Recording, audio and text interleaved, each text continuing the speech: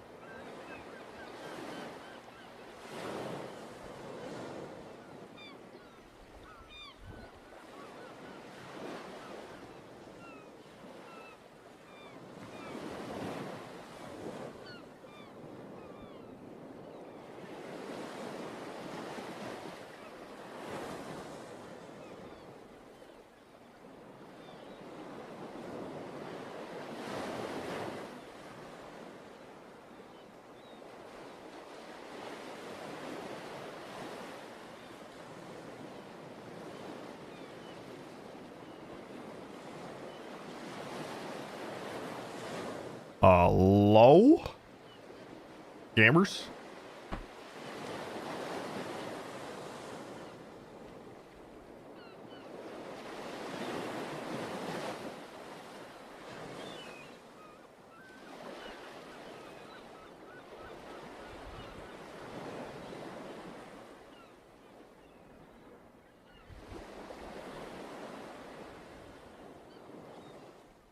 Has your CPU arrived yet? Apparently it's supposed to arrive soon TM. Not actually soon TM, but like the tracking said next 2 hours. We'll see.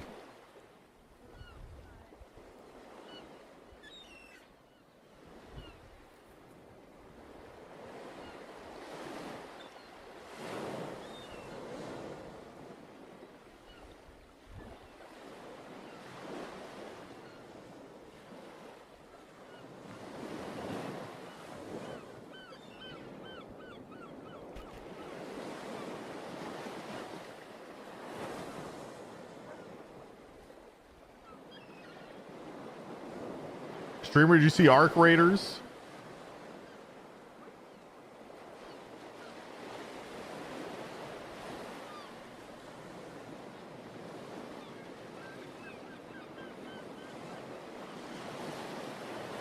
I saw that it has a trailer, but I haven't watched it.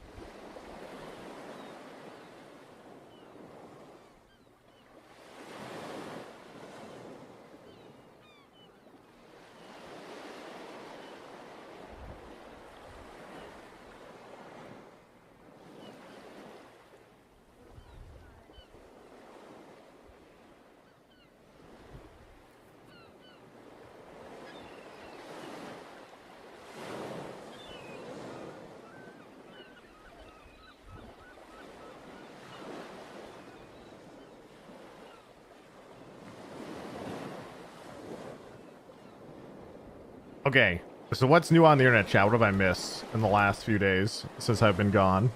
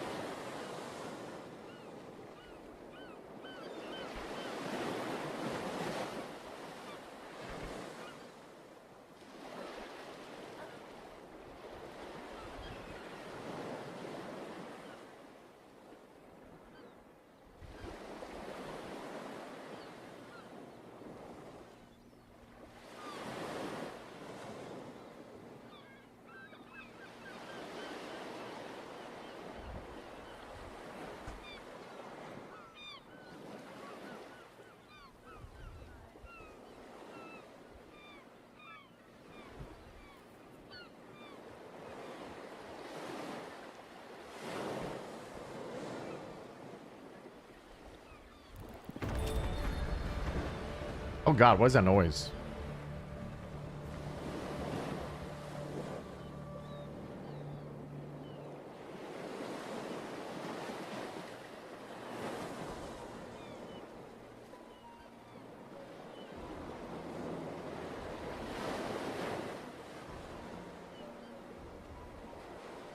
There was a WoW anniversary announcement. There's Overwatch Classic.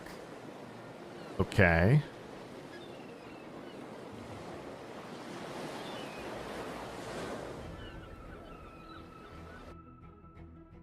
Loud noises, loud noises.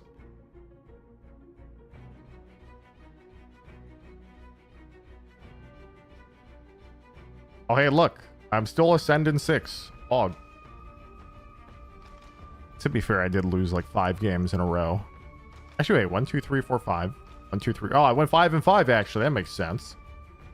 Still ass 6.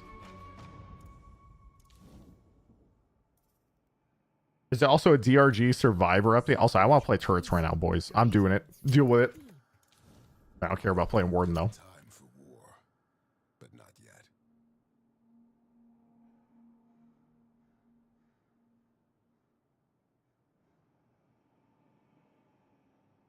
I want to grief right now. I heard that right.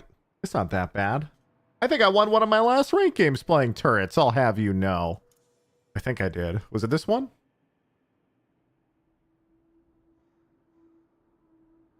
Yeah, it was this one. See, look, we've had Ido and Naked on my team. Naked, poor Eternus 6 gets stuck with me on his team playing Turret McGinnis. It's tough, buddy.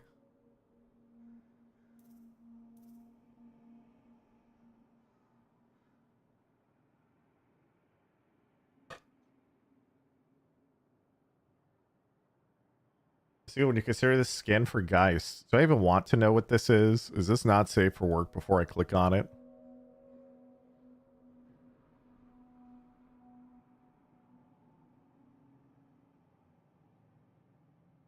It's one of those things where, like, you just, you know, you probably don't click on a mod directory on stream.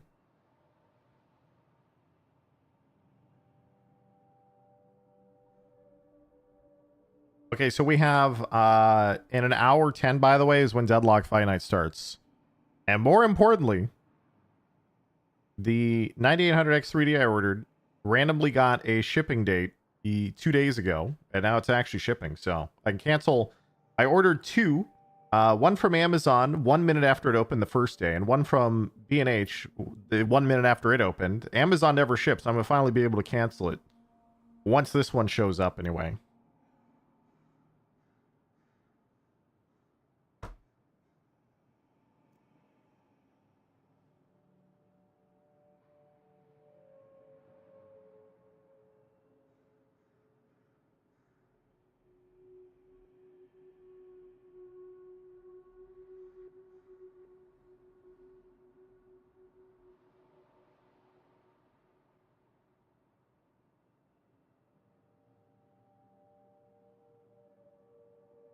Scalp is the second one. Whoa, whoa, whoa, whoa. This not even shipped. I'm not even gonna get it. It'll probably be months before I get it.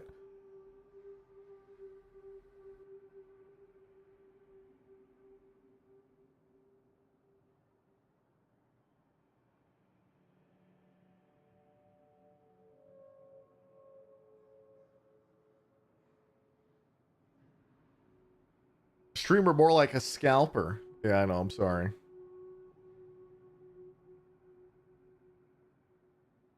It's Deadlock Fight Night. It's just it's like a weekly little show match that a lot of old Overwatch people are doing and organizing. It happens every Wednesday. At 1 p.m. Pacific it starts. You do EU and NA. Essentially the winner from last week has to defend their position the following week.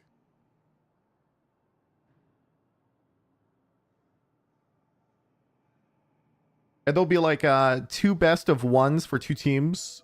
So two teams play each other in a best of one to see who essentially contests for the like the spot, like the champ hold or whatever.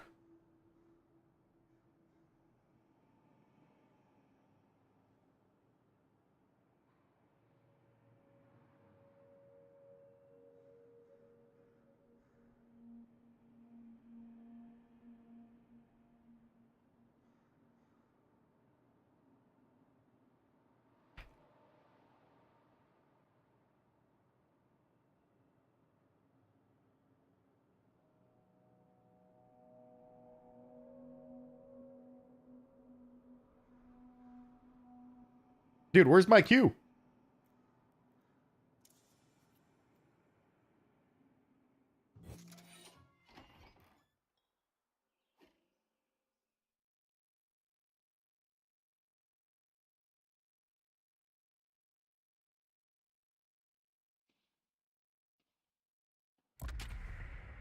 Oh, thank God.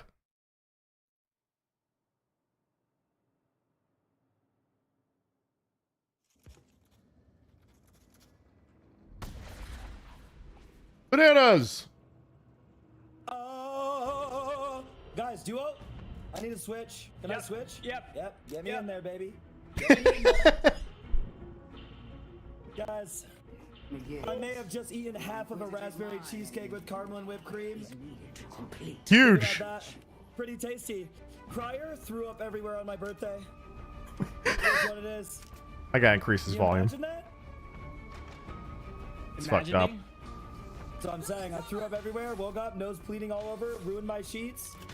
It's like I think I was supposed to die. Holy shit, dude, you're just tanking. That's what I'm saying. And I Happy just belated got on. birthday, Bananas. No. It was yesterday. Happy belated. What is it? Related. It means, Happy late. yeah. Oh. Wow. Wait, how old are you, Bananas? I'm 29. How old are you? I'm 32. We're old. Hey, get him, get him! Now, 32 is not old. Listen, you can say that, but like, is everyone who plays this game old? How old is everybody here? Nah, everyone's young. It's 24. 24, 25 and under. I don't even sound 29. Like, no one would have guessed that, huh? Ooh. Should I put my point in? Oh, wait, Mirage. Wait, it didn't work. There it goes. Wow, they're all fucking old. Gaming graveyard out here. Dude, I mean, I think they are old. Little bit of advice.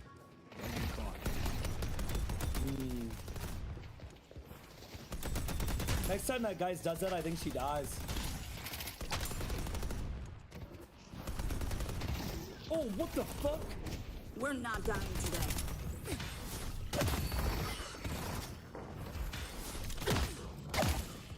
Boom, boom, boom, boom. Bombed him. Zoomers don't play this shit. That's what I'm talking Oh, about, yeah. man. It's not public yet, so all the Zoomers are definitely not playing yet. Oh shit, I'm actually fucking dead, Zo. Time to block them off. Wow, dude, I just got punched 3 times because I was fucking yapping and I didn't parry a single time. Bomber, you're not saying nothing. What's up?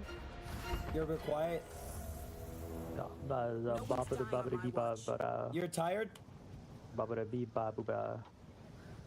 Okay. Did I say good things? Yeah. Awesome. Right now I'm trying to figure out, I have an old version of my build. I'm trying to figure out what the fuck I changed on it. I'm trying to figure out what he changed on it. I played Abrams for the first time yesterday. Nice, dude. I Abrams won is the fun. game, but I stole mid boss against Left of the God in Vegas, and I felt like a genius. I didn't even have max ult. I think it was thanks to the Ivy there. I got him! It's just too tanky. I'm telling you, that character counters my character. Guys, there's so much shit going on in the background right now, by the way, that I'm gonna go around and bomb him. I got messaged some juicy drama today, apparently, but I don't know if it's public yet. We'll see what happens today's Deadlock Fight Night, boys. We'll see what happens in today's Deadlock Fight Night.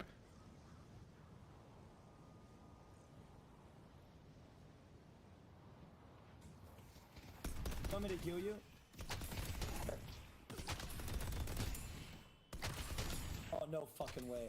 That's just... Some firepower.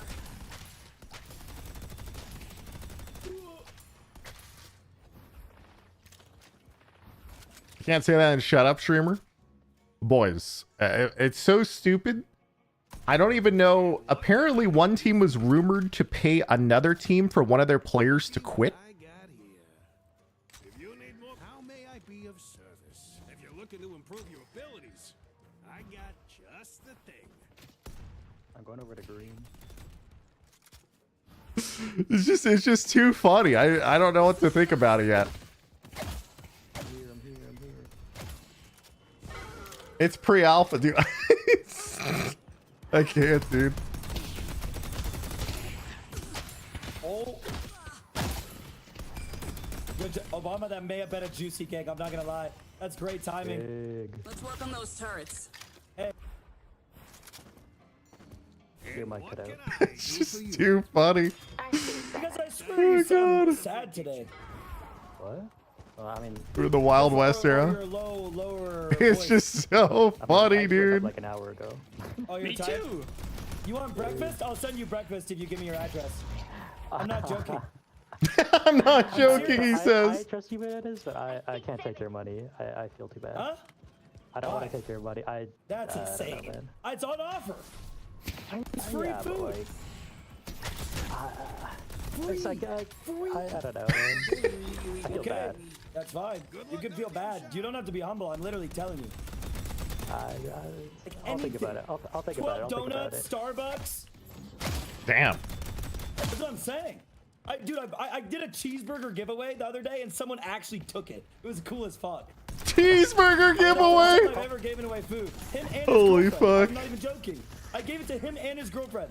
She posted a picture of smiling in the bed. Turrets That's online. pretty sweet of you, bananas. Oh, it's a free cheeseburger. I mean, I'll think about it. I'll ask my roommate. He probably will say yes. Oh fuck, dude, I love playing bananas. This guy just doesn't stop yapping the whole time. It's always a good time, bro.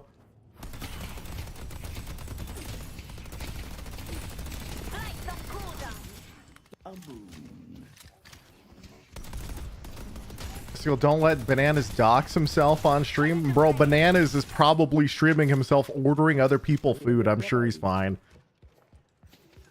Is she inside the veil? I think there's a guy's inside the veil, Ivy. I'm gonna get swapped. Ready? I'm coming.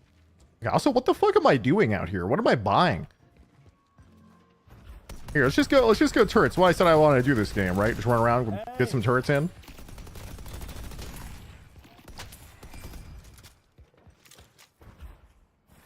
Oh, I don't think she parried.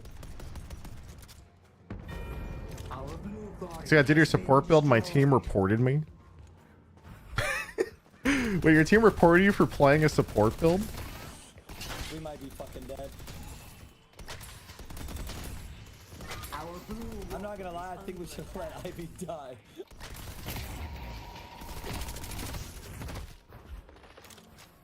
Should we try to hold this? Here, let's Yes, get, Wraith? I mean, Wraith. Little protection goes Or let's get a long way. enchanters in the usuals. My mouse keeps disconnecting. The fuck?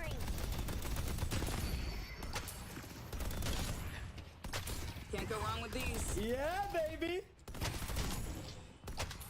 Dude. You know, chat, we're losing lane horribly. We're only down 1k. Feels good.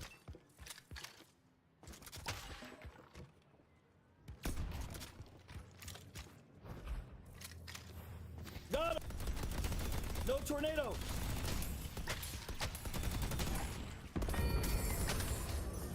I'm pretty sure Mirage is a counter. I'm not even joking. He said Mirage is a counter. Let's take yellow.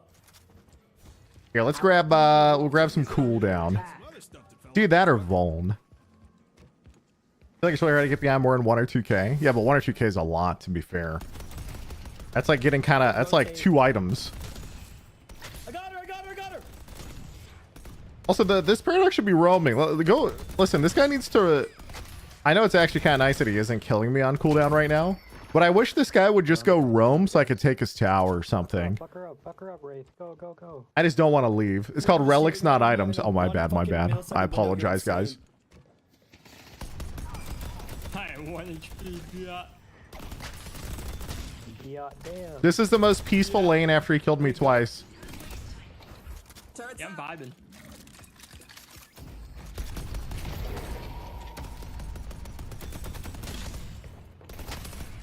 I'm just not gonna peek him. I'm just give him the most respect. He's gonna eventually get bored and die. That's how this works.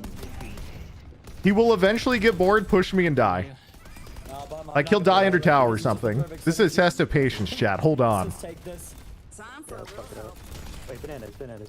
Okay, I'm thinking about taking it, but are you like, I watch your stream and I see you eat chips and cookies a lot. Are you like, I don't want to take money from you No, if you're I'm not buying dying. good I'm food for dying, yourself. dog. Listen, I'm chilling. It doesn't matter. Just trust me. As long as you're doing okay, bananas. That's Bro, all I'm that doing matters. insane. Dude, come on. We're chilling. Wait, how did that... I'll The take offer it, I'll wouldn't take be it. Oh, do I last hit too Okay, fast I appreciate sometimes it, if I'm I'll just take like it. auto-attacking and it To doesn't... get, like, I'm a literally uni get something student, good. so I appreciate Okay. it. Do you take it? Do you have more than you in your house? Yeah, I have a roommate. Okay. I'll get him food too. Ask him what he wants. One sec, yeah. boys. It's We'll game go time. full on. You'll be the second person to ever do it. Wait. Alright, well, I guess it's time to see if I can do this. Thank Nope. you, Bananas. Fuck. What can I do for I'm you? What can I saying. do for you, Bananas? Nothing. Are you sure? What the fuck? What could I need? I Zero. don't know. And I didn't kind of true. You have everything. I'm doing it because I want you to be happy. Because you said you were tired. Thank you, Bananas. Goodbye. See, this guy, chat, you just run him down until he gets bored, and then eventually he dies. It's that simple. I can't. I I'm here, can't. I'm here. I'm chasing, I'm chasing, I'm chasing. I'm fast as That's a fuck. 500 damage power slash. I can't. I God, can't. what the fuck? We're tethered. We got tethered. It's okay. Nah, I fucked up, I fucked up. Oh no, wait, she's ult. I'm running. I can't. See what I use my ult there, though. Oh, we got the I'm other outta flex there. slot. Yeah, that's good. Here, now we'll grab some nice heroic aura. Mirage, can you rip me open?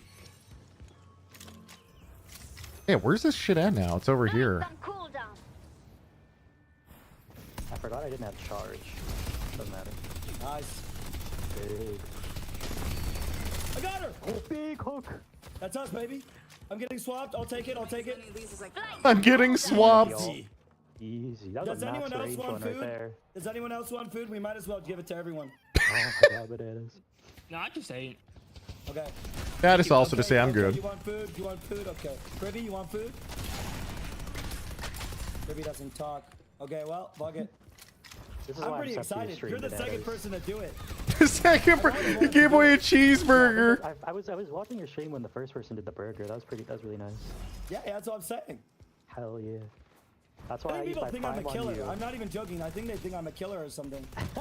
But who gives away a cheeseburger? Yeah. Hey, I mean, okay, if you're gonna kill No, me, at because, least you give because me a I was eating cheeseburger. I was you eating know? a bacon cheeseburger, and then I was like, "This is so good. You guys should try this." And then I was like, "Fuck it, who's down?" And then people actually were down. That's I was like, good. "Holy That's kind of fuck." sick. That's what I'm saying, Dude, we need more cheeseburger givers like you in the world, Yeah. Bananas. bro. Because think about it, right? If you're in a place, if you've ever been in a place where you've had no food, you always got to take free food. So giving food to people is the best thing you could ever do. Always. For real. It makes For their day real. better. They become happy. You know what I mean? Yeah, food is the best It's gift. never a bad thing. Everybody Boom, loves boom, food. boom.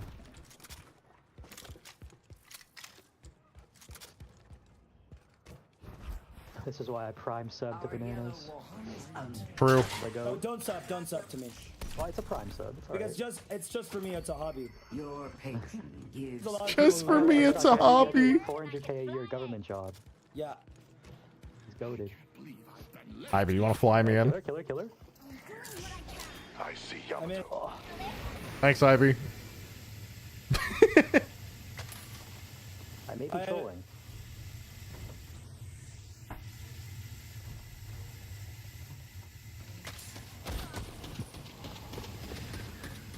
Just throw me right in there. I believe in it. They're one Bananas. Vindicta's one Bananas. Oh, Dude, what a fucked up day. that's alright. I fucked up. I tried to go Vindicta. Wow, dude. Fucking melee paradox. Oh, Bananas. Oh, big parry. I should have dropped it and then dropped the wall, but no, it's fine. We got the urn. It's over. Clean Bananas. It's game time. We did it. Yeah, I'm coming in to fucking give this Vindicta something to cry about.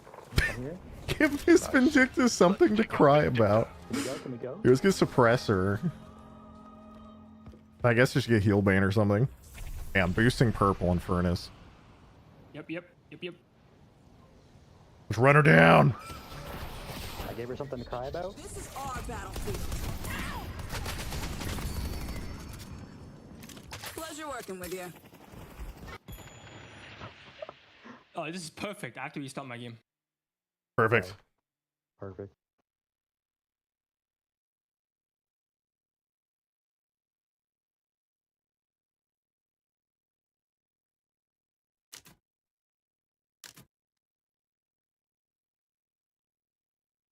Yeah, you guys need to get the fuck out of there. I mean, Paradox is low, but...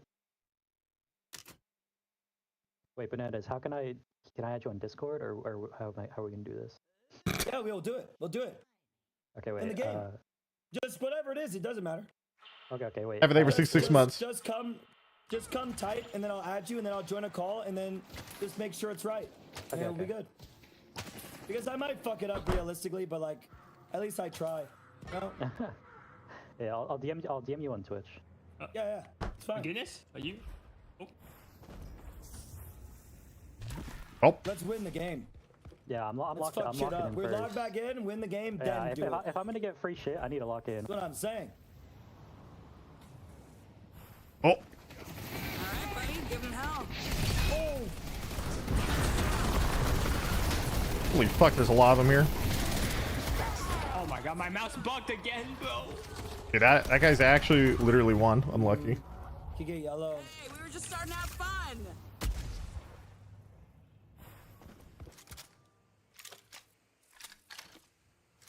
And my mouse freezes like one time every time I start the game.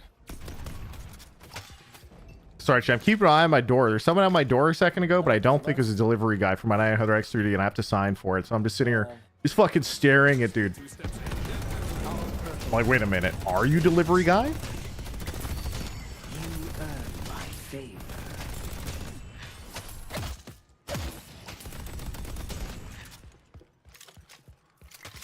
It's banana with your cheeseburger. True.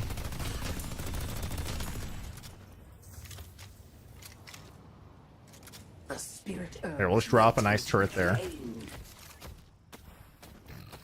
Going high. What? I fell down. Fuck. It's over.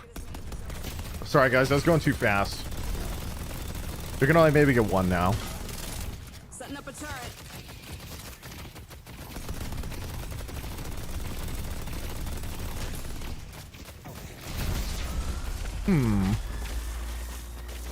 Okay, I got my reload off. Good enough for me.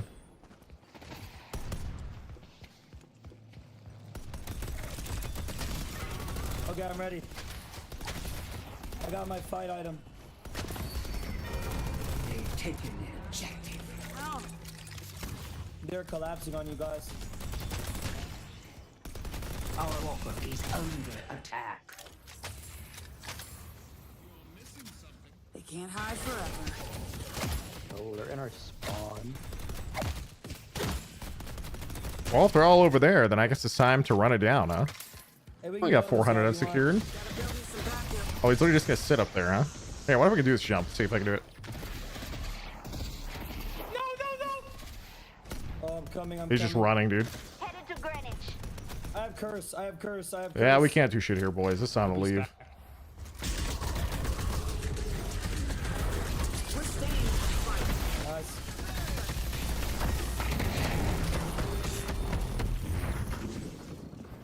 I'll go push yellow. That's unfortunate. We'll make Yamato suffer for her insolence.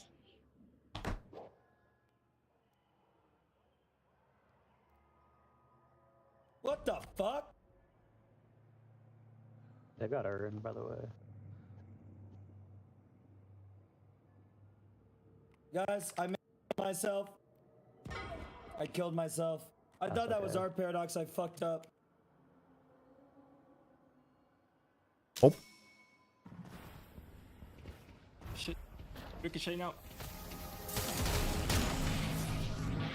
CPU mod check. Yeah, I know. That's why I keep going back. I'm like, what the fuck is going on out there? It's so weird. All right, what am I doing next, by the way? What is going on here? Yeah, you should just save for rapid recharge. It's just fine, chat. We're only down like 10k souls. We killed the 7. Looking.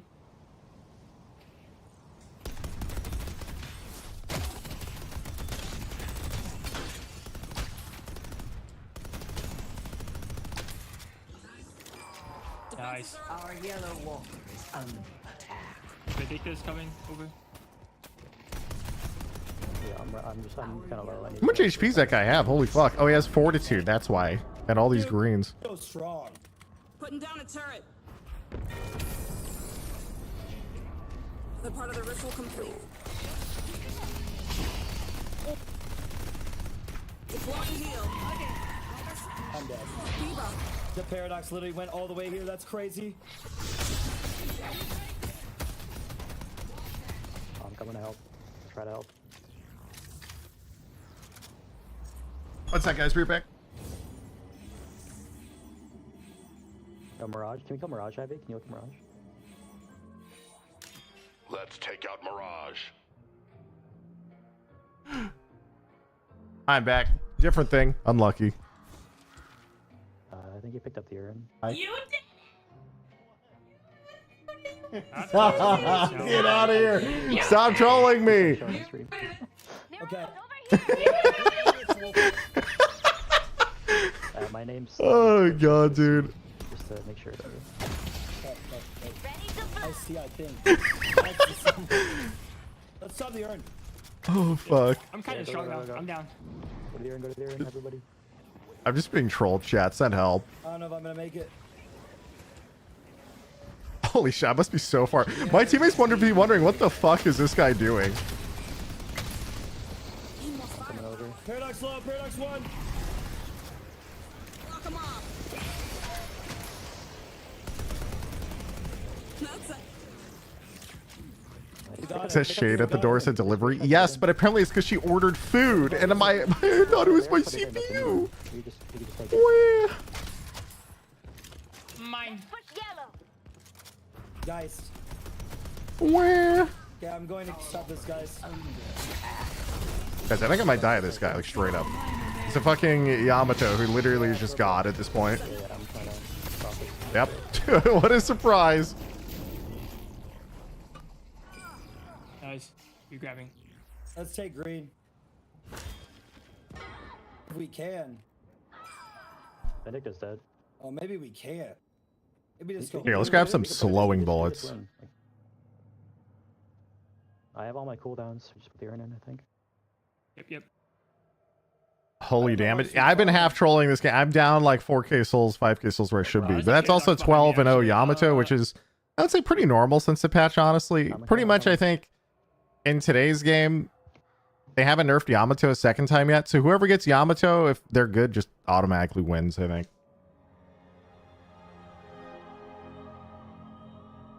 I'm healing a little bit. I'm reaching. Help Bananas. Bananas in there. Bananas in there. Mirage is like one somewhere. Yeah, help Bananas. Help Bananas. I think I'm dead. I got the paradox for you. Sun him. Sun him. Sun him. Oh, and game crashed.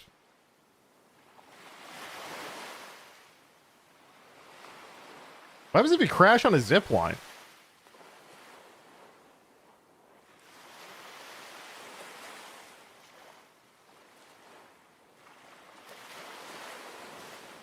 It is closed. Nothing else happens. So weird.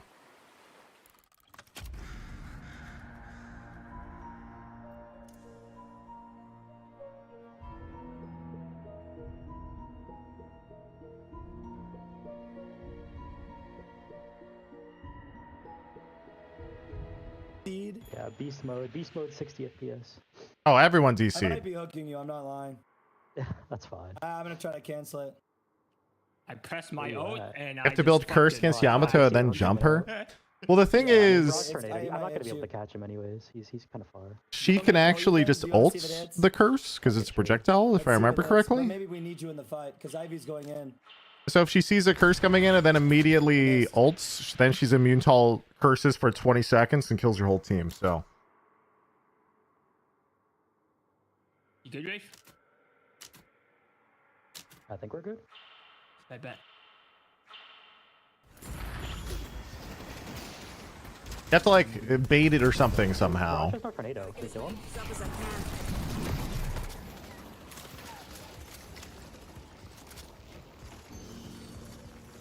Oh, I'm kind of dead. Yep. Oh, teammates are running it down out of Veil right now. Yeah. But Yeah, I'll just clear these. And we're just all dead instantly. Holy shit, we literally just all ran it down. See you, boys. It's been fun.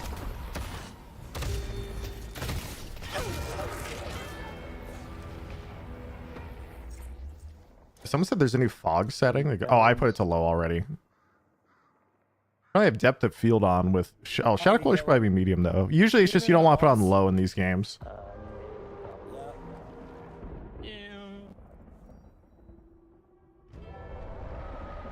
I can't make it. God, I wish I went green.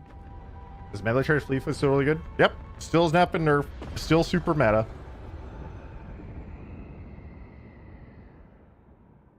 Let's just stall.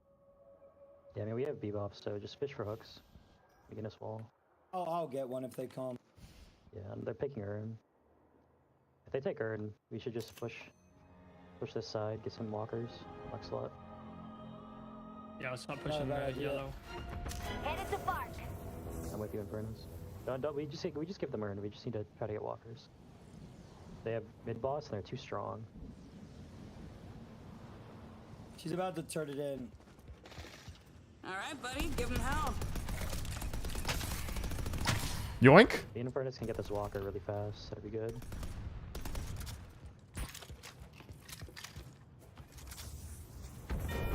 Our purple I mean, is she actually contesting? Do we can't contest that? yearn is being delivered. I think he's dead. Oh, he's actually just 1 HP. Holy.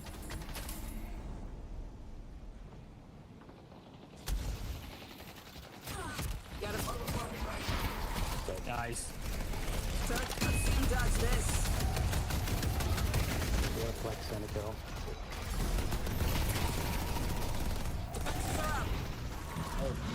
Oops. Save him alive. Don't fight. I'm still coming back right now. Is this chat not welcome to Overwatch players anymore? I haven't really played Overwatch in a long time.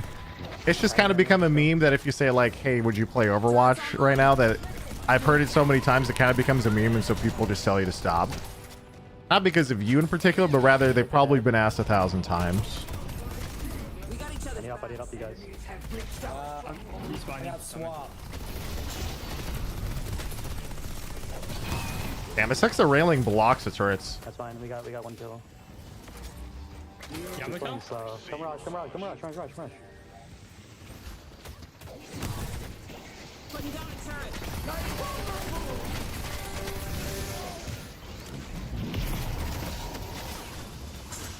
Gotta get as many. I'm coming in.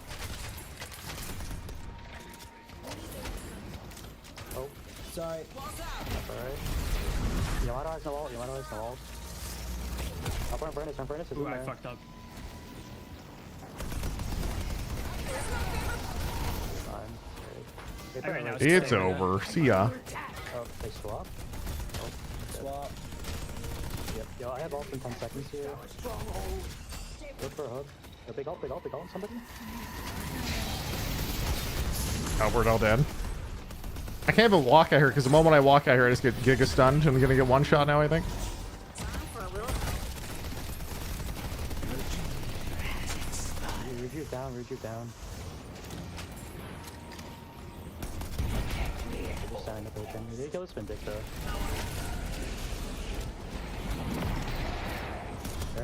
Paradox.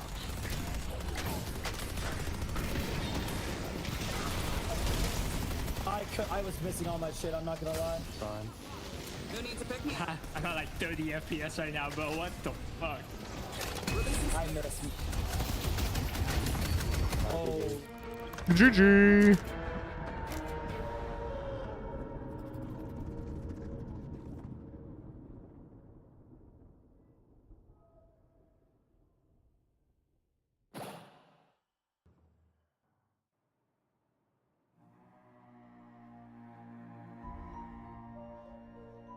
I did literally nothing that game. GG, go next, boys. AJC, thank you for the prime. Also, it's definitely a commend to all my teammates.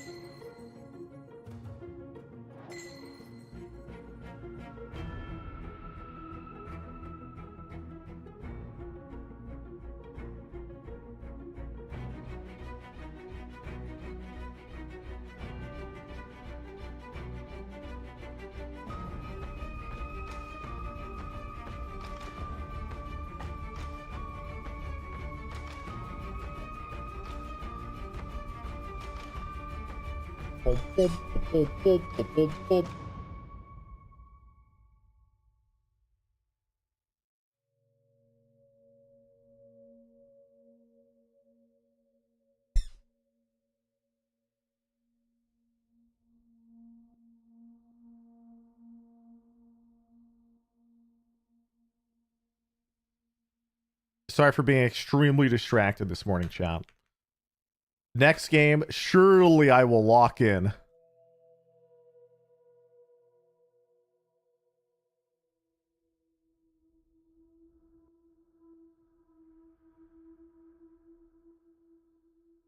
I see a gun knockup build, Dynamo build I've been working on. I haven't really, I mean, Dynamo's kind of nuts, but I think most Dynamo builds I see are all kind of the same thing. They just get, oh, I don't know about the like full gun stuff, but usually they go mostly gun with a little bit of range and healing Nova. And then that way their ult has insane range and warp stone, and they just run around.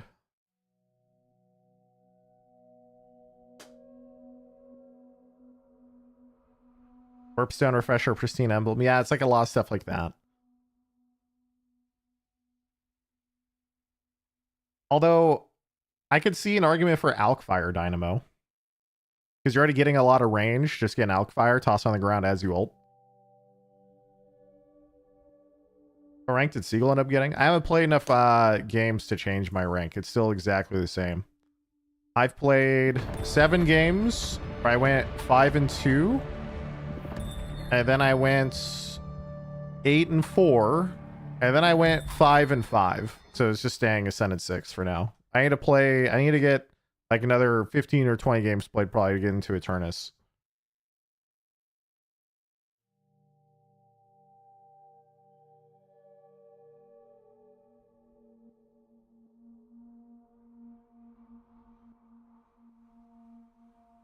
Fight night time, the patch returns. Indeed, Goober, indeed. The Goober, did you hear about the drama? I have not talked about it yet, but I've heard some things, some rumors behind the scenes.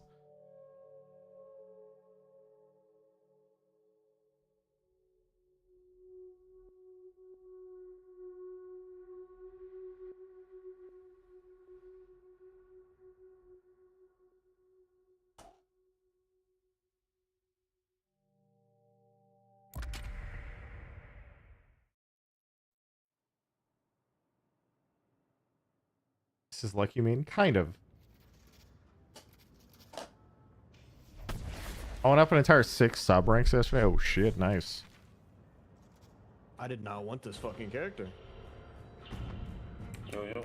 I don't think any of us got our characters. That's disgusting. I did. I got mine. Let's go. I have Siegel got 3 his. purple characters selected, and this is the only white one. And I got this one. I play Paradox usually. I'm fucking pissed. I have Haze, I have Bebop, I have Yamato. And all 3 of them are on their team. Everyone's on off characters this No, game. the only person that didn't get enough characters fucking Siegel. Wait, no, I made pocket too. Chill it. What? The actual cum bucket. Still win those though? Wild. We'll see, we'll see. Siegel is an Ivy main.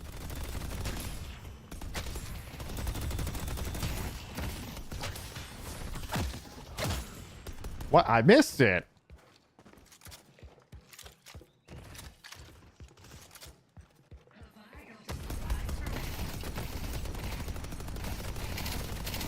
We rush reactive barrier, Lash. I'm rushing a glass You bet cannon. your ass I am. Look at this fucking lobby. Ah! Yeah, T2 Pants is kind of scary, bro. Wait, they missed a minion. Wait, just get all the swarm. Walls out. Never mind, I missed one. I'm throwing. Oh, I ran out of bullets. This blows. Almost had him. Deploying heal.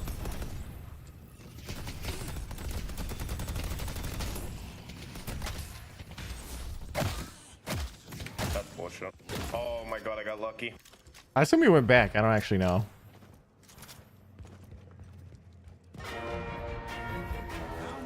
American lobbies are weird, dude. American lobbies. Not even wrong. People are strange.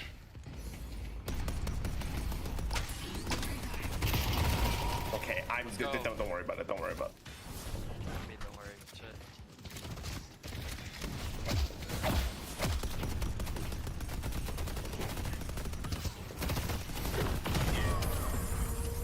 Won't be seeing them for a while.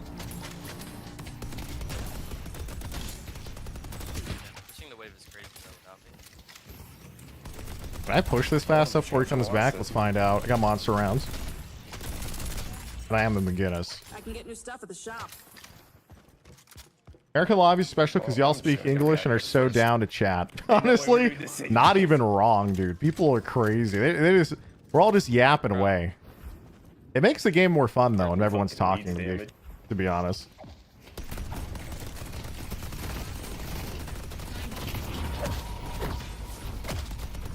Building a barrier. The fuck is this guy doing? I saw his teammates. The haze could technically be here, but I looked at the mini map when he all in. I was like, I don't think he's here.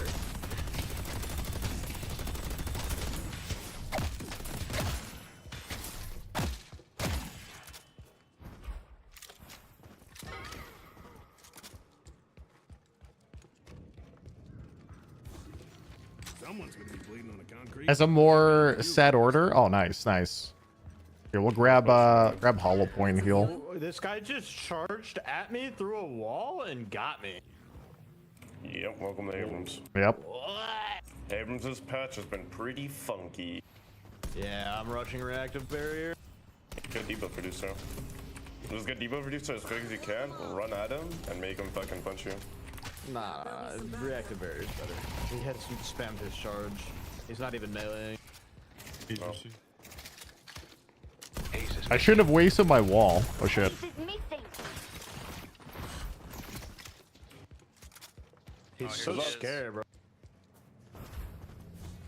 Sorry guys, I should pay more attention to the other lane and not just kill this guy on cooldown. If my comeback gold goes crazy, we'll just let him push. Thank you. At least until we see where green is. We'll be a good smart gamer this game after inting last game. I see Yamato. This guy's actually a pussy. Okay, they're both there now. Let's just jump up and look for a wall. Incoming. I'm going high. It's a bebop player. Yeah, let's try to let them push actually. And Ray Talon does a shit ton of damage now because they don't know how to fucking nerf his character. Get as many of these up as I can. Also bebop or something? Oh, never mind, he's fine. Could look for Nickel here. Putting down a turret. Gotta be around here somewhere.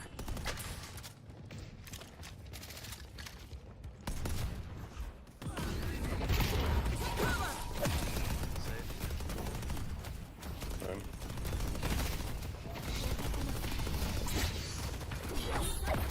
No, I've been ganked.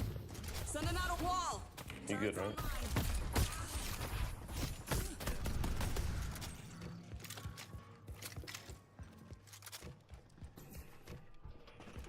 Yeah, we're good. We're good. Ray Talon's just not a fun character to go against. Yamato's missing.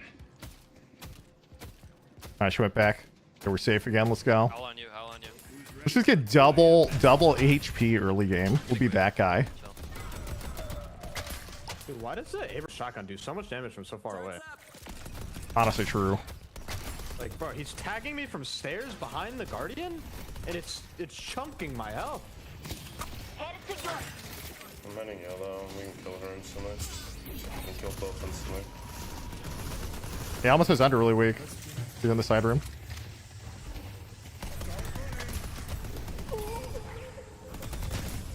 I think she went back to green. Way to go. I need to go back blue now. More turrets, the better. Hey, still doesn't have ult though. I think I can push one more wave. Even with boost. So we'd have to track behind the creeps to hit them. Barriers up. Yeah, we chilling. Bebop here. They got him out of range. His fucking hook barely missed me. None of us were in lane. Classic. Defense Holy shit! I just had a heart attack.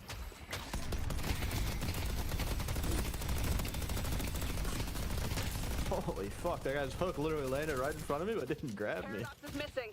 Where is Paradox? He's back. Okay. Back to Such arcane mysteries I will show you. Why is that track behind creeps? The hitbox is desync when creeps move in this game. That's why when they're on the zip line, if you shoot at them, nothing happens. Paradox is missing.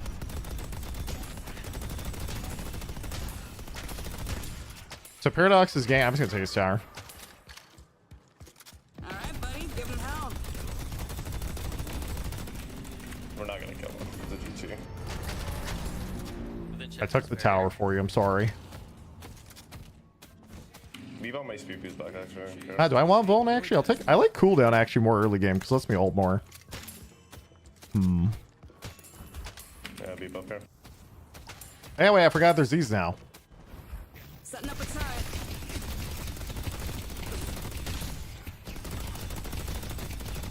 Beep up. I wrote a 762-word 4-paragraph essay on the forums about why melee cancel should never be removed. I worked hard in that shit. Hopefully they read it. They're totally not gonna read it, dude. The GT's there, not my problem, honestly.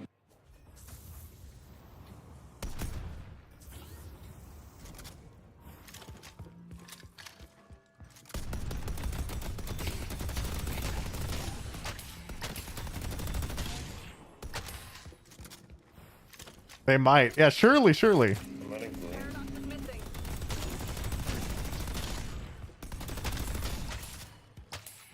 Yeah, I hope the Paradox actually left so I can go do these tier 3 camp.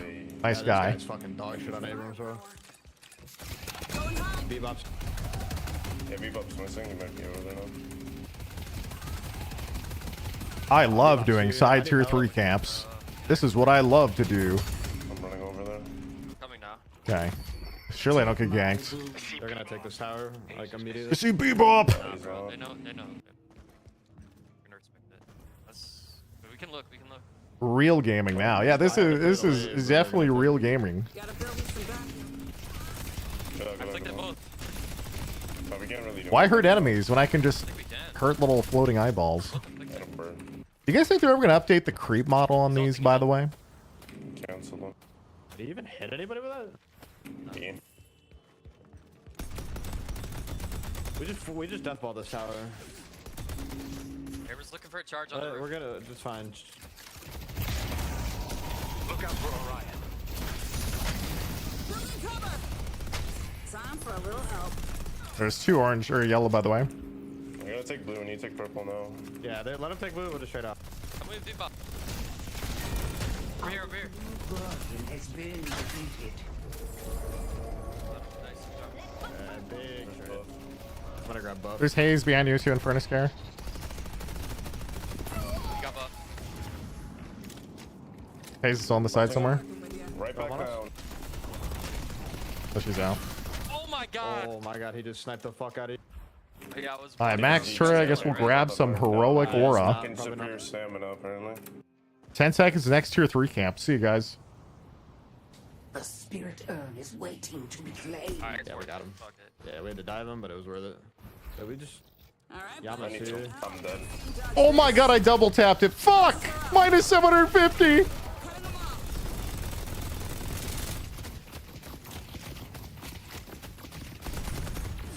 No, I'm never gonna get back to my money. Setting up a turret. I'm gonna try to get there, but he's probably gonna get it. Thanks for the plus 100, by the way. Our purple guardian's been defeated.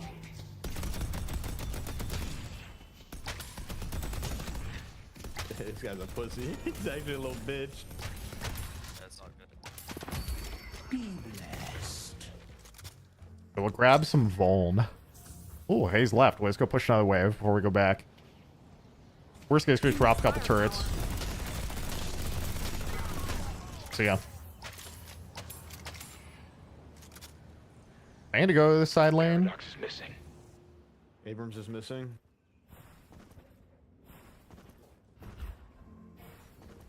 Catching waves. Don't mind me, guys.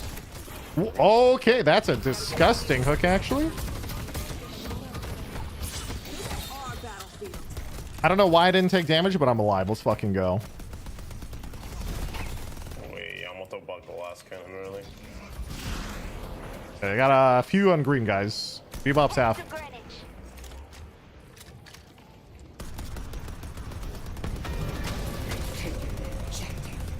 Hey, there's only, I only saw 2. The fuck? Turrets up.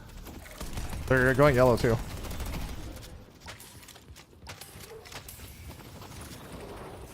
Our purple walker is under attack. Our yellow guardian has Damn, I just can't hold everything. Any teammates? I think in that situation, maybe after I see there's 3 here, I should immediately run back to this instead of denying tower gold. How was this guy able to outrun my fucking Putting down I'm dead. Like, bro, is he max level bomb? Is he max level bomb? Because I just got fucking silenced. Is this ranked? No, ranked isn't open for 5 hours, I think. Something like that. Oh, He doesn't have many stacks on his bomb. We've been killing him pretty much. I don't understand. He silenced me when I got stuck with the bomb. No, he doesn't lose stack. As long as stacks him? Oh, never mind. He's less stacks, I guess. Good way to check stacks though. I think you can. I thought you could. I thought it showed up on the damage number. Man, furnace on the other side? Fuck it, I guess. Wait, hey, we kill Hayes maybe. Yeah, I'm here. Oh, bro, the whole gang is here. Water? Big. 720, boys. Let's go. We got each other's backs. Can we deathball this walker? Yeah, I was gonna TPL and push from the furnace. I'm down. I'm gonna go blitz.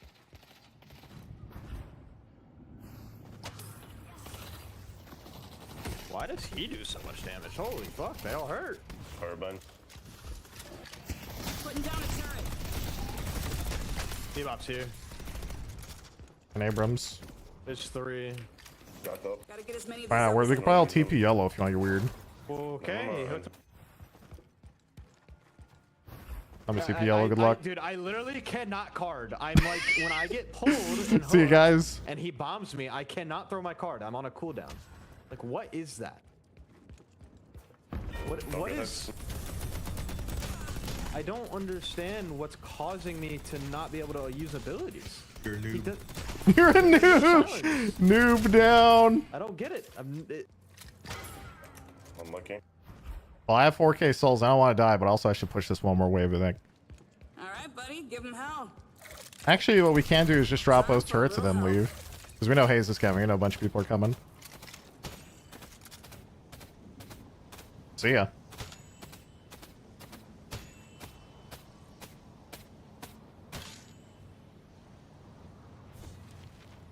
Rapid recharge. Good luck completing the ritual.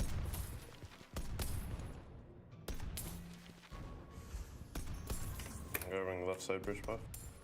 Waiting. We do a hurt. Suppressor. Right here in your hot little hands. Farm to tier 3. Oh, in middle? You could, but I think taking the side lanes and going back is probably more souls overall. They have 2 in middle. Farming the mid camps. The spirit They can wall them. Go. Sending out a wall. They're out. 200 off item. I can't really fight. Defenses are up. I see Abrams. This guy runs from every single fucking fight. You got like a 1v1. Alright, let's get it. Where do you guys want to go? Yellow? There's 2 on pocket. We should push something. You guys probably push purple. Must they keep go TP. green. Purple, work purple. I'm going back. I'm fucking huge. Lash? I might be dead in a second. Throwing down a heel. Turret's up. Need more firepower. Yeah, what's that was on McGinnis? I'm 1. I can't help. Oh my god. Helmet has 1. Just 1. Talon behind you guys. Who's out? The Talon's really weak too. Really weak. I got through most of it. Fuck this, dude. On battlefield. Hurt us a little bit. There's 2 here. Ivy. Fuck! That's if I would lose now. I'm stuck. He's still on swap. Where's my team? Didn't I have 2 people pushing this right side a second ago? Okay, they're all dying. All right, good. I was like, damn, dude, what the fuck is going on here? It's actually just fucking disgusting how long he's able to hook you from. Fuck, dude, I should chase down the Yamato. Don't you play Bebop, bro? Don't you play Bebop, What? bro? I'm Yeah, taking I slowing played balls. I Let's just have go. him on my list. Oh, okay. I've only played him like once or twice since the update. All right, now what do I get? Let's get Surge of Power and let's just run around circles. I rarely ever Just get go it for some reason, fast. to be honest. Is heal booster worth taking? I don't even have Spirit Life Steal, so not yet. I don't even have heal max. I don't have any heals. So once I get heals, sure. Really weak. Parentheses full HP. Well, this guy had double barrier, so he actually has no HP after the barriers are gone. It's like fake Yeah, I'm gonna keep HP. helping McGinnis. He could have swapped me probably and just killed me if he had teammates. Okay, Norman, she's pushing forward. I'm coming. Yellow's getting pushed by Hayes. There's 3 on purple. I see paradox. He's fucking owling. Okay, he owled me. What a piece of shit. Go yellow. Yeah, we'll push green. I have speeds it for yellow. She might melt it. That's Hayes. She has lucky shot. No, she doesn't. I mean, still dead. Never mind. Can't kill her after. I might be able to just go dive purple walker and burst it. Where'd you go? Let's take a look at those wins. Gotta get as many of these up as I can. Y'all can put us up.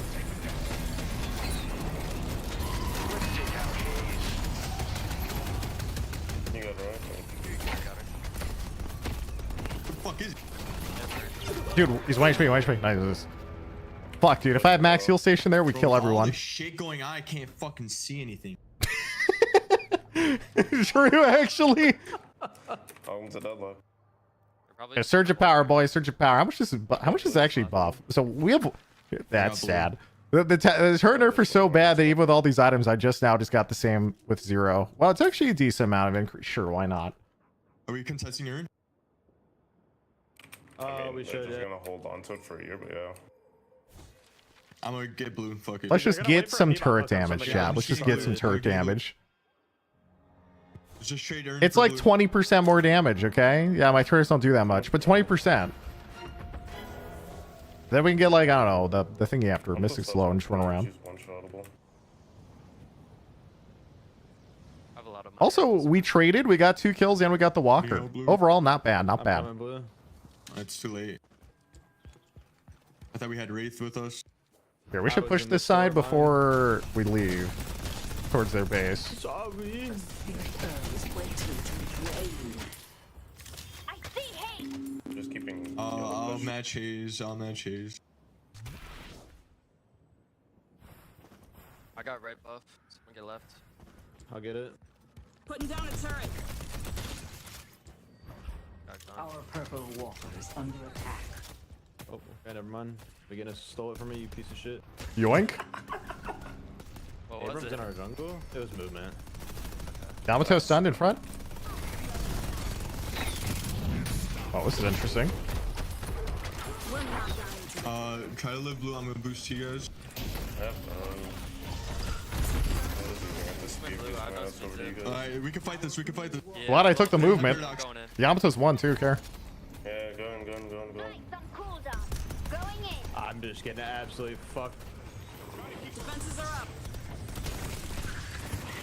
Shit, somebody's getting ulted behind. I can't save that guy. But Hayes, I don't know what he's doing. Great talent right here. One. Got him. Hayes was in tunnel. She probably got out. Burn. You guys should do mid. Guys, do mid. Yeah, Guys do mid. Alright, alright. I got run. I got purple. Go mid. Or beacon mid. I'll burn all of you. Mid and come with me, guys. Yeah, I'm coming mid. Come with me, guys. Oh, okay, yeah. You want to push while they're okay, that's fine. They're all dead now. You can do it for free. We could probably get shrines with you and me. I can afford the bet.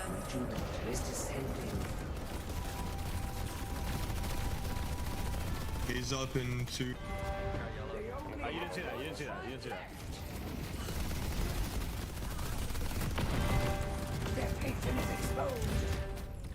Damn, who's this IGL shot caller master?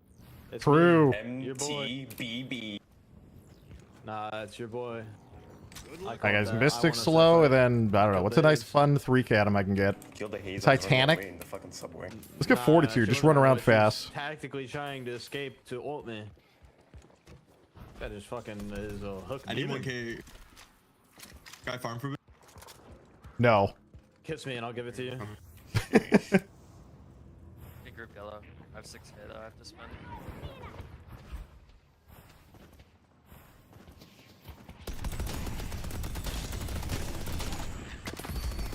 They show up and murder. Alright, buddy, give him hell. Show what you're being shit. Take cover. I'm grouping and ending. I just Why'd you get Mystic Reach? That's the other one I forgot. Noob's oh, never mind. Got the power dogs. Oh, there's two coming on me. Putting down a turret. Huh? Being shot. I'm going in. That was kind of.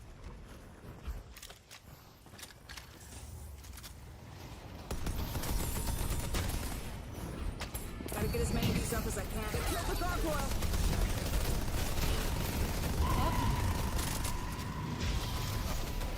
Time for a little help. Yo, you guys see Bebop? That's how you do it. Great talent on the right's weak.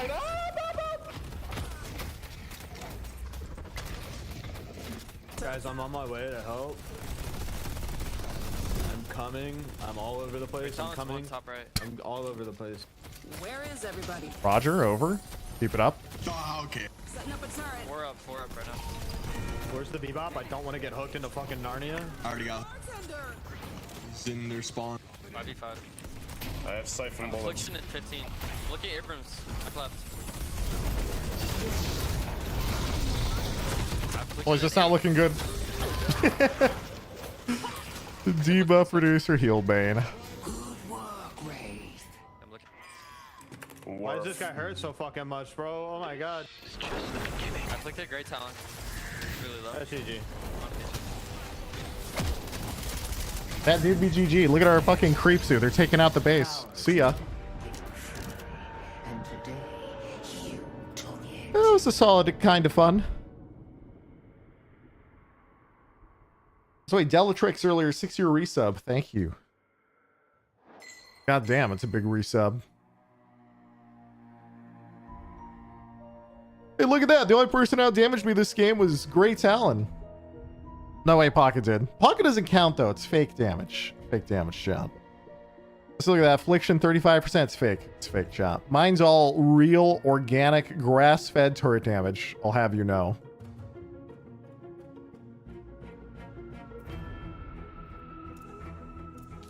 Also, wait. The tourney starts in 12 minutes. I don't think I should queue another one. Fuck. The awkward in-between moment of, yes, I have 10 minutes and I want to play Deadlock, but you don't have a game mode that lets me play for 10 minutes.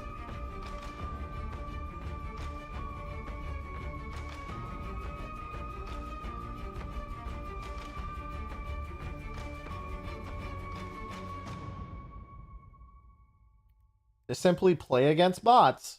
Oh, God.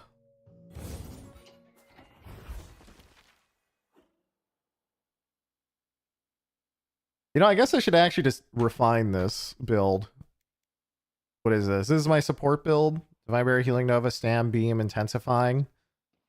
Then I think I go cooldown, Armors, Colossus. Here, put a Bolt Armor in there.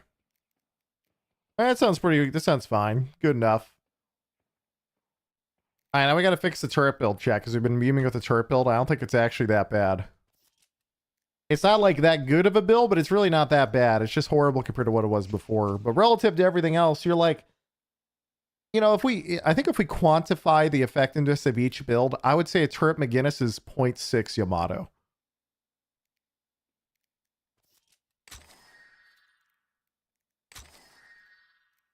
Oh, you're back my CPU.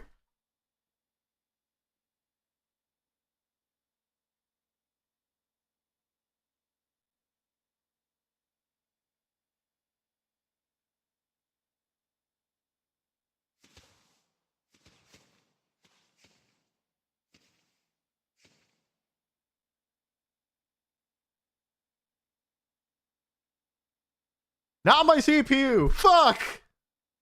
Why are people knocking on my door? Okay, well, I got baited.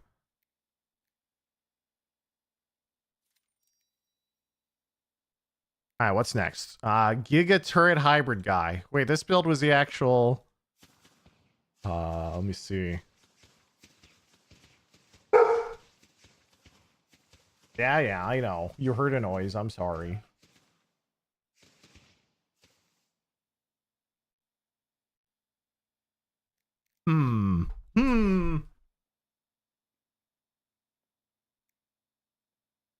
Do we even want to try Tesla? I mean, Tesla's cool, but I don't think it's that useful.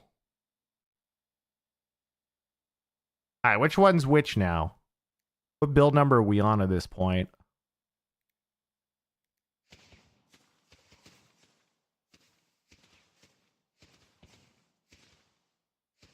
Here, let's just do this build. Well, this one was the actual gun build that's good, because you go lifesteal and lay and become a god. We need to see... I guess we just do this one. Turret Boss 6000. You're it. Okay, monster rounds instead of medic rounds, because they nerfed it. Stamina charge. We get Enduring Spirit. Charge stamina. I actually think stamina might be more important than charge. We'll give both of them. No spirit allowed. No sprint boots allowed. I think I should get... Do I want Healing Nova in this build? It is pretty nice. Healing Nova is actually kind of an insane item. I'm just getting it. I don't even care. In which case, I need Healing Right.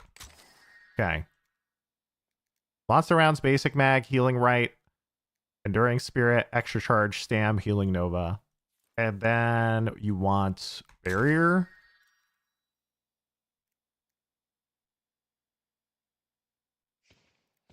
Definitely want Barrier. Then you want Vol and cooldown.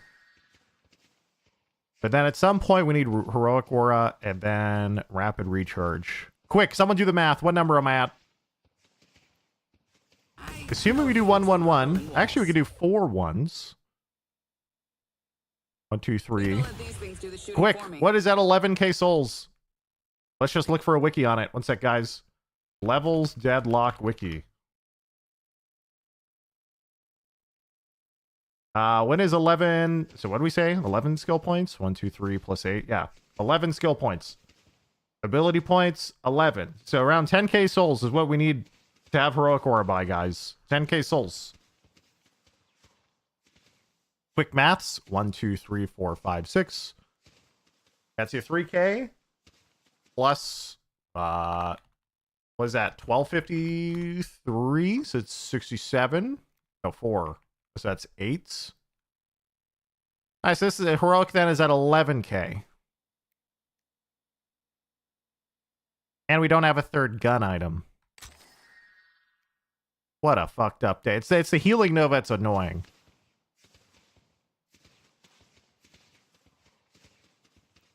The Healing Nova is annoying to fit. Here, just remove the Healing Nova. Nobody likes you. All right, so that puts us at 10.5. Close enough. We also don't have sprint boots. That's fine. Just get slowing hex. I do like slowing hex a lot. Actually, it's actually so OP. Okay, so we got 3 orange items to carry you early game. Extra charge, stam. You go barrier, vuln, cooldown. Actually, oh, wait a minute. If you want to get... All right, wait, we're cooking now. If we shift Vuln afterwards, we can fit in the Healing Right Nova early game, which is actually more important because Healing Right Nova is more OP early game. I put that right about here about. Ish. All right, good enough. Is it Nova 1250 and you have right? Yeah, but Healing Right is 1750 combined. All right, so what? You get something like this. Healing Right to regen. It's a 35.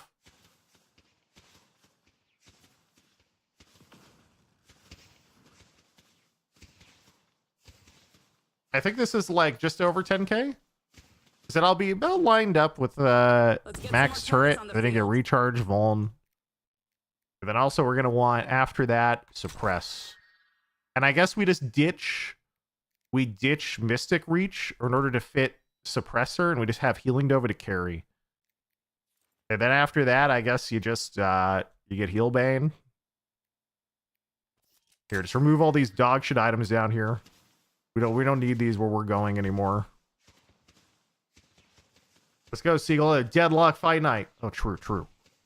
It's game time. All right, so this is the new turret build we got to test out, guys. Surely it'll work this time. I mean, hey, the last couple of games hasn't really been that bad. You know, like we had the rank game with it. You know, yeah, sure, I went 5 and 6 because I don't build tank, but look at the damage, guys. Look at the damage. The damage is pretty high. And the gun damage isn't bad. Oh, wait, I still want slowing bullets, though, in this build, don't I? I also got melee charge. Ooh, wait, I like that, actually. Fuck. How do you fit all these items? All right, so then you want, at some point here, you do want to go back and get slowing bullets and also Spear Life Seal. Here, just toss them all in around right about yonder. To check out my build, it's called Farm Tank. Farm Tank. From the Milkman. God damn it.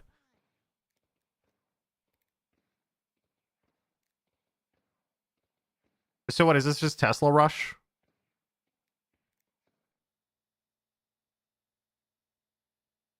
You're going heal station first into turret. So like, I assume you're just going like early game. You're going monster rounds, like basic mag and during into like Tesla, and then you just farm after or something.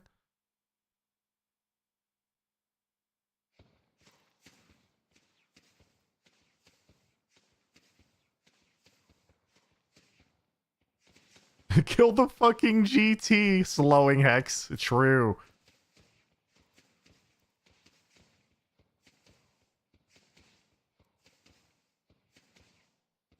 He did do the Goo Man the other day. Yeah, I did. I actually owned as the Goo Man. What's the GT? Great talent. Hey, listen, ignore all the viscous losses of me learning viscous for 4 games. And then just look at the win, okay? Look at me, guys. I did it. I ran them down, okay? I didn't even die. I just went 12 and 3 and just literally rolled around until they died. This character's broken. It was beautiful. We had 1 day of viscous variety streamer, by the way. True.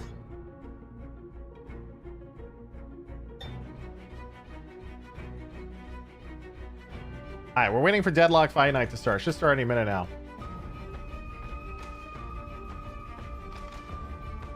Boom, boom, boom, boom, boom, boom, boom, boom. God damn it! I'm not logged into Twitch again. I gotta log in. One sec, guys.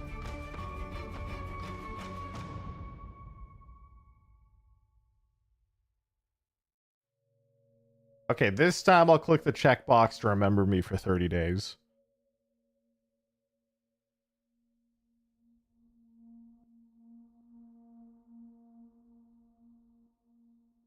This looks too depressing. Only McGinnis. Hey, what do you mean? Listen, there's like 5 viscous games up there. The frozen shelter that happens was perfect last time to not allow Piggy to steal it, since he just landed on top of that. Quick question to end a debate between 2 friends. How often should a Lady Geist use her drain to heal her teammates? Oh, I thought the Lady Geist drained her teammates, like to take their health. It heals them? Literally never under any circumstances. Never support a teammate. Let them fucking die. You're back. Here it comes. Is the steal gonna happen here? And it will. Buff enjoyers. Maybe you're not out of this just yet. The Storm Cloud coming in for the extra damage from Wolfie. That is gonna wipe 4, or rather 5 of the 6 players for Buff enjoyers. And Listic is not long for this world, but they stole the rejuve. Was it worth it, Jason? I want to say almost yes, because if DMS get the rejuvenator there, I feel like you almost just lose the game. DMS showing their macro play as they send Psycho with the urn towards the turn-in. Doing this forces buff enjoyers to make the decision of either engaging on mid-boss and losing the turn-in, or stopping the turn-in and potentially losing mid-boss. He's going to go for the full turn-in, because if he baits him away, they can take mid-boss. If they don't contest it, he gets a free turn-in. Yeah, it is interesting because that turn-in, it's probably, I would give it up if I was the other team, because that level of souls you're getting from that is probably not going to make much of a difference. He would be hoping to pull players away from the team fight by trying to turn this one in, but they're not. But right now, for Buff enjoyers to make good use of this, they have to either turn on the Abrams and kill him, or they have to take the team fight. I'm back. Abrams is not there. After getting the turn in, DMS forced the full team fight at mid-boss, and they sweep it 5-0. Once again, remaining the kings of Europe. Seagull, you missed so many Elder Scrolls Online raids. Have you even leveled your Necromancer? I haven't, I'm sorry. I'll do better. Is there a steal? Oh, Just heading over. Thank you for the prime. They'll lock it down, lock it in. The rejuve is for them as they can now charge their way forward quite literally. Oh, speaking of MMOs, by the way, guys, did you guys see the big announcement today for World of Warcraft rare footage? Have defended their title against the previous champions of Buff Enjoyers. Guys, Hold on for a second week. big announcement in WoW. Big, huge, actually. Assuming that my browser just doesn't randomly just fucking crash. Sec. There it goes.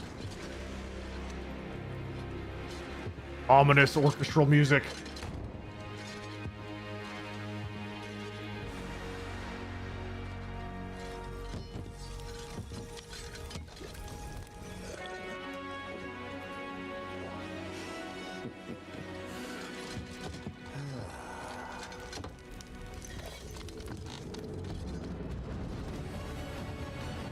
Yep.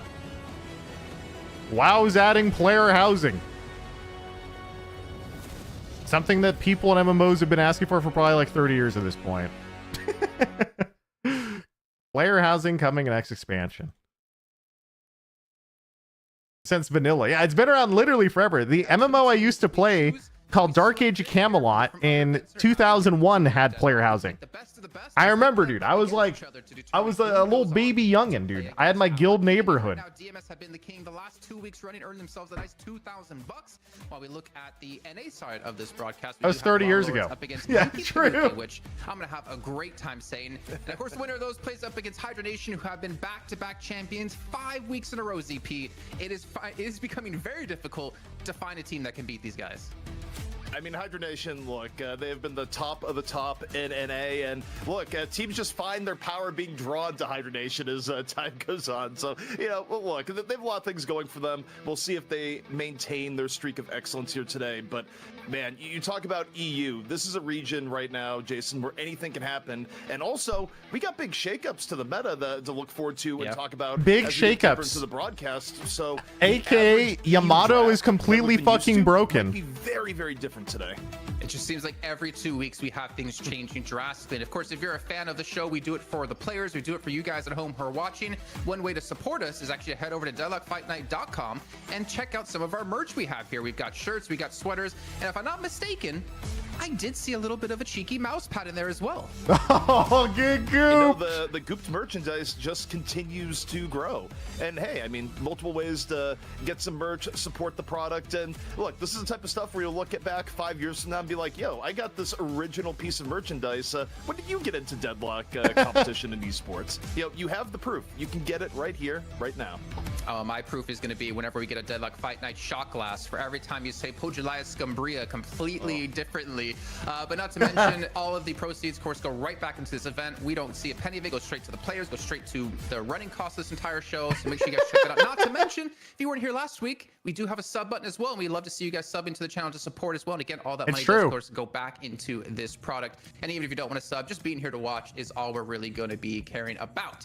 But speaking of caring, I'll turn off the Deadlock maybe sometimes too much is our third person here on the show. We got DDK joining us live on the show. Dan the man with the plan. With this fantastic coif of hair. I might steal that one day. Just rip it off your hair and put it on mine. How you doing, Dan? I'm good. Yeah, I'm trying to get the Shiv thing, like trying to like become Shiv, but to be honest, Shiv kind of sucks now. So I don't know if I need to find like someone else to emulate with the hair. Who else has good hair? Yamato has good hair. Yamato's pretty broken, but we might not see Yamato, so I don't know if that works either. Yeah, that is very true. And one thing we're going to do for you every 2 weeks when we do have these major changes, of course, get you guys up to date on what has went down in our latest patch change. And speaking of Yamato, we'll start off actually talking about the economy game here of how things have shifted up in Deadlock within the last patch. Now, ZP, you know, we've got to see these, we got to see some slight changes into it, but more importantly, it's about the soul sharing when it comes to lanes past the 8-minute mark. Previously, the last Deadlock Fight Night soul sharing, once you hit 8 minutes, it stopped being.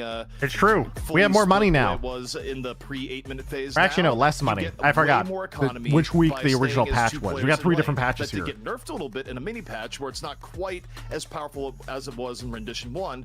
But even in the new form, you still get way, way more economy by being in the lane with at least one other person into the mid game. Also, hero kill gold is up.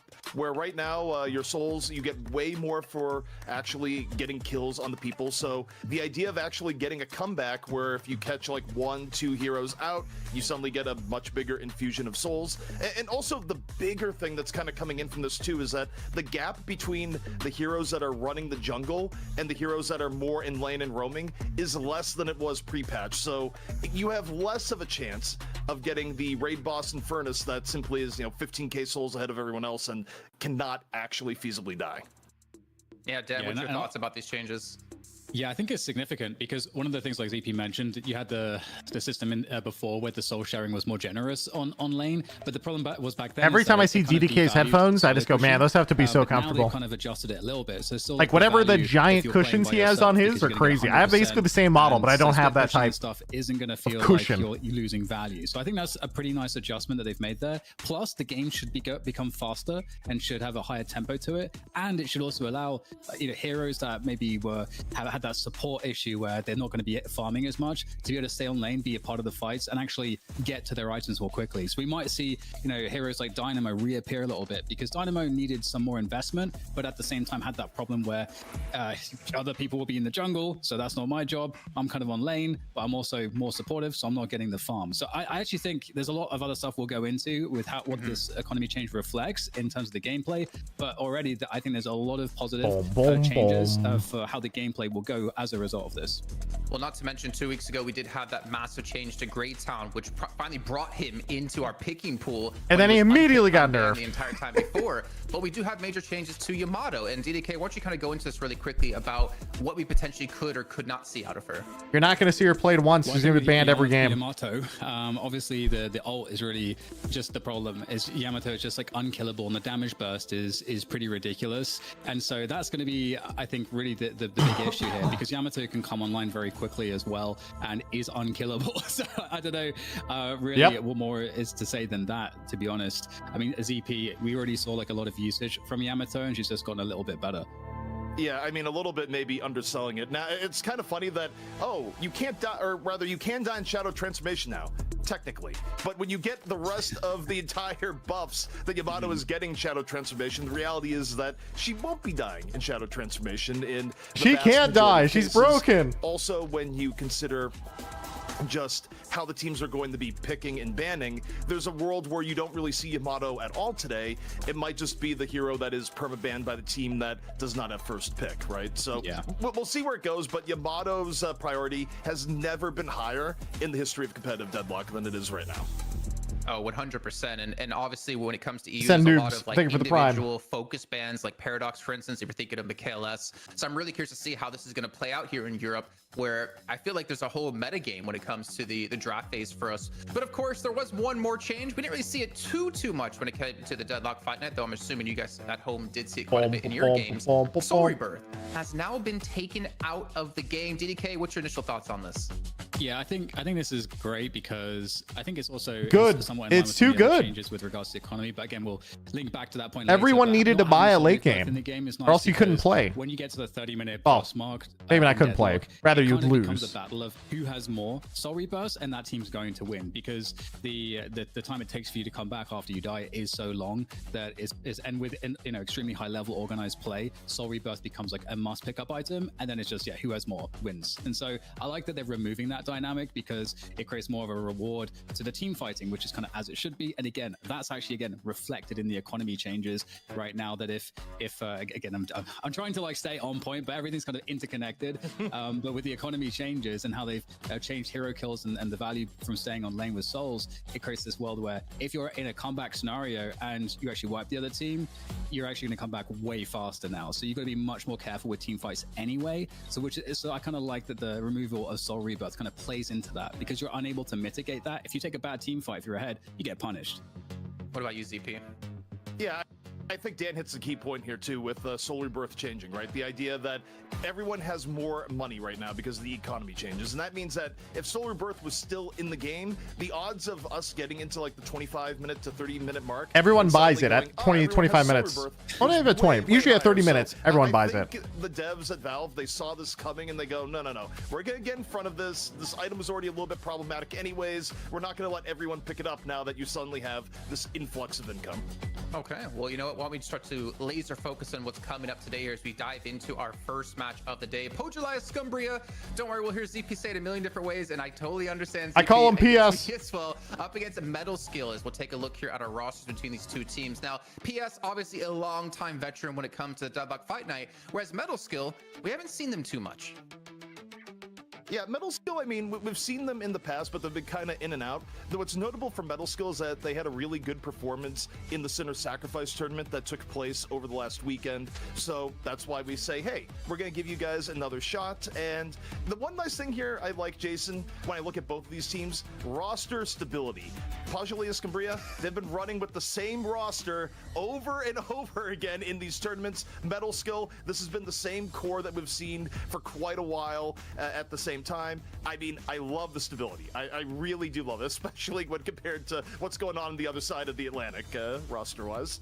Oh man, Dan, yeah, as we take a look at these rosters, is any players in particular Metal that Skill really wanting us to focus on to kind of nitpick their gameplay or look to see them to be the ones to carry the match? I want to watch Taz. Taz owns.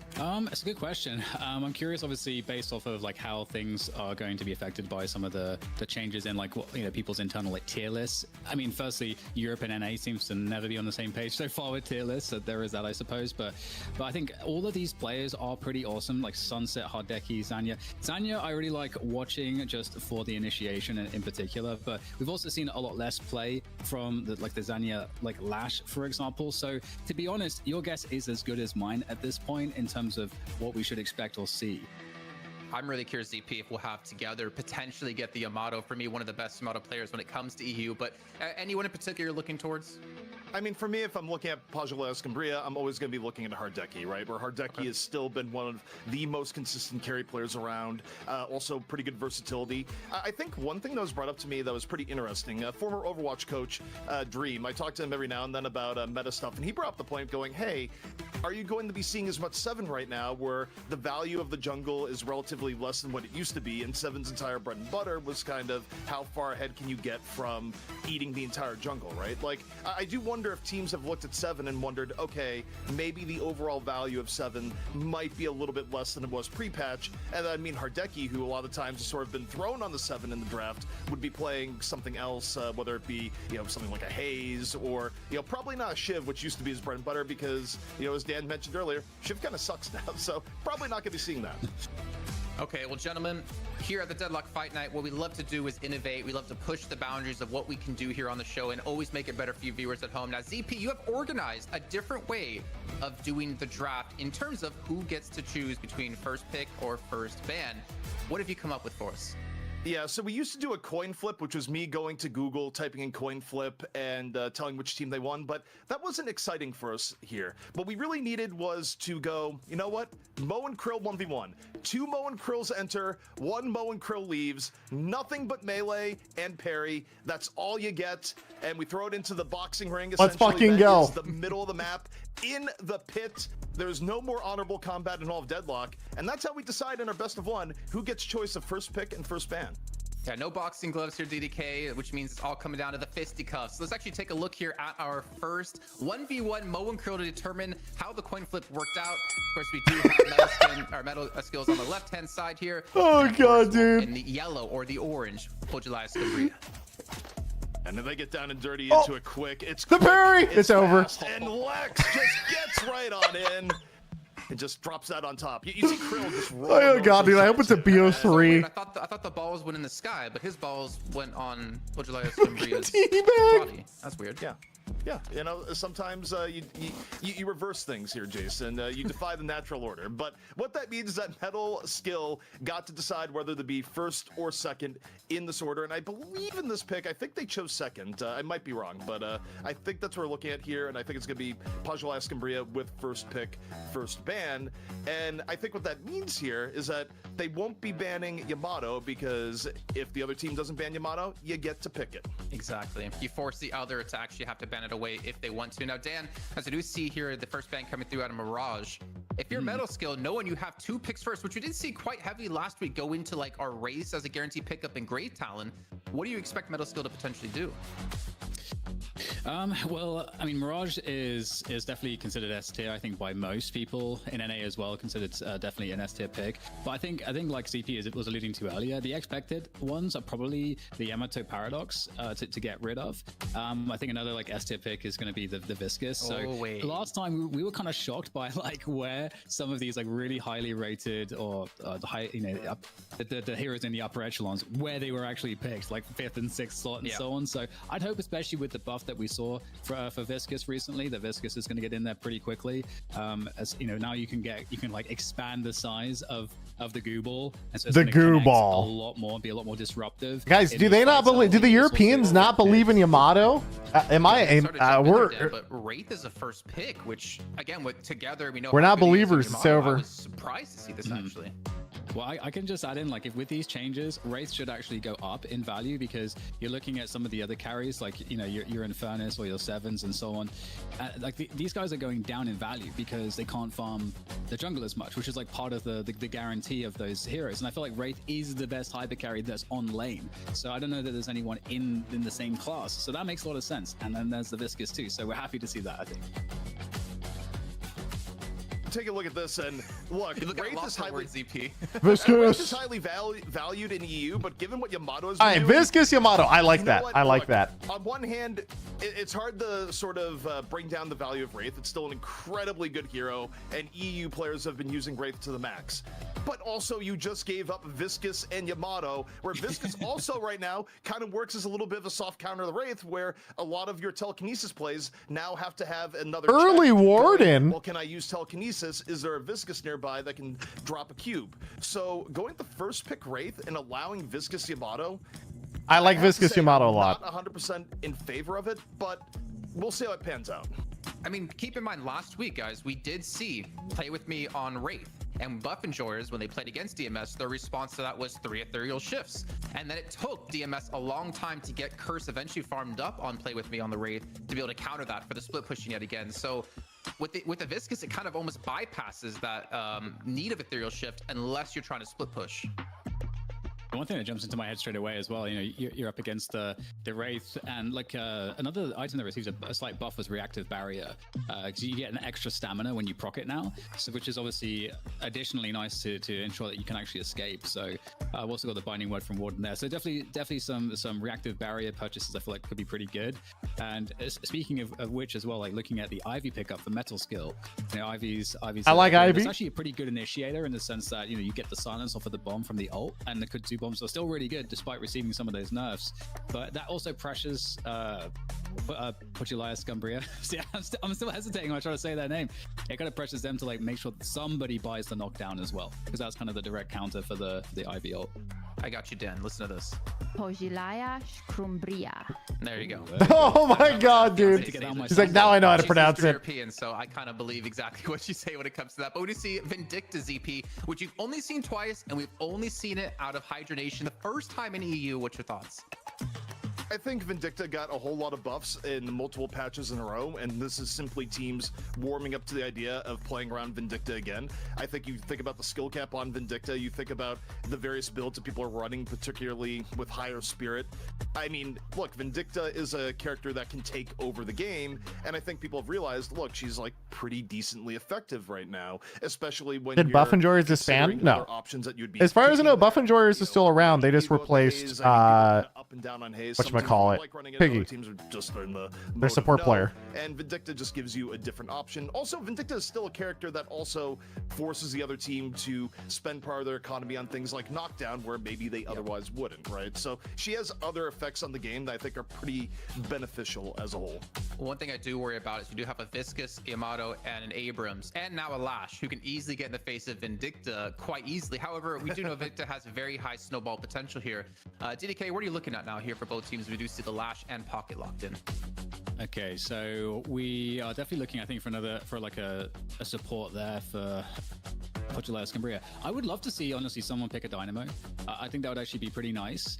And just as a quick like side note in terms of support, I think Health Nova also got like changed a little bit, and it's actually become, I think, more appealing to be bought just across the team. So you could even see it be viable for multiple heroes to buy, because you're getting actually damage bonuses and other just like generally useful stats. So you might see more instances of Health Nova. So I don't know if that will change the support situation, but we get Kelvin. I think that's a great, classic support pick as well, because was it going to be Dynamo, Kelvin, McGinnis is kind of maybe some of the options we'd be looking at, and that's what we're thinking now. I would assume for Metal Skill for the 6th slot there, but they're actually going to go 7.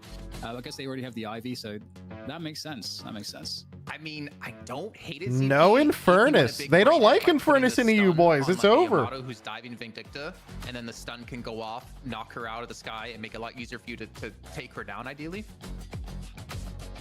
Deal with it. I mean, heck, people have even been going 7 over Infernus. Yeah, they like 7 more. Everybody instantly teleport on Vindicta and bring her down. Like they'll have options galore to sort of deal with Vindicta. But when I look at the overall story of this game and where it's at, I don't think either team is necessarily weak in the early game, but there's definitely scenarios where Pojulaya Scumbria is going to have a terrifying early to mid game here, where you think about what happens when you hit 3K.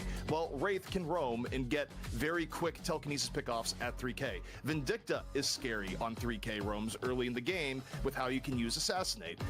Warden, again, one of the biggest mid-game power spike heroes in the game, and the way that people tend to play Pocket is one where it's very roaming, very aggressive. So even though Metal Skill has characters that are pretty decent early, like Viscous, Abrams, Ivy, and the new Yamato where they get ult and it's difficult to fight, I still think the narrative of this game in the early to mid game is going to be Metal Skin simply surviving what is going to be a very strong power spike out of Pojulaya Scumbria, which could very well snowball out of control. Well, PS does have Geist to silence the Yamato, which is kind of nice early game. I think one of the things I like the Vindicta. I was watching one of Deathy's videos recently, and he made a great point about the fact that this patch creates a pretty heavy tempo change, and that you want to really prioritize trying to get builds that come online more quickly, and because of that reason, because we want to, everyone gets more souls more quickly, you get more benefit from staying on lane. So I'm going to be curious to look at the itemization for these teams to see who's going to respect that more. Okay. Well, the other side of that too is your mid game is so much faster too. So the super early game weak characters aren't nearly as bad when the money, there's more money involved. Or the broadcast, sorry, with Metal Skill up against Pojulaya Scumbria. And this is going to be good, especially to see how things have changed post-economy changes. And also, the funny thing about favoring characters that come online a little bit earlier, no Infernus here, Jason. Not in the bans, not in the picks. And that is something that you don't see a whole lot nowadays. But maybe now is the new era. As you take a look at the lane breakdown here, between it, you got Pocket versus Alright, solo Abrams versus Wraith, solo Yamato versus Pocket. Dude, I always hate seeing a solo Pocket because I just know minus 15% spirit resist versus Yamato is so sad. Vindicta, played by Tass here, definitely has a weakish early laning phase, but with the Kelvin support going to be helping mitigate that quite a bit. I think it's really coming down to how well Tass can start to snowball here. And also, one thing I'm kind of curious about is, like, every time I ever talk about Play With Me and how he leeches souls in 2 lanes, I always see people in chat like, people have been doing this for months. But we never see it that often in competitive play. So I'm curious, will we potentially see Big Crow today with obviously Tass potentially roaming between lane 4 and lane 3?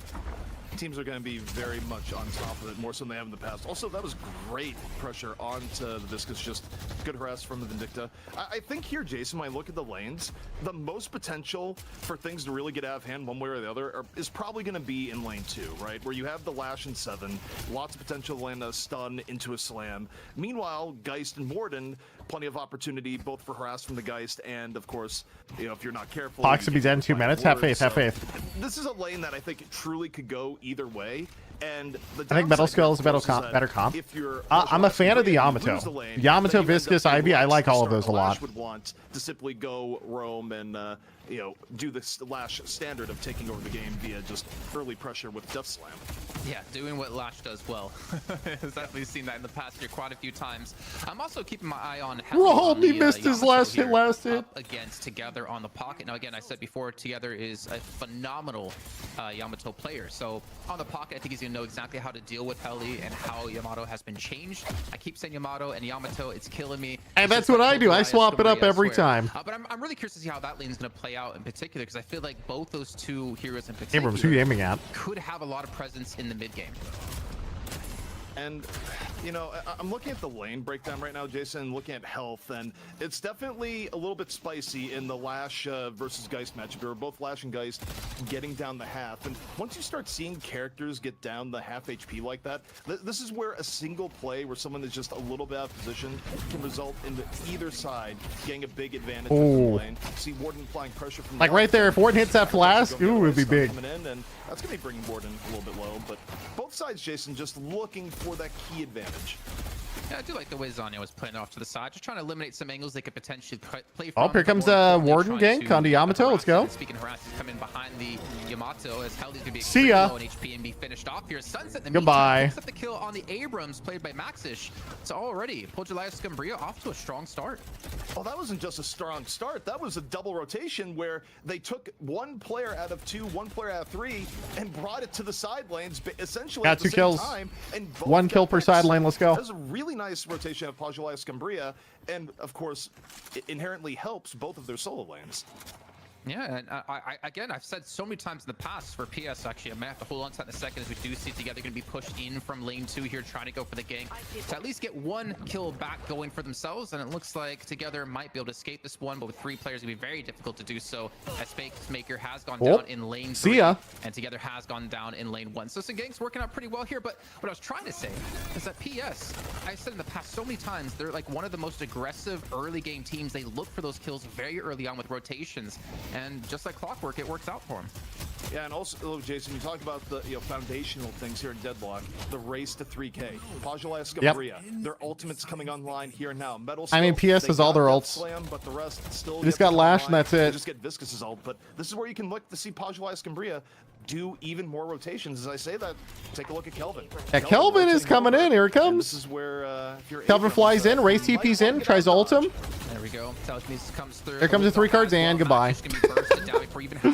Feels bad, man, Abrams. Basically, where he previously already ganked lane 4, they got the kill, and then comes back. The lanes are so close. It's like if you're lane. I mean, were they even pushed when he went for it? You just walked over and just did it. Souls, only 5 minutes in, CP. And they're gonna try and make the most of it here. Oh, guy swap. Oh shit, he's dead. Tries to go away, 49 HP. Healing right. Nice, fine. Holy shit. Am I safe? The answer, probably yes for now, but nice Geist ult to again keep the pressure up in lane 2. Yeah, the key for now, as we do see the first guard in the game go down as well.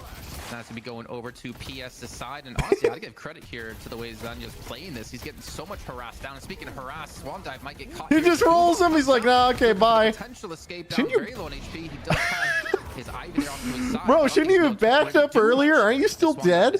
With a little bit of HP left, but they do lose 2 teammates in the skirmish. Yeah, unfortunately for Metal Skill, it's just Viscous, guys. Just Viscous. Don't worry about it. Well, PS is steamrolling, boys. It's over now. We hit the 5-minute mark, and now they're just owning. Right now, and it's already feeling like PS is running away with it and then some. This is starting to become a very problematic soul lead. Oh, Abrams, no, he's being bullied. Most likely another kill. Actually, he does get around the corner. They actually got around the corner. That last card won't hit him, I think. So he's chilling. Pressure in lane 4 is just really preventing. I can come back and clear out the way. He's chilling. He's chilling. Viscous is flying in with Ivy right now too. One thing I'm looking towards those ZP. He doesn't have ball though. You pointed out very nicely last week when we came to the, I believe it was the NA games, of just holding the urn because you realize we can't push into the enemy lines to turn it in, considering the soul lead we might have. So they just hold it for later to make sure it's not too effective. God, Dome is so good early game. It's just actually just full HP. Oh, never mind. Abrams came in. See ya. But Vindicta gets a counter pick. Drops the assassinate on the Maxich, and Pojaliah Scumbria, even Metal Skill comes in with an over rotation, Jason. They bring it over just enough to counter, come out ahead on kills, and you look at the rest of the map, they're getting even more done in terms of push, getting another Guardian down at the same time. The unfortunate part is we're seeing you know, PS rotates so many players in so many of these different lanes, but Metal Skill have to kind of respond in kind, which means they can't push lanes down. They can't push for Guardians to look for that potential first flex slot here, which right now, Paul July, Scumbria are just one more Guardian away from, and it might be coming down to lane 1 here. You see the It's GG. Yeah, it's not looking good. It's really not looking good. It doesn't even matter. He is a teammate. Oh god, he's gonna die. Oh god. For the finish on top of it, binding word comes in. Oh no, money's fine. Dodge away.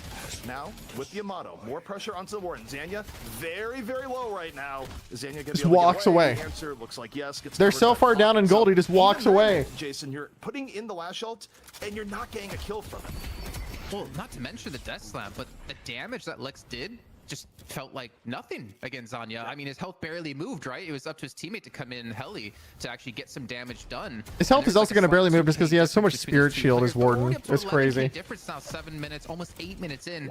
I would imagine PS not going to really look for this first earn or potential. I want to say we're not going to see them go for the first earn because the gaps could be too wild. They're going to have to push in. Kelvin with healing Nova, slowing Hex. And that's honestly not really worth time to gank. Speaking of fights, lane 1 slowing Hex cast, starts walking in. And it's over. Yeah, Heli running a foul of Zanya and going down. Yep, slows him down, gets opt, bye. Beam freezing out Swan Dive. Oh, Lash is in though, chasing down Vindicta. There's Calvin again, healing Nova, healing grenade. Vindicta back to full HP. Fly away. You've gotten so thoroughly worked in the early game that the earn is going to be in your territory. And maybe Pajwala Escambria won't want to go for it, but even if they don't go for it, Jason, they're going to make them pay a penalty. Yamato? Already getting pressured. I don't know if he kills anyone here, actually. He needs to run. He has Locket. He has Locket, 15 secs. He's down about 300 HP, but again, the heal coming in after the He used Locket, but I don't know if he kills him. He literally can't even do damage to him. Actually support this. There's no one actually diving in to help deal with this. He's just too far behind. Doesn't matter. He just gets stat checked. This is Warden. Warden has reactive barrier. So the reason he took no damage there is because he got stunned by the Walker. And he just doesn't even care. I don't care how strong Yamato is right now. That's not going well for anyone.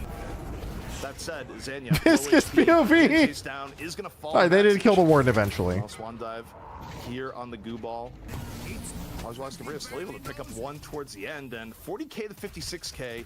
You have to ask yourself, Jason, when you look at the two teams here, who on Metal Skill can get a kill 1v1? And the answer is, at this point, no one. That's how significant the gap is. See ya.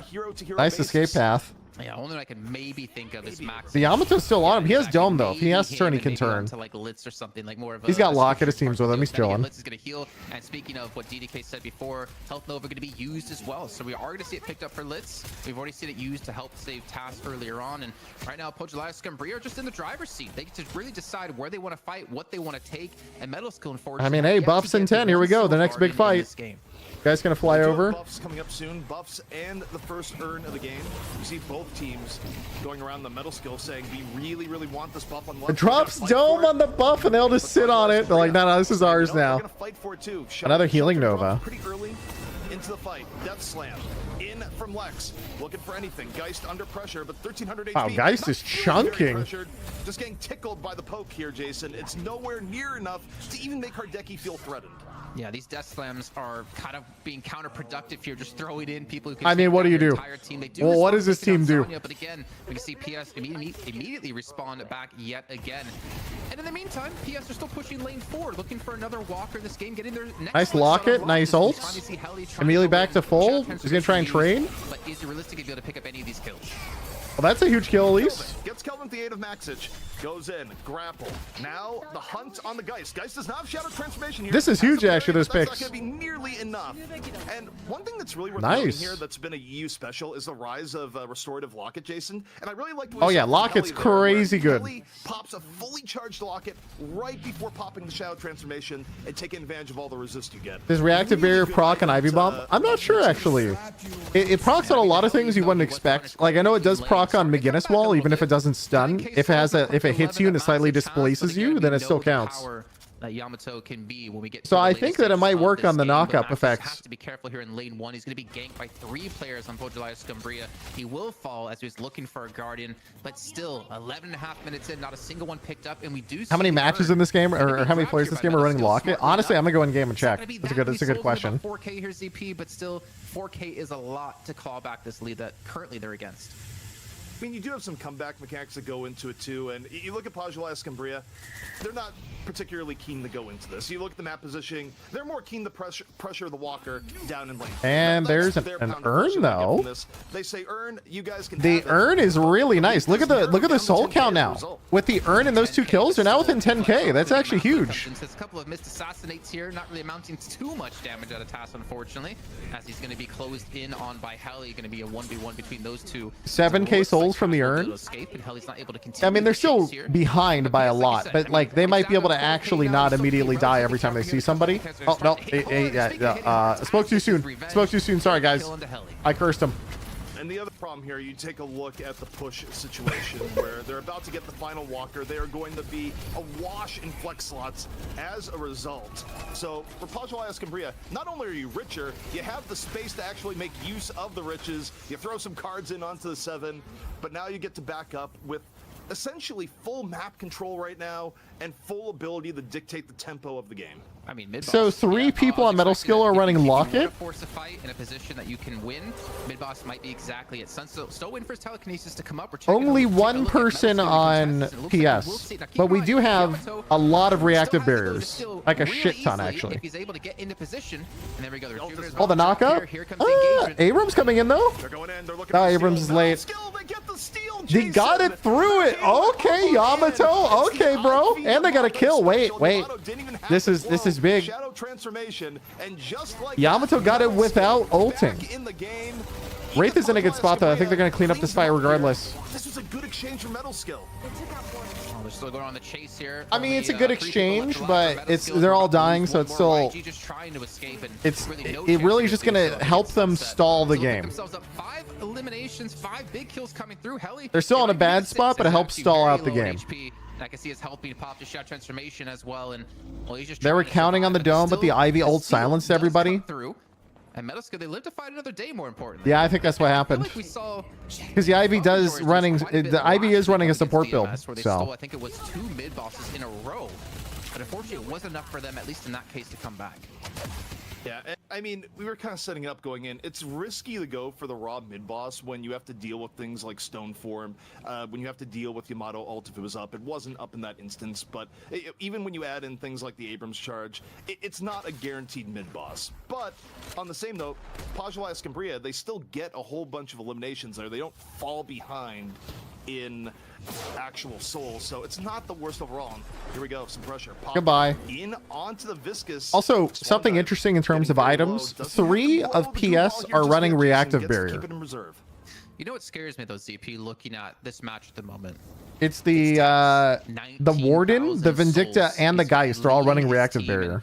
Only really Maxish comes close on the opposing side for Metal Skills. So I mean, what do they even do? Like, they might be close in overall gold chat, but they're down 0 flex slots versus 3 flex slots. So, I mean, what do you might be even and like close in money, but you're still way behind in terms of power. Metal Skill back, so a quick little grab and dash.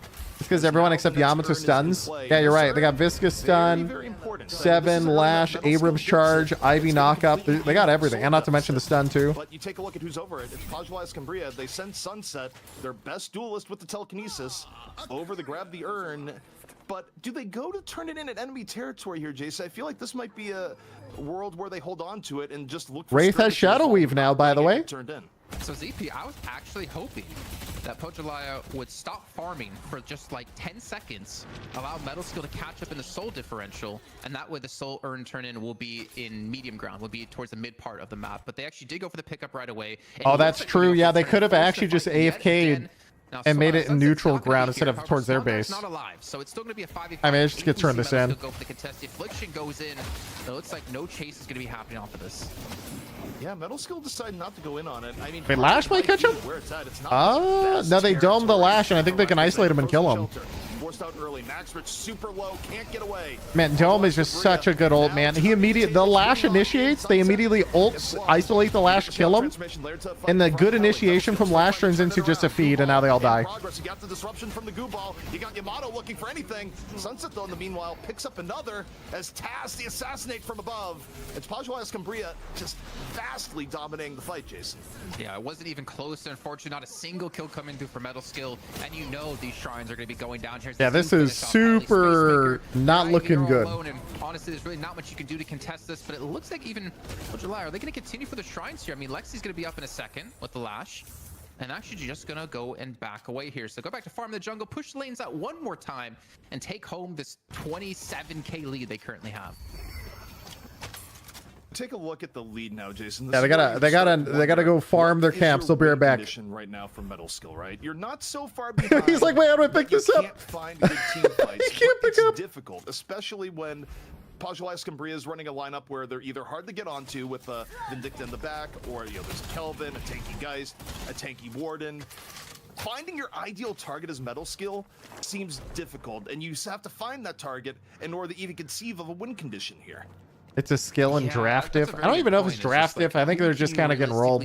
Kill quickly on like, no matter what you say about the draft, I think they were down 5k souls in like 5 to 8 minutes. That means you're losing essentially every lane simultaneously. No matter the draft, you're kind of screwed. Not to mention Hardeki, who's still putting out some pretty decent damage at 22k souls. As we're about to hit the 18-minute mark, mid boss about 2 minutes away, buffs about 2 minutes away as well. I am curious what the next point of action will be. I'm assuming it's got to be towards these mid buffs, where we did see, I believe, Pojula Scrumbria take both. Or it could be the old 4-on-1 onto Oh, Warden. hello, Decay. Lane net 1 is looking like it could go into, but you look at how Zanya has built the Warden. Lots of speed available, sees the pressure coming in, goes, okay, I'm just going to back up a little bit. Meanwhile, in lane, you got Pocket kind of sandwiched between 5, but the 5 don't really seem to be wanting to go in on Pocket. They know it's going to be a longer fight if they do, and instead it's literally can't do anything. He's just waddling around, bro. What a fucked up day. Doesn't want to take to the skies. I mean, they cube him. He might be able to come out and ult, but I mean, he can do nothing. He tried to do the ult, but there's just nothing. They still have Dome. Even if he gets the ult off, they're just going to Dome. Catching out 3 players, more importantly, keeping Swan Dive out of the fight so you can't be disruptive. And with these kills coming through, Pojula Escambria like, hey, we're going to push your base down now, knowing there's 30 seconds left to go for multiple players on Metal Skill. His mistake was getting hit by Crow. Yeah, if you get by Crow, it's half your HP gone. See ya. Crow Vindicta is crazy. This is very bad for Metal Skill, and you have to wonder what could they possibly do in this situation to drag the game out where they can come back. And for me, it's about Maxich and Swan Dive. Just don't die right now. You cannot afford to be desync from your team with mid boss coming up in 40 seconds time. Jason, you've hit the crux of the issue. Do not die, because simply don't die. Issues where you lose. It's okay, guys. The Geist has Colossus. This is fine. The Wraith has Kevlar Shadow Weave now. Is that mid boss was not quite back up. Mid boss is coming up in 25 seconds. Heroic Aura, Wraith, Shadow Weave, Berserker Decay on the Warden. Dynamic came about 30 Vindicta, Ethereal Shift now. Escambria gets mid boss, and that's probably game. Yeah, oh, for sure. It's not looking good. It's not looking good. Right now, Metal Skill, they're trying to farm as quick as they possibly can. You can see YG trying to push out lane 4, but there's really no farm for him to get, at least when it comes to safely. As Pojula has started to group up on this left-hand side of the map, and we can already see some good damage being done by Together. I mean, already used earlier on as well. Dude, the kill count is tough out here. There really isn't much they can do. He's looking to be the front line for his team. Where Swan Dive, he's unfortunate to go down. Taz picked himself up 2 quick kills, and Helly, what can you do? Absolutely nothing. Pojula Scrumbria. Like, this is a steamroll. However, it looks like Metal Skill trying to send 2 players into it's 38 kills to 10. But they quickly back off, and I think checked. Gonna settle for the urn. In the game, 38 kills to 10 right now. This is just brutal. Fortunate to start that fight. It hit 3 people. It put Metal Skill in the situation where they had the reverse course. And yeah, okay, you have Helly diving in as Yamato, but it's a 16k Yamato. Why are they even taking fights? 16k Yamato when honestly, is at 25k or more. Yeah. Well, that's going to be. I was surprised they went for the buff fight. Pojula Scrumbria, so no one's going to be contestant on the side of Metal Skill. However, they will be able to pick up an urn for their troubles. As it looks like PS won't be. Oh, I say that. Sunset's coming. Wait. He's trying to turn an urn. If he gets this urn turned in, that's actually a shit ton of money. He does get it. It's worth 7k by itself. And now he's running away. His life, he might not get away with. Well, the telekinesis. He did get 10k souls for turning in the urn. He might trade his life for it, but worth. Might not leave with his life. Unless this whole team runs in and dies right now to try and save him. Like Matrix is able to get away. Metal Skin trading out poke. I don't think they want to engage this too much outside the base, but you know, as I say that, Max Rich gets caught. Metal Skill.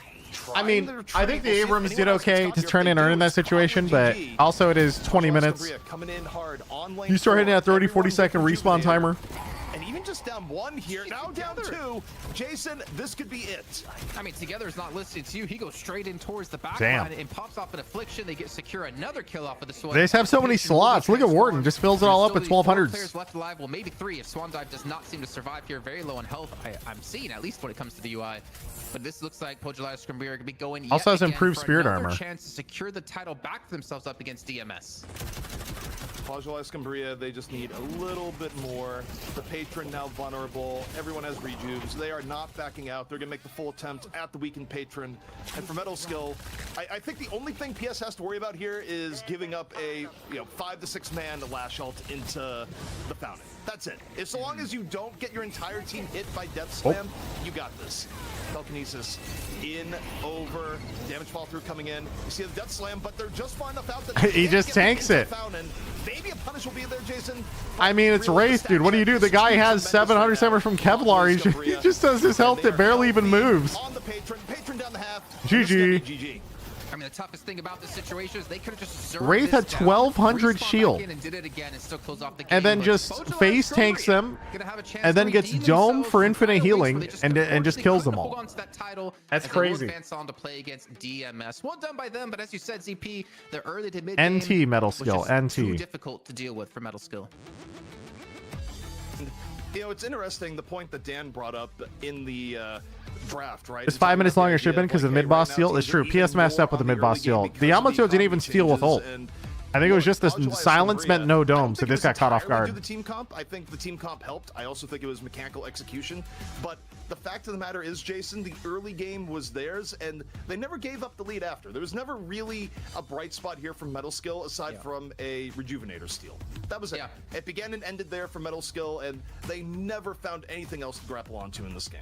Well, speaking of grappling on, DD To grapple onto in this game. Bring you back in onto the show to talk about this last match, and a little bit one-sided, a little bit unfortunate for Metal Skill since we previously saw them do so well in the Sinner Sacrifice tournament. But PS, I think they're here to play. I think they want that title back. Yeah, I mean, the first thing I got to say is sometimes it's hard when sort of analyzing their comps, you see them play out. It's like, how much is it just that one team's just really was way better at synergizing their comp? And if that team played the other comp, would they have been able to synergize that as well? But like that aside, because we know Pojolaya Scrimbeer is a great team. Everybody struggles. They're like, wait. And then just this team did the PS, and for the whole thing in the end. But one thing that was really cool with what they were doing is, and we're going to highlight Litz, is the fact that they had such great synergy when it came to the main objectives, and it was largely speaking, I think, because of the frozen shelter and the capacity when you're, let's say, running the urn into enemy. You don't got the match ID? Yeah, I do. Going for the mid. It's here in the top right. Like the frozen shelter in play is like absolutely key to ensure that you can actually take those fights. Because if you just imagine, for example, if you don't have tools like that you're able to use when you're ahead, you know, yeah, pocket 33,000 damage. I mean, there's not much to talk about. Just look at the kill counts. It's just so brutal. Like, you talk about who did well, who didn't, and all that, but like, honestly, they just got kind of rolled. But when they've got, again, frozen shelter on the other end of it, they're kind of baited into a fight that looks a lot better for them than maybe they actually. Hard decky build. I think it was pretty standard Geist items. Mystic Shot, Headhunter, early reactive barrier because they had 4 stuns.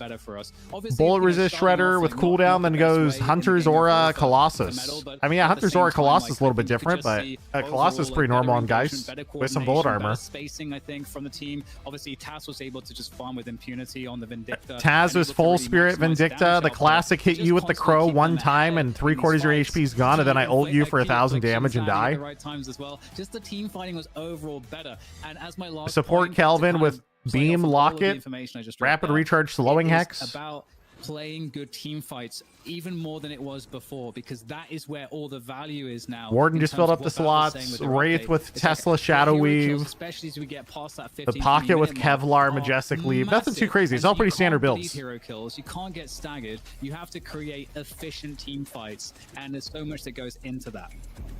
Well, ZP, we're taking a look here at our player of the match, and indeed will be Litzer on the Kelvin.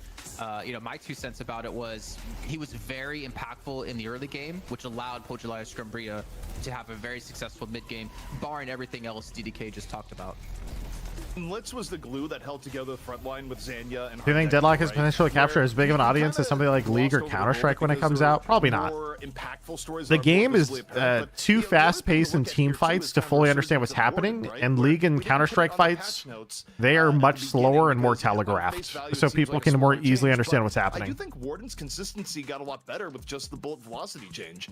His actual gun damage right now is significantly more consistent. You know, to give you an idea, he essentially starts with a greater than pristine emblem level impact now before buying any bullet velocity. Why don't Geist builds run Dividers Kevlar? I think because they usually end up getting all the other 6k items instead. Because you become such a tank. Like why care about the 700 Kevlar? You don't really need the CDR that much, I think, because it's already like what 2 or 3 seconds on Malice. Control out of PS here, because if you look at Metal Skill, I think most would rather get something like Frenzy or Colossus or, you know, whatever. Gangs coming through, you're constantly forcing them to play on their side of the map, and you really prohibited them from getting really any of these flex slots rolling. So, I mean, PS, once they got that drop of blood in the water, they smelt it, they swarmed over it, and they let it never go.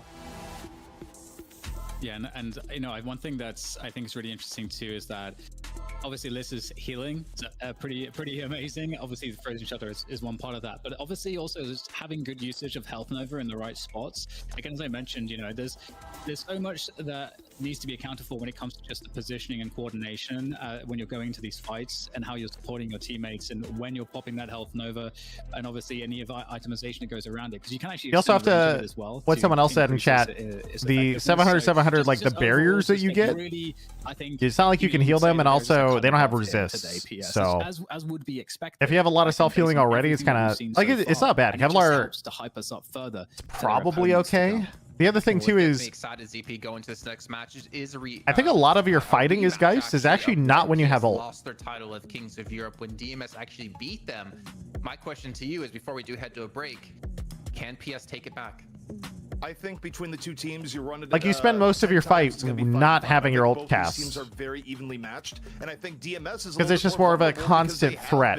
The Kings of the Hill, not just in our tournament, but in tournaments like Sinner's Sacrifice. So when you're in that top dog spot, you are now the team that everyone is looking at the most in terms of data, in terms of prep. You now have the bullseye on your back, and that's dangerous when you have a team like PS that's had time to sort of lick their wounds and game plan how to fight against you. I think every move that PS does in the draft, and particularly broader macro strategy, is going to be very well thought over, because you're right, they want revenge, and they get their chance coming up next.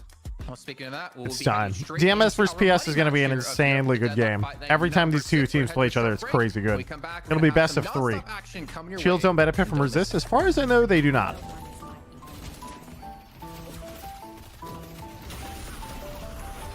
I can't believe the Lash actually got out there. They must have just missed like the last shot. I know 7 was pushing them and everything, but still.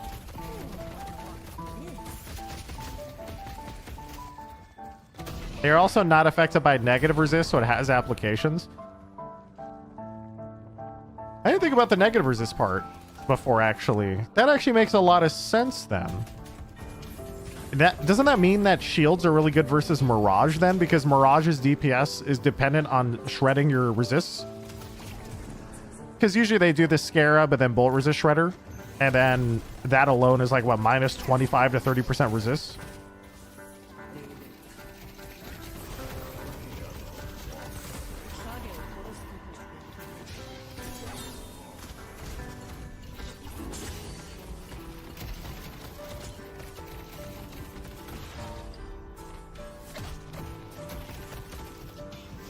Patty's running Bull Resist Shredder, Hunter's or Withering Whip, minus 50%, so Barry's great versus Abrams, for example.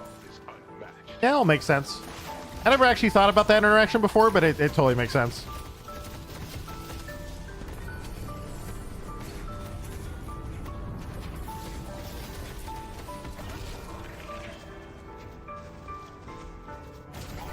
Personally, the biggest use I see out of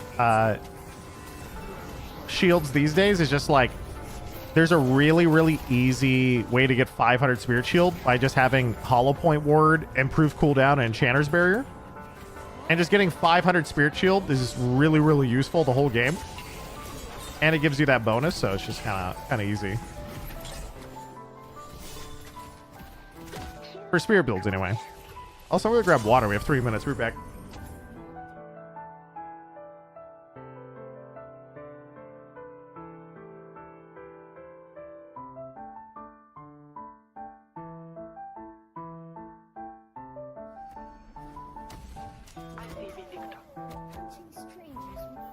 This is only the beginning.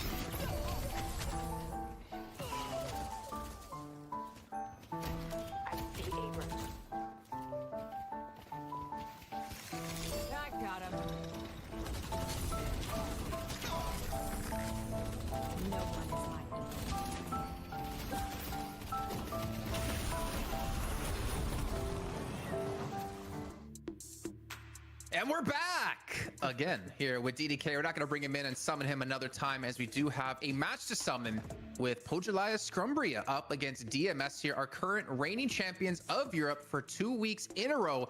Could it be number 3? Could it be actually the longest streak we've had in EU?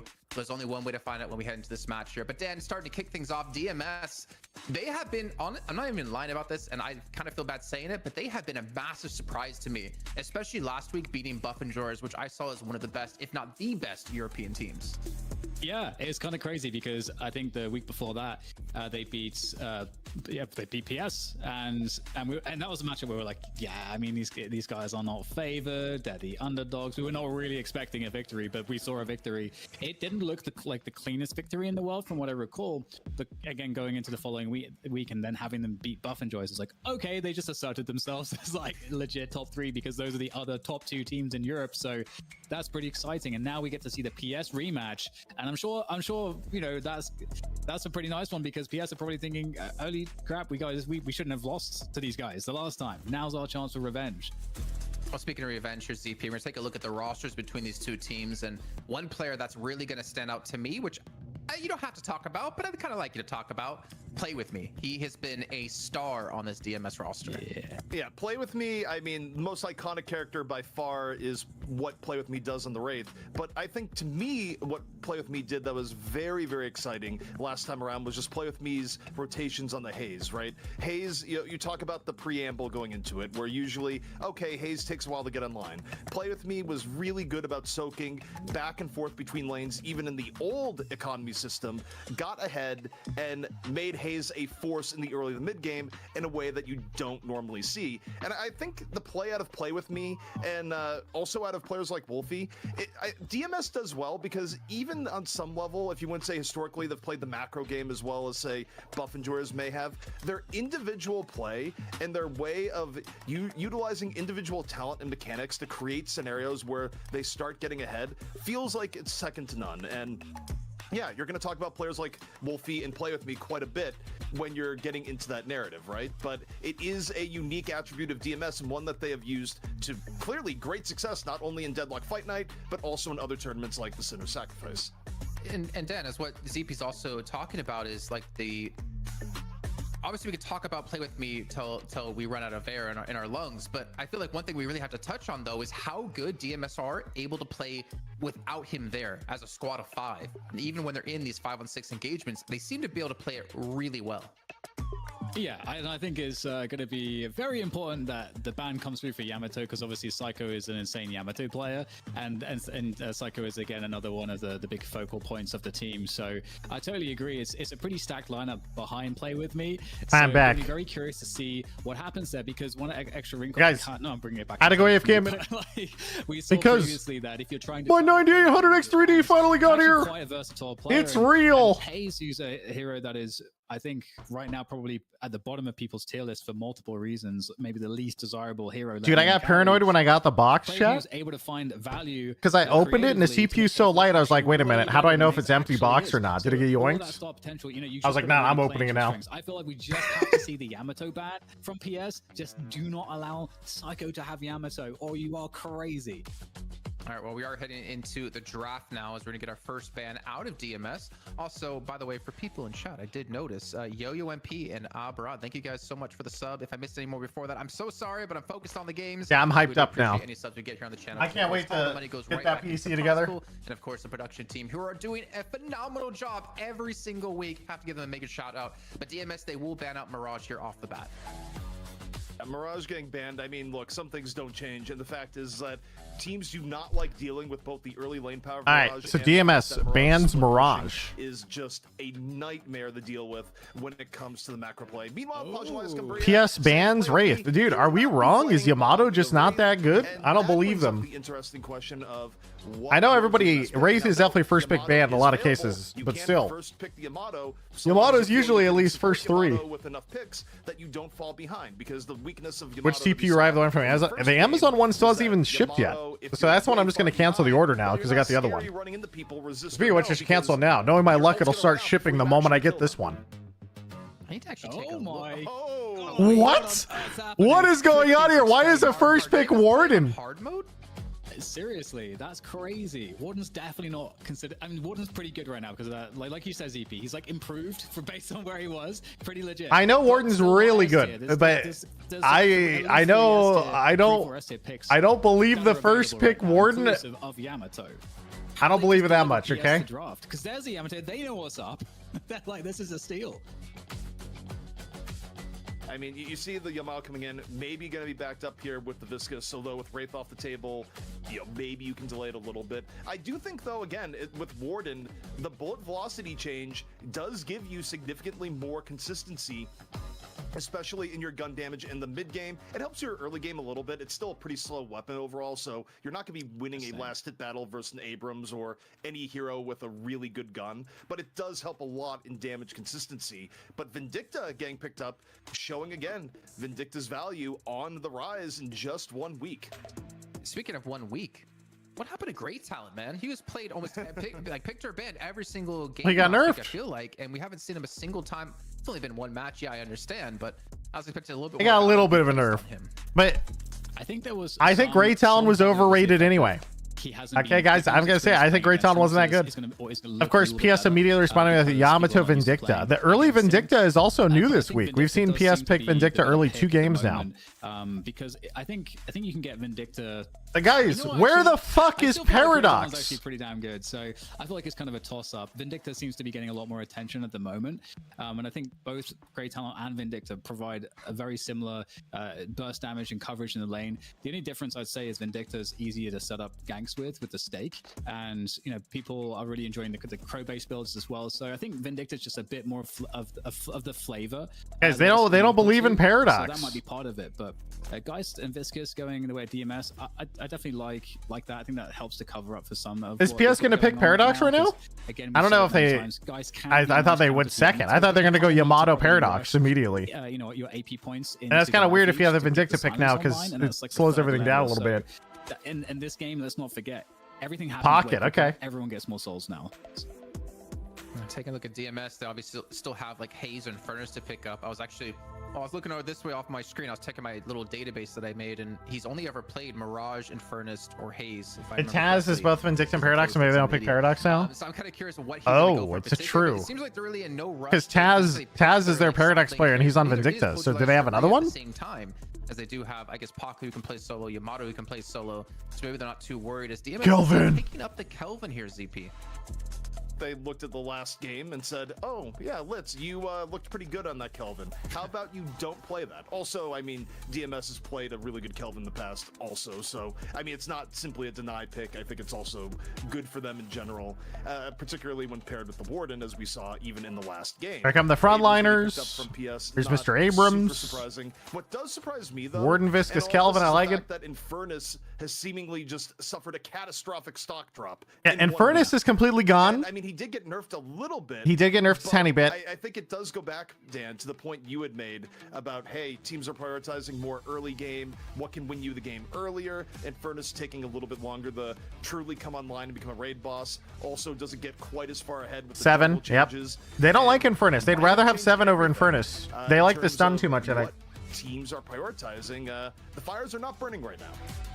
Yeah, I totally agree. I think Infernus is still definitely a good hero, but I think just the way that playstyles are going to develop now. I want to see a Dynamo. Relied on their farm to some extent to come online. Give me something crazy, guys. Give me a Dynamo. Because with Infernus, you're looking to get, the it's probably going to be Ivy, but toxic bullets online, like, or some other shit like that. But I just want to see Dynamo. I want to see a big boy. And taking part in a lot of team fights, and you're not going to get that as quickly if you're having to, share some of your souls on lane, and at the same time, like protecting Resident Sleeper. Give me Dynamo. A bit of a nerf, just in general, I think, for Infernus and anyone that relied in any way on jungle farm and needing bigger builds to power spike. So the interesting thing with 7 that's a bit different is that although 7 eats up the jungle, and as you're reliant on running box routes and so on to get the farm up, at the same time 7 has a lot more capacity to push and pressure in the lane with with the stuns, with the lightning ball and so on. So it feels like it's a lot more team utility, and we're seeing that across the entire lineup. Warden, Viscous, Geist, Kelvin, 7, all of these heroes have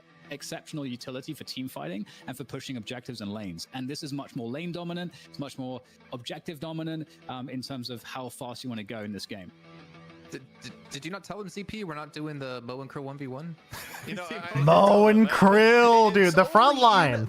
Warden, Mo and Krill, Viscous, Kelvin, let's go. Honestly, though, I've been sitting here racking my brain thinking, why? Paradox? Why on Warden? Yeah, why is there no Paradox in either team? I thought that's what you're going to get at.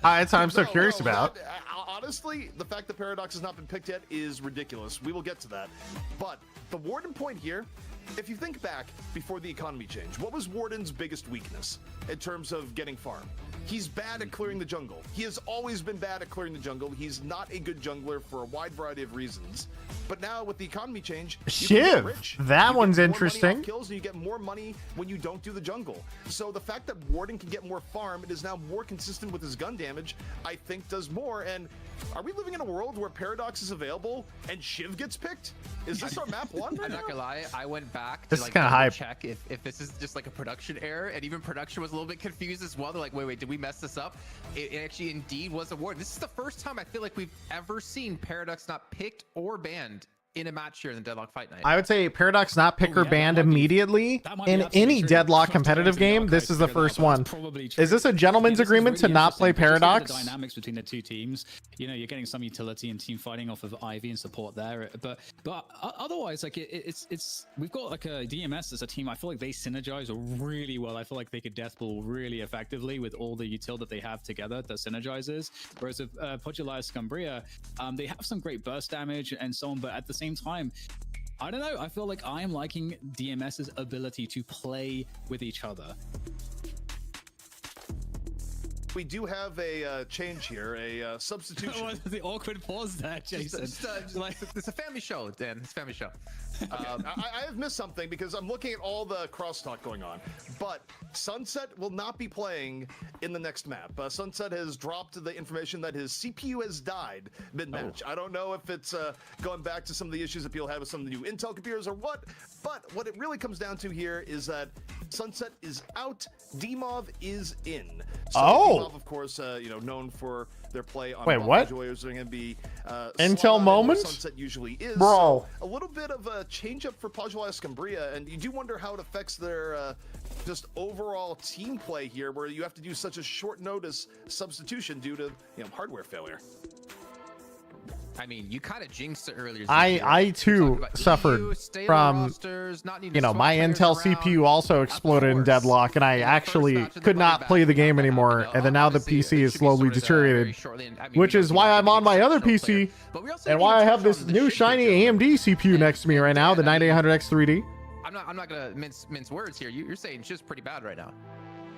Well, I think Shiv's still okay. Like, I just don't think Shiv is as exceptional. Yeah, Shiv is interesting to me. Was. And I think, you know, he's definitely not god awful, because but they were looking for more of a front line. They already had their support in Ivy by the time they get to the 6th pick, so they're thinking along the lines of, what are we missing? Okay, well, we're not missing like burst damage or like a carry. You got Yamato, Vindictor, and Pocket, so that kind of fills those roles. You got Ivy that's going to pick up probably your health nova, your rescue beam, all of that. And so, what are you really missing here? And I think you could have gone a lot of different directions. So I think at that point you're sort of picking, what do you feel like, you know, you're like whoever's going to be on that 6th slot, like player wise, what are they most? So DMOV will be on Yamato. Yeah, I think so. Best want to play, and I think Shiv also does actually benefit a little bit from the soldier changes, because Shiv is still pretty good on lane. Like he's pretty good on lane, and if you don't have to concern him as much with the jungle farming, I think that's you know, that's pretty fine. I'm just curious how people will build Shiv these days, if there will be any changes there, because I could see a lot of different directions for that.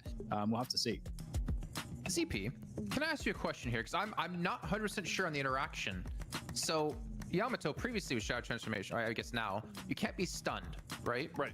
Correct. Okay, so for Mo and Curl to be effective here, you're gonna have to pop up the ultimate right away to catch up the Yamato, so you can't. Yes. Even if you don't kill her in that burst window, she's still gonna be below-ish that you could finish her off. So I feel Well, like not Mo, really, because then she maybe pops ult and gets her HP back. Kind of like slight indirect buff, slightly. The change Yamato is that Yamato doesn't want to be super low when she pops her ult because you can't kill her in it. And that's why you saw things like So what would you do if you weren't a streamer? Yamato, right? Where you I was a wee lad 9 years ago. I just passed my 9th year of streaming, by the way, on Halloween a couple weeks ago. I was a wee lad in university for computer science 9 years ago, chat. When you look at the Podulaya Scumbria lineup, the number one thing that they're going to have to I would have just been an average nerd, and now I'm just a video game nerd instead. Right? Yamato does not like being super hard stat checked, you know, for example, going against a 9k Warden block 5k. But what are you running here? You're running with the Pocket. And I think we've seen both in NA and EU that Pocket can be a very effective roaming bodyguard. Soundstorm's thank you for the 5-year resub. Holy shit. Appreciate it. Very likely. Well, Pocket is going to be in the lane right next to the Yamato and ready to play Big Brother if anyone comes to bully the Yamato, and just increase the odds that you get that impactful Yamato play into the mid game. All right, well, Dan, right before we do let you go, who do you think is going to take this first map in the series? I definitely like the synergies for DMS's comp, and I think that they have a lot of good answers to. Seagull, what's your take on running, Bitcoin? especially because of the viscous and the Q Guys. a lot. So I'm gonna we don't invest into Bitcoin. We invest into seed coin.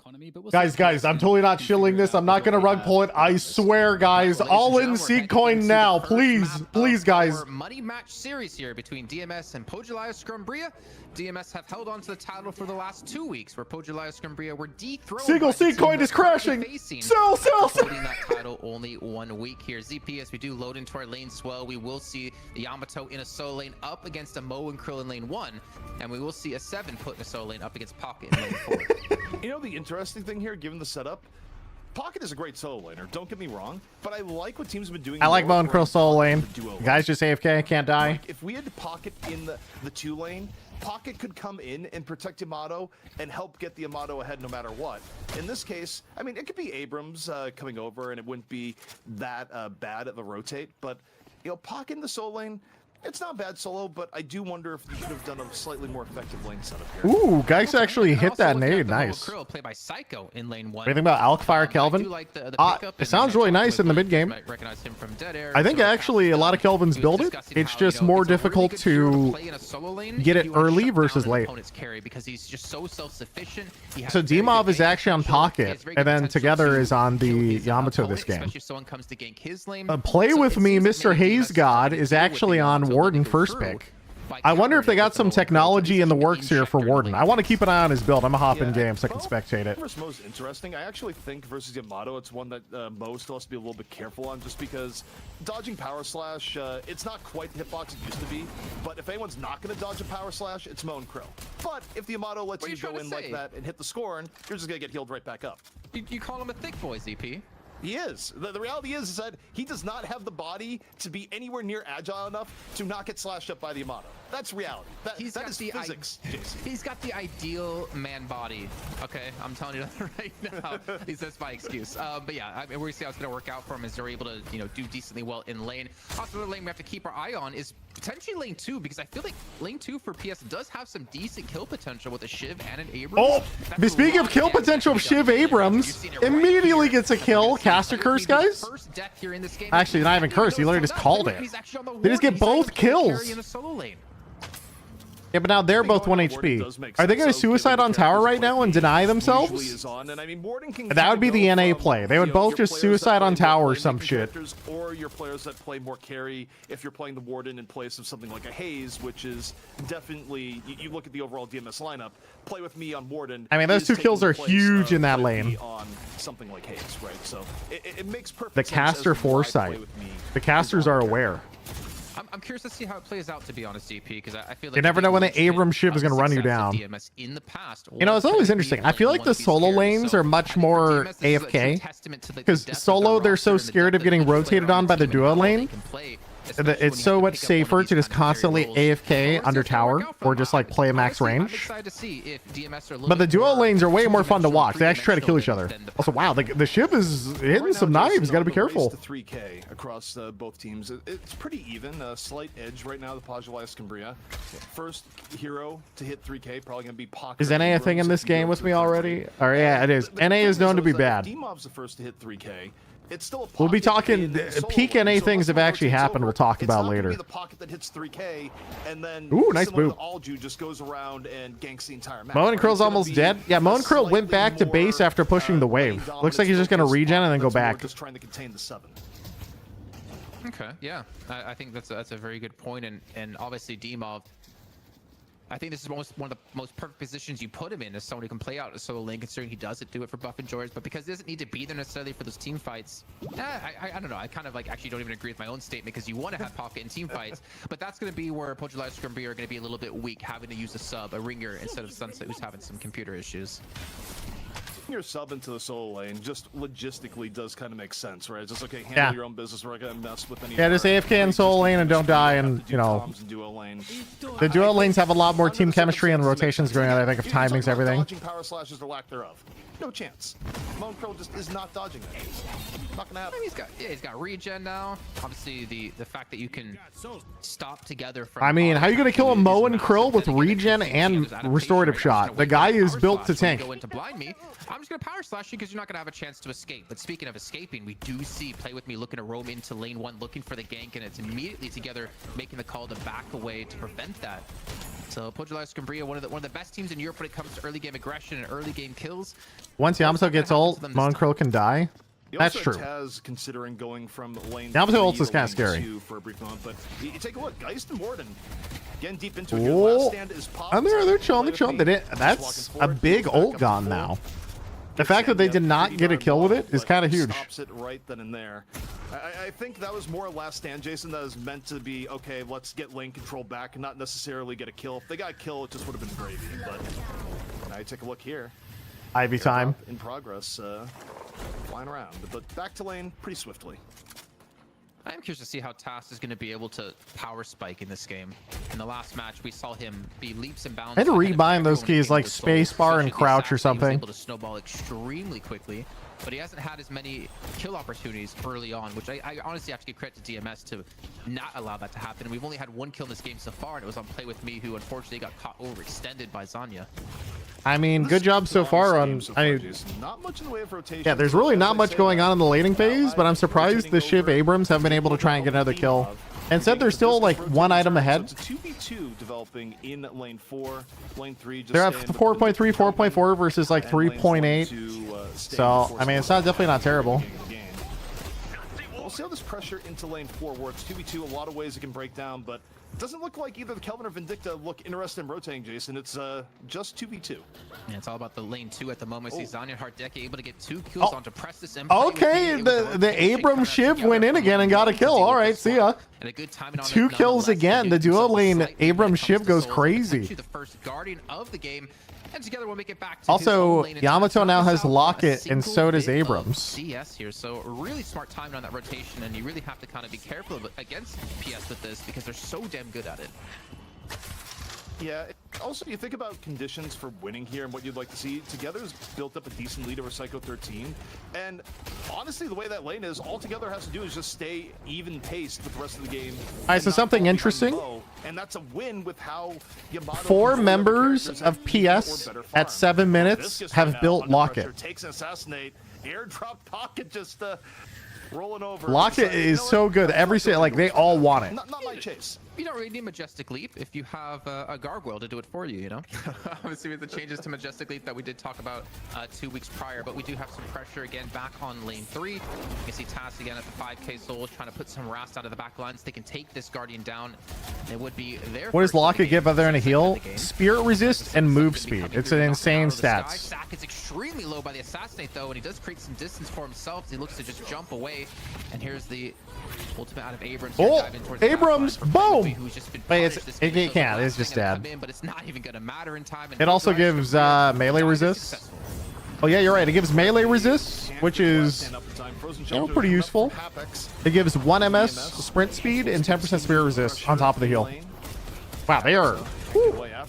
Damn, dude. Again, this is what you have to look at. Anytime Together gets a kill, if you're DMS, you kind of cringe a little bit. You don't want Together to have this good ramp.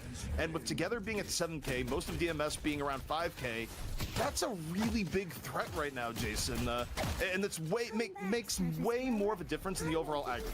Don't look the aggregate. It also gives 1 stamina on use. Yeah, only if you have max charges though, which is generally pretty hard to get max. Which is a decent amount. You can see, of course, the AP as well. 9 points ahead for Poggiolea Scumbria.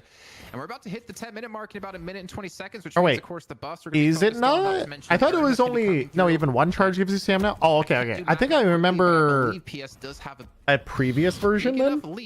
It's any charge now? Oh, okay, that's actually nice. Don't quote me on that. My math on air is garbage.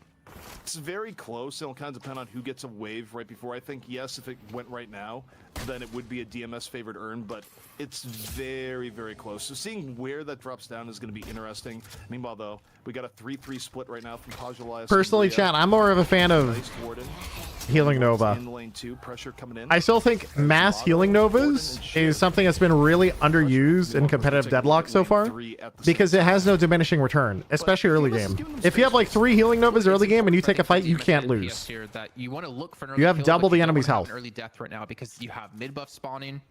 You have the Urn going to be spawning in, not to mention mid-boss. So you have to be very careful about like what fights you do take at this moment and to set yourself up for success later on. And we do see Binding Word going to be coming through. Nice boom punch as well. Almost keeps him in range.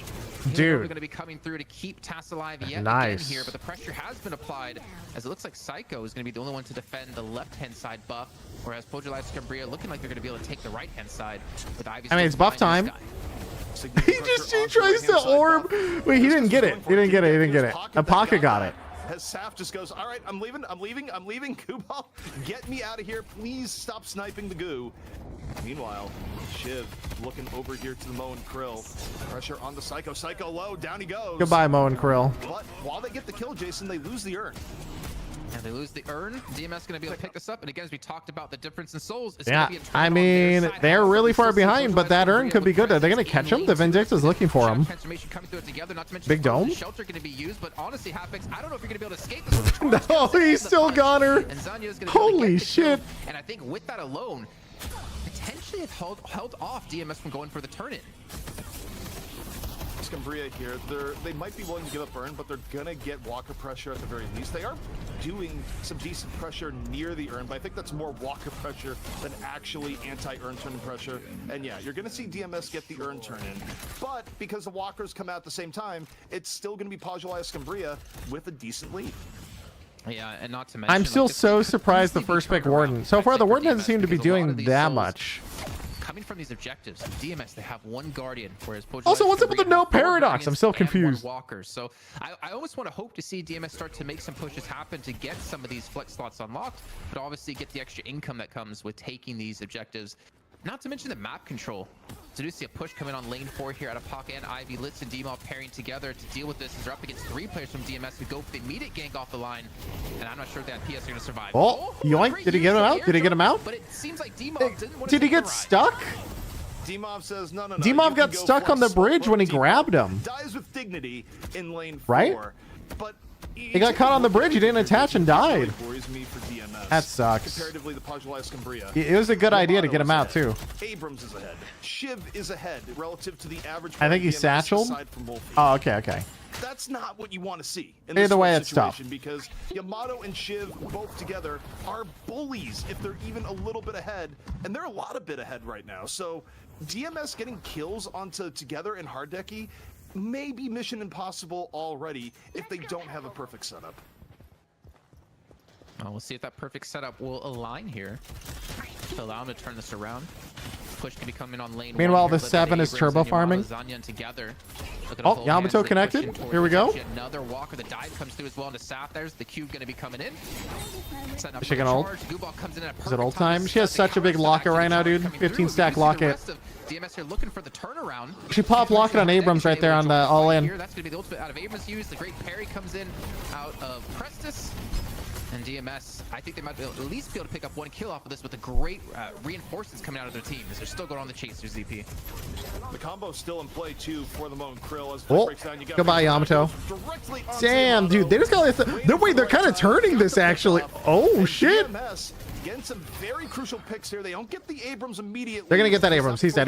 But they do get all right, those are really good trades for DMS. That is a huge trade. Look at the soul count now. 7K difference. You're happy with those trades. Yeah, they're down 2 flex slots. You're only 7K behind now.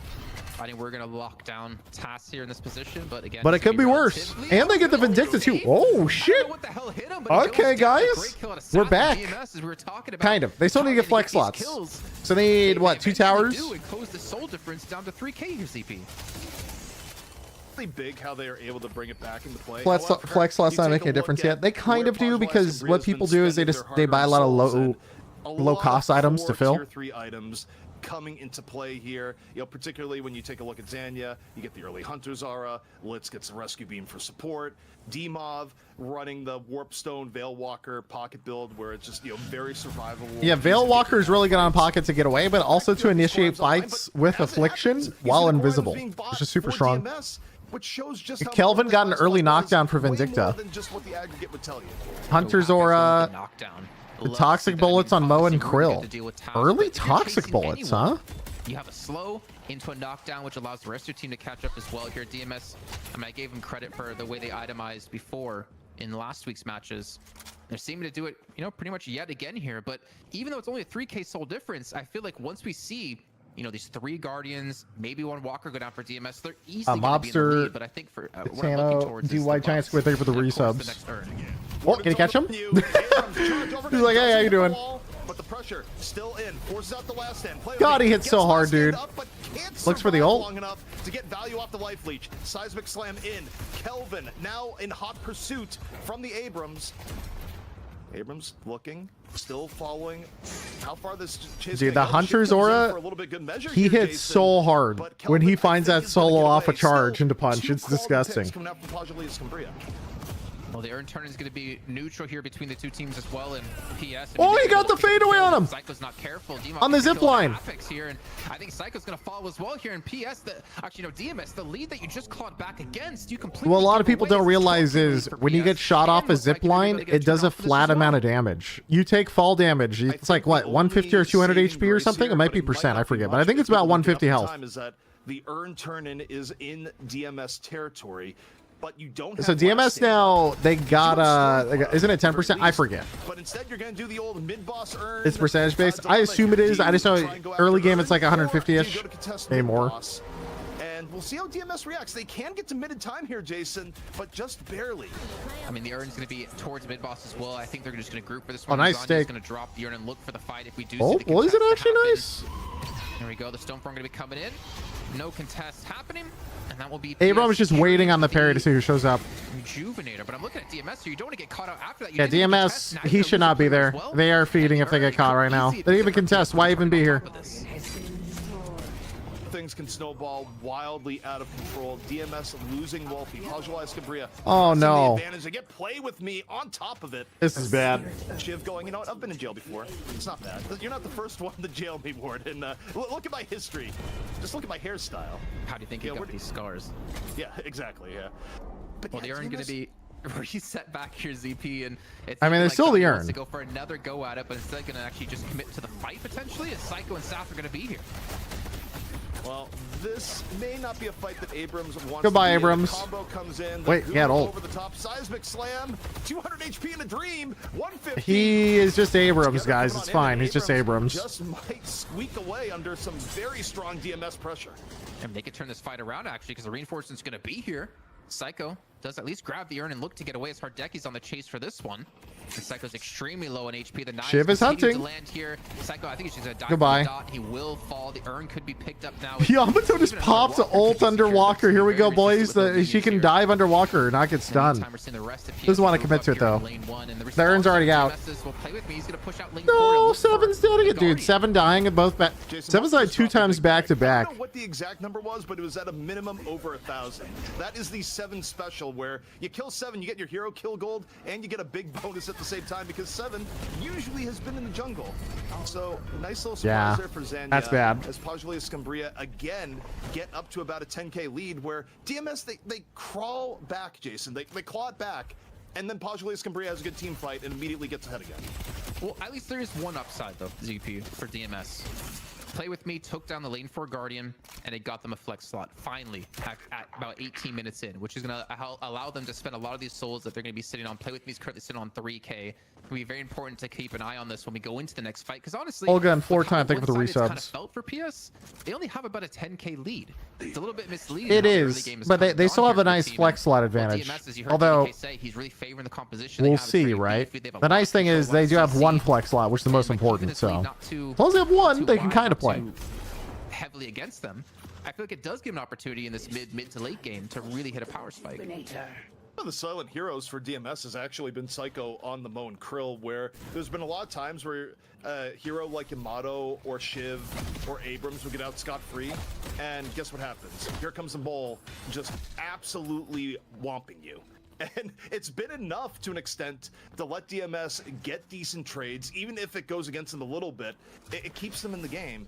But now this earn turn in Jason. I mean, this is such a sketchy fight. The fate of the match. I'm kind of surprised PS wants to push it this hard, but I guess they have other lanes. They know Warden isn't going to be there. They could take a fight right now. Yeah, I was looking at Wolfie. They should know it when they pushed and they saw Warden show. They could take the fight. They immediately run in. At least they're fighting in open areas. Let's get the turn in under the mask. I mean, yeah, they just run it down. They know Warden's not there. They take a fight. They just got caught out by missing one. Zanya going to be going in, and they're still looking to push the pace here, push these kills, and look for even more. Hardeki trying to look for the 1v1 against Presses, has to be careful of the soul exchange, but he will be fine. And that is going to be a clean sweep. And a nice save on the Shiv so it doesn't bleed out. And now the shrines, and I don't know if they quite have the time for the Urn, or sorry, for the finish. They'll get the patron, but I don't think they'll get the down patron before. There'll be another 66 now. It's a bizarre fight, Jason. It just felt like the most passive fight we've ever seen DMS on. I mean, that's a passive fight because DMS had Warden clearing a side wave and PS to 6, right? So DMS doesn't want to take the fight, but the moment they see Warden show on that wave to take it, they just all in. The Kelvin tried to dome to stop the all in, but it wasn't enough, and they just die one by one. It's just bad. They're almost back in full strength, but the pressure on the Patrons gonna be coming in soon. Yeah, they just win. And Jason, this could be map 1 heading the way of Damn. I mean, okay, I liked PS's comp more, but if we can be honest here, the Abram Shiv kind of owned. I was not expecting the Shiv to pop off. Wow, you have to give them credit, man. That was so well played from start to finish. That we didn't see a lot of Shiv Vindictus synergy is super strong because if opponents 25% or less, the kill secure is almost guaranteed. Yeah, and Crow is so good at getting people low HP too. You're all right. First time I've seen a 3-matcher here at the Deadlock Fight Night. You never know what's going to happen in the second match. But one thing I do know, CP, is you got to bring DDK back in here to talk about this last DDK. game. DDK, what a match it was.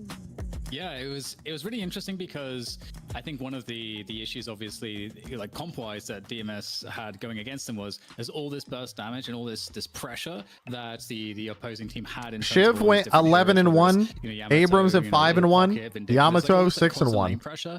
What was the total kill count here? This is brutal. Exercise the advantages of their comp and to synergize. God damn. Take, like, team fights together and be able to take. Wait, they only had 6 kills. Pushes, but they never were able to do that. They were constantly reacting to multiple lanes at the same time, and I think that really put them at like a huge macro disadvantage. So their comp couldn't really leverage what their comp would be good at, and so that just kept them all behind. I mean, 0-6 Warden.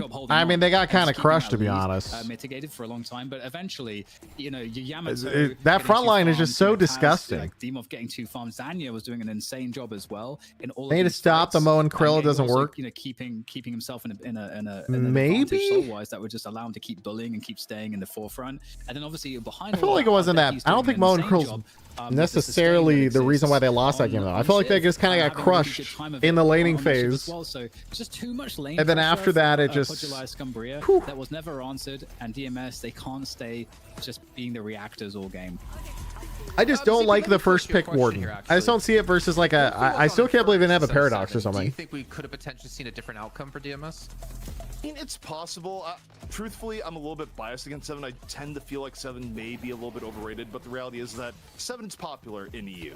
I wouldn't have thought that we'd be at a point where Infernus would be getting picked over 7 the way it is right now. You mean 7 picked over Infernus? Early in mid-game tempo, where people are feeling they're getting a little bit more out of the 7. 7's, you know, I feel like Infernus at every stage of the game is good though. Having perhaps quicker rotations in the early mid-game.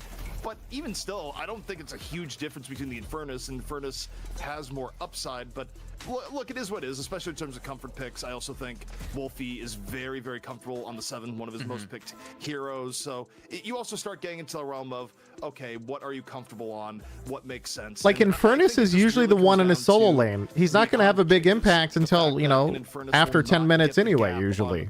And after 10 minutes, I mean, what's the first power spike for an Infernus, I guess? I still think he does a lot of damage even at that point in the game. So I don't know. This a lot. You saw Play With Me under pressure, dropping a last stand, and dying before the last stand could get value. Zmov is arguably top 5 EU. Calling him a sub is nasty work.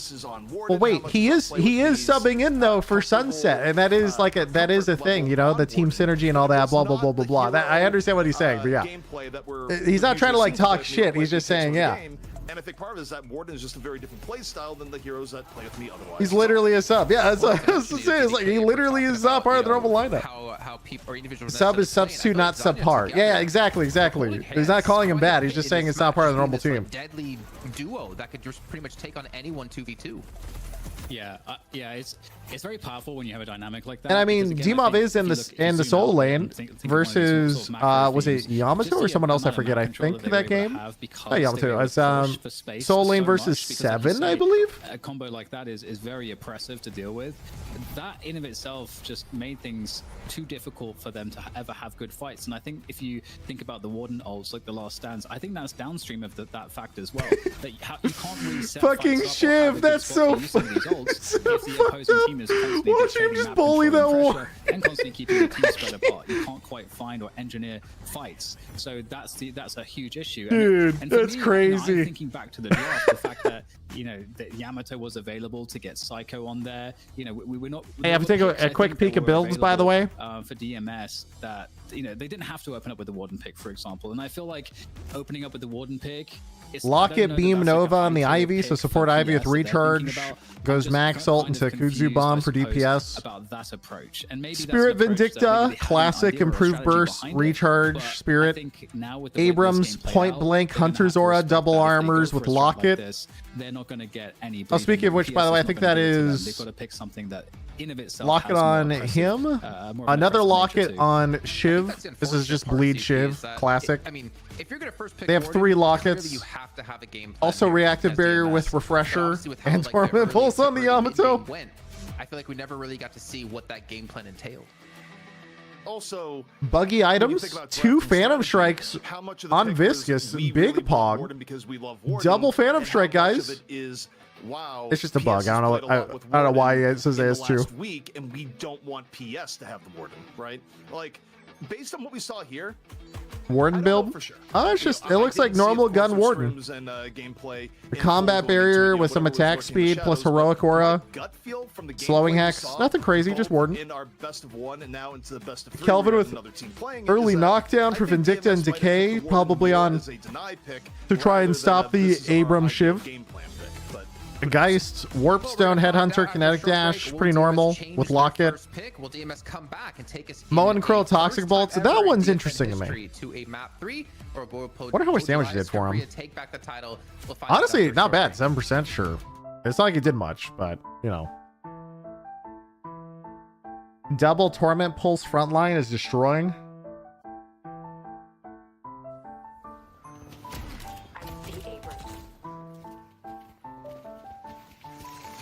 I don't know if anyone had double Torment Pulse. I think it was only 1 Torment Pulse, right? I think it was only the Yamato. I don't think the Shiv did.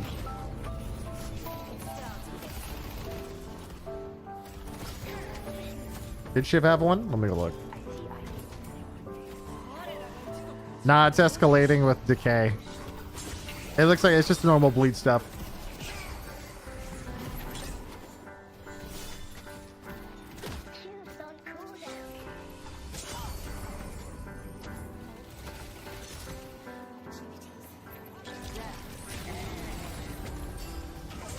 Streamer, you promised us a good game. What happened?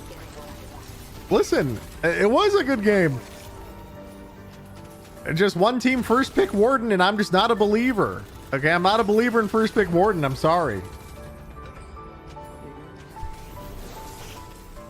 Who joined a Buff Enjoyer since Demov and Piggy left? Did Demov actually leave? I thought it was only Piggy's no longer on the team, I think, but I don't know if Demov did. I think Demov is just subbing in for Sunset because apparently Sunset's PC doesn't stop blue screening. I too have suffered that same fate with my old PC, so I understand.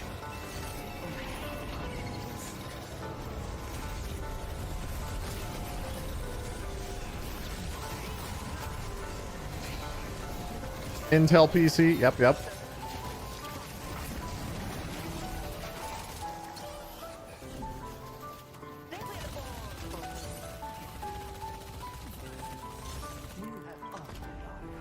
To be fair, it took my PC a while to, you know, kind of explode.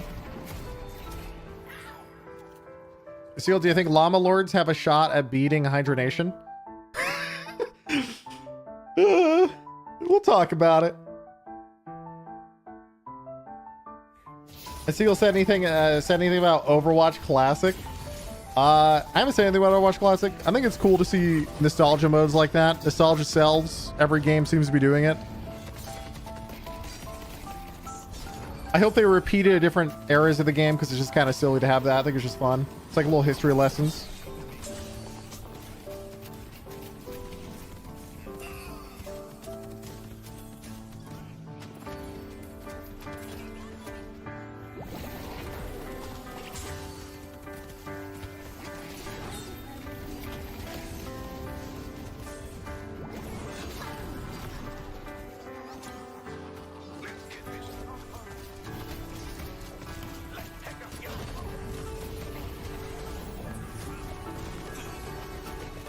Why did Piggy leave? I don't know if he left or if the team got rid of him.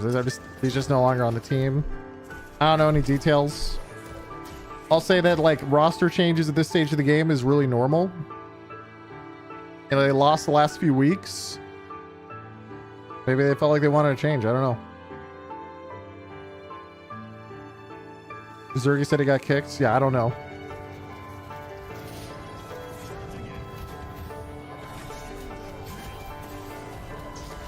I don't know the details about Stephanie Yu, but Piggy honestly was not a bad player. I watched all of the games. And I didn't really feel like they ever had one specific reason why they were losing type of thing. It always just felt like, I don't know, win and lose as a team type of thing. So I don't know.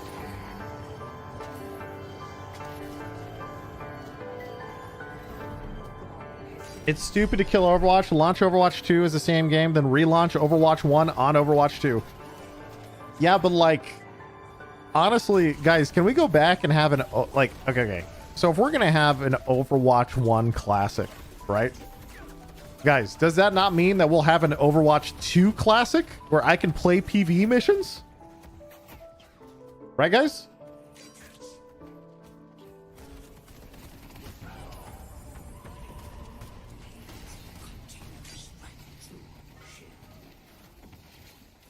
Copium overdose? Guys, I will get my Overwatch PvE game someday. Guys. Surely someday, right?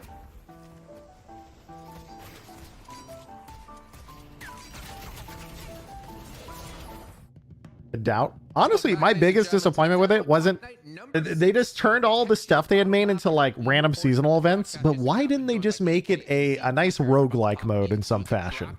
You know, minimal dev time. You already have a lot of the assets. Everything's kind of built. You already have the powers. The talents are into powers. It felt like a good, easy transition to me.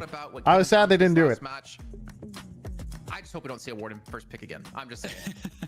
Yeah, I feel like a Kaplan fireplace stream. True. We know that Psycho's crazy on Yamato.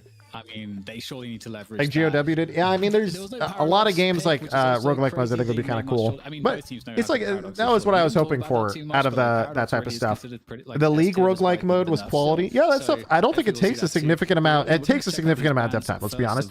But in comparison to making a whole game when you already have the assets and stuff, I think it would have been like I wish they kind of did that. Ray, thank you for the 2 months. Which honestly, you have to respect that choice. So I like that. That's fair enough. But this is the thing. I feel like it really does open up. Word within game dev industry, Overwatch engine's a bit finicky to work with, making do things a major headache. That was true in Overwatch 1. The stories I heard from devs about Overwatch 1 engine was a nightmare. Absolutely hilarious, actually. This shit was crazy. That's why they redid the engine to get like the whole PvE stuff going. Also, Yamato banned, Wraith banned. Are you first picking Paradox? Mirage. I think or Mirage? Yeah, Mirage is pretty popular in you. It's true. I've pledged to myself I will not forget that Mirage exists, particularly in EU, where Mirage has just been one of the highest valued early picks, no matter what. Oh, Pocket. Oh, is that for DMob? Because DMob's subbing? Let's go. Okay. DMob did pop off last game, I think. Ranges from throwaway ban to early pick to not picked in the last few weeks. He's all over the place. But now if you look at DMS and who they're likely to pick, Mirage. So Mirage. They love Mirage. I'm not a huge Mirage believer. I know he's really good, and I think it's like a competitive thing, obviously, better and organized play for sure. But every time I watch from the surface level, I don't ever see Mirage hard pop off. He just exists. They didn't like running the Warden. We can now leave the Warden until all right, the DMS says no, we want the Vindicta now, which makes sense. I mean, they're taking away parts that PS was they said no Crow build for you. I want the Crow on my team now. So yeah, I'm wondering, Dan, is it play with me on Mirage because he has played Mirage in the past, or is it play with me on Vindicta?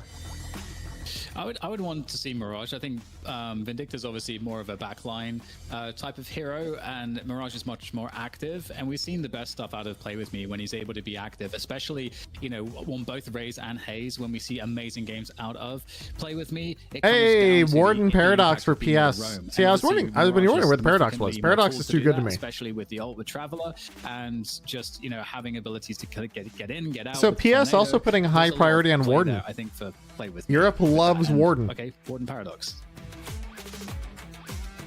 You see the Warden Paradox coming out, and okay, Paradox is not dead. EU has not completely exiled Paradox out of the meta. Viscous coming in from DMS. Viscous makes sense. Viscous to come in. Viscous roll around. Cube pretty good. I feel like this is Abrams. You know, like Abrams has been getting picked in the 4 slot a lot, and it's sort of The front you need line. a little bit of tankiness. You need more gank potential. I like just Abrams a generally lot. Solid laner. What do you do? Abrams You pick and Abrams and popped off. They went in slot Geist. 4, Okay, they're cool, gonna cool. Go with the Geist instead. So Geist also kind of a now, tanky option. You talk about the 4 slots on both teams. Doesn't mean DMS now goes. You didn't pick Abrams. We're gonna pick it. They need a front line. They don't have anyone front line DMS You yet. just keep shooting yourself in the foot. There's not exactly a lot of options. So Pick Mirage gonna be coming. Oh, it's Pocket. Okay, well, you know, we're gonna see Abrams. No, I mean, I agree with There you, it is, Abrams. You will get right there for DMS. I'm desynced by 1 right now is what's happening. My brain is like too far into the future. True, actually, he is off by 1 every time. The other team does it. Well, Okay, Ivy or Kelvin? I'm curious, what is the other solo laner they're gonna run? Obviously, we have seen Geist there, but I think we. Ivy. What the fuck happened to me? PC, we good? To the Ivy. Oh wait, it's not me. It's their stream actually for once. I came back. Watch it go. I just assume it's me. It's not me. Yeah, I'm not the problem. Let's go. A bit later because now PS have their. All right, so they got their Ivy. dedicated support. I don't think there's the urgency for DMS. They just want to instantly pick a support, so they could use this slot for something else. And I mean, they've got okay, never mind. So, And they go with the Kelvin. right, yeah, this each time team DPR blocking down predicting- supports. predicting Makes Jason sense. also grabbed it too. Jason technically said it first, but Kelvin I'm just thinking in Abrams, my head, pretty good. DK, that Pretty good I chase. see nothing wrong going to support right now because then you force them to pick a last pick and then you get to respond to their last pick with your own pick. Especially if you're running like another dual lane character, or actually ideally could be a solo lane. You never know if Abrams is going to be solo or Mirage, or will be joining Mirage, or they're going to run something else completely. The thing about counter picks, but he's too deep. I have to think about the team needs. Though, because I feel like they could use maybe another. I think they need more hero that's a damage. bit more Okay, Shiv's there. damage. The They've Shiv got, popped off tankiness, last they've game. got some good lane pressure. Reminder, something that's Shiv like in last lane game pressure went or carry 11 and capacity would 1. be kind of nice to see. So yeah, he kind of farmed the entire enemy team. So why not pick it again? It can certainly work, and it would be nice to see how Infernus's build works with the new economy changes. Like when it comes online, what are ways you would maybe alter the builds to try to get the build online a bit more quickly. I'd be interested to see that, but oh, Infernus, so there it is. is There's coming out, Infernus. I've been and, waiting for getting a bit more Infernus. Damage into the mix. I think that makes a lot of sense. And already, if we look at how, for me at least, the macro was lost last game for DMS, all those issues are addressed here, I feel. So ZP, let me ask you a question because I haven't had time to play Infernus yet with the changes. What I am hearing though, it's a lot harder to get the burn off, your 3 off onto a target. Is there a chance we're going to see Infernus in a dual lane actually instead of a solo lane because he's not such a big bully anymore when it comes to solos? Possible, because you definitely could just run Mirage and Abrams as your 2 solo characters, right? If you're DMS. I also think when you take a look at the setup between both of these teams, Jason, look at the pick order. DMS goes with the early Vindicta pick, and what is the immediate counter response pick from Pajulaya Scumbria? It's a Paradox. I think that is an incredibly smart pick, not only because of Paradox generally being good, but you don't always think of Paradox as a counter pick because Paradox is usually picked early no matter what, and Vindicta hasn't really been picked at all in recent memory. But now that Vindicta is getting more highly Crow picked build and goes Paradox hard. is getting undervalued in you for whatever reason, you now go back to a more baseline interaction of, ooh, flying hero bad, swap flying hero dead. I think the Paradox pick Not wrong. in response to the Vindicta is actually incredibly smart drafting coming out from Pajulaya Scumbria. The Vindicta sits in the sky. She immediately gets shot, swap, dead. And the Paradox in the sky says she's pretty safe for a little bit. Final matchup EU tonight. Yeah, Viscous Cube is a I'm counter, nice though. believer. I think That's true. Comp is a bit more rounded. I think it addresses. Viscous is pretty good, especially if it's Rescue Beam. They've got Rescue the Beam Mirage Cube. there, especially for play with You me. gotta remember though, it's kind of hard to hit the I'm gonna cube put a lot on the of focus swap on play now. with me and his performance. It's so And we fast. can dictate the lane pressure early on and how that can give them more breathing room into the mid game. All right, well, here we go, ladies and gentlemen. DDK will be checking with you after this match does finish. As Pojulaya Scumbria looking 1 match away here, ZP. All right, Infernus solo lane versus Geist. Abrams solo lane versus Pocket. To go with it. Cube is also a counter to Crow, though. Volatile, but in the good way. Not That's in a true. roster-shifting It's way, on their team. At but least in don't have to worry the about that counter. champions change every week, it feels like. Why is And that Listix would be team not something to playing? see I don't again. know. But for me, Jason, I'm pulling for a map honestly, 3. no idea. I don't care who wins after that, but I want to see 3. Yeah, it would be the first time, which blows our mind that we're 6 weeks into this and we have yet to have a map 3 between these regions or between any of the regions at the moment. But in terms of lanes, we are going to see the Pocket up against Abrams in lane 1. We will have the Infernus and Solo lane up against Demov on the Lady Geist in lane 4. They challenged last week. Yeah, maybe they didn't get invited this week. I'm not sure. They did just change out a player, so it could just be that they wanted a week to practice before they show up again, which is also totally fair. Vindicta lane, you talk about two heroes combined together that will have no problems getting last hits, incredibly quick bullet speeds, and I mean a Warden Shiv lane isn't necessarily the highest amount of pressure early on. Eventually Warden hits a level, or if he rushes Quicksilver, high velocity Vindicta, pretty pressuring in lane, but the bullet speed go crazy. In terms of any sort of lane chaos for lane 2, probably to be a little bit more sleepy. Lane 3, however, is where I think things could get You turn up the volume? Yeah, I got you a little bit. Well, lane 2, we see the action breaking off here. Zania. Zanya going to be forced to back away here. Great Tornado catches out onto Hardeki. So some good damage being traded. DMS winning out in the trade overall when it comes to this lane in lane 2 at the moment. By the way, Majestic Spammer, thank you again for the sub here. Just going to give shout out to some subs. We're actually, I think, 25 subs away from our goal here, ZP. And just to remind you guys once again who are watching, all the money that we get from subs goes directly back into this event so we can bring it to you every week. That's right. It is one of the always buy high velocity Vindicta because upgrades are pristine. Yeah, most of the time that'll be so late game because all these Vindictas are going full spirit instead. They get like 3-gun items into spirit. I mean, it's hard for Abrams to lose lane until you have a rotation come in and Pocket. Why do teams build spirit? Vindicta falls off super hard late game. In terms of bullet speed. No, it doesn't. Late game Vindicta is fucking crazy. It's the opposite. You can have in Deadlock if both players. Late game Vindicta, you get by 1 crow. It's half your HP. It's like an affliction every 10 seconds. Midnight, so hopefully not too much sleeper for DMS who need to get a match back to take it to match 3, as we can see, or the push up. It's just all on the crow. It's just the crow. You hit the crow, they lose half their HP. If you hit 3 people with crow in a team fight and they don't have debuff remover, you just win. Last week, very low in health. He's going to be fairly careful here of anything coming his way. And looks like we'll have a little bit of a pause coming in for PS. Someone's DC'd. But so far, I mean, not really much of a difference in terms of Soul's EP, and obviously we haven't seen any kills come through just yet either. Yeah, I mean, it's been pretty by the book so far. Interestingly enough, we're talking about, okay, probably lane 2 being a little bit sleepy. You do have a bit of a health deficit that's gone up there. Represtus, we had to see some cool little movement coming out to get out of what could have been a difficult situation, right? Did you say movement? I did say movement, yes. Movement. Okay. I like it. Look, sometimes you gotta get with the modern lingo. I reject a lot of it, but in this case, I like the movement, Jason. It's what all the cool kids are saying. But with Prestus, he was able to get out of a tough situation, but still pretty low HP, and you can see a really big tempo shift in lane when you get to that level of HP, because now it's just both the Warden and Shiv are going to be very, very aggro and trying to get that last little bit done on the Prestus. I wonder if he actually Shiv enduring spirit. Just make sure you're healthy. I mean, he's obviously going to be healed up slowly here, and I didn't see any regen items picked up for him. But what I did see is Nudorito and Nurs hitting us with a sub.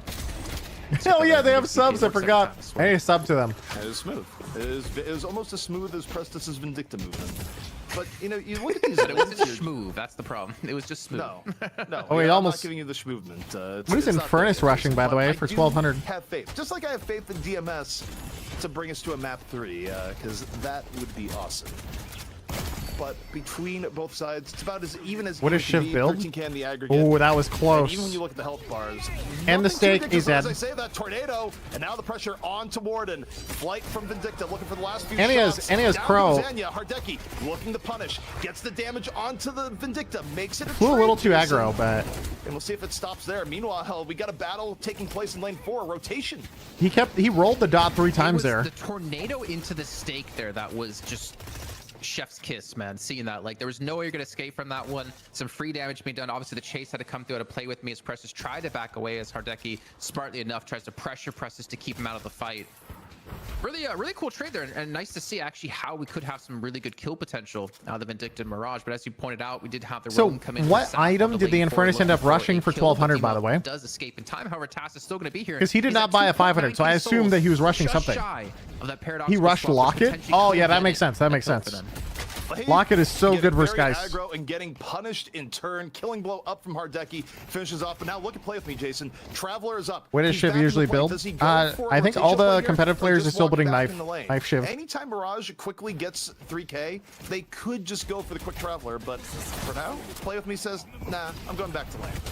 He's dead. See ya. The guy still had swap there too. Proven to be a ringer at the perfect time here for his team, but he might actually get chased out by Saf, who's in close pursuit. But there's going to be the health steal coming through, and Demov very healthy as Saf now being forced Goodbye. to run away. Viscous call on the swap. PS, maybe you should pick Are there this guy any up. He's getting you guys high some really Eternus good EU kills. streamers? With all due respect, we've had enough poaching. Mikkel's At least in usually one region of streaming. Deadlock. He's We do not usually need the disease to Eternus spread. 5 or Demov, please 6. stand Buffalo Who Joy. else? I enjoy the storylines we get right now. Honestly, I don't even remember. No, shut up. Listic, We don't need that. probably. But yeah, no, I mean, Demov has been a godsend for them. I at think the moment. Demov Just coming streams. in Not last sure. second since Zergy. PC did die in the There's a lot. drafting phase All the of buff our first enjoyers. Yeah, match. pretty much all buff And we're gonna enjoyers. wonder for Anyone about on these 4K teams that streams, they're all going to be Eternus 5, Eternus Into 6. his lane as well. Here's the chase. Well, dive under.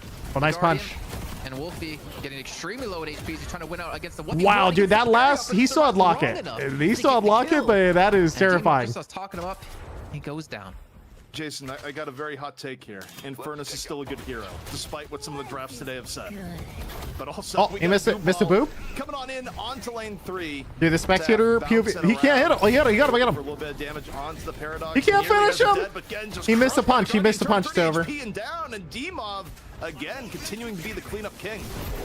And comes in for the respawn for a great Oh, kill. Warden Trying to go ulted. for the knock Goodbye. off the one, Warden but he might have turns. been overextended here, and he's Shiv at the gonna fall chop. on Hardeki, who's getting fed How do you on see Shiv, anything and as you don't wanna ball? see that if you want to have a third map happen. I mean, hey, Vindicta got the trade with the ult, but I think she might die to Shiv. But for how long, really? I mean, Hardeki really I wants can't. these Can't. kills. Tower's too good. It's just a bug in Spectator. The camera's too close. Mirage, just traveling on end, going, hey, Hardeki, maybe don't be as comfortable here. Not going to result in the kill, but does even up the lane pressure once more. Well, as I say that, Zenya. Do you think players build for laning change dramatically? Oh, I think builds change dramatically after the laning change. I would say you see less poke items like headshot booster a lot of the time for some characters. Yeah, Litz needs to rotate back in to help out. We Like can see him the on same mid, headhunter doing ones do, so, but I the first Guardian very low in health. Paradoxical swap comes in to put him You just see a straight lot into less the early Guardian, kills but than you great used to. shoot comes in to actually save Under him from tower, taking that really is. any damage. And that ultimate being completely negated by the I feel like Q you here see by more Saf, regen and because prevents as any long as sort you're of just gank from actually tanking, working you out kind of for just can't July lose. Scumbria. A bunch of pressure between Vindicta, Mirage, Warden, and Shiv in lane 2 that's been going on at the same time here. Zanya for now still keeping high HP. Good movement. We got Taz right now going to the left, and Furnace is Bro? afraid. Decay gonna connect, but is the rest of Fall 3 gonna be there? Perhaps not. It, like, in this shot the instance ground. here, That's a Jason, but toughie. Still pressure that, you know, will Or hurt maybe it Wolfie could have been a lane spec for at bug, least the too. next little bit. Not to point out and be nitpicky, but a kinetic carbine into the ground isn't gonna stun your target, unfortunately. And he lost his tower. There's Unlucky. decay onto him. And unfortunately, there's really no one to be chasing him down, so you just have the paradoxical swap to be very careful and very aware of this. As you take stock of Probably things, it's spectate bug? only- Yeah, I think it there's not was. even really a lead going on. July Scumbria with a slight lead of souls, but not too much. So we're going to be approaching the first buff spawns in about a minute and 45 time. But as we have past the 8, go ahead. Infernus getting swapped. He's a goner. Oh, cube though. Wait, Paradox is dead. Maybe? Wait, it swaps the Viscous all into the Infernus. So it's on the wire, trying to dodge around the barrels, but no, it's Demov again, rushing in. And Demov knew exactly who he wanted to kill. Get away from the Kelvin. We'll see if that's gonna be done. Uses his own ice path as a little bit of leverage, but might not be enough, Jason. Well, the schmovement's looking good, but unfortunately, the schmovement runs. I shouldn't use that. That's your word. Fix eventually picks up that Early kill. heal bane on And the when everything's said and Viscous. done, really no budging when it comes to who currently has the lead. It's slightly now against DMS's favor.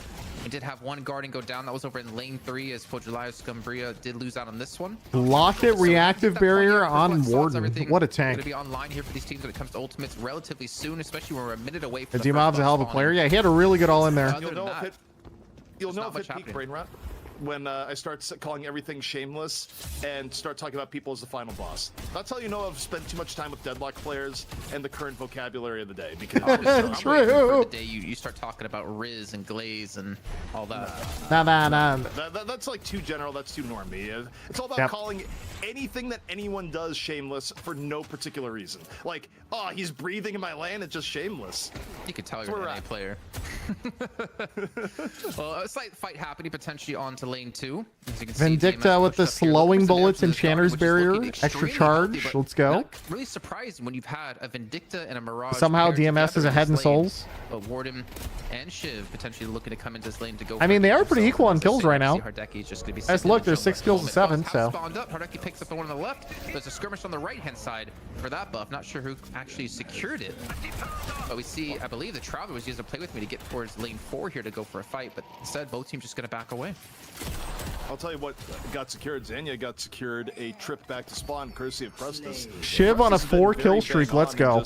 Good poke damage. Getting people Hardeki Shiv is owning. And not really missing assassinates right after. It's been incredibly solid Vindicta play. And Jason, you take a look at the overall souls, it's starting to result in advantage. But now Pajulaya Scumbria. The soul urn rotation. Sir, you missed the other 2 boxes in there. And now you have to look to DMS. Do they go Hello? for the urn contest or do they try and get building pressure instead? Ooh, long range on Paradox. Just murder together in Hardeki. It's option C. Yeah, with Abrams Psycho win on that 1v1 in lane 1, it kind of makes it so you can't go for the turn in for Pajulaya Scumbria. No, you don't have people there set up and actually going for a chaser into lane 4 at the same time as a Calvin's ice pathing in. What does he see? Potentially still could make its way Infernus, over. you good? Psycho's going to be locking this one down. We see the goo ball being used as well. And the soul exchange, I believe, was popped off as well out of D-Mob. But maybe both teams just going to back away from this one, realizing it's not really worth the skirmish. It's really not worth the fight. It potentially could be. He groups him up, throws a healing Nova, throws a grenade, calls it good. Close to turning in this urn. There's still an Abrams pressuring in the area. Biggest fight. Infernus takes it a chance to go in. Infernus does not want any part of the last stand and still can't get away. Zanya right over and in. Last stand finishing it off. Litz getting the soul urn turn in, and it evens it right back up 53k to 56k. And the remnants of the fight still going on. Pressure in onto the Mirage. Mirage cannot escape. See ya. And that is a nice little turnaround there, Jason, for Pajulaya Scumbria, now leading the game. Huge turnaround. They get the urn turn in and 3 kills. I mean, the Infernus dash in when the Warden had ult still is just kind of sketch. The back of that now and potentially losing out on another Guardian.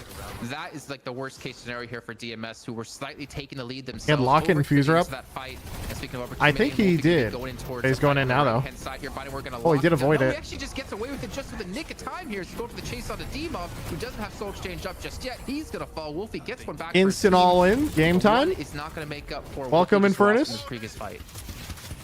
Been remarkably is movement tech like heavy melee cancel loud? Oh yeah, super loud. Everybody uses it. Pretty well calculated. Pretty high value. If their character needs to use it, like we saw Abrams get some good use out of heavy melee cancels, but not everybody has that many. Paradox another one. Because Wolfie's certainly making the case of Infernus still a pretty good hero. I see why that we've been picking Infernus highly for the last 5 weeks. Personally, I like the move tech. Right? We had Infernus's it'll probably get removed, but I like it for now. It's cool to see. And now we're seeing games where he's not even picked at all, not picked or banned. So, just a natural progression, but I completely agree. I mean, Infernus still insanely strong. A concussive combustion can put out so much CC in a very ideal situation, especially if you have Havocs with the frozen shelter. If you're locked in with those two, you're never going to escape this one.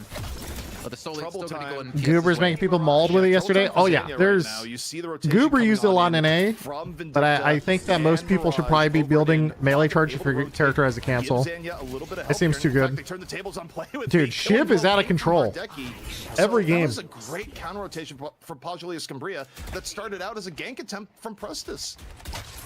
And I think that's what I've kind of been saying out of PS, is that they're just so good when it comes to these skirmishes, especially early game rotations.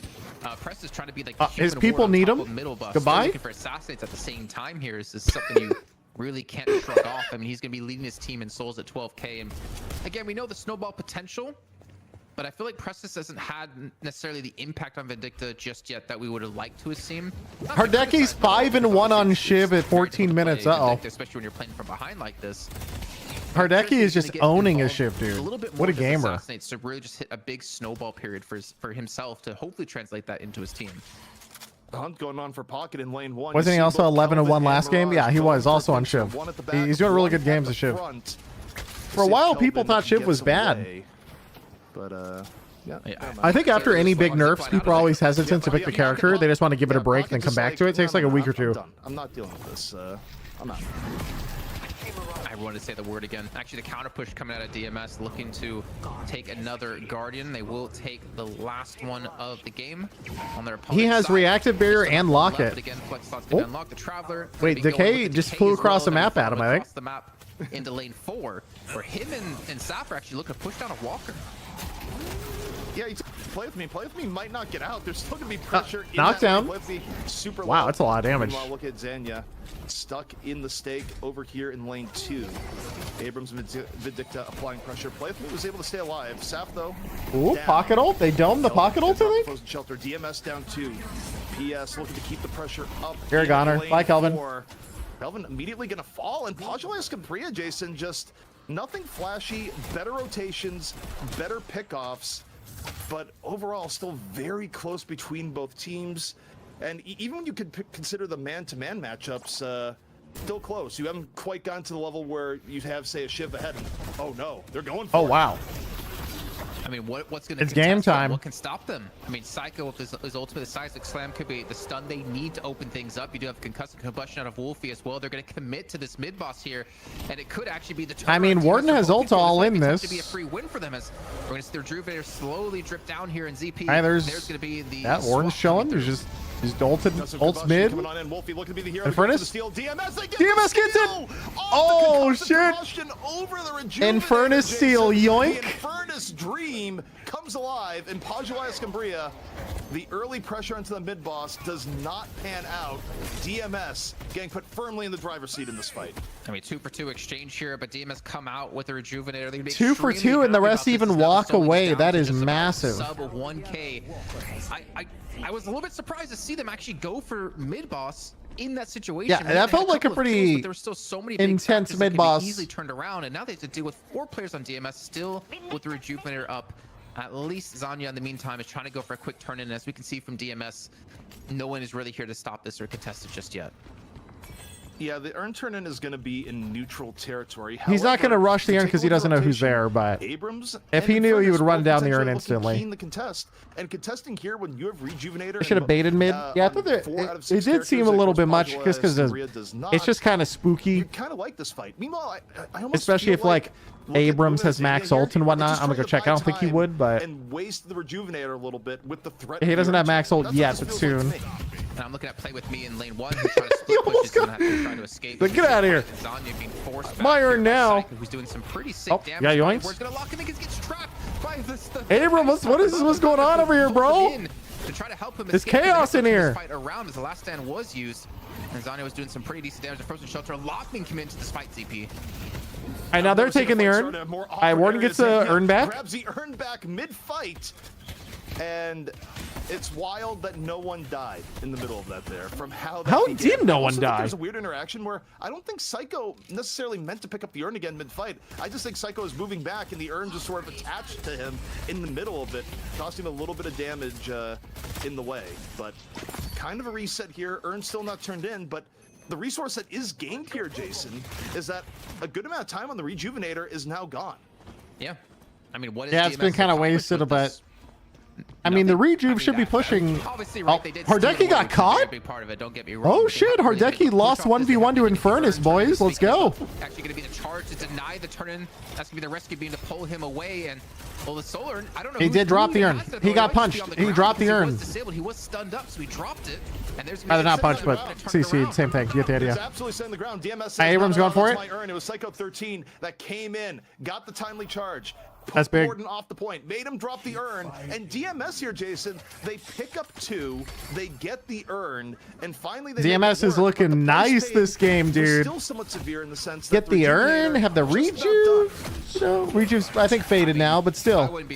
Last 5 minutes have been real good for DMS. Lead here, ZP, when they were 1K. And now Infernus is hitting that late game Infernus, where he just kills everybody. See, Pojulais Campria. Infernus has the most souls in the game.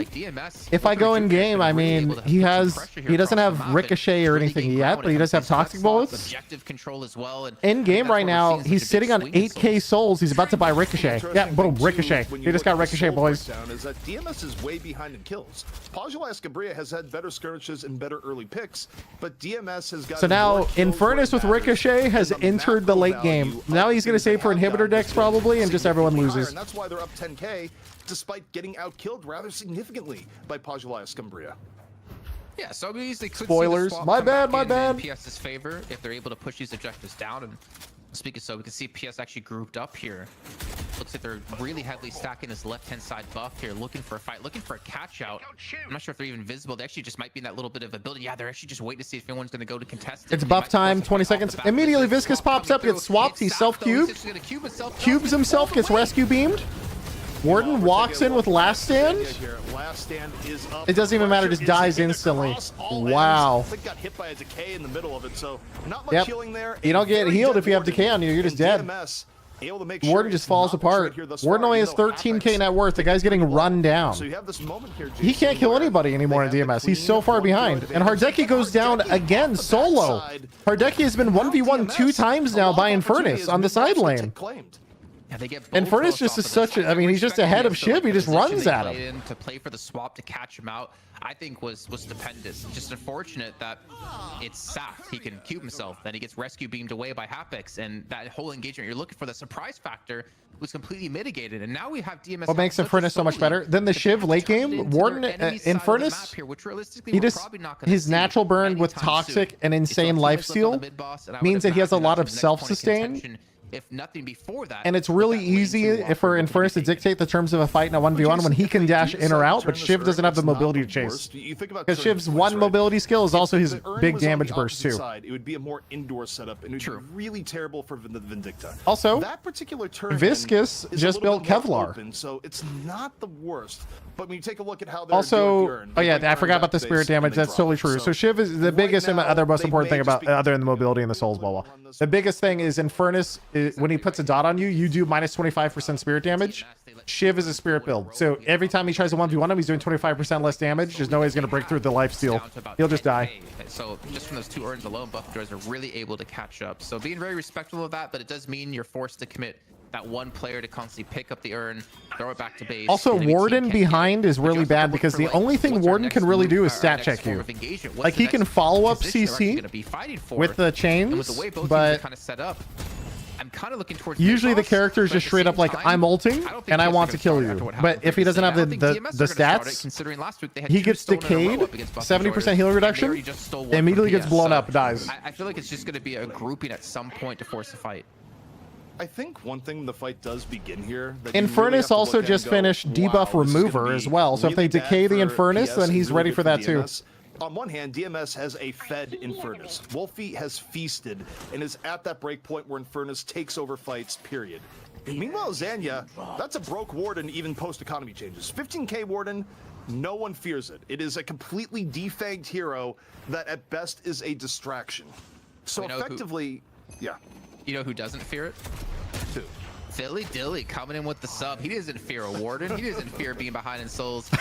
Mid-boss gonna be spawning here. Mid-boss respawn. Nice picture. I love our production team. They're so good at their jobs. I wish I was as good at my job as they are at theirs. But we do see they're still being controlled by Hapex. Hey, look. Team with mid-boss up, and then we just see the engagement play with me, looking to catch out Hardeki, who's down to about half HP here. And honestly, he's gonna fall from this one. Nice little another gank to play with me and Prestis. And now damn, that opens dude. up the potential for a mid-boss. Only can they go for mid-boss, but if they could just get any team fight engaged, period. I mean, what does he do? It's Vindicta showing up with Mirage, and now they're going to force a mid-boss. But that's about it. So you're not going to be too afraid here.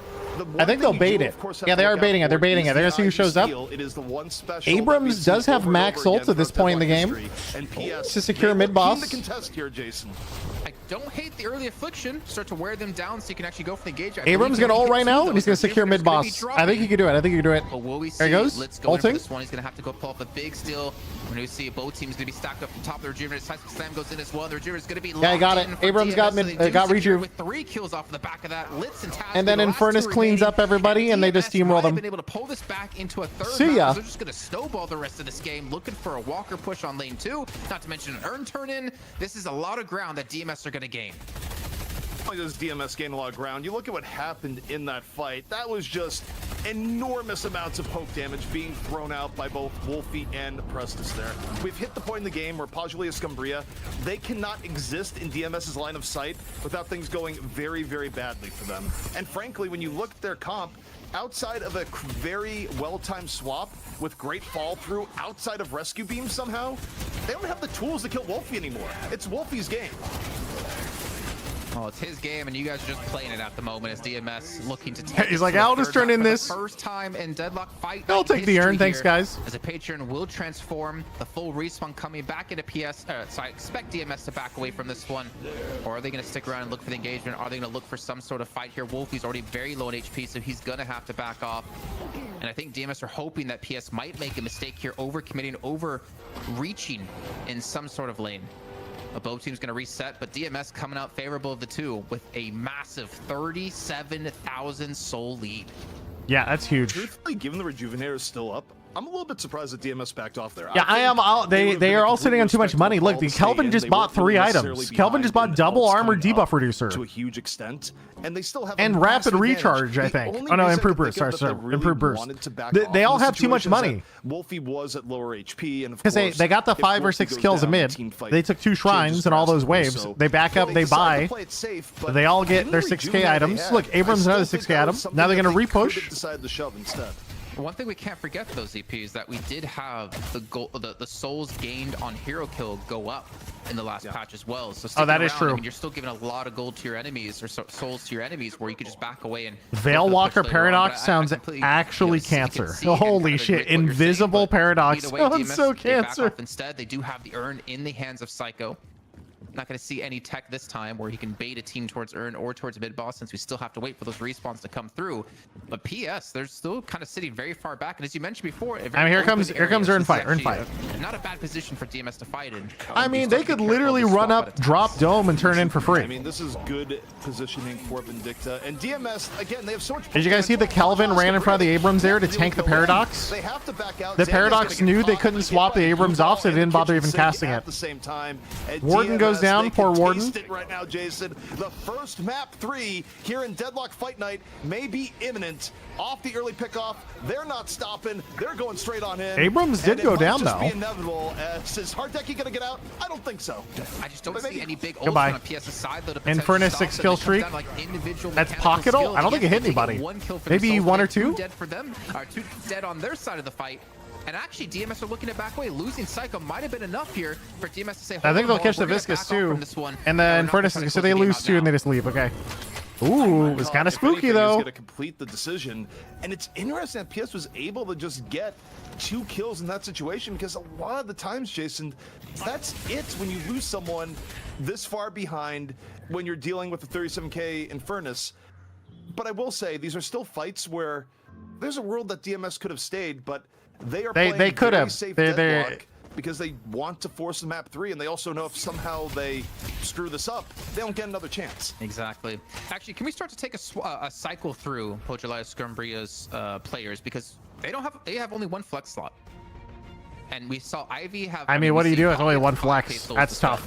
So Ivy had 4 to 5k souls to spend, but they have nowhere to spend it. I mean, I feel like each of these players have so many souls, but no ability to spend, which makes it so difficult. I mean, obviously Shiv here at 900. I believe he did just buy up an item. But this is like where is that Geist with Colossus? Yeah, Colossus Geist is pretty standard now. I've seen it like every game. To upgrade. The Geist also has crippling headshot with Colossus to become the ultimate tank. Most likely not, considering DMS are controlling Ivy with refresher. I think right now for PS, you know, Shiv with toxic, escalating recharge. Is Infernus. Here's an interesting one. You have to really a pocket with refresher to see how the story is going to unfold. Probably to try and get through all the debuff removers. get on the Wolfie. I believe DMS has 3 or 4 debuff removers for Pocket's ult, so he's just gonna ult twice. And then kill Wolfie. You might have a shot. But the reality is that the last 5 to 10 minutes of this game has been Wolfie adding onto a lead on one of the characters in the game that it's really, really bad if they get this level of soul difference between the average farm on your team. So the amount of ways that PS has to actually win these fights, Jason, it's very, very limited with where we've gone in the game. I think a lot of it doesn't even come down to them. I think a lot of it comes down to Ricochet inhibitor toxic bullets. That's a new Infernus build. Again, only having one Honestly, true. I've never seen this before. Like, and not to mention Wolfie with another 6K. He's got a 6200. What do you think he's gonna buy? Is he gonna buy like crippling headshot also to reduce their spirit resist by 20? So they have to hope for a mistake somewhere. I mean, one thing that I can give credit to PS was they did look for those like catch-out plays. Wait, I looked. One building, he got unstoppable. They go for the swap to make a fight happen. So now he's also just gonna like tank them. That's gonna be enough for them with like the soul difference we have here and the flex stock difference we have. It's gonna be difficult, and the thing we pointed out earlier too is that a Warden at 21K, one of the few things that might be able to kill him is if he gets swapped. So if he gets swapped, he just pops. You know, he gets stunned, immediately pops unstoppable. 5 out of 6 people. Even honestly, if Infernus gets swapped and pops unstoppable, he might kill the whole team himself. Psycho, like just to use the Paradox ult to get in would be funny. They just have to watch Jason. They can't do anything. They were setting up for something. Like they were setting up to try to catch them out. I think one big downside of this is Hardeki on the Shiv. I mean, you're not gonna have a full rage meter. Unstoppable for 2 characters CC. Well, the other big thing about Unstoppable is it gives you 8 seconds, I believe, with superior duration, where debuffs don't apply to you. So all the healing reducers, right? Like decay, toxic bullets on him, he can just turn those off and just shoot them. And on top of that, he has debuff remover also on top of that. I think they did too. Which is probably going to be used on the Pocket. I look at this now, Jason, on the rotate. So you can think of it as when he pops unstoppable with how much lifesteal he has, if the enemy team doesn't have a decay for those 7 seconds, he will immediately have full HP and be Thanos for 7 seconds. On top of being immune to all CC. It's going to be very no, you know what they're going to do, right? And I think he doesn't care about damage because he knows if he stays alive, they win. Yep, they're going to bait it. Like he doesn't need more damage, just needs to tank. Alright, here we go. They're threatening mid boss again. Here we go. Round 2. Paradox just used swap and miss. Not get caught by PS. It's a win-win for you as DMS. Jason, the swap missed. The swap missed entirely. The main pickoff potential for Pajulia Scumbria is not there. They're going to have an honest pickoff onto either Infernus or Vindicta. Abrams ulting for Rejuve again? Or maybe get a steal, but the concussive combustion onto the point. Abrams gets it, immediately goes in on Pocket, kills Pocket. Yeah, 13, 2 quick pickoffs. Instantly 2 picks for DMS to get in the game here. Everything alive that even stepped near the pit. Abrams is such a good Rejuve secure. 3 versus 6, Rejuvenator against them. Surely, Jason, this is the end. Oh, for sure. Has to be. I don't see any world where DMS can't close this out. I mean, what? It's a 21K Warden. It's a Paradox. 21K Warden. The Infernus can AFK, and he would probably kill him by accident. Any worlds, they're gonna just focus it Poor down. Warden, man. And this will be the first time in Deadlock Fight Night history here. Here comes the Unstoppable, I think. We're gonna have a 3rd map in the series. DMS. Hey, look at Infernus's HP right now at the top. Literally, it's not even moving. He doesn't even care. It finally happened. The Warden ulted Infernus, and his health didn't move. 3 is on the way, and look, a little bit predictable given the fact that these 2 teams did in fact go to a map 3 just recently in Sinner's Sacrifice. Well, they're still evenly matched here today, here on Fight Night, and I am all here for it. He got cubed? Also, I think he popped out of the cube instantly though. Infernus, where Wolfie, to me, very much a star of that last game. Okay, Wolfie was a star, but it's important to remember Wolfie also kind of ran it down early game. Very early on in that but game. But once they got through the early game and Infernus got online, it felt like unwinnable. This like turning point where Wolfie, like you're saying, he was able to just start powering up. But early game, he died a few times, and then after that, he just took off. It is the opposite of Hardeki. Hardeki started this game, I believe, 6-0 or 6-1. But you know what? And then he ended the game 7-6. It felt like he just kind of fell off at the end. He got picked a few times. And then Infernus came online as a late game carry. And what do you do against late game Infernus? I don't know. What was your thoughts on this match, man? On top of that, Warden went 1-7. A really tough game from Warden. Pocket didn't seem to do that much. The Pocket had to get refresher because of how many debuff removers the team had. But Wolfie definitely. Also, Viscous doing 15k damage is actually... I'm always surprised how much Viscous does, but it really is just straight up. His lane before sort of the iconic. You know, Splatter does a lot if I go check. Yeah, Splatter, 30% of the damage, and Goo Ball. They're just rolling around. We're having a good time. Right now, Prestus actually deserves, I think. Also, Ricochet as well on the Mirage with crippling headshot, was balancing damage and which also buffs Wolfie's damage on Infernus. Which remember earlier we were asking if he's going to buy crippling headshot or like a tank item, and he bought the tank item. It makes sense because Mirage is already applying crippling headshot to the team for him. Don't need to double up. He just needs a tank. Pushing power because the Vindicta has a lot of damage. The trick though is that you are squishy as hell, so you got to find ways to keep the damage output going whilst not getting targeted and dying. And Prestus did an amazing job of that, and I think that created the breathing room that was necessary to ensure that they sell can like for get 2 to months. this point where we get this DMS, combustion they fucking own that from game. Wolfie that then started to turn the game around. Actually, this is a bit later, but that then started to turn the game around. So super impressive. And also, the mid secures from Abrams were really strong. Things to make mention of is that Wolfie did an excellent job of, despite having a lot of ganking coming his way and going for these like really like crazy dives and having these insane 2 times back to back, managed to keep his souls up really Is Warden high. a bait pick? I don't think Warden's a bait pick. I think Warden just has a clear niche of like, he's an early game kind of bully. And then after the early to mid game, if he is not ahead, then it kind of feels like he's not going to do that much. Because he is a character that runs at you and stat checks you. And if he is behind in stats, and his ult isn't going to do that much, and you buy decay for him, so his ult doesn't heal him, and you just kill him, that's kind of impressive. What do you do? Hardecki leading the player damage for the side of PS after they lost the match. I think Hardecki still that first mid boss that game by PS was a big throw. Yeah, the game turned at that moment. The PS really should have baited that first mid boss. Was the problem in terms of this game? I just think that because we saw immediately what did DMS do the next mid boss? They get it to half HP, they bait it a little bit, and I think one of the other and then they just boom. Is that going in, Abrams also makes it a lot easier. The idea of how Paradox is a great counter pick against Vindicta. Prestus was able to play in such a defensive way that Prestus never really got caught reliably by swaps coming out from Taz, which is not an easy escape, really. Like a lot of the times it's in the Paradox's favor. Prestus was able to avoid that. Also, I think the other storyline there, even though it's not on a flashier hero that you know him for, is that Play With Me was also putting out a wall of damage on the Mirage at all times. Like, you look at the overall damage being put out between Prestus, Play With Me there, and Wolfie.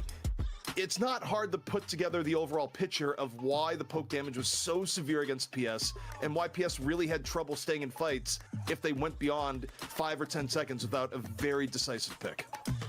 Yeah, that consistent gun damage, like between both the Mirage and the Vindicta, I think does add up a lot. And I think it just, it once again repels some of these tankier heroes that in the previous map were finding that oppressive forward motion. And you have to respect the amount of damage there. And also, obviously, if any of the fights are a bit more sprawly, then it's also that's another reason why Mirage is so painful to deal with, because the Jin's Mark, it like bursts you down in a way that's like hard to recognize sometimes, because when you get that 4 times and it pops, suddenly you chunk a hero down like a third or quarter of their health, and it is quite misleading. So yeah, having that more of that gun damage dominance that they were able to have. Also, is this our first map 3 in Deadlock Fight Night? That was largely what was missing, I think, in that initial comp from the first game. I think it's also kind of crazy looking at the stats is you have 5 players that's on high. PS's side with 20k plus player damage. You look on the side of DMS, they have 3 players. Like, easily PS did win the battle when it came to who could do the most damage to enemy players, but obviously healing was a major factor of it, where Hapex had 19k, I think Litz was around like 7k, and you can't really underestimate that when it comes to these fights, not to mention the frozen shelter. But ZP, any final thoughts on this last map here before we head to a break? Yeah, we're getting a last map. We're going to map 3. It has finally happened. It's 1-1, Jason, and we will get our first map 3 coming on in. Is almost rendered me speechless. At this point, I'm just excited to see who takes it home. Is it going to be a new champion, or will DMS defend? I can't wait. Don't worry, we're all excited. We all can't wait. So for us to get to that game quicker, we're going to head to a break now so we can come back with the final match in EU.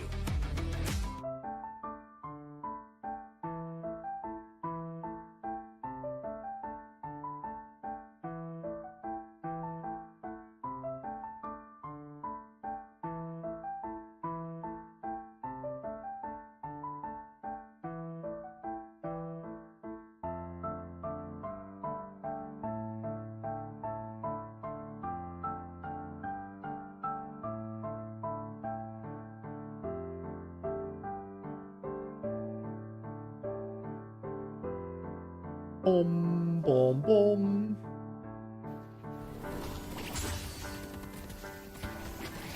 Dude, I love this music. The 2-0 for Abrams of Invicta so far. Yeah, I love Abrams.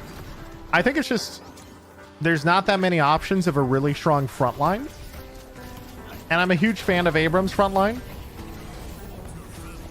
because his ultimate just feels so nice.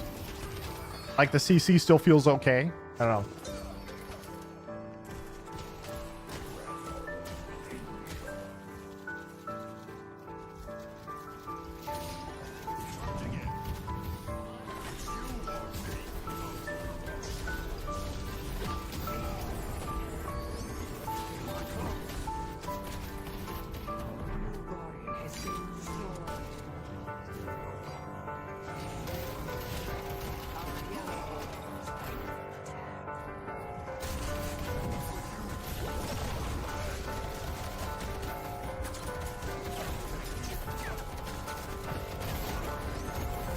Big mid boss diff as well. Yeah. The Kelvin is also really hard to mid boss with how good Dome is.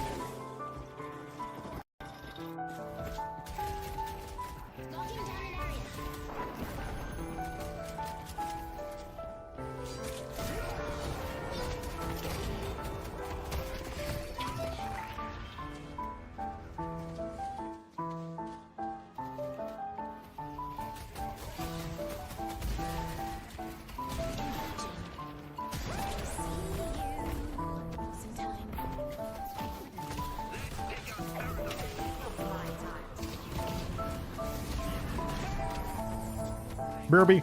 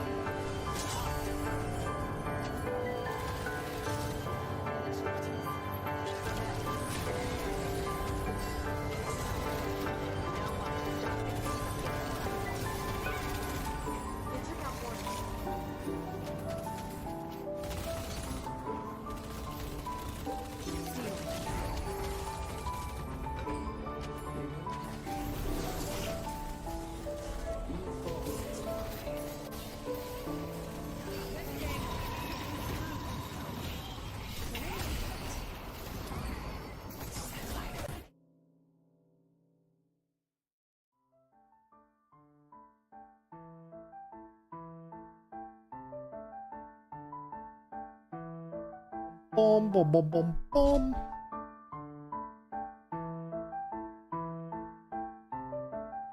Map 3 time, boys. Map 3. And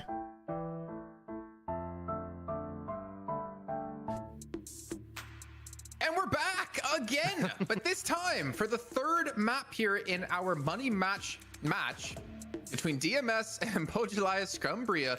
I never thought I'd be saying this. I knew it was destined to happen one day. I didn't think it would take 6 weeks, perfectly honest. Jason Kaplan joined by DDK and ZP, and DMS taking back map 2 in a quite quick fashion. Yo, cart of shopping, 300 bits. Thank you. DDK, do you think going where are into the triangles? We're going to see any swaps? Wait, where were the triangles? Curious who's going to choose first ban and who's going to hey, choose where are my the first notifications?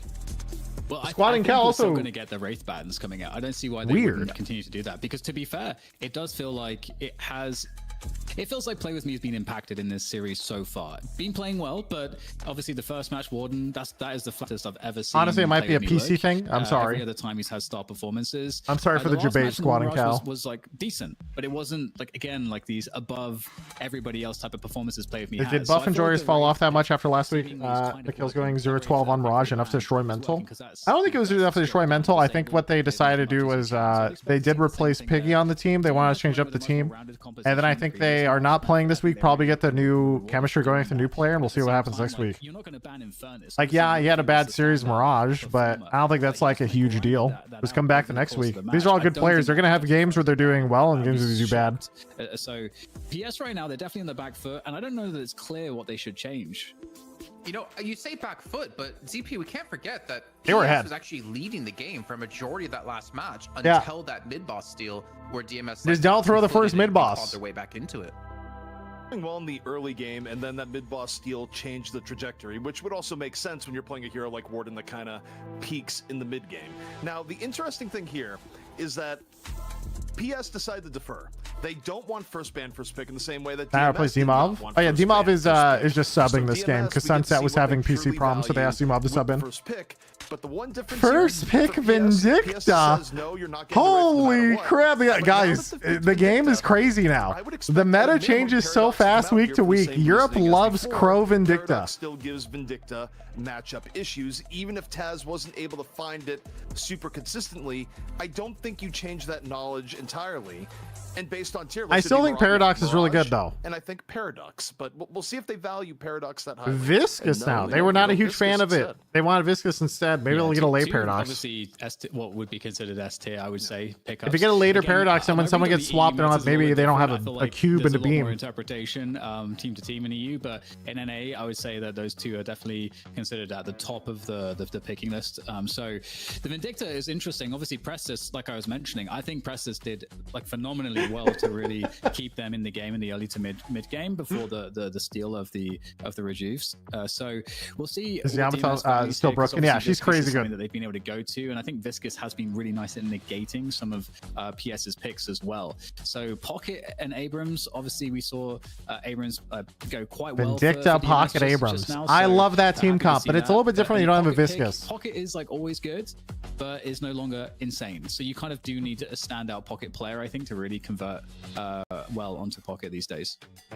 On that note about they still go with the Warden. They like it. Died one time, and it was in the laning phase because he got a little bit caught out. Like, I feel like that's a true showing of like how well he could play that hero in particular in the mid to late game, especially dealing with like a Paradox. But we do see Warden picked up yet again here, ZP, and I'm not gonna lie, I haven't really been too impressed with Warden as of late. What's the state of Dynamo and Pro Play? We started to see him more often in NA. He's honestly, he's pretty good. Warden getting valued this highly. It comes down to the fact that not bad at all. Really value the mid-game spike. They value that he gets more money with the econ we see him as like a full support style build with like a healing Nova early with reach items, and then just insane warp stone ults. This level of disparity, something went wrong in the Scrimbucks market. That has to be what is going on here, at least in part. But Kelvin getting picked up early, I do like this from Pajulia Scumbria, just because I feel like the Kelvin has been super impactful all day long. Yeah, I think if they had waited even longer, Ivy, Geist, Abrams, Pocket, Vindicta. DMS go with Ivy, which is very interesting overall because I feel like historically PS would be way more eager to jump on the Ivy. Ivy's priority, I think, has dropped a little bit in the last few weeks. I like Kelvin more than Ivy, to be honest. The Kelvin just helps provide like an extra. I think Dome is just such a good ultimate to isolate people in team fights. And there's a late Paradox I was talking about. So they get Viscous first, that way there's not the cube in the rescue beam. Now there's just a rescue beam. Picks are kind of interesting because we haven't seen McGinnis really prioritized too much, and there's a lot of ways to make McGinnis work very effectively just being someone that's on lane all the time. So I wouldn't even feel like the jungle nerf should really affect the pick rate. I feel like if anything, it should be the case that McGinnis is. I actually don't know what your last pick's gonna be. I would say Infernus or Haze. Okay, Haze was not expecting Haze, but I thought Infernus would be it. That's going to play with me. We also know that Haze is worse. Haze is de facto worse, but the caveat I will say though is that the way that playing with me plays the Haze is very, very on lane constantly and is going to be roamy. So that's what we saw. Is it previously, because there was they a were good worried about performance for having that. too much Obviously, spirit there's a lot of, damage great if they built the counters to Infernus? Haze, you know, whether it's Metal Skin or Return Fire. Like these are two I don't know. super easy counters. Like and Vindicta especially Return Pocket is Fire has so some much other spirit good, like, stats damage. on it, so it's And you'd very already have easy to get debuff to some of remover those and debuff items. reducer and So spirit armor. There's a huge focus for me. So on, maybe you don't want to all in too the hard on activation spirit. of Haze. If I don't know, you it's just an wanna play idea. with me, it can, but But still, 7, yeah, I'm 7's scared. there too. It's like the only gun carry I think I can think of. I don't know. We do see the 7 locked in the last tier for PS. Yeah, 7, I mean, again, solid. I think from what we've seen, I would like prefer PS's the comp. Infernus, but look, it is a big comfort pick. Also, Dan, I can explain to you why you haven't been seeing a whole lot of McGinnis. People might point to nerfs, and I would say no. I'd say that the community's leading co-streamer Seagull is the reason, right? And the reason Whoa, here is what the that heck? everyone knows when McGinnis gets picked, Seagull goes into a berserker rage, and it's bad for his heart. It's not good. Guys, He guys. will heavily hyper-criticize anything from McGinnis' point of view. It's true, actually, and I people just do. realize, you know, I it's gonna judge keep him everyone. calm and more focused on the game if you just don't pick McGinnis at all. That's Wow, See, I thought absolutely it was shameless because pandering. They know whenever McGinnis, he's going to go into that match and look, okay, how's this McGinnis building? What is he doing? It's not gonna I learn. do. I He's actually picking apart study it. Dude, I everything. watch all the McGinnis players. I'm like, what are you building and why? I study it. he- It's not wrong. I have fun with it. He goes from like, I'm really curious about the overall team play to McGinnis? You're playing a McGinnis? All right, we're going to figure out every No, I last just little watched part it. of I this just enjoy the McGinnis. So- Not even wrong. If I don't see him cosplay as McGinnis, I'm going to be really disappointed. I need to see that. Listen, One come play on, Jason. Stop it. Stop but- baiting. Nope, any nope. final I don't thoughts fall here for on this. The drafts we have here from both teams. Yeah, so I think so. First of all, Also, wait, guys, Bananas in Justice is chat. another good game, obviously. Bananas in chat, guys. The two mid lanes, Bananas. they I was can able do to it send a in space as well. pizza Presses showed that able to internationally. keep that pipeline really well, be survivable. But Wait, you really, gave that know, guy a it's the pizza Haze in to our me, like, game, how and he was can from a different Haze come country? on Let's with Play fucking With go. Me? That is a Yeah, huge I did. question Hell mark. yeah. This is not really looked at as good. Feel like Haze And is it worked? worse after Fuck the yeah, recent that's patch. awesome. So, how are you going to make the D tier Haze work in this game? Well, we're going to find Chat, out if you here. guys missed the game earlier, I was in one of my first games I hopped on was with Bananas, Mr. Bananas only in chat right now. And apparently he had yesterday he was in a game, but he just in all mic just says like, "Hey, I'm giving away a cheeseburger. You want a burger? Add me on Discord." And then he just ordered him a cheeseburger, and he did it with a pizza. And he gave this guy a pizza. He's from a different country. International pizza delivery, boys. And he says he sent me a picture. I'm saying it's not. Play With Me is on Vindicta, and Prestis is on Haze. Why am I talking? That's like what I'm this? saying. It's crazy. Okay, no, it's Hell gonna be yeah. updated. Okay, I got confirmation. I was getting real confused there. I was like, I mean, hey, it's possible. But we'll get that fixed here shortly for you guys. Production just wanted to see how much they can mess with Jason. They know it's getting pretty late over in Europe, and he's just going to Oh, they're start changing the questioning names around the reality top production? as time goes on. But the one thing I'm questioning here, Jason, you look at the solo lane, throwing up your Warden to get slaughtered by a Geist. I don't know about that one. That is such a difficult Wait, lane. a Warden in the Maybe solo lane Warden can versus make it Geist? work, I feel but bad for man, Warden in that solo lane lanes. one Warden feels gets very fucked in DMS-sided. solos, We'll see if actually. together I always can feel bad. at least The pump it only even, thing, but that I is feel a like tough Warden lane. just AFKs You know what I'm in thinking? some matchups. You just have to AFK under tower. Mercedes last week playing this from pass just got slaughtered on Warden. Not necessarily his fault, but yeah, we definitely had critiques when it came to Yep, Warden. play in with the me on solo lane, but Haze. we'll see how There it's it gonna is. work out for him.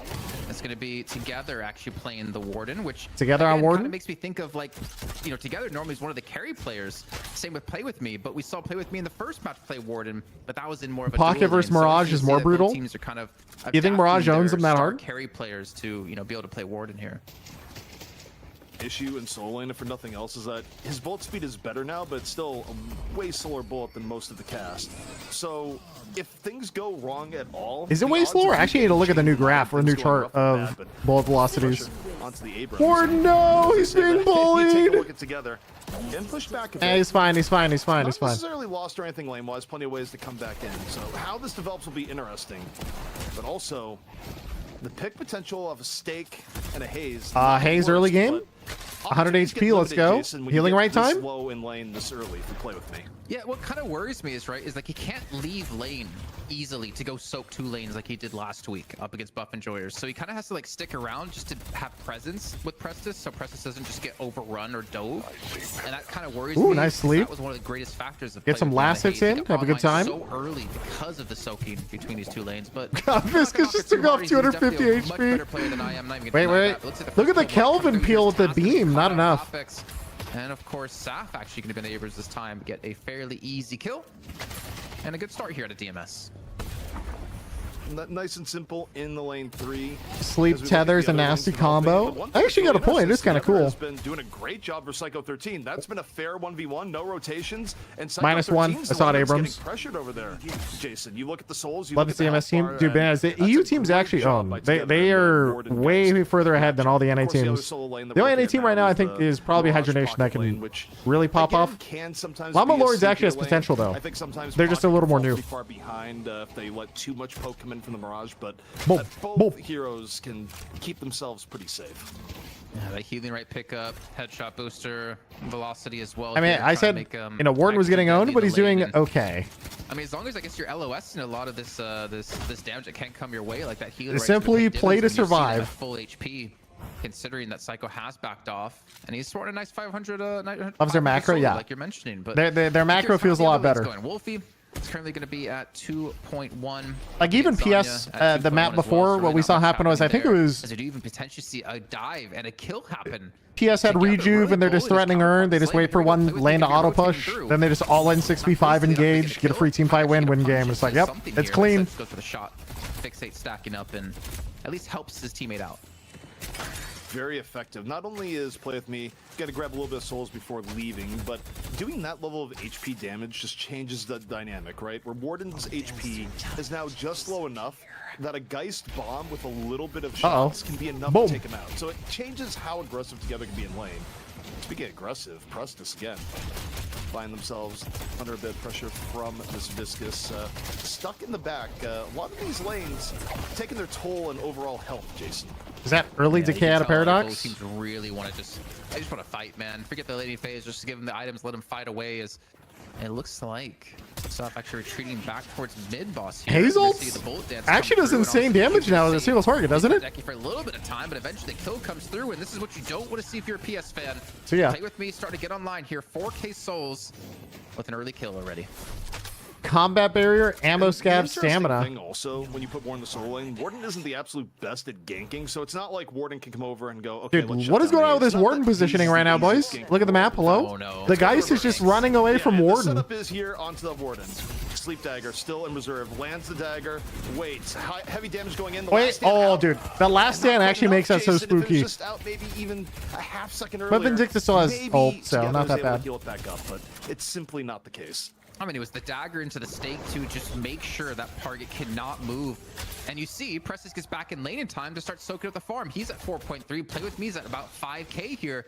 Completely head and heels above PS. Yeah, dude. DMS is up 4K already. It's so strong. Just wondering, since we haven't mentioned it, I believe, in this game, Sunset had some PC issues in the first game, so unfortunately had to sit out. And Demov luckily came in to sub in for PS, which is why you're seeing him over Sunset at the moment. So have no fear if you're a Buff Enjoyers fan. Demov, to the best of our knowledge, still with Buff Enjoyers for now, just doing a solid. Again, he's done well too. Like last game, yeah, he's been owning. Warden, no! In the lady phase, Warden getting bullied. Seen another gank on together. Sorry to kind of burst your bubble there together. As he's gonna fall, another gank gonna Play With Me. But yeah, he did great, I'd say, so far in the series. Like he definitely hasn't been a weak player for the team. It's a trend here, Jason, of Warden and solo lane. Even when it does well, you will be ganked mercilessly. Over and over again. We're getting. You mentioned, hey. I mean, hey, he did push back the Geist. I mean, we got to give him some respect here. The Warden was actually winning in lane versus the Geist before he started getting chain ganks. You have no real easy way to get out, whereas like a Mirage can tornado, Infernus can flame dash away. A Wraith can just. Hayes is 2K ahead. Yeah, Hayes being 2K ahead early game is spooky. These ganks, and I think that's why Play With Me is just like, I'm gonna keep farming this lane, even with Psycho down, still in souls at the moment. Play With Me's up. I like the engagement there. I mean, it's 2 for 1, right? You're getting Play With Me to have a higher economy edge by going back and forth and getting kills onto the Warden, but you're also stopping the Warden from turning into a mid-game beast and nice decay into swap. Nicely, he's goner. So yeah, swap through the wall, charging, but I don't think he's gonna get away. Tass finishes it off in the end. 91-month resub from some Lurker Fedota. Thank you. Just getting his redemption from his minus 300 HP from tower. Classic. I mean, it's also a dry swap too. The paradoxical swap coming with no Kinetic Carbine to actually allow it to happen. So really good showing out of Tass there. And at least PS are able to claw one back for themselves. Look at Hayes. Look at Warden. It just keeps happening. Dude, the Hayes is camping Warden. You can see him crouched on the minimap just sitting there. It's just gonna be Play With Me there. Warden is just being trolled. He's to sit on the roof. Even more. thought it was a 1-2-2-1, but maybe I misread it. Maybe it's actually 2-1-2-1. No, obviously, Play With Me just really trying to capitalize on the fact that you can't really escape too easily as Warden. And not to mention, like, Prestis isn't really having a hard time either here, as he's even rotating to lane 3 to look for a kill over onto Task, who I believe is solo in lane 3. Our boy Seagull is ancient. Play With Me's already getting True. going. Prestis can get any sort of assassinates off. Like, this is going to be a very deadly 2 carries to deal with. Play With Me back over. Static charge coming in into the puddle punch. And for now, just trying to get away. 500 HP. Here comes the goo ball. Run like it's Indiana Jones. Walk away from the goo. HP though, able to get back into lane and. So the Haze built Fleetfoot and also what was the last one? Heel Bane? Sleep dart. The goo ball. Does he keep moving forward in a straight They allowed line, to or does he swap just lanes stop and start. They choose. They choose. I think it carries You a can go little wherever you momentum want. and then The game stops, puts you but to I swap think around, you might right? be wrong. It's not an interaction that you see a ton. Okay, I think that's what happened there, because like he had the sleep dart and then he kept moving like in towards the wall. Speaking of walls, Time Wall going to come in to deny any sort of push, but you know what? Abrams doesn't care about that. Saf to look for the charge in, gets the parry onto the Guardian as well, and Task being forced back. Look for some reinforcements. A bullet dance will be coming through on Bullet dance versus Warden. No, Warden's great revenge. Let's go. Hardeki coming in as well, and they will finally punish Play With Me. I think one of the best benchmarks of Last Stand's power is He has its reactive barrier interaction now with too. bullet dance, where in the early game, a lot of the time Abrams with melee charge, by the way. He's got the melee cancel set up. But as you get into the mid game and especially the late game, the scaling completely changes it to where you just lose horrifically. But I feel like it's one of the best examples of Warden early game versus Warden late game, in the fact that, hey, you can Last Stand and kind of sit in a bullet dance and have it be effective. Time Wall going to be coming through. Kinetic Carbine's going to land, and Task being forced to back away yet again. We're going to have Zanya going to be rotating from lane 4 to help with this, but the Guardian's going to go down either way. Look at actually push the pressure on, since they have support going to be there. Big swap. Again, another dry swap comes in, catches out Saf. Nice. In, he naded his feet too, just in case. The long range on Paradox. Again, picks up another kill into Saf. Mid buffs coming up. Honestly, long range seems like a pretty good item for Paradox. Gonna be all over the right buff, left buff. I think PS got both buffs. I don't think they contested it on DMS's part. Now the question is, how is Urn going to be played? Who's going to go for it? And what will the trades be? The first Urn, always interesting, Jason. And how teams try the play Swift around Striker, long range Mirage. And generally, we're just going to see a team pick it up and run it away, right? I mean, we only have a 1k soul difference. A neutral turn in, but it's not worth a turn in of 4k souls if you're going to lose the team fight. And at least for this time, we're going to see Litz be able to pick it up and start to move over towards the left-hand side of the map. But we can already see DMS have been set up here. Wish the game should have had a buff. Yeah, same. Potentially to catch Vindicta is caught out. It might be Preston turbo dead. Goodbye. The Demov with a catch. See ya. Yo, Demov is playing, I think, the Goober build. Ending it, but getting ended. That looks like the Goober build. The tracking aim of Play With Me is always a delight to watch, Jason. Everybody's on the train, especially dude. against one of the biggest head hitboxes in the game in 7. I just think you did Play With Me play Overwatch. Remember DDK talking a lot last week about, you know, Overwatch players having the best aim in esports. Woo! Oh, goodbye. Talk about what just happened on the screen. Task goes out immediately. See ya. Secures this kill. These are big picks. Chase onto another. They're going to dive in towards the Guardian here on lane 4, but Soul Urn looking to be turned in on lane 1 as we have. And Kelvin's turning. Oh wait, is Kelvin turning in? Wait a second. Him away as well with the cube, so he can't go for the turn in here. The fight's still going to. I drops Dome. He's like, fuck it, I'll do it myself. Right on top of the Urn turn, and Kelvin just trying to slam it in for Pajulius. I got it. In the point, Frozen Shelter gives just enough cover to get it in. Sure, a few of the souls get denied. Pajulius Cumbria in a little bit lead, 5k. Oh my god, annihilated! Apex, dude, down, in DMS you were even, but you just kind of ran it down a few times. The Urn turn in and They just got 5 deaths. Now PS is way ahead. That could happen. I mean, Saf went down first, and it just was a chain of Overwatch really players is the best aim in esports. Is so funny. That's so funny. It's true. And the Urn turn in. I mean, DMS. Overwatch is the hardest aim game there is, actually. I'm not even speaking ironically or sarcastically. I'm actually serious. As we saw in the last match of DMS just turning things around at the mid boss. But PS, what can they do with this advantage now? I mean, together he's at 11k. He's been able to catch back up to his team, pretty much be dead even with his team. As we hit the Counter-Strike? No. You know, presence out of Warden. Remember, Counter-Strike, we're talking about overall aim. Counter-Strike and Valorant-style aiming only trains one specific type of aim, which is the vast majority of the time, like, to be honest, crosshair placement and microflicks. game moments when Overwatch it's gamers relatively train every right? type of aim. This is where they need to make it happen. If they could kill play with me here, it would be huge. The swap, though, just barely Boom. misses. But what doesn't miss is the pressure on the Prestus in the middle of the lane. So Prestus is down. PS continuing to try and make the most out of their map control, but they need something a little bit more decisive, Jason, or they need to start getting That's some a joke? walkers down. Hey, how's it a While they joke? have the advantage. The clock is ticking. Hey guys, are we really gonna try and argue that Counter-Strike has more movement than Overwatch? Come on, come on, guys. Seismic slam, you can completely steal this one away yet again here. So rightfully, The aim that you train in a fast-paced movement shooter like Overwatch is more well-rounded than the specific type of aim that you train in Counter-Strike or Valorant. That's why in a game like Deadlock, which has a lot more movement, Overwatch aim translates one-to-one because it's not like a corner shooter or angle shooter, as I like to call them, like Deadlock or Valorant. That's just how it works. No, you talk about mid-boss and ways of doing, and hang on, play with me. Going, I don't need a telekinesis. I just Dude, Hayes is fucking crazy, by the way. And a sleep dart and an Abrams.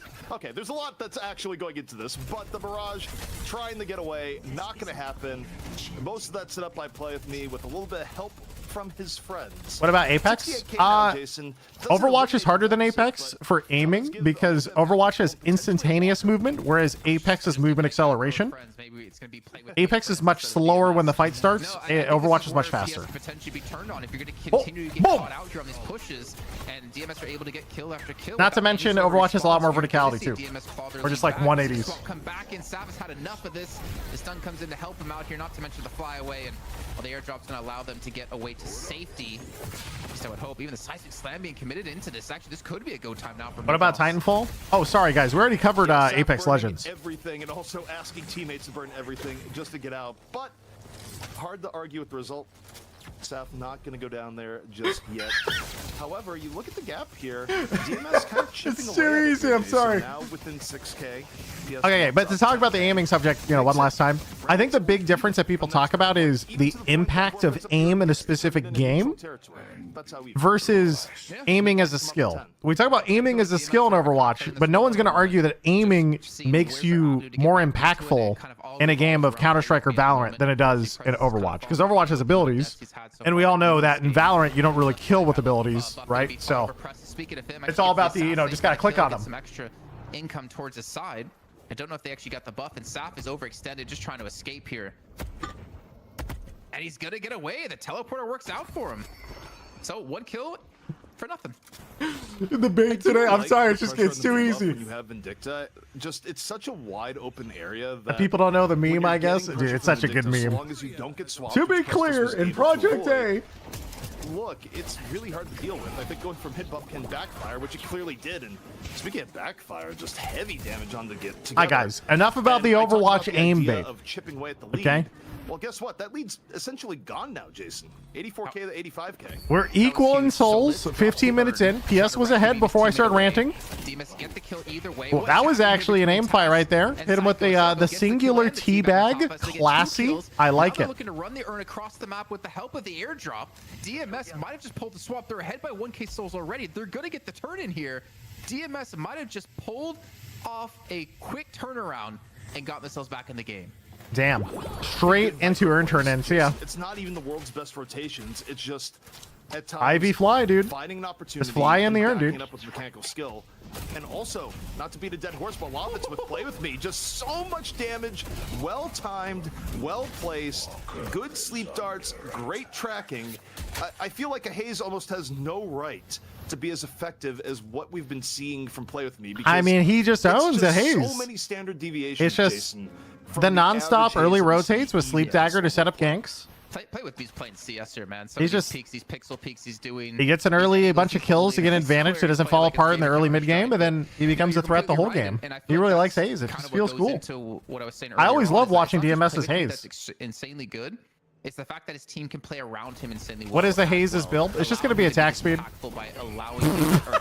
Like you can see there, he does a lot of damage. You can see the build. It's literally just pure attack speed with Quicksilver combat barrier.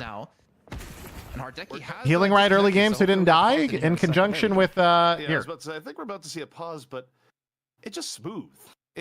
He gets fleet foot for melee, or for move speed and ammo early game with Switch Tracker for 22, burst fire, rapid rounds. And then he gets combat barrier for a little bit more fire rate, stamina, heal bane, slowing hex to get ganks with ammo scav for ammo. It's just a really, really strong build. The guy has 67 bullets. They blast. Sets in when you go into your own ranked game. That's what about the paradox? 5k damage after 20 minutes. It's just headhunter long range. Dodging every team fight, going like. It's just gun. It's kind of like gun paradox, to be honest, like half and half with decay. Who else? We got some downtime. I'm just like, why can't I do what Heroic aura on Geist is kind of cool with locket return fire. It's actually kind of interesting. Not that good. Abrams classic melee items. Back in. I wonder, once again, remind you guys. Ivy with an early decay with rescue beam. Not only do we have a sub button now on this channel, which you guys can sub and everything. Vindicta rapid recharge, a spirit Vindicta with slowing bullets. Back into the product. Pocket Veil Walker classic pocket. Phenomenal job every single week. Reactive barrier warden. Over at deadlockfightnight.com, you guys can pick up. We've got some hoodies, we got some shirts, we got a mouse pad up there as well. You guys can buy it. Again, all the proceeds go directly. Most of this stuff's pretty standard. We love being here every week for you guys. Yeah, Warpstone cooldown on Viscous is insane. I love this Viscous build. This is basically the same items that Goober builds in his build. Super excited to see him pop off. It was just the right amount of time for the ad break because we're getting right back into it. All players reconnected. Hardeki. We gotta talk about Seagull versus Luke GT421. Something worth noting guys, here, we haven't seen a ton that was 20 years ago, guys. Value plays, but I don't think you can underrate the consistency of Hardeki, where even in a game right now that's turned a lobe against Pajulia Scumbria. Hashtag never Hardeki forget. is almost never behind. Hardeki is consistent. And it's just someone when he's on carry here. Guys, I was like 14 or 15 years old playing Half-Life 2 Deathmatch. Actually, probably even younger than that. I think consistent's a really good word. And it doesn't necessarily like stand out massively in some of these games, but he's always that like, you're going to get a consistent level of play out of him. I mean, thinking of his Shiv, right? He had the most damage done to players in the last game, even though he did have the most damage dealt to other players in the last game, but he also got picked in the side lanes by Infernus 2 or 3 times. So he does really, really well. Last game he did get caught a couple times, but I think that's more of a Shiv problem. He just couldn't run away. Like, it's just Infernus just runs at you. What do you do? In early game, he did pop off every time. He always goes like 5-1, 6-1. So. Wolfie, but will the damage be there to actually kill him off? Yeah, I don't know if Pocket's the right choice. Maybe the chase down's gonna be there. Wolfie's down at half, but I think Wolfie was able to squirm away. Meanwhile, over the top, you got Vindicta from one side and Play With Me. You can't escape this haze. Just gets Yo, imagine if you had a melee cancel right now. Okay, I'm just saying, imagine if you had a melee charge cancel off that wall, you would be out and lose no health. Swap still on cooldown. DMS believe in it. Still kind of dictating the terms of the fight, Jason. Just have to say, if you've seen that skin for Vindicta, I wouldn't mind her being in front and Haze behind me. I'm just saying. Speaking of Haze, gets the sleep down to Zanya. I'm looking for the group to come help him out. Return fire into cube. It's gonna be the cube to keep him alive for now. Puddle punch as well to help him escape. Oh god, dude. All right, we got the cube. We got the shelter. These are all the tools we will use to stop Play With Me from getting a pick off. We got him. We got him, ladies and gentlemen. Come on. Streamer, what did he mean by that? Oh, he's saying he's just he's scared of the haze on the flank, guys. That's all. As well. Like that frozen shelter, I feel like is one of your win conditions here, especially if you are able to pull off a swap, deny any sort of chance of the rescue beam of saving him. As we're about to approach the 20-minute mark, Salesman gifted a sub, thank you. Also, total 100 gifted is kind of insane. Thank you so much. Of course, mid boss still yet to be taken, yet to be thought about by either of these teams. Super nice of you. Appreciate you. Where's Play With Me going? Gonna teleport over to lane 4. Oh, he's looking. He's looking for Hardeki. DMS, they're flooding on the right side. Left side buff, they don't care about. That's going to go to the way of Paradox. Yo, listen, guys. I don't know how to read that name, surely. Some of the more recent buffs to Gun Paradox, but even still, you know, might have wanted something different in the end. With the urn in the hands,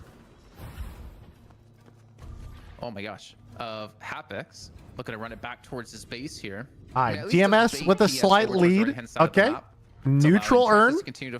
This is, you know, these types of urn fights. This is where the game gets decided. Haze taking teleporter and invis right now, I think. Let's go purple. I think PS they're looking for trades right now. Pops Fleetfoot zooming out of that TP. New invis time, looking for Viscous. Their Walker Flex. that third or second flex slot here. A Geist just toxic yet. bullets. Let's go. So we'll see how the trade goes. But yeah, PS they're Oh, gonna overload. there comes the haze and invis. Meanwhile, Boom, dead. pressure onto Bro, Demov. that's disgusting. Yeah, it's play with me. That Your amount of life damage is gone. disgusting. Chesto dying in turn as you see the pressure. Literally just building on invis up to him, just one blasts him, and a walker, Vindicta build away one-shots PS. him with ult. Like, okay. Comes at the cost Bye, of I guess.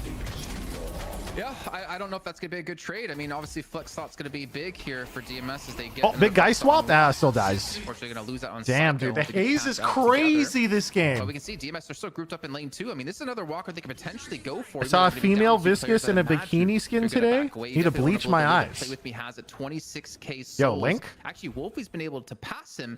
And credit to Hardeki, as you're saying before. I mean, he's at least been able to match her at 26k. Obviously, he's been farming a lot of the jungle, but to keep up with the haze is going to be very important. If Vegas has it installed? Of course he does. He has a bikini Vindicta one already installed. You have a lot of network built in Hardeki, but I think it's been at least 2 team fights in a row where Play With Me has gone out of their way to just focus really heavy damage on Hardeki at the start of the fight. And if Hardeki, even if he doesn't outright die, he's forced to retreat and go out of the fight. While meanwhile, Play With Me is still blasted the entire time. So the trade between the two of them has been very DMS favored thus far, even if their net worth is functionally the same. I mean, he also has 7,000 souls to spend here for Play With Me to buy up another big item, which can make him even that much more powerful in this next fight, which, I mean, again, with PS kind of set up around mid-boss, I don't think they're really going to go for it just yet. I think D-Mom's now going to have the reaction the moment the haze starts shooting him to instant warp stone and just like goo ball. What is Play With Me going to pick Honestly, up next goo when he ball's does go kind of for the tough though buy? versus I mean, haze because she just stacks up so he's much. insanely deadly already. Another 7k to put towards an item. I don't know, man. I'm trying to think about like PS, like what can they do to even out these fights? How can they deal with Play With Me? And obviously having invested in metal skin. Why are all the Deadlock modders so really horny? Be the play right now, Dude, that's that's 3K modders souls in that you every can't really game. afford They go to crazy. lose per player. Play With Me necessarily, well, and I was gonna say always rushes unstoppable, and in this case it does in fact unstoppable. Oh my god, here comes the haze gank. Hey, dude. Be the worst, but Play With Me just continues to pick up. Okay, he's had unstoppable ults, but fucks up the ult, gets rescue beamed out. I like Right. it. Oh, he tried. I like that he just goes for those. He's like, fuck it, I'm just gonna go for the play. Not even kidding. I think the unstoppable was used because I don't think you can be. He's got to hold his swapped charge. He knows he's gonna right? tornado. There's Oh, no yeah, point. Yeah, so he doesn't get swapped into the enemy team. He stays alive. A very small micro play was fantastic, and they actually still might get a catch either way. Yeah. Zanya's gonna fall. There's really nothing to get on this left-hand side though in lane 1 for them, unfortunately. But either way, I mean, a kill is a kill. He didn't fuck up the ult, used his escape. No, he didn't have to ult. We're at the point in the game where you're still relatively even on economy. DMS and PS are basically playing a game of chicken, going who can make a big mistake, but you're continually giving up picks and pressure to Play With Me. The answer, to an extent, I feel like has to be Curse. Because Curse shuts down a lot of what Play With Me will do. Obviously, you have to But hit he it already before rushed play, unstoppable. But usually you have opportunities to lead with it, right? So I think the trick with that is, ZP, is that like who's gonna be the one to invest into it? The He's Curse. 1v3 half HP. What do you mean? This team No, I'm saying that he didn't have to pop ult unstoppable because his Kelvin was watching him with rescue beam. Paradox if it comes down to it. Sorry, not So Kelvin. Fucking Ivy. No, so the reason I bring that up, right, is like it's obviously a big investment in souls, but also I feel like Play With Me has shown us in the past. So he that popped it just because he thought I'd just pop it it to like zone them out. But he actually had the escape. That's all. Realistically, I mean, I guess we did see the catch onto Litz before on top of mid. We had Demov there to back him up. Like he has put himself in situations where Curse could. What are you buying? What are you buying? But I feel like Debuff the second he remover sees on a Curse, he's gonna Viscous. be like, That's okay, actually a how really much good stuff goes with buy. that player? Because he's still looking Debuff for picks remover around the map, versus and he's Haze currently when you're lane running one, around as the potentially looking ball pick to up Zanya reset again. Haze's stacks So I if feel she like tries to he's tunnel so you. methodical That's in probably pretty terms of nice. knowing what he can and can't win when it comes to a duel. Tornado! True, but at the very least, you still have it available in team fights, and you also have a little bit more predictable behavior on where he's going to go for. I mean, look, it's not a great situation. All right, they got the buff. KS got the buff on the right side. But it is. DMS got the buff on the left side. It's earn time. Finding solutions to slow it down and say Neutral "Look, earn. DMS, you're going to have to beat us another way. Where, frankly, the way Process and Wolfie are doing, they do have other ways, but the Haze play has been the standout. Does debuff remover remove guy silence? Probably doesn't because it gets reapplied. I Play With Me. I mean, we're not really seeing those big team fights happen. It's been more of these little tiny skirmishes where he catches someone out and then they get a kill or two off of that. It hasn't been these big 6-on-6 fights or even 5-on-5 fights. Because we're not really seeing the split pushing. Chat, my favorite voice lines in Deadlock, by the way. When I was talking to... Oh, wait. Mid-boss bait. He's baiting mid-boss. Could be... difference maker, a little bit of pressure on the mid boss. Both teams though being very, very. They're both respectful staring at each here. other, all 6. The mid boss didn't even scream yet. Yeah, I don't that's think.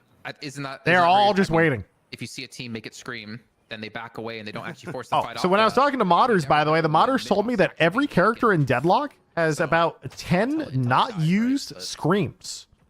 But for some reason, Yamato has 20 different screams. None of them are used. And then, some other part there in terms of just ancient mid boss wisdom of how to handle the mid boss and take it with care. But DMS, they're keeping the pressure on up. They want Pajulaya Scumbria to come. Maybe because she had 2 voice actors. Oh yeah, wait, you're right. I forgot. Maybe that's actually that'd be a good explanation. So we'll move on from there. As again, they obviously at least pulled the attention of we got to fight, don't we? Oh no, is it just Warden's ulting? The gaming is starting. Give me the Haze POV. Haze is ulting.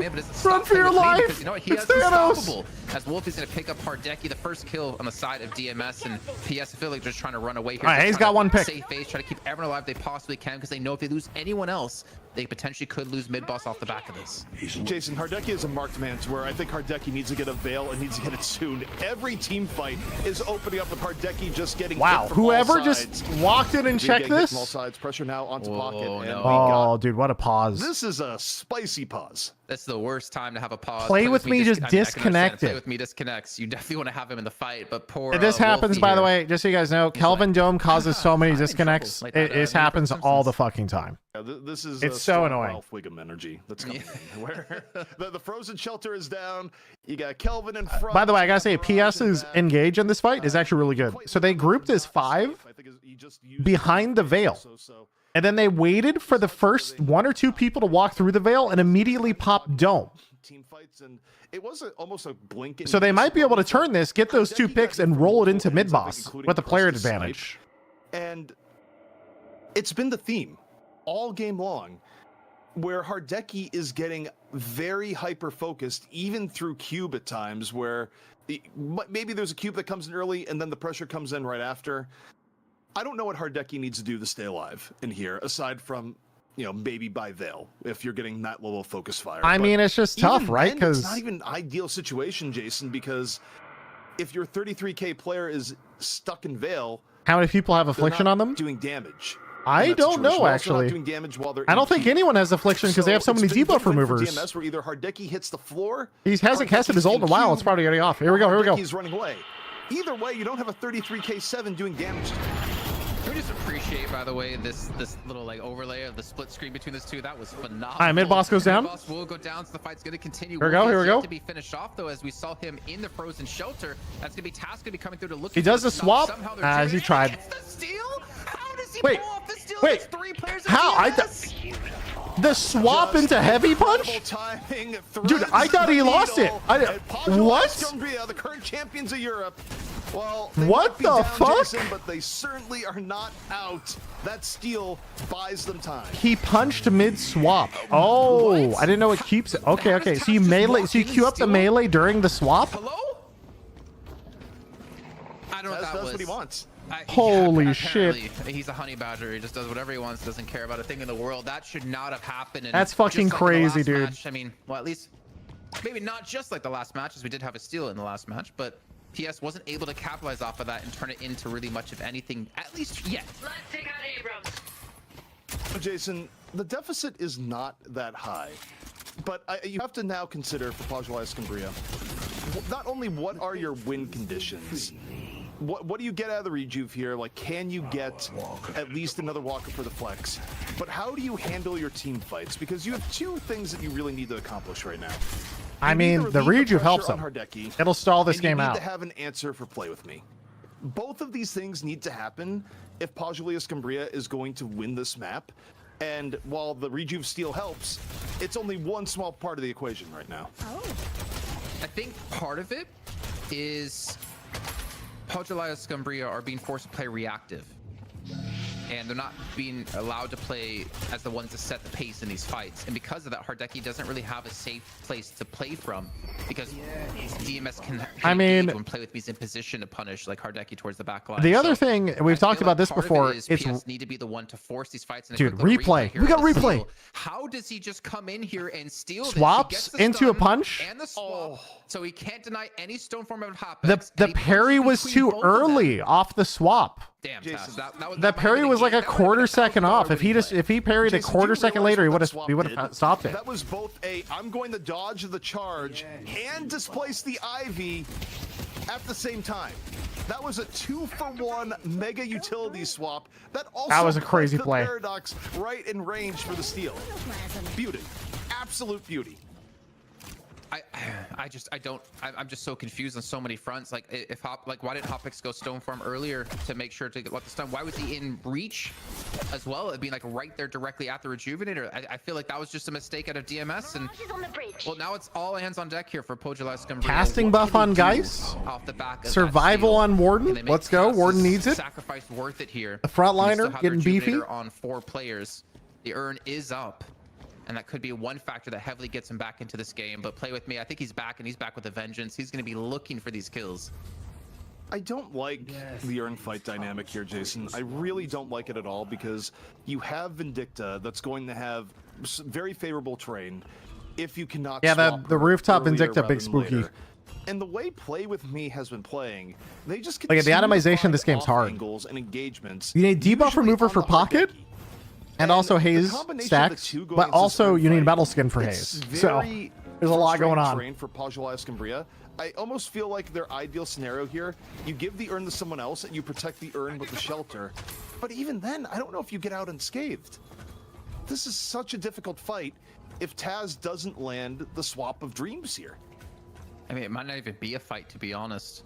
At least if they just rush the turn, as we could see on the mini-map. I mean, we had players completely out of position. Seagull Haze just bought Vampiric Burst. Oh my god, she has Vampiric Burst, Escalating, and Tesla Bullets with improved armor.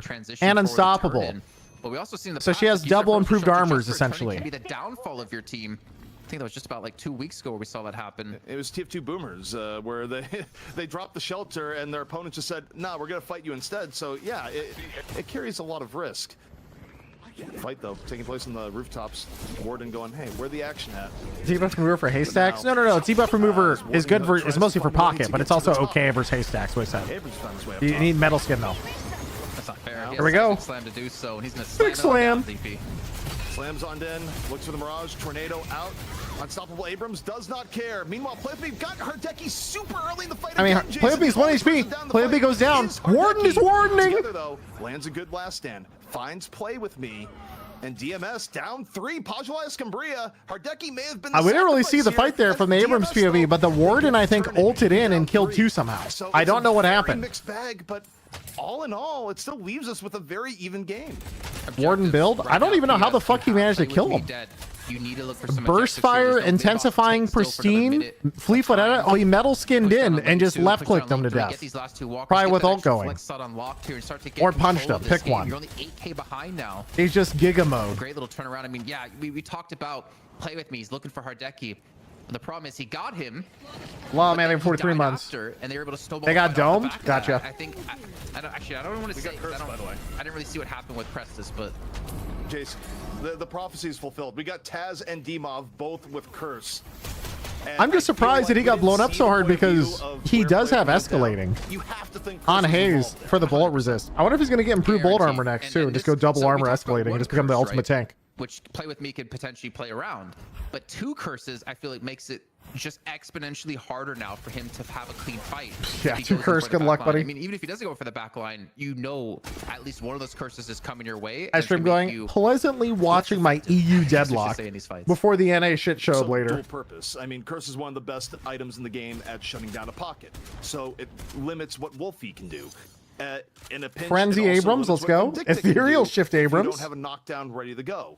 So building Curse right now it's a good item in general, but I think it's especially good for what PS is dealing with in DMS.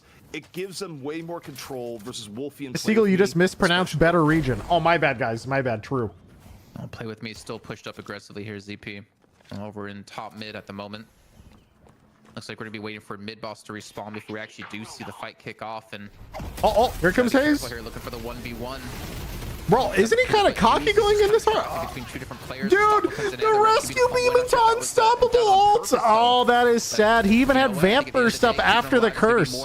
He still had vamp burst. Oh my god, the anti-synergy, bro. Actually, both teams just backing away.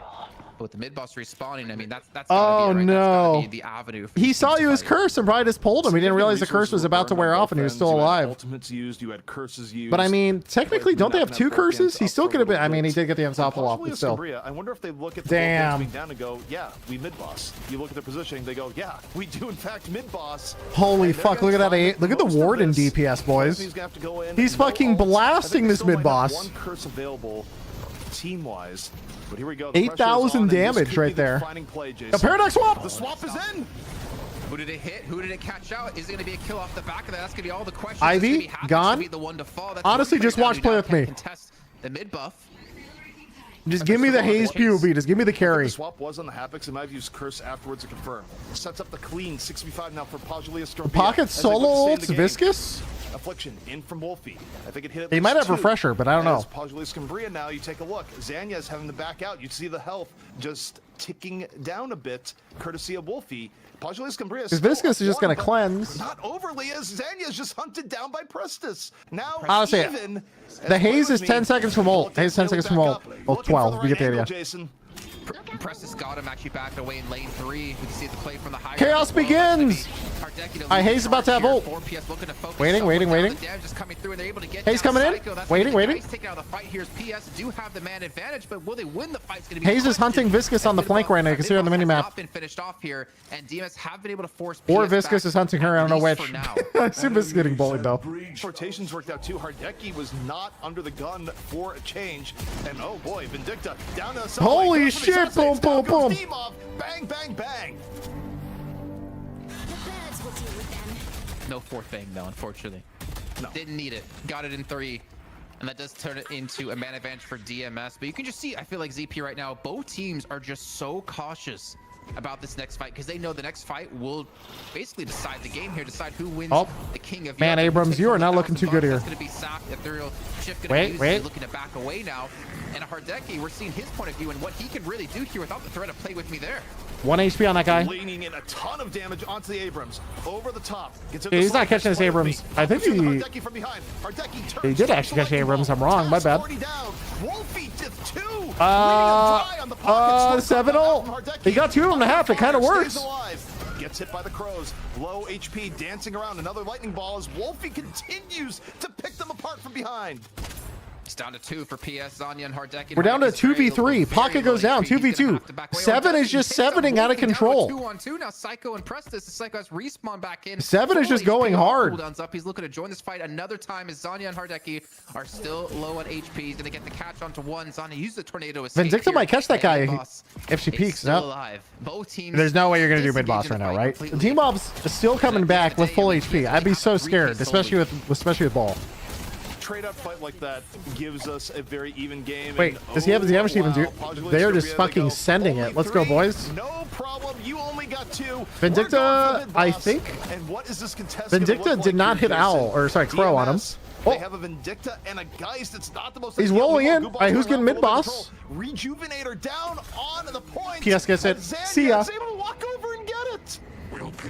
Yeah, they disengaged and went back in to just finish off the Rejuvenator, and DMS forced to back away now. PS, I mean, it's gone both ways in this third map alone. I mean, I feel like a week or 2 ago, we had some of the best matches we've ever seen in Deadlock history. But ZP, I think we might have. This is an insane back and forth. For 38 minutes. Scumbria has shown really good adaptiveness. We've seen the tactics evolve over the course of the fight. Dude, I mean, late game 7 with double improved armor, Mystic Slow, Boundless, and Escalating, and Surge, and Metal Skin debuff remover for both Haze and Pocket. And yet, you have to imagine DMS is going to evolve a little bit tactically here. That is such a tanky player. Enter the final act in the final map here in Deadlock Fight Night EU. It's been a journey. And the last time we saw DMS push like this was last week against Buff Enjoyers. Earn time? I think it's just a free earn. I don't think DMS is going to contest. Rejuve's too annoying. Now to deal with the 2 curses that are stopping him on PS's side. Not to mention the urn's going to be turned in. They get so much money from Urn at this point. You know, Holy 10K, shit. 15K souls really isn't that much between the two teams. But what's his answer to these curses? Does he have to delay the fight even longer? Can he even delay the fight long enough to get both of those curses out so he can go in cleanly? I'm still annoyed at seeing 2 gun item supports at 39 minutes. Like, guys, it's 1,000 gold to double your gun damage. It probably will never matter, but also it could at a random point, you know? Can help a lot in that regard, but 6 seconds versus something that can just be put on you at any point. But Jason, this is coming down to the wire, and with what's at stake, $1,000 in the prize pool. Hayes has Frenzy? The status of being the champion of Europe, the guaranteed right to be on top next week. Yeah, Hayes has Frenzy, Vampiric Burst, between both teams, and they're judging this next with Escalating, Tesla, Burstfire, Fleetfoot, Unstoppable, Superior Duration, exactly why. Slowing Hex, Quicksilver. It's like usual stuff. Psycho being hit with a disconnect as well. So just having some sound issues. insane And bullet Dima, resists. I swear they're just trying to make this the longest match in Deadlock esports history, which it actually might be up there. I don't think I've seen many matches hit the 40-minute mark ever. Not between teams of this caliber. He put a superior duration on Dagger, weirdly enough. Oh, interesting. Have been playing sloppy or making basic mistakes. At times you can see it go this long. But to have a game that's been this close, it's had so many twists and turns so far, both tactically, both in terms of the items that are being It's built, just funny to see a shifting 60k around. Jason, 7. we're looking at Wolfie in Like, its the items refresher are disgusting pocket right now. That is the Look at universe this. we have now journeyed into. Escalating, Boundless, double improved armor, spiritual overflow, metal skin. It's just funny. Just you just get everything in the game. Actually, I don't know how They now have 3 curses on their team. Jesus. They're just going to triple curse the Haze and whoever else just to say no. Pocket as refresher at this point. You could get a better play. You could get on a different half of the team. Oh, Paradox swap. Swap him in. Yeah, the rescue beam stopped it though, so not that big of a deal. Ivy got swapped, instantly ganked. That is a huge pick. And Paradox Gaming. Going to close out the game. The first set of Guardians at the base going to fall 2 shrines thereafter. What can DMS do to hold on? Wait, he caught Vindicta! He caught Vindicta! Going play with me. Can you save us? He has a time. He has a time. We're down. Vindicta down. It's game. It's game. Prestus is down. Pajala Escambria. It's Viscous time. Really wounded at all here, Jason. As DMS, they look for an answer. Their tournament life and the $1,000 on the line. That is huge. Huge catch on Vindicta. He got on the swap. Pocket ults in. The fight here into the base of DMS. Can Tass look to finish this out for him and his team? Is still going to continue to go on the chase here. Sap gets God, the orbs are so towards the base. The patron going to be respawning soon. But realistically, what can they do? I mean, Seismic Slam, not to mention the bullet dance, could be enough here. Abrams CPS respect this. The just ulting the spawn. You see Seven's playing this cautiously. He doesn't want to feed to Hayes right now. Hayes is coming in though. Hayes gets cursed. Hayes can't shoot anything. Immediately ults. Oh, dude, it's a classic. It's a classic 7 ending, boys. What do you do? What do you do? GG 7 ult. What a game. Bye.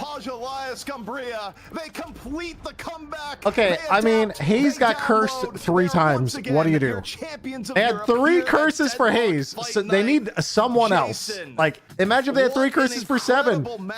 At least I guess 7 could move speed out.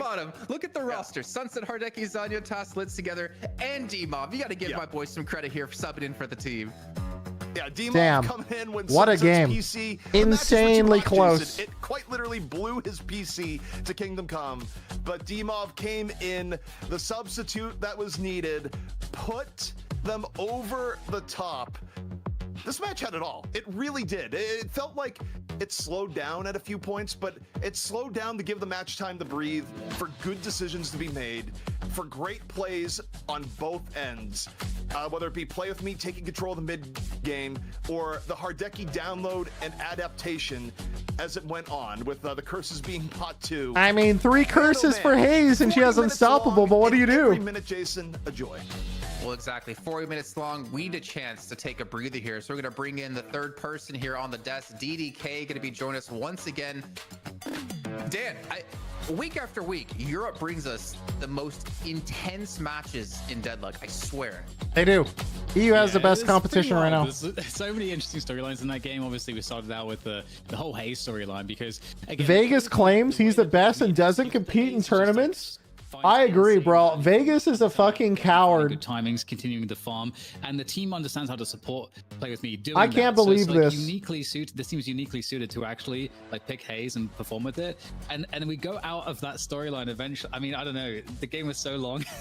It then became all about My that king mid-boss is a right at the end, fraud. 'cause that was like the really interesting Guys, moment how where can Vegas be the #1 player in Deadlock when I'm the #1 player in there is Deadlock? that one moment where in that key last mid boss, Come on, guys. he is able to stay alive. And Actually, Leffa in chat says Vegas is the best Deadlock player. Dude, that's crazy. Just lying in my chat right now. That's insane. I think that was the key moment because that I think delayed the game long enough to bring Hardeki online in the way that he. Oh, by the way, I'm became ass online 6 to be able in to terms deal of with that rank, later boys. mid-boss. Ass Again, 6. staying alive, avoiding getting focused, as we said. All the curses come online, and when that happened, all the curses came online, which you guys were talking about. That would have been the counter. Need to actually They play got to it be a online, player? and suddenly, Guys, that changed everything. I'm just a And co-streamer, a just- humble co-streamer.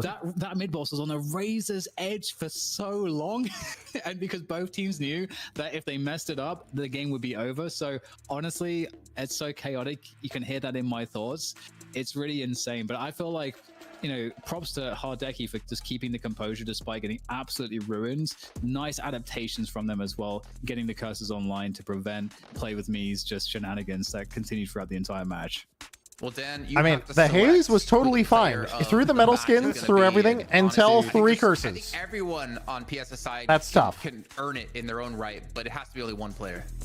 Yeah, it's really difficult. Got a 90, 100 X3 to co-stream. Demo for doing such a good job in the supportive role on the Viscous, but I think it kind of has to go to Hardeki because Hardeki, again, under so much pressure, able to just continue to just keep the souls up, ensure that he was able to do what game he had 1, to do as soon as his Hardeki team went enabled him crazy. to do it, because I guess Game it comes 2, to that Shiv fell platform off. ultimately at Game the 3, end, they're like, in all right, you that won't fall mid-boss, off now. You're just gonna turned play the 7, have fight, fun. and that was just because, again, his team enabled him to do so. Late but game again, if he 7, wasn't boys, what do you playing do? so effectively on the 7, obviously wouldn't have been in the position to succeed like that in the first place, and that really turned the game. Although I gotta And ask, I know you guys were but why talking not about how late game 7 is not Infernus? I guess it's necessarily, just because considered Spirit as overlap high or something, I value don't know. a pick maybe in NA, but it's very favored in EU, and we can see that if games really do go long, it can really be the decisive factor. So props to Hardeki for his performance.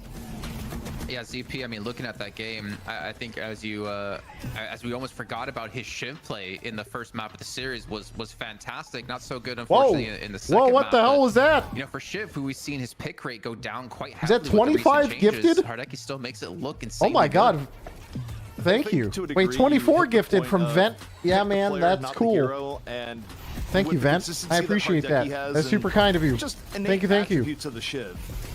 I think there's definitely a situation where Also, shout out chat for this whole tourney, by the way, to Deadlock Fight Night on Twitch. Well, Shiv is always going to be good in Hardeki's hands. If you guys ever get tired of me yapping during commentary, make sure you just go and load up their stream, the Deadlock Fight Night stream. Here, storm clouds at the right time, metal skin at the right time, getting over the. It's fun to have this every loss that Wednesday. was Play With Me for Just a lot everybody of this logging game. on, having a good time. And look, Play With Me got the better of Hardeki a lot, but at the end, it was Hardeki that was left standing with good item usage, great storm cloud timings, and it's not like Hardeki did it all alone. The curse is coming in from his team, of course, really sealing the deal and completing that level of protection. 40,000 onto the pocket 7. But damage. You take a look. Same here. as Hardeki Hayes. Top damage overall for his team. No, actually, outdone a little bit by Together. So Together still got good value on the Warden.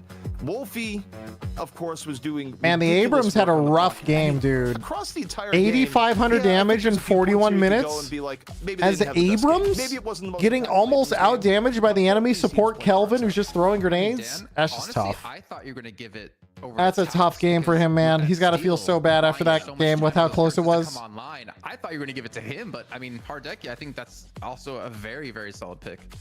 Yeah, it is definitely very tough. I do think, like when I was thinking about about it, I'm like, okay, that paradox steal. I mean, I did definitely feel like Hayes was sort of the only threat on that team, and now impactful it was. Like, you know, I didn't know it was that bad though. That's tough. Abilities, you know, it like just dodging 3 players to steal. It's ridiculous. Like, I don't think you just ever see that. It's such a low percentage play, but he pulled it off, and that was the point where it really felt like DMS was going to win the game. If they get that rejuve, which obviously they have every right to get it, they definitely, I think, win the game. So the fact that so much time was bought, as you said, to get all those extra itemization like choices online. Vindicta also did crazy damage. I think yeah, that is the Vindicta late game. That is true. Vindicta late game is a huge threat. You're right. So, it's really just off of that. I feel like that you're is not the wrong. Justification for the MVP. It really is. Look at Crow. So 26%. Let's have 50k healing. I mean, 50. Holy shit! I didn't notice that amount of healing. I think when you look at the paradox changes. Wait, the Ivy only had 8,000. Kelvin had 48,000 healing. Holy fuck, dude. Within the edge case, that's insane. Stealing a rejuvenator, the sped up swap is like gold to get yourself in a position. Ivy felt kind of used. Yeah, the Ivy didn't feel super crazy, but while it's a nerf in a lot of team fight situations, my word, is it a buff when you're trying to steal Rejuvenator? And it definitely came into play here for PS. Also, the Warden. We need to talk about the Warden too. Technically, the Warden outdamaged the 7 and the Mirage. This was the late game Warden that we saw with just fire rate plus intensifying, with full tank with Curse and Frenzy to face tank. Don't disappoint us. You got full gun actually kind of owns. Big to live up to here. Surprise us, you know, Llama Lord's up and coming team. Will they be able to defeat Hydra Nation, or at least bring Hydra Nation to a map 3? I'm hopeful. That's true. We have some turbulence in NA, and not some turbulence. We do. They still have to beat Nuki Panuki before they can challenge. That's true. That's true. Llama Lords has to be. Panuki first. I've jumped. That's true. That's true. I've had Hydra Nation on the mind today. That's just how it is. You know what? I wonder why. That's crazy. I completely understand here. Dan, any final thoughts? I think we're going to be able to predict the draft a bit better, but it's the story of NA has certainly been about who can challenge Hydra Nation. So we'll have to see if there's any of these 2 teams are going to be prospects to be able to do that. All right, well, gentlemen, thank you so much. For you guys at home watching, we're going to have a short little break here to get things ready to go for the North American matches. So don't go guys, it's NA time, guys. 15 minutes time here to kick off it's the North America, guys. Of the Deadlock Fight Night. Hey, guys, just survive. It's soon. North America's up next, guys. No bench. Guys, North America right now is peak fucking drama. It is peak drama, guys. I need you to stay awake. Because apparently, Hydra Nation yoinked a player from Llama Lords and paid them $3,000 to join their team. That's the drama, boys. Now, the interesting part about that drama, which is more funny, is the fact that that player has like 10 banned accounts in Deadlock and is also banned on Twitch and a bunch of other places. So, yeah, it's all, boys, it's big drama all over the place, boys. And so apparently that player was then I don't know, apparently they're not playing anymore or something. So nothing ended up happening. It all got reverted. And I don't know if anything about the rosters is actually different today. So that's the peak drama that was happening this afternoon. So I don't know anything that's going on. It's all stealth drama behind the scenes. And I'm just sitting here just hearing numbers, and it's all becoming a meme to me. It's just so funny, dude. I mean, no choice in the matter. Getting thrown into the Guardian, gets taken down immediately. Trades though. Alju coming in to take out the Lash while X is out. And the fight continues here as Patron pulverizes, try to continue the action. Obviously, the pursuit off of the Viscous is strong. Puddle punch. So yeah, NA may be, you know, a little bit poor on the gameplay side sometimes, but peak drama, guys. As Patron pulverizers look to push lane 4, Goober dives into the backline of Pass, distracting them. However, his own backline were dismantled as Patron pulverizers lose 4 players for only 1 kill. Get to the same spot. Meanwhile, Goober into the fray on the goo ball. Quick cube. Poshy Pop still caught by Mercedes. Goober dive gun in. Brayden looking for the exit. Stun back and forth now. Returns fire onto the Viscous. And it's past Dan. Getting the better of this so far. McGinnis. 3K is like 3 weeks worth of DFN earnings. It's actually way more. As Wraith falls in turn. Patron Pulverizers getting crushed. The action continues to pop off in lane 4 as Scout trades 1-for-1. I sure hope you enjoyed that banger, dude. Solomon, thank you for the work all of you guys are doing at the production end. That was an amazing game. I love that stuff. That was awesome. With the 7, concussive combustion over and in, says get over here, burn to cinders. That was such a good game. Now under pressure in turn. The life leech, though, incredible. But anyway, I told you the NA drama right now, chat, because I want you to keep that in mind as we watch the rest of the NA games today. It's going to be hype. From the Viscous, Perry not going to amount to anything, and Infernistan kind of coming online. Even being down 36k souls, the Pulverizers show off what their comp can really do with some great synergy. Going in for the telekinesis, that's exactly what we're seeing. Besides Warden, let's dance here one more time. Death Slam, telekinesis, Death Slam, the punishment. The Shadow Boxer Shadow Weave Bebop gets a great catch on. Anyway, enjoy this NA recap. I'm gonna go make some food really fast because I got 10 minutes before the NA giant game start. This is my timing. It's real nice. I'll be back in like 5 minutes, boys. Beer. You got me, but did you want me? Is the real question that Spooky has to be asking there. And now, Patron Pulverizers looking to take advantage. Bebop out of the fight. Zersby, a little bit of danger here on the 7. Low HP, ground slam coming on in from Wallix. See Pocket gets stunned into the corner by Abram. Knowing that Wallax has his cooldown on Death Slam, Pass decide to rush down mid-boss, and eventually the Pulverizers get baited into a fight they just couldn't win. They can get there in time, but the rejuve is already coming on down. It's going to be Wallix coming in raw. Does not have the ultimate in play. Wall is out. Who's going to be secured by Pass? Secures it. Comes on in. Patron Pulverizers not able to steal. They lose Zerbzy in return. 2 down. They get McGinnis in turn, but Patron Pulverizers falling one by one, Dan. And with all the damage that's already been done, this could be game. They didn't have Death Slam up. They were down on ults. Their positioning wasn't really in time. But in the end, it doesn't matter. This is Pass taking it over Patron Pulverizers. Even though we've seen Hydra Nation deal with a Bebop before, it seems that they don't want to mess around with a stealthed up, double-plated up robot on a Wednesday afternoon as they ban it away.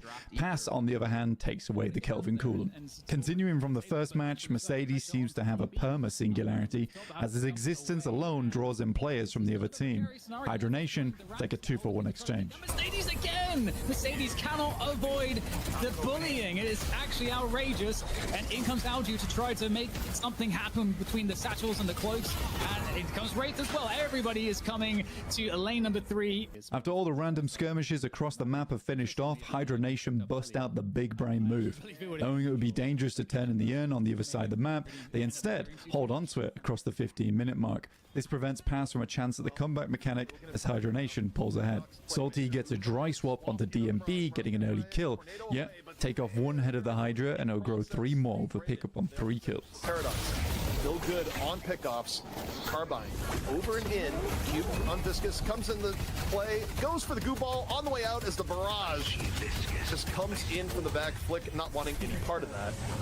Hey, you take a look at the situation. Leffa says, it's go time. Concussive combustion in. Focused on the McGinnis. Gets Carbine. Pressure coming in. McGinnis in their own health station, not able to live. Leffa laying on the power. Fights across lane 2 and 4, now Hydra Nation. A 4-for-1 exchange overall. I don't realize it because it was going on the rocker. Walker, though, finish off. Braden says you can't cast telekinesis when you're dead. Leffa dropping the fire on the ground, moving around. Now laying the damage in the Mercedes. Mercedes, as a card, usually doesn't catch fire this easily, but you're against Furnace. Well, I got news for you. You're about to burst into flames. Leffa finishes it off. It says, oh, and another one. After a party with mid-boss where Pass were uninvited, the Hydras get a catch onto Braden, but Pass turn it around for a 3-for-1 trade. The Rejuve respawners allow Hydra Nation to get back into the fight, though, grabbing even more kills. Abram still under pressure, but the telekinesis eventually hits. Goes unstoppable off the seismic slam. Under pressure from all ends. Rocker buying up more than he can chew. Quig came in for the assist, also getting thrown into the dumpster. Pass up 2 right now in this fight. You see Salty working around the time wall. Gets him blowing up for Mercedes to finish off Hydration, and this is a very nice fight for Pass here so far. The Hydra Nation's coming back up off the rejuve. It evens the score here, Dan. Oh wow, this is really important. Being on the killing blow. Oh, it's not going to be able to connect because the cube is going to block it, trying to slide through the veil, and there's a insane parry to finish. It started with a kill on Mercedes, and it finished with a kill onto Mercedes as Hydra Nation close out the map and slash the tires of Mercedes and pass. No. Once again, Mercedes has been the target of a multi-person gank. So far ahead on power, individual hero power. You got Leper here, who's not going to die. Just the nature of the lifesteal, the spirit lifesteal. So this is looking pretty desperate indeed for Pass. Patron, the weakened version, is getting focus fired at this point. Dive comes in, it's still sustaining some damage. Pass still down 3 players. Everyone up for Hydra Nation, and that's going to be it. Map 1 here for Hydra Nation in the grand finals. Both teams decide to stick with their bans, but Hydra Nation bring out Vindicta, the only team in Deadlock Fight Night to ever do this. I wonder if that has something to do with a very specific skin. DMB wanted to show off that not only Leafer can play Infernus on Hydra Nation, as he pulls off a sick dive onto Mercedes. Well, Leper's just having too much fun here. Oh my god, he's going for it. Oh my goodness. There's a card coming through, but so much heal also for Leper, able to just dive this with him. Continuing to fight across the map, success across different lanes net the Hydras a hefty 10k lead, 7 minutes in. And as I say that, well, the combo begins, so Spooky says, yeah, you're right, I can't think of play. Heavy damage, though, going on the Salty, as you see DMB rush on in. Braden also incredibly low. Cube out from hydration, saves him from Braden. Braden falls, and DMB continues to submit clips for a highlight reel, this time diving Mercedes under his own walker. You have to hope for help. And you take a look here. Here we go again. DMB walks on in, gets lifted by the telekinesis into the walker. Could get chain stunned, but doesn't matter. Quig on Kelvin allows Hydra Nation to chase down Pass and secure 3 kills. Path over the top. Looking to chill down McGinnis. A little bit of damage on the Abrams. Salty falling in turn, and this continues to just add on here, Dan, where just no matter what Hydra Nation does, it works. Having a 22k lead 11 minutes in, Hydra Nation continue to strangle Pass on Souls as they go for the turn-in and get kills on top. This is quite crazy, but we'll see if there's anything that can be done to stop this. Looks like McGinnis is going to be in some trouble here. Indeed, gets taken down, and Hydra Nation just farming the kills. Dan, DMB looked Kelvin in the eyes and just could have emoted at him and just said, I'm turning this in your face. What are you going to do about it? It just went from bad to worse to cursed as Hydra Nation have a 40k soul lead and make the executive call that they have had enough as they push for the win and defend their title once again. Yeah, this is not looking very fun. So Vindicta making a second appearance and might just be a second win. So 100% win rate at the Deadlock Fight Night. And all the shrines are now getting pressured down. And slowly but surely, looks like we're about to have a conclusion here. As no signs of stopping. Nearly a 70k soul lead here. And 60k. It might be one of the fastest games we've had, actually, CP. For Deadlock Fight Night, it absolutely is. It's going to go over the 15-minute mark, but not much over than that. As everything for Pass simply crumbles to ash. And Hydra Nation, the $1,000 Insight Dan, they can feel it, they can taste it, they can touch it. Well, I mean, they could delay this. They could just not kill the patron. I mean, to be honest, it was, guys, I was AFK. Surprising. We just sat down. Okay, here we go. Look at my alerts and shortest game, so this could still beat it. Is that 150 gifted when I was AFK? What the fuck was that? What is going on here? Well, thank you. I appreciate you. That is insane. And thank you so much, Ben. Appreciate it. Once more.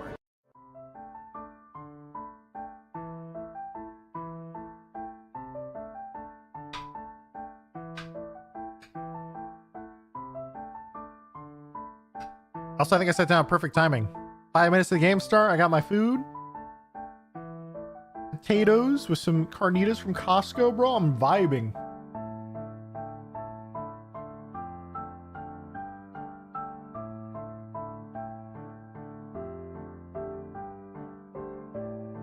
Thank you, Vent. Again, times 100. That is super, super, super kind of you. I appreciate it.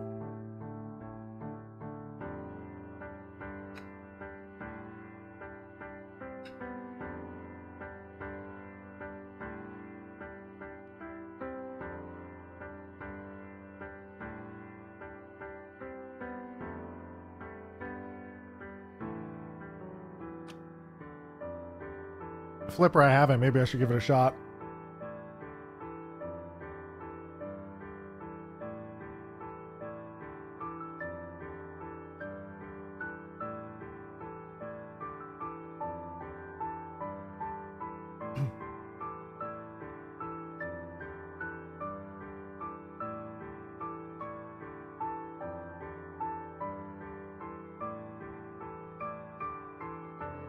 What CPU you have? What FPS do you get? I'm at 9900K right now.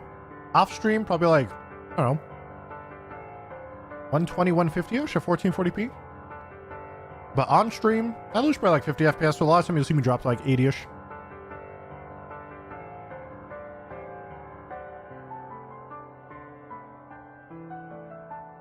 I think I just got upgrade my 900K. I'm looking up 120. Hey, same here. I'm also, that's about the same FPS I got.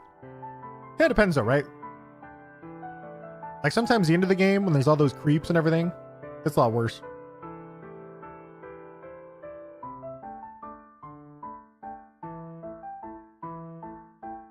Do you play max settings? No, I play all low. With just shadow and textures up.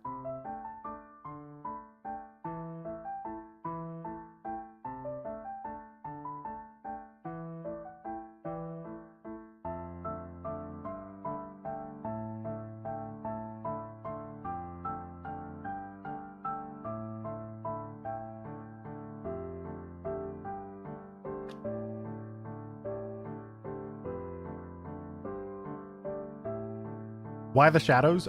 Because if someone's above you and you're on medium shadows, maybe I can see the shadow on the ground. That is, it's a previous thing in old Source Engine games. I don't know if it's this thing in this game. I figured I'd just use it.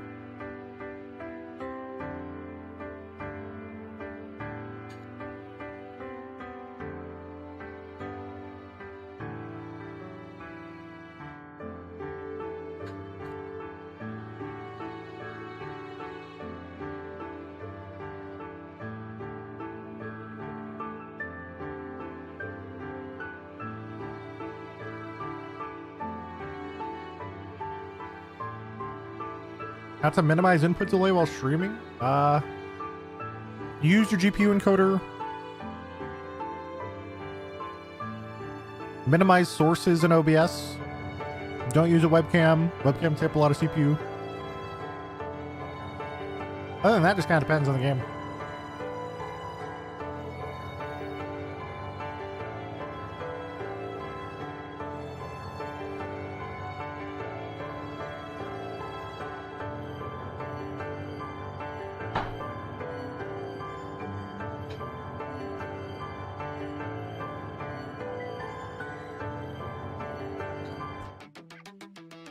Welcome back, everybody, to the Deadlock Fight Night number 6. We're now into the North American part of our broadcast here. Jason Kaplan joined by DDK. And I mean, DDK, we got to see everything that EU has to show us, but I'm so happy to see some newcomers in North America going to be taking part today.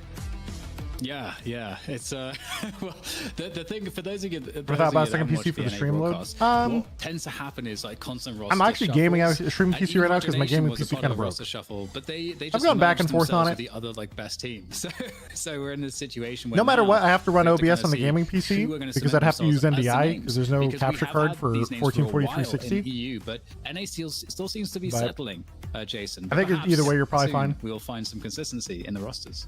Well, if you guys haven't been here before on the Deadlock Fight Night, what it is, it's mostly just show matches. As we do have two teams go head-to-head to challenge out of our top dog of the region with a play in a best of 3 to determine who wins the $1,000. The play-in is going to be a best of 1, and the way we choose these teams, it's based off other events that are happening throughout the weeks, and we choose the best teams to bring you all the best action here on DFN. So we have Llama Lords going up against Yumi Panuki here in a best of 1 to determine who plays up against Hydra Nation a little bit later on today. While you guys are watching, of course, at home, don't forget about the fact that we do have merch for you guys at home who are watching. We have these great little shirts, hoodies where you can get goot. We have a mouse pad as well over on the site. You can head over to deadlockfightnight.com, and all the proceeds that you guys do Stream spend PCs into being a this thing go with the directly past, back better into the CPU GPUs broadcast, are going whether to take a it's massive prize load pool, off as you would like 6+ years ago. or what it might be. We're So here just kind to of, make the I would show say they're actually bigger still and really better for you useful every nowadays single week. because people are now Which is also why we multi-streaming do as of the have last a 2 sub years or right so now since on Twitch as well, which you guys lifted can their pick up, which restrictions. I can see And so right if you're doing like 5 streams streams at once. So That's glad actually a he's use case for dual PC being really useful. Thank you so much for the sub. All those proceeds, of course, go back to the show as well. So we love having you guys here. We love doing the show every week for you guys. And DDK, it is time Good luck, Goober. to bring back the man yet again here, who's probably just had his breather from the EU slugfest we had. ZP gonna be joining us once again here on the desk to talk about what will be coming up in North Assuming, America. of course, you want to get max, ZP, encoded quality in all different streams. You got to be tired, man. You've been in the thick of it all day long, dealing with what's happening in North America. You know what, NA, the games may be variable, but let me tell you, behind the scenes, it is always kicking, where I wake up today at 4 a.m. to bring my dad to the airport, and I go, yeah, I'll bring my dad to the airport, come back, get some sleep, and come home to a nuclear explosion on Discord, courtesy of NA. So when we get to the roster screen, I think you may just see me collapse and just, go into the fetal position. But it's fine. We made it. Our teams are locked in. It's all set to go. I'm excited because we are going to get some gameplay here. And there's the rosters. I can't handle this right now. Can we actually get a picture of ZP really quick in the fetal position while we This is going to be a good game. I'm excited to see Goober. We've been hearing a lot of good things about this team. Of course, you guys might recognize Ido from back in the day, really, on one of the best teams in North America before it got absorbed, I should say. Young Calc, and yes, chat, you are right. Calc is short for calculator. Rokane, Lord MM, Naked, and Sizz Lucky, which we recognize from a couple of weeks prior, up against Yumi Panuki here. And I mean, Goober, for me, DDK was one of the big standout players that we saw last week. His I'm actually excited for this game. Phenomenal. I think Llama Lords will win. Last time they had a last-minute sub, if I remember right, it was for that hero in this region. So like from I feel like if you're Llama like Lords, messages I saw, it was literally just someone's girlfriend who played Deadlock a little bit just stepped in. I don't know how much they were experienced in the game or not because I didn't actually look. But but you're not really without this time should be to target somebody. This should be interesting for Llama Lords. So it should be fun to see how this one kind of plays out because we do have some like familiar names here, along with some of the new ones too. Yeah, I mean, I was just gonna add on real quick. If it's funny enough, like talking with Goober, super excited to play, but did have the concern, like, man, I hope they don't ban Viscous. It's like, well, if they do ban Viscous, it comes at a pretty severe meta cost right now. So, at the very least, Yumi Panuki can take that as a saving grace. I mean, if they ban your Viscous, was it? I thought it was. Be like, haha, f you. At least we got one back on our end. But obviously, if you guys haven't noticed as well, there was some major patch changes that came into this. Yamato can be quite different. The economy a little bit quite different as well. So I am actually really curious to see what's going to happen when it comes to these two teams because honestly, DDK, I mean, you can be as familiar as you want when it comes to drafts with NA, but I feel like there's always something that's going to surprise you. Especially right now too, because I think that the last patch really introduced the largest change in how the game plays overall, and it's like the economy changes have affected the pacing of the game. It's affected the balancing of heroes, even without touching some of the hero balances, because the jungle is worth less. Being on lanes is better. You know, you're going to get value from also split pushing in a way that, like, if we go back a few economies ago, wasn't the case, and that was one of the downsides, which has been addressed now. So there's a lot of changes I think which are going to make the game feel a bit different for these teams, and they won't have had the reps on it. And I think one of the cool things for us is that although we got a crazy banger of a third map in the EU portion that just finished, generally the games should go faster now because on average, like by the 20-minute mark, every player is getting at least like he says faster, but last time they played, they couldn't end the game. Llama Lords lost at a 50k soul advantage because they lost one T fight late game. And also because laning is. So now I'm super curious to see how fast Llama Lords gonna try and like secure the game this time around. The souls also benefit more, so it's very different right now, and I think all of these changes are really positive for us actually as viewers of the game. Well, ZP, speaking of changes, not only did we have changes in game, we had a change on Deadlock Fight Night and how we do the coin flip. So I want you to at least describe to people who weren't here for the EU portion of the broadcast how we now do our coin flip. Yeah, the coin flip is out. No longer is it me going to Google and doing Google coin flip. No, we do it the way as God intended. That's right. Mo and Krill versus Mo and Krill. Fisticuffs only and parry. And ding, ding, ding. We're already into it. That's Goober on the left. Lord Nightmare for Llama Lords on the right. And you see how fierce this gets. It's just raw mole versus mole action. And NA got spicy. I was about to ask, did they just agree to not parry each other whatsoever with these heavy slams? Oh, Goober gonna go down from this one. So Lord and M gonna be able to secure it for him and his team. That's gonna be Llama Lords for the choice of first ban or first pick. Or second pick, I guess I should say. I'm not gonna lie, ZP, I like it. I feel like we need to get like a proper ring set up, you know, get the whole shebang going, maybe get like a skin with like, you know, some boxing gloves on Mo and Krill, really step it up for next time. But I love it, man. Oh yeah, we could do that, right? Custom skins. I've seen some pretty interesting custom skins recently. I have too. Come on, let it go. Let it go. I know what you're talking about. Yeah, Rise of Dead or Alive. I don't know if you guys remember that. But anyway, let's like move on quickly. That was a very you know, great demo I had on my PlayStation way back in the day. But yeah, we can head to drafts as soon as possible here and really see how this one's going to break down. But you know, ZP Llama Lords, we've heard a lot of good things about this team. We've heard from a lot of NA players that this could be the team to take down Hydra Nation. So when it comes to favorites, I think all three of us are going to be leaning towards the double Ls. Now, Llama Lords feel like the team to beat here, but Revival, of course, also having very good recent tournament performance, not ones to be slept on. And look, NA is variable. No, come on. Off limits. They banned the Viscous. Rip Goober, the one, the only, the Lord of Viscous, Dan. He's been banned out. Yeah, it's so sad because like if you're a player that's like so known for like playing one hero, you kind of, I feel like you have to like bait people. You like spread like false rumors and just like make it sound like you're like some god on like a hero just to play something else. Because this is always going to happen, probably, most probably. So you're just always going to get wrecked. I mean, how are you going to have anything other than just disappointment? How are you going to be in a situation that's anything but just soul crushing in a scenario? Like, what's Goober going to play? What's he going to do? I'm just thinking of the Franco meme with Naked, and he looks over him like first time when you had like McGinnis banned out against him. Like, is this your first time getting targeted ban? But Yamato, we are going to see first pictures, ZP. It's kind of what we thought would happen in Europe, but didn't happen in Europe. But now you have to go, okay, what is going to be picked up here? If it was Europe, it would be I'm Wraith. back. Wraith would be walking through that door right here, right now. But because it's NA, it's going Wait, to be they banned Paradox, Mirage and where not Paradox? also, we thought we'd see it in EU. Or sorry, all right, not Yamato? You have Paradox I guess already. you can't really. On top of it, you don't have to deal with your Vindicta. I guess actually wait, it makes more sense because they're gonna get. They're either gonna get Llama Lord's first pick will either get Paradox or Yamato, so you just kind of have to pick. That also makes sense. By banning both, that means you don't get one. Ido likes Pocket, and you missed the Mo 1v1. Fuck. Don't give Ido his Pocket. On the Damn it. I think with me. I think 15 months. DDK is just like, I need to move to NA. Like, how is Wraith not being banned or picked right away? Like, this is insane. Dude, play with me would tear things up here in this region. It would be so interesting to see. But this is like very predictable. Ooh, we get a Kelvin very early. Actually, we didn't see Kelvin was usually like a 5 or 6 pick in the EU region. So interesting to see that. Kelvin seems to be getting a lot more favor. Actually, I would say a lot more priority. I love Kelvin. Kelvin's so good in this new meta so far. That's something that at least I have been noticing. But otherwise, I feel like this is like pretty standard what you would expect. Like, this was the one thing I mentioned in the last broadcast. We would expect. Hey, earlier Infernus here in NA. The draft is going to be much more predictable than EU.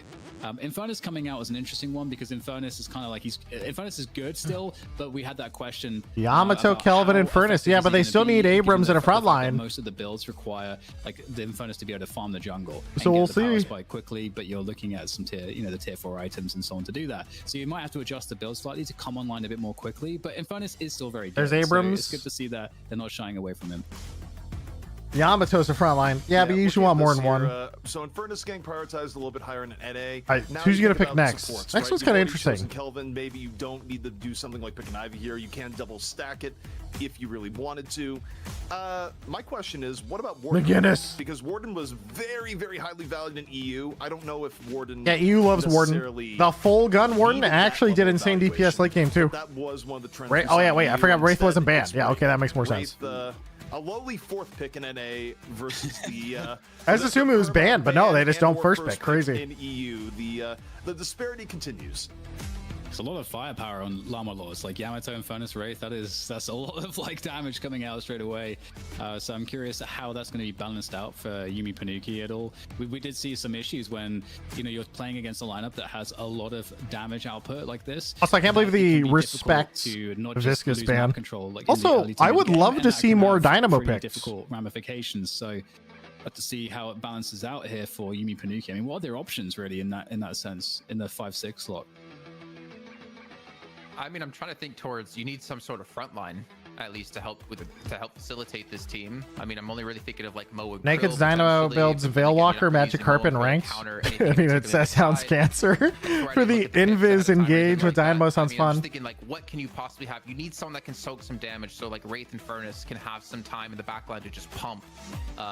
So they have their support, they have like their solo lanes, they technically even have like dual lanes who can play solo lanes. I almost want to see like a Lash out of them last potentially, but I don't even know if Lash technically fits well in this comp. I think we might see like the... Oh, they're yoinking the Lash. See ya. Which, you know, makes sense to a degree, but you got to think final pick. They have to be angling for Haze or maybe Warden, but probably Haze, Dan. I would like to see Lamaga Heartsaway Goober's characters. I mean, the Vindictus. Yeah, I can see the argument. You know, Goober has insane map rotations of melee cancels Abrams. Makes sense they prioritize early Abrams. Over the Haze, unless you're able to play around a Haze and have a Haze that plays like Play With Me. I haven't seen anybody else make it work. And the first plays Paradox. Oh, then yeah, it doesn't matter. We don't see Dynamo ever. Hey, there's Dynamo. Like I said, let's go. We've had do make Dynamo more viable, because Dynamo does obviously need some items to ensure that his ult actually does something, and you can get to those items a bit more quickly now, and you don't have to rely on jungling or anything like that. You know, you're going to get more souls. So this patch is good for Dynamo, so it's not too surprising to see him. Why no Bebop? Depends. Sometimes the teams with really good Bebop players, they pick it and do well. And guys with a silence on Dynamo is actually huge. I like that pick a lot, because the moment Dynamo looks like they're gonna go in, you just start spam clicking as fast as you can to get the silence on them. If you're gonna hold it, that is. Also, Geist is good versus Yamato, also to have the silence. It's starting to go a bit crazy. What's your I like it though. I'm into this. Also, Panuki, and you do kind of have to wonder who is going to I like do it. the I heavy like lifting this from a carry side of things here, and I feel like you need to have the greatest Spirit Ivy game of all time to kind of even things out, because it's not a lineup that really does much damage if you get significantly deep into the late game. You've given up a lot of that power over the Llama Lords, where you yeah, they don't have the late game Yamato and Furnace Wraith. Yeah, for late game team fights, where yeah, he isn't the most popular nowadays, but that's still an area where Dynamo can really shine. And who's the late game damage team? So, Pocket. I look at this and think Yumi Panuki, they have to win early. I'm looking at the healing they have here. Like, holy crap, Kelvin and Dynamo. The amount of healing That's true. put on these fights, like, yeah, you might be able to catch someone, but they might have enough healing. Gun to Ivy just incoming. prevent you from being able to Oh, kill I them. like that. That'd be fun as hell. Yeah, it's gonna be super interesting to see how this kind of plays out. I do like Lamalaw's lineup a lot, just because of how oppressive it in theory can actually be. But it also at the same time I'm not sure how it's going to come together. Whereas with Yumi Panuki, I can see all the synergies, I can see all of the setups, the initiation. Like, it feels a lot more rounded. So I don't know if I'm leaning towards just a comp. If I just close my eyes and don't look at the team names, I like Yumi Panuki's comp a bit better, even though Lamalaw's is stacked with all the carries. I think when you look at it, you have Pocket, you have Paradox, you have Lash, you have even Geist and Abrams, where, I mean, Geist is kind of even the entire game, but still really good early. Geist in lane is kind of gross. That is going to give real problems to Llama Lords in up until about 15 minutes. But if they are not very firmly ahead, you suddenly now have to deal with Infernus scaling. You have to deal with Yamato scaling. You have to deal with Wraith scaling. It's going to get very, very difficult to deal with as the game goes on. So for me, yeah, but you thought about Paradox scaling? Okay, Yumi Panuki, you've kind of. I said I've seen the 75,000 damage Paradox in 30-minute VOD. Or at least get a very big advantage. If you don't, it's probably over. I mean, what I look at is what out of Yumi Panuki is going to stop Wraith from just split pushing. Like, Wraith is going to be able to 1v1 any of these heroes when you get to that point in the game. I think Yumi Panuki, like, they want a team fight, right? But like, you can kind of counteract the team fighting. I think Pocket's by, like, okay. Great disengage, especially if you level Kelvin's 3 first, like all the way. Then you have the split push to counter that, to be able to take down objectives that they can't really respond on. I'm also looking at Yumi Panuki for like Pocket for Alju. I'm assuming you're gonna probably level up your ultimate first, like to max, just so, your affliction, just so you can deny a lot of healing. If Paradox swaps, who kills? Here. I think Abrams. Into this first match of NA, Abrams is a lot of damage. Final thought Can is gonna swap be in a just pin. what we said before. I think you look at for Yumi Panuki, they're gonna come out flying out of the gate in all likelihood because of their early game power. But if they don't keep up that level of intensity, it's gonna be it. Llama Lords will come back. All right, well, let's see what's going to happen here as we kick off North America DDK. You've been waiting all night for this, and I never thought I'd be seeing a Dynamo to kick things off on NA. Yeah, it's gonna be interesting to see what Dynamo looks like after having been so absent. But yeah, I think I love watching Dynamo. Dynamo is so fun to watch. Obviously, there's a huge component as to how effectively a team's able to synergize, and that can depend a lot on how the macro Who did of the game hydration? goes. Hydration cut for the post player. Laser. Rocker apparently doesn't want to play any Deadlock anymore. Something like that. 2-1-1-2. We'll get into it. Yeah, this is a very 2-1-1-2. So this is a North American thing. We don't really see it in Europe. Lanes, you try to give But a slight edge in NA, we see people double stack the outer lanes and then rotate quickly to the inner lanes which is quite interesting. in order to double soak, or at least attempt double soak, and also get pressure for their solo Which is laners. good. Nothing too crazy or out of order happening just yet, and I think we're settling into a more normal formation here now, Jason. So who's the carry for Yumi Panuki? Probably Pocket. Everything's so standardized in my Pocket head, does and pretty then good come into damage the NA whole and game. you get But I mean, it's not like Infernus level, so I don't know. Old school for Deadlock, well, old school now. But like you're saying, as things have normalized a bit here, you can see Young Calc's going to be already low on HP. Deadlock has a big cheating problem in EU. But again, Scorn. That doesn't surprise me. Not too big of a deal. The anti-cheat's still a work in progress for sure. Lanes are going to play out with the Infernus versus Pocket. I've been fortunate. I've only really seen 2 in NA, I think. And as ZP was saying before, like if Llama Lords get started earlier, Could be Ivy. Yeah, if it's gun Ivy, could also pop off with a it's gonna carry. be really hard to stop them. Yeah. One thing I'll mention actually is, well, hold that thought for a Oh, second. Ivy's getting caught, as we say. Oh, he missed the nade. But looks like able to escape there is a Fickle Frog on A patch just dropped. Oh no, that's really bad. Because that means now if anyone crashes, we've had a lot of changes to those tier 1 Guardians over time. It's harder to dive. They do more damage to heroes. They have more troopers now deal 20% more damage to each other. So, generally speaking, Soul sharing post lane has been reduced from 175 to 170, so it can reduce even more. First earn is now always neutral. Guardian resist changed from -35 at 8 to -50 at 10. Heavy melee canceling can no longer be done with abilities, only items. on how you can gain value with your early lane, and Team versus team comeback formula toned down. Haze bullet damage bonus increase. Oh, on bullet dance. So bullet dance bonus damage increase from +2 +. So Haze ult much stronger early game. Paradox slight nerf. Invictus slight nerf. Yamato nerf again on the ults. Wow. So Haze single target's gonna own. Troopers now push faster because 20% more damage to each other. And they nerf soul sharing and then first turn chain. This is actually surprising. Heavy melee canceling I'm kind of sad about though. So only items, not abilities. Looking to get that ultimate online ASAP. Goober has been nerfed mid-series. Not wrong, but Goober, he is playing Paradox right now. He is going to use that melee to go back and forth. So now for Llama Lords, even though obviously it's just one case. So if anyone crashes, they can't reconnect, right? Already, very close to 3k, just getting a good job at the farming. Is actually moving over to lane 1 at the moment to try to put some more pressure on to Yumi Panuki. I would say honestly, it might be a situation where like they should just pause right now and restart the game because it's only 3 minutes in on the new patch, but I don't know. So everybody crashes in this game like every game. So I have to say his name. Yeah, I don't know. X2, Cross2. Yeah, I don't know. But what I do know is there's going to be a fight breaking off here in lane 3. I believe we did have the Paradoxical swap come in, but I'm not quite sure if it landed. But either way, Goober's like, hey, you banned my Viscous. I'm going to punish you. And they get the first kill on the Young Calc.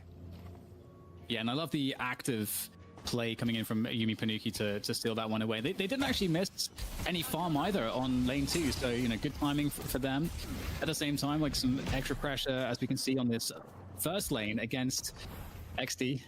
So much to tell them. They know. If you're gonna have a name that's hard to say for casting, I'm just at a certain point I'm like, okay, you're just gonna get what we can get. 20% extra trooper damage must be there to combat the double lane soaking. That their actual name isn't even remotely close to what you see. Well, you're right, actually. Like in game, it double soaking is a lot harder now if you're not pushing. Kind of. Although maybe a barcode would be like everything does push a little bit faster, I guess.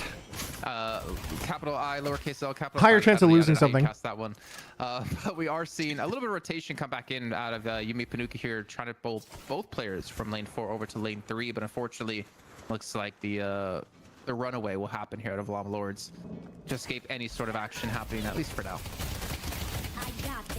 So again, more activity from Yumi Panuki gravitating towards this third lane with 3 players. I mean, it's the mid lanes. You know, you have a lot of ability to kind of move in between them. And Goober is on the Paradox, just having a decent game, decent start so far, at least in the Souls. So good to see, you know, gets denied. Ooh, lost 2, unlucky. Standout pick on that. You know, a lot of people, I think, actually, especially in chat, might not know this. Those souls that come out of towers and whatnot are global souls.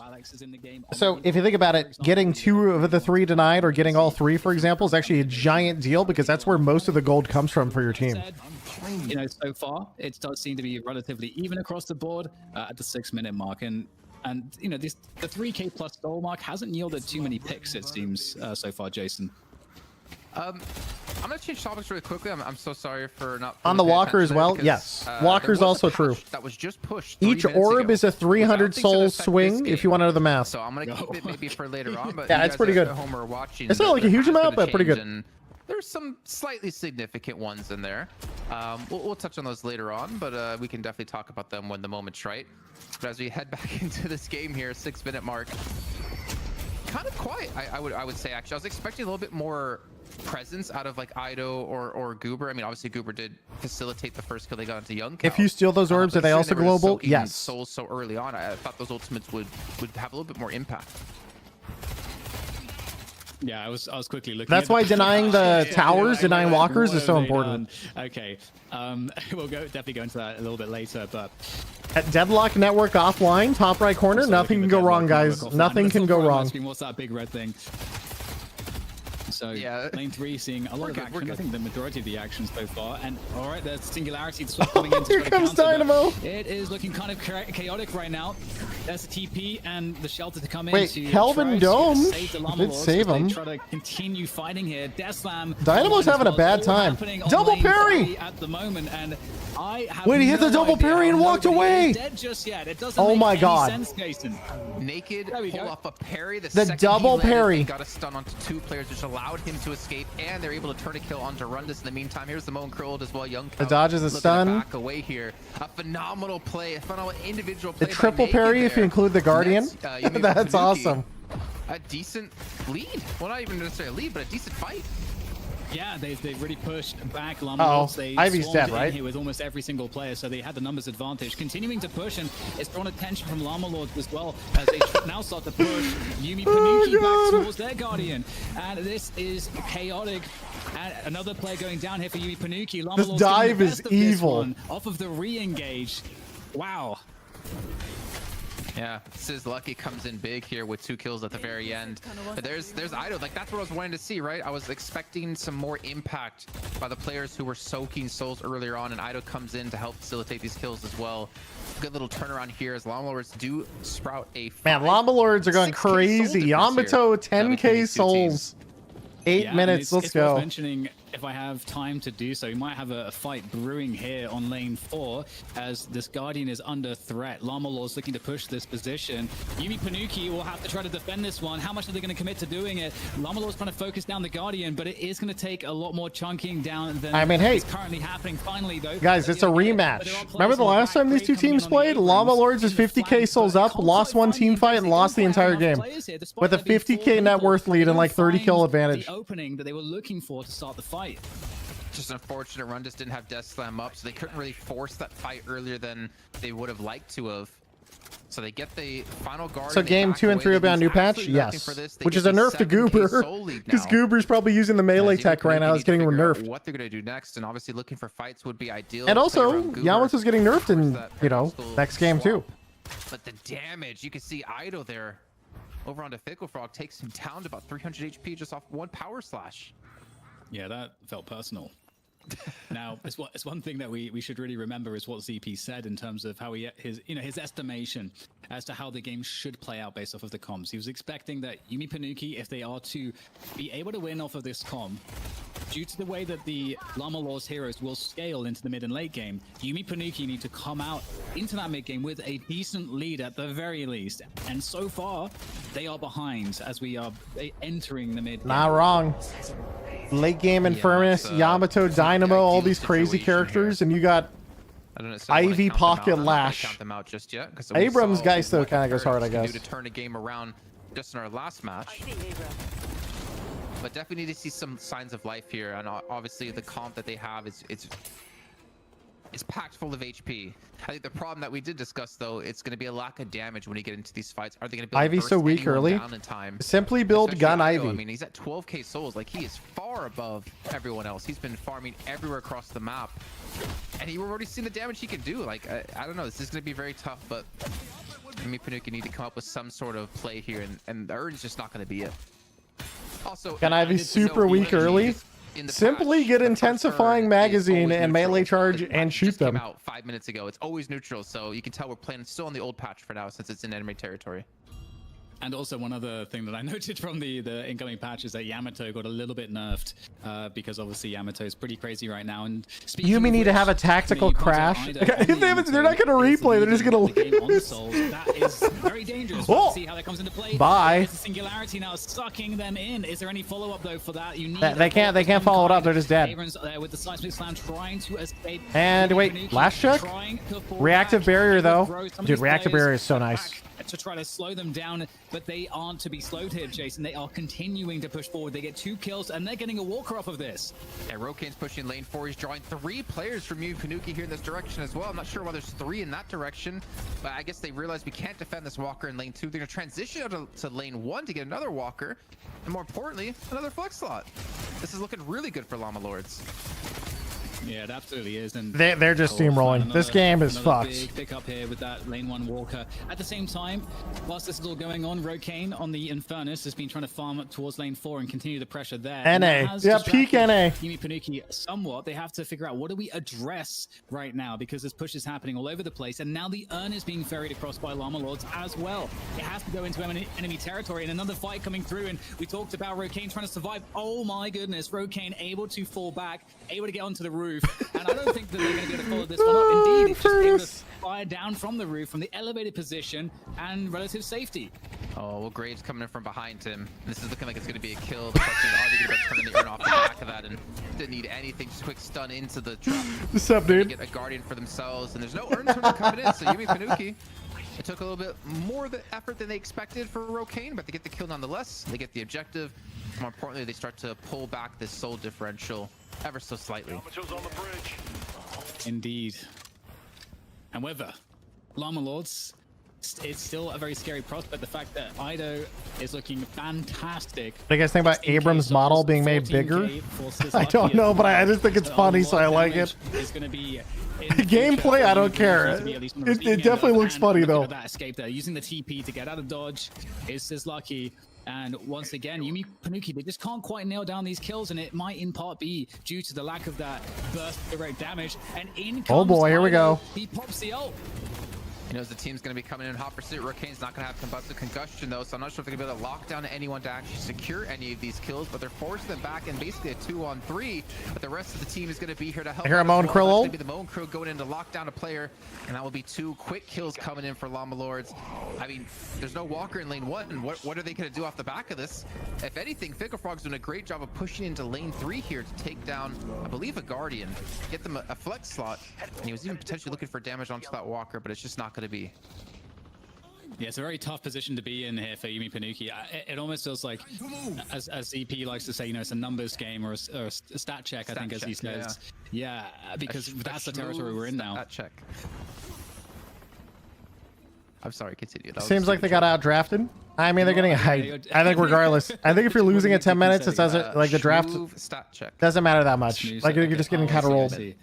So you did a bad joke and I made you repeat it. I feel. Yeah, you did. I'm sorry. That's fine. You should feel bad, but I feel worse because I made the bad joke twice. Oh my goodness. All right, well, moving forwards, Llama Lords collecting on lane 3 once again. congregating, and Yumi Panuki are all here as well. Big team fight brewing.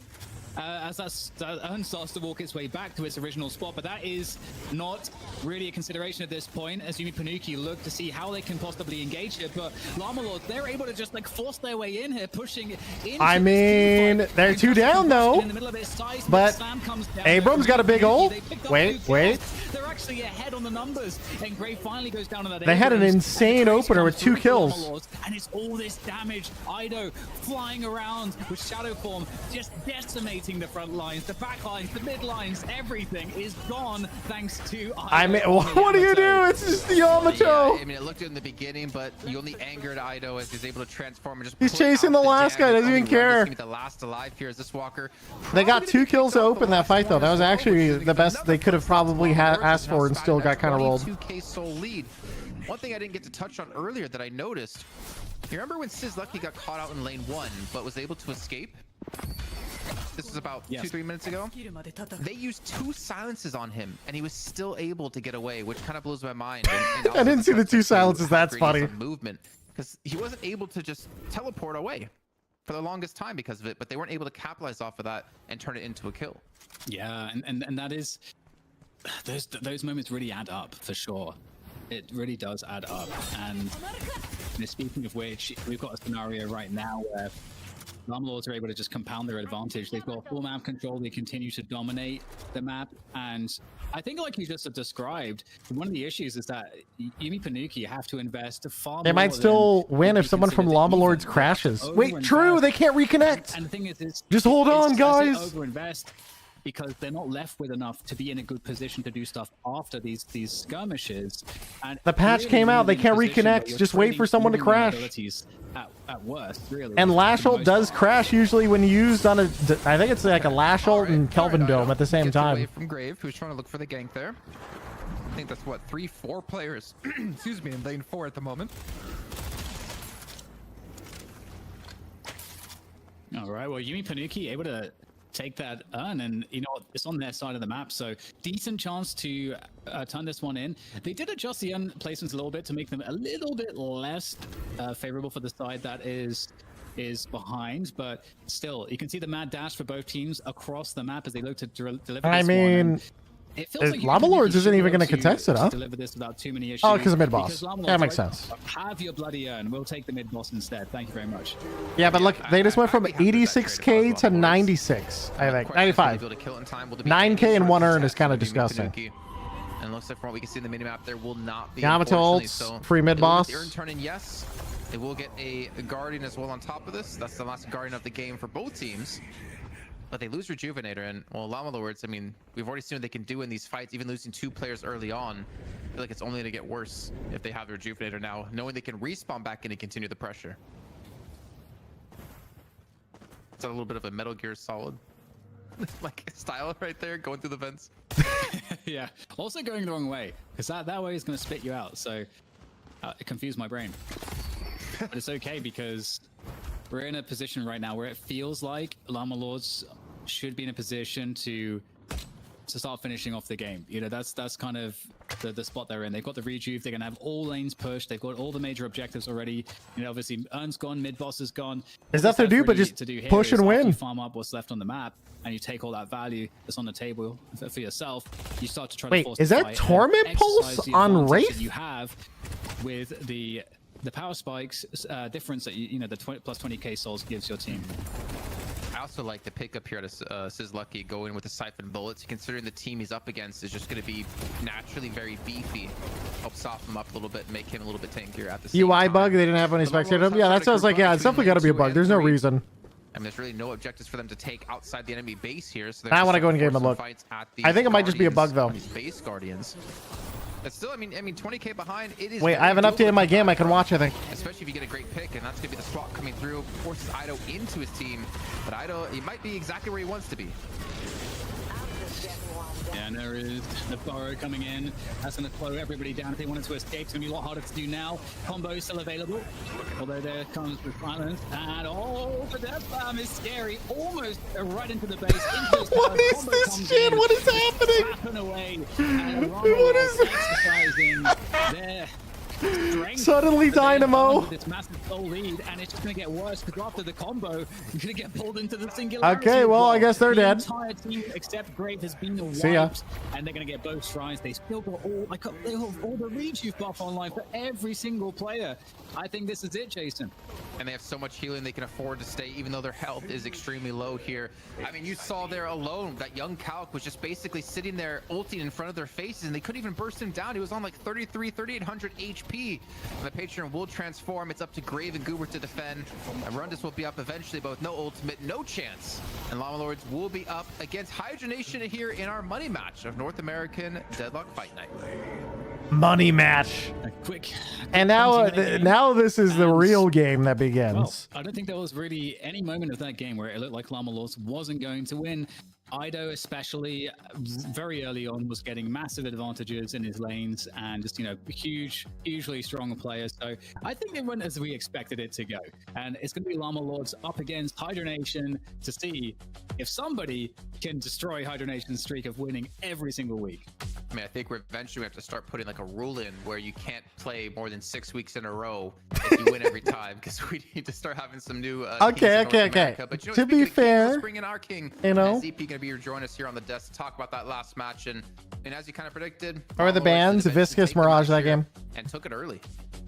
Not only did they take it early, but Jason, we have to say goodbye, not only to Yumi Panuki. So I keep streaming. I'm watching the next game, but then after that, I'm done. At least a little bit because of or the next BO3. That was the final competitive match of Peak Yamato.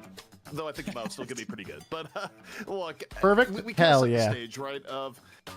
There was really no scaling that Yumi Panuki had in their composition, so they were under the gun to get very far ahead pretty early in the game.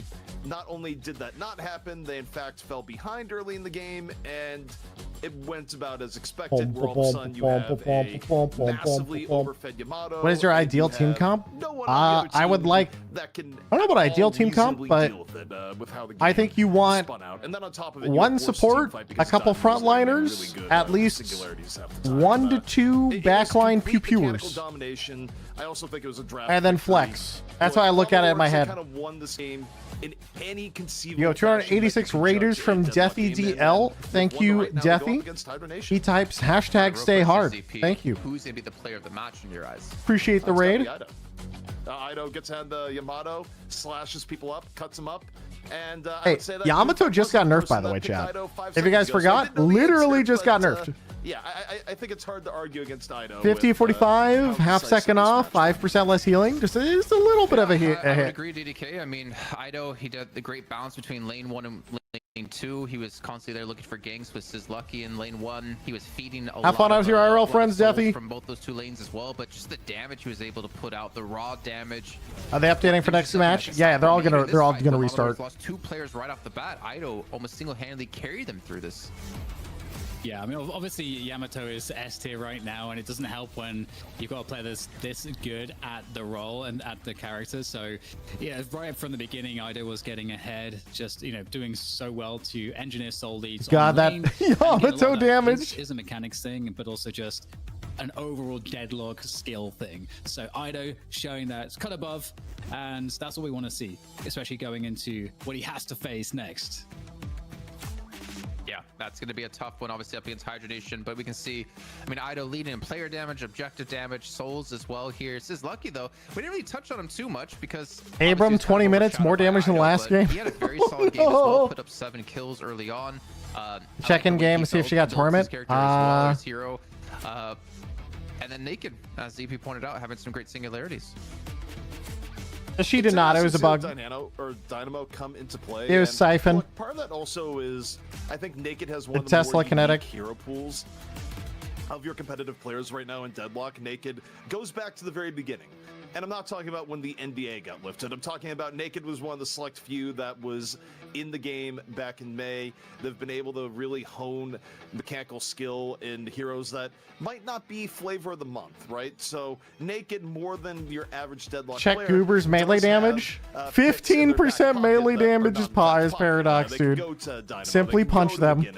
they can play stuff that's a little bit off the beaten path right now. How long are these comp matches typically? Like 20 to 35 minutes a game. I'd say usually about 20, 25. The composition, or rather the enemy teams, being able to pick something that you might not have even practiced against a whole lot, it's an edge. I really do think it is. I think that's definitely fair, and we're going to find out if Naked has anything else to show us in our final match of the night.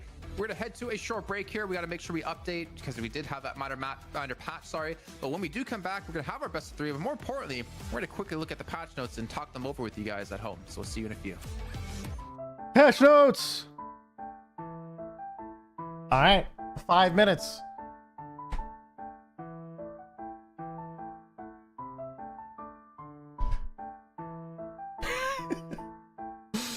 They play next game a new patch? Yeah, because otherwise if someone crashes, they can't reconnect. Oh god, dude. This is going to be too funny. Okay, so up next, Hydronation versus Llama Lords. Now remember, we have the drama in the background of this game. Right? So it's going to be interesting. If you missed it, the drama in the background of this game was... Also, what the fuck is this flashing? One sec. Let me just restart my Firefox. The drama in the background of this game is, you know, last night rather, right before the tourney, Hydronation attempted to yoink a player from Llama Lords.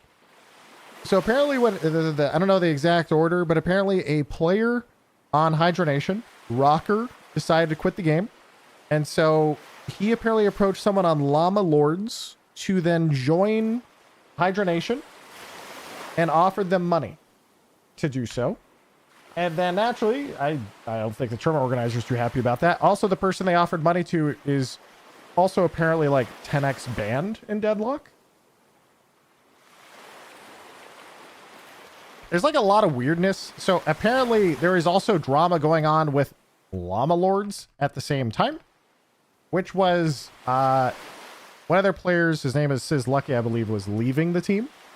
And so they brought in someone named Snow, but Snow was an alt account of a player named Xeno, who is a notorious high MR player who's good, but has been banned like 10 times for various things in Deadlock. And so, yeah, it's just a lot of weirdness. And so that player was approached by Rocker, who left, and then apparently, allegedly, said, hey, if you leave them and join our team, I'll pay you 3K. Banned for what? Various things. Well, I mean, he did enough to get banned off Twitch and was also banned in-game. And honestly, my personal experience with him was 3 weeks ago. He's in my rank game and he got pissed at his teammate and unironically just started running it down. And then that account he also got banned on shortly afterwards. So I don't know. It's just some people are just a little unhinged, we'll say.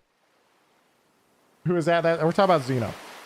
And then, so that all happened in the background of this match that's about to start, right?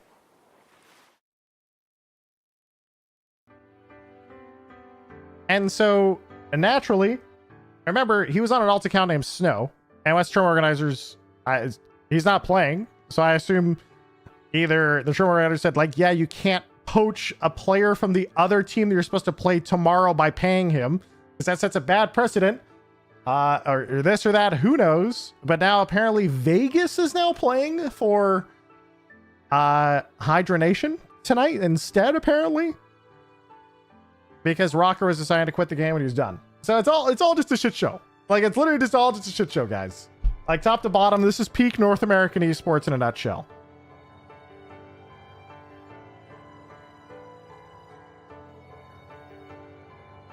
So essentially, you know, a player gets started playing, wants to quit the game, day before a tourney. It tries to poach another player from another team who was filling in for them, who had just, you know, they had just lost a player that day.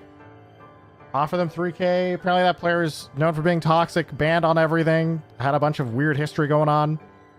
And then now here we are in the actual tournament day. That player is not eligible to play. I don't even know if he got offered the money or not. It's kind of funny, actually, in retrospect. Like, if you pay him money to join your team and then doesn't end up playing, did he get the money?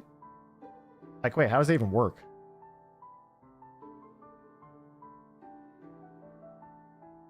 So yeah, just classic lore. Classic lore.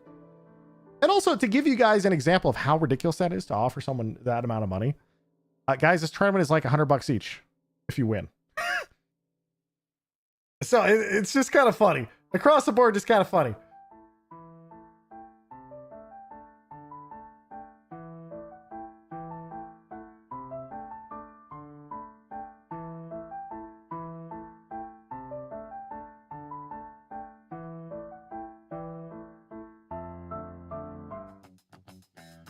Welcome back, everyone, to Deadlock Fight Night, the North American part of our broadcast. Is it that serious? It's not that serious, but also there's two parts of it. Someone said in chat that sets you up for future sponsors, though. That's true, but if you have a person like that on your team, sponsors are going to be reluctant to sponsor you in the first place, which is probably why he rebranded on a different name. But I'm more of the opinion that, like, if you have a history in a game, you should just stick to your first name. Don't rebrand and just prove that you're not that person. That's how I believe in that sort of thing. Minutes ago, ZP, you've had a lot more time to look at these than we have. Okay, Vent with the 10,000 bits says, yeah, I can't imagine wasting that amount of money. To work together to make it harder to get value out of multiple lanes. Okay, guys. Okay. Troopers will be deleting each other quicker. That gives Vents, thank you for the 10,000 bits. That is super, super nice of you. Thank you, thank you. Right? So appreciate it. Odds of getting min-max economy are now less. Also, obvious things coming in here. Yamato getting. It seems like Hydronation made 3 bad choices back to back to back. Tier listing right now. Maybe yeah, not. I mean, I think it's kind of dumb on their behalf. It's definitely kind of dumb. Guardians, how trustworthy is the information on that 3K offer?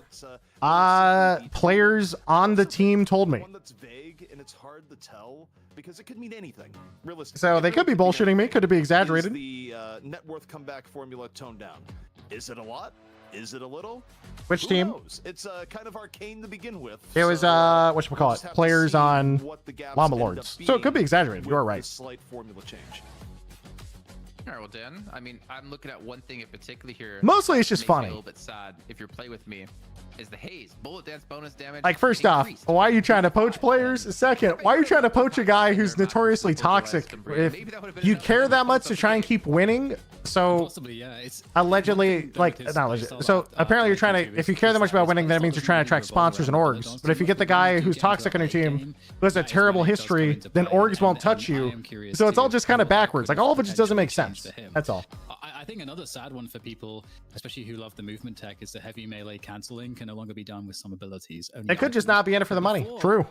Well, yeah, before this patch, the only items I think that it worked with was like Fleet Foot, and then like those, like what Vampiric, Vampiric, and like 2 other items, I think, 2 or 3 other items. But those are all like extreme, like 6,200 items. Hey, so, Vegas is in chat. Rocker's busy with IRL, by I'm playing with them now. Not anything crazy, mostly jokes. There's a lot of characters, heroes that had a lot of abilities that they could do it with. You know, okay, well, you joining the team, I totally understand. You're just there to fill and have a good time. And that's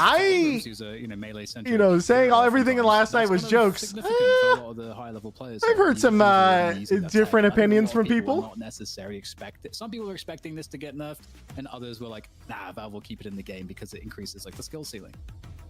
You know, I'm starting to think that you know, the guys. It is still funny though. The devs over at Sam, they've already 2 months. Watched Deadlock Fight Night because the first earn always being neutral. I'm getting paid 5K to int from Calc. Well, I mean, I like the change first of all, Good. but I remember last week we did see quite often. I think it was a player. GG's free money. That's why I can't stream. Who realized, okay, we're probably not going to turn in the urn, so let's just take the first one because we're not going to turn on their side of the map, and then just delay it as long as possible so it doesn't get stronger. That prevents that from actually happening now, where you have, I guess, more incentive to turn it in because you don't have to, you know, go into the enemy's front lines. Anyway, all this shit, like, it's so goofy. It's not even that serious. It's mostly just funny, like how absurd it all is. Because it's peak NA esports in a nutshell. That's it. We do start to look into our first map in this best of 3. You know, I think anytime you get patch notes mid-tournament, who knows how it's going to affect the outcome, but it will affect the chatter about the outcome because now the chatter, true, chatter. It was the patch. It wasn't us. The patch messed up our game plans. Wait, yeah. So if Hydronation loses, they're gonna flame you, Vegas. Good luck. Historically in esports, they're great at excuses, and now no matter which team loses here, they got them. I've got nothing to say against that. I mean, I am American, but I do live in Europe, so I kind of want to, go towards my European side. How does this compare to the LCS lockout? Obviously, like, I don't know how much drama there is in ALCS. Gonna be honest. Patch to warrant League of Legends is massive weird. Changes in your gameplay, other than I guess maybe the earn change, which isn't really that big of a change. It's just instead of denying it, we're just gonna go turn it in.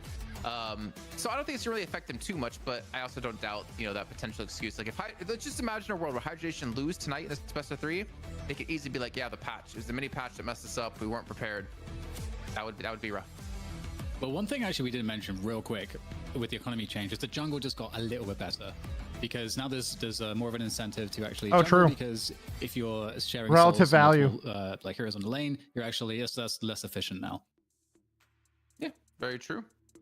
Also, one thing we should note here, and I hope I'm not talking out of my my butt here, but if I'm not mistaken, Hydra Nation, they have a player on the team who is looking to not really retire, but to stop playing. Is that right, CP?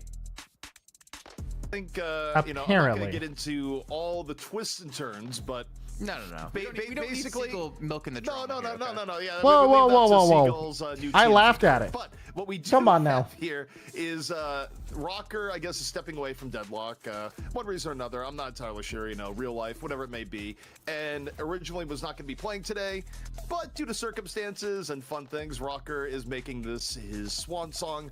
So far as I understand, it's NA. The roster might have changed 4 times in the last 5 minutes. Who knows? We'll just see who connects to the server.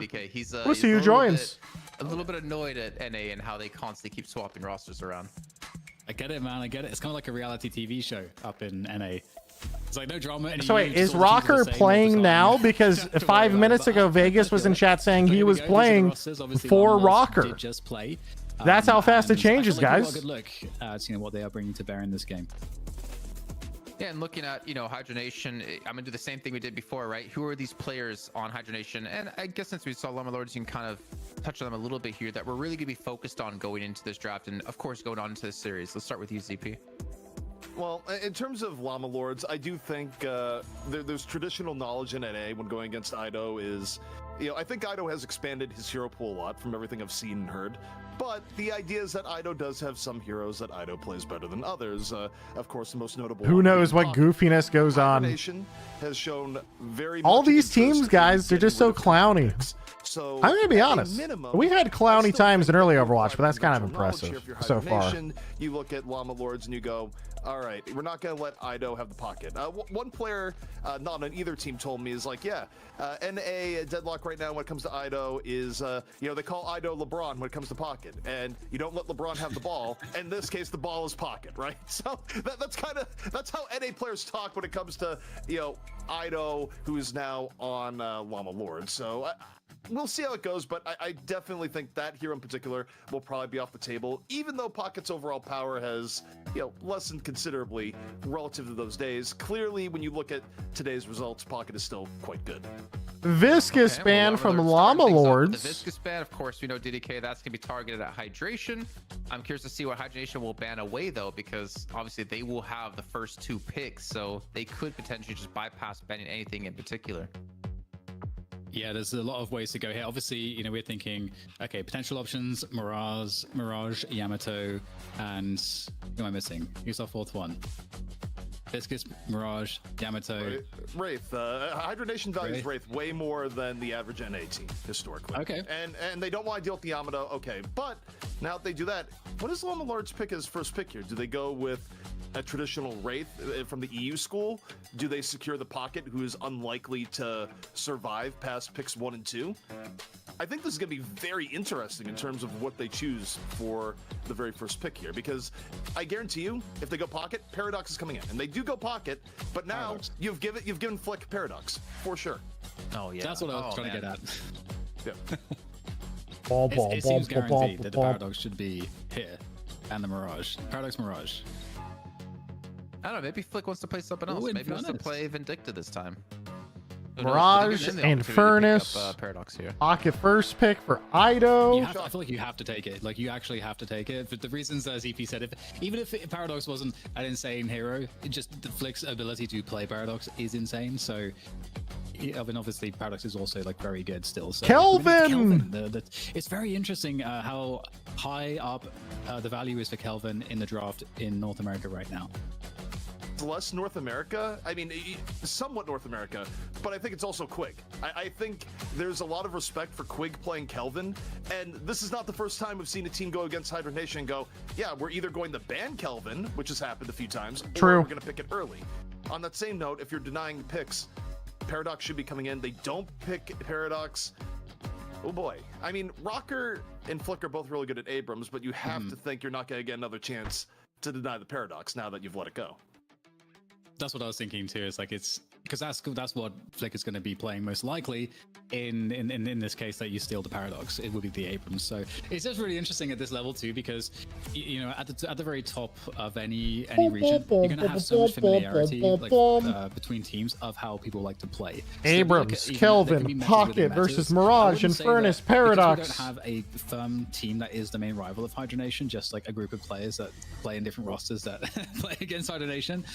It's harder to kind of pinpoint that, oh, okay, we're going to have like a very specific meta within a meta that's just in a vacuum, these two teams.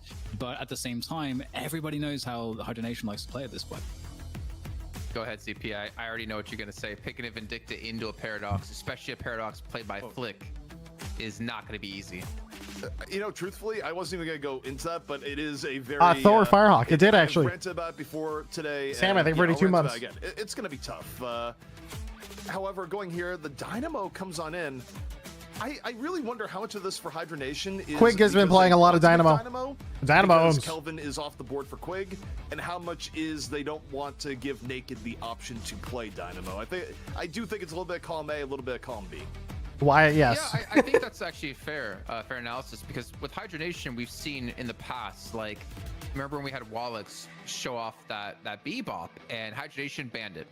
When they met up against Wallix the next week, they let it through because they figured out, okay, we're going to play against it this time.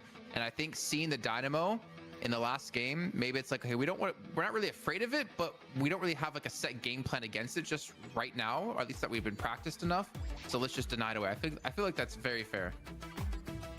Lords have a good balance right now of damage and support, so I'd be curious to see what they pick here. I feel like there's a lot of different options you could go for, so they probably will pick into the comfort.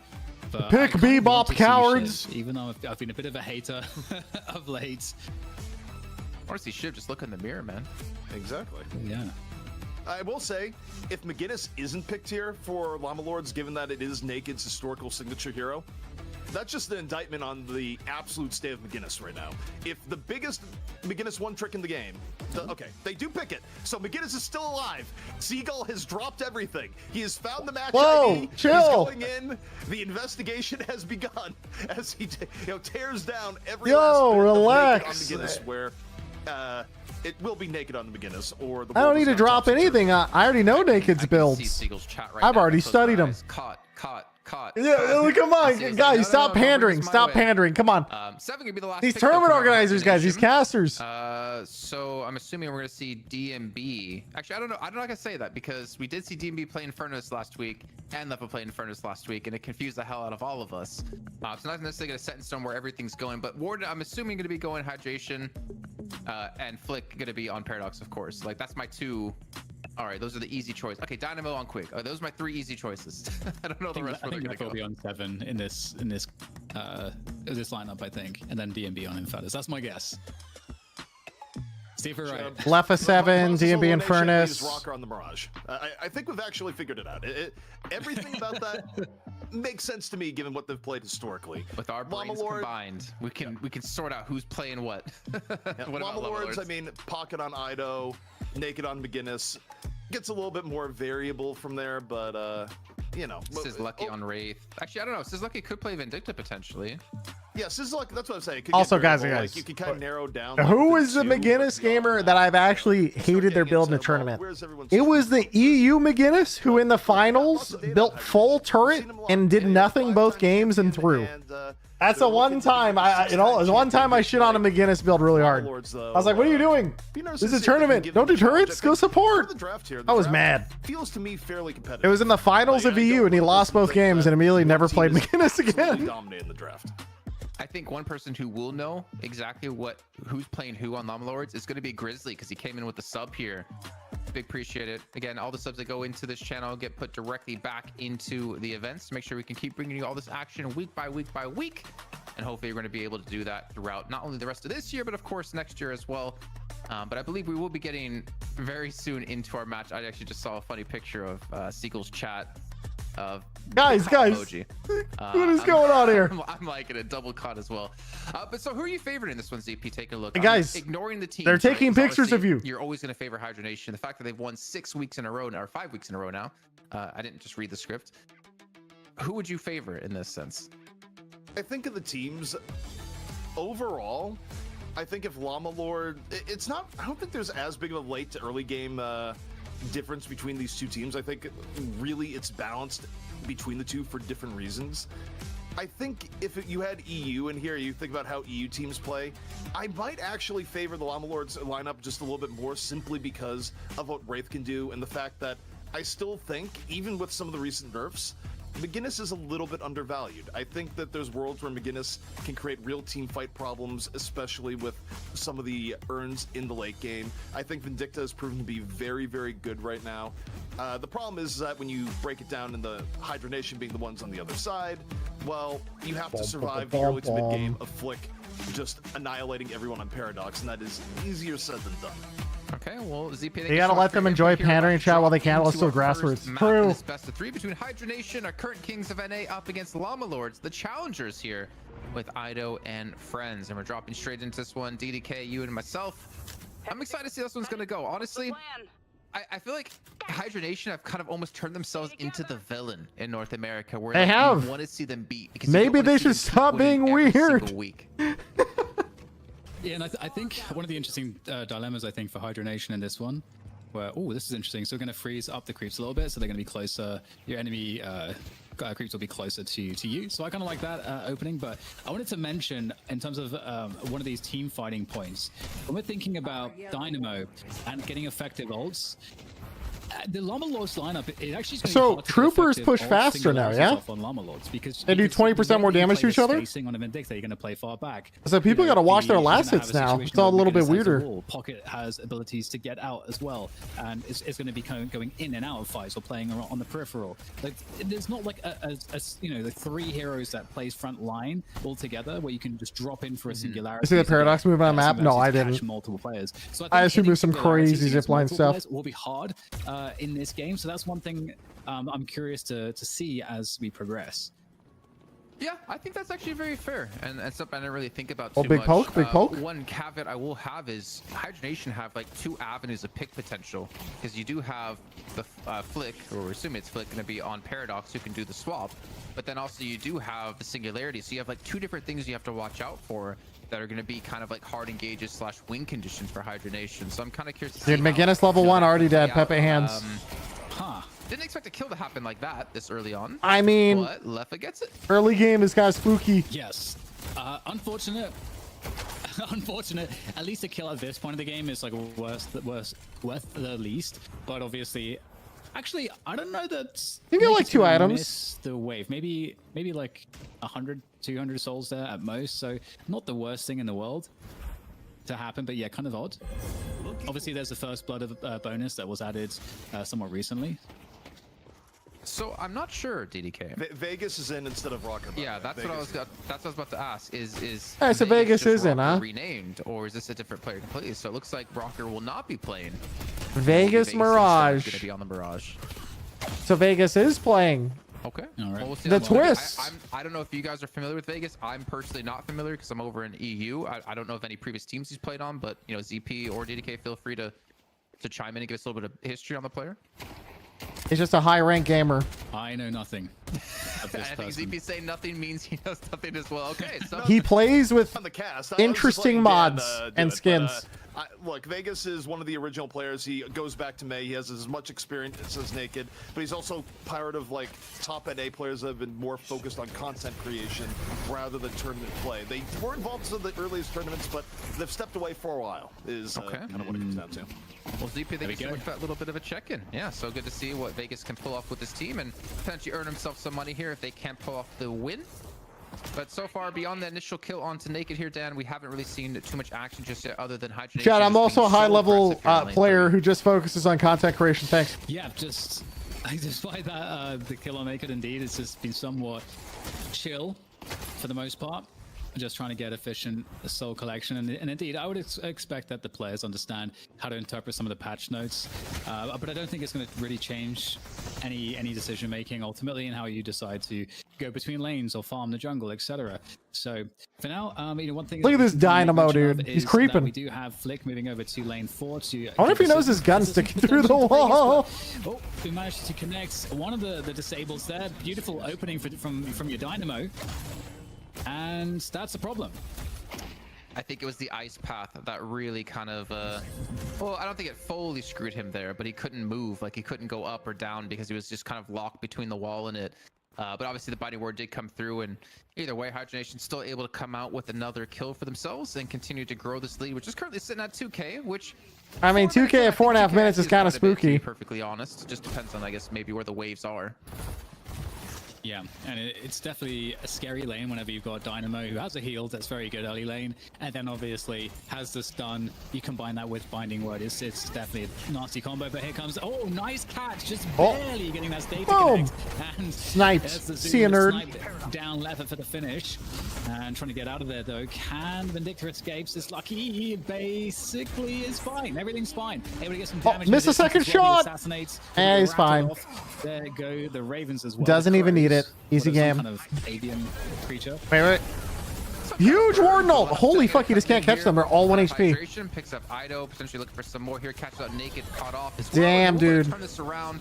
What a turn. Things pretty well. I think Quig did use Singularity early on in this fight. Obviously, it's going to be on cooldown right now as the Frozen Shelter comes in out of Lord Nim, and Vegas will fall. So I guess in the end, Llamalords do come out ahead in kills, but unfortunately, they're still going to be behind in souls.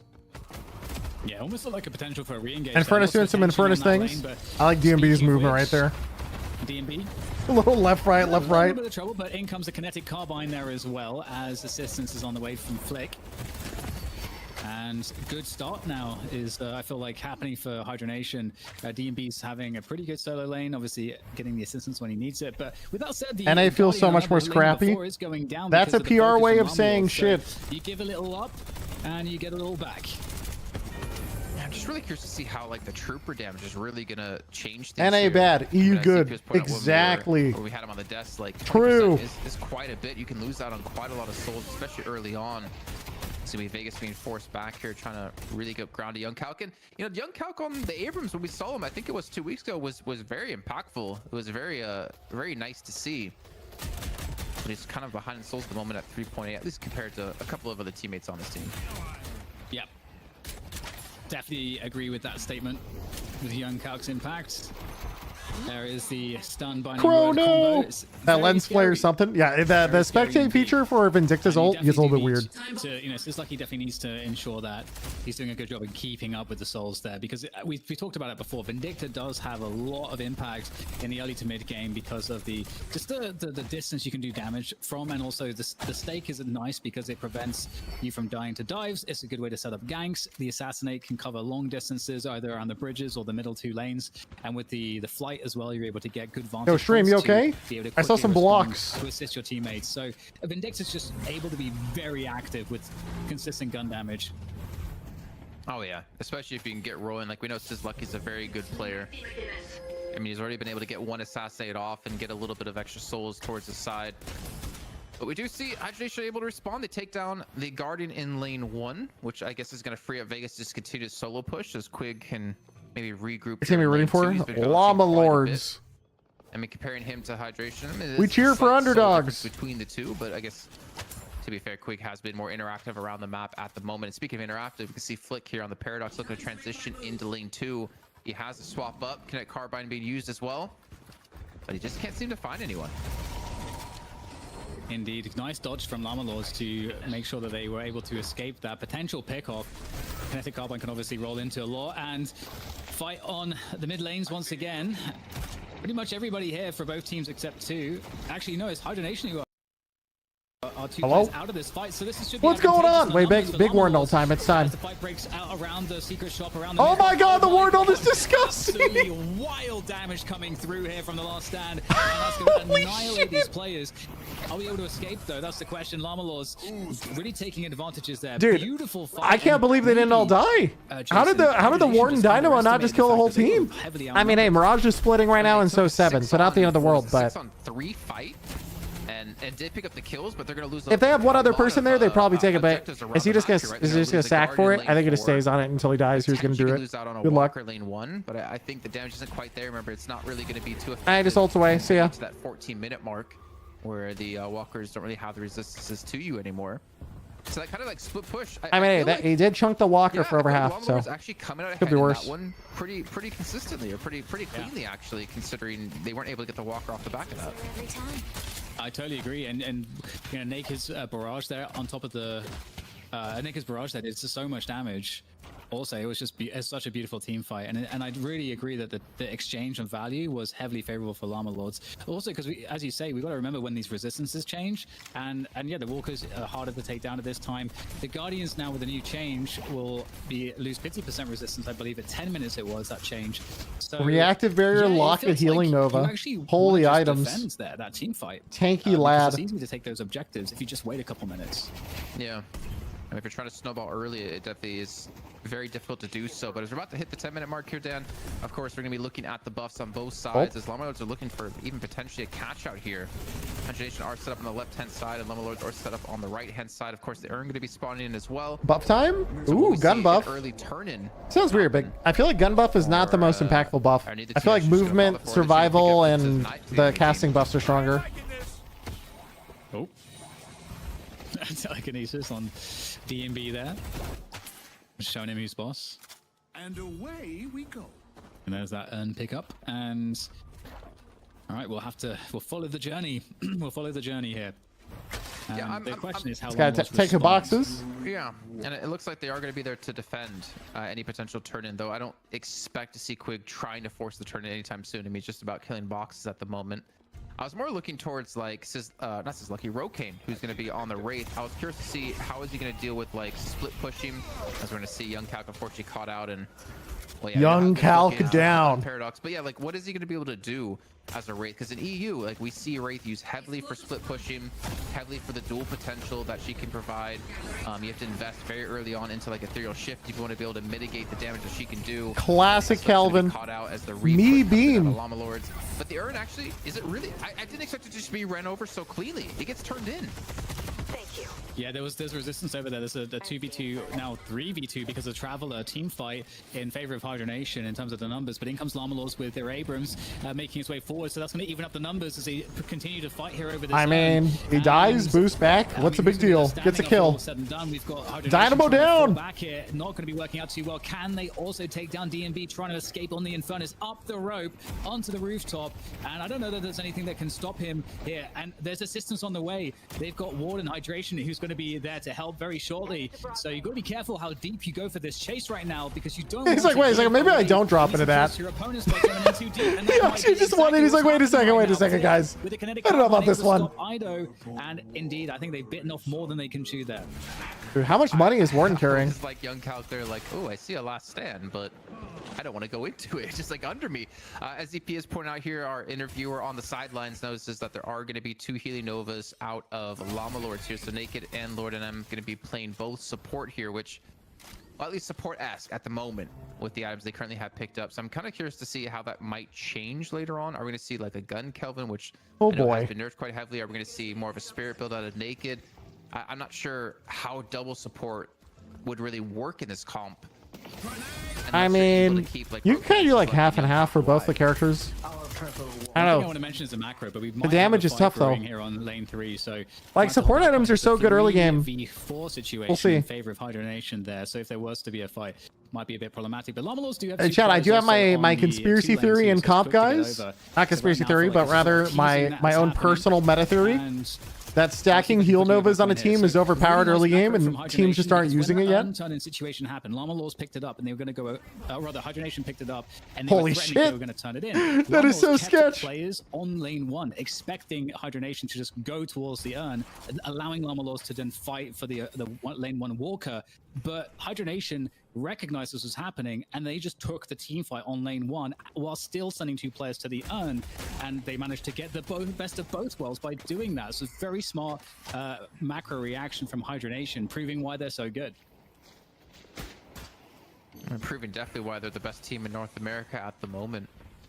I mean, I know one joke we do make is when it comes to NA is like the macro play, not necessarily being as clean when it comes to, you know, maybe Europe if you compare them to, but definitely Hydronation on the cutting edge when it comes to North America. A lot of Guys, teams can learn from if we them as keep well. shit talking NA, eventually they'll get it. They'll be mad and they'll try and actually get good. Teams only about 2K in Vegas. I think that's how that works. Kind of semi behind their counterparts on the team, or not their counterparts, their other teammates. But then again, having the farm on Leffa and DMB, you're gonna be very, very happy with.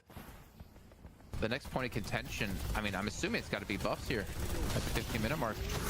Okay, yeah, that's a Warden stat check.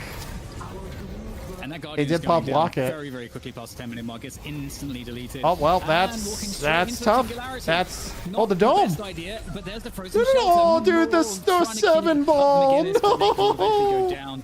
And this is looking pretty bad right now for Longworld potentially, as Hydronation turn their full attention to these fights, which is rather even though on the numbers, so hard to say who's going to come out on top here. Nice pursuit from Hydration there, using the flask, continuing the pursuit, and barely just able to take down Rokane as he can't get out of there. Damn, that's a team Build this fight. into more damage because is the Walker still up here? It is, so they can just roll these kills into Walker pressure. Maybe just get this Walker as well.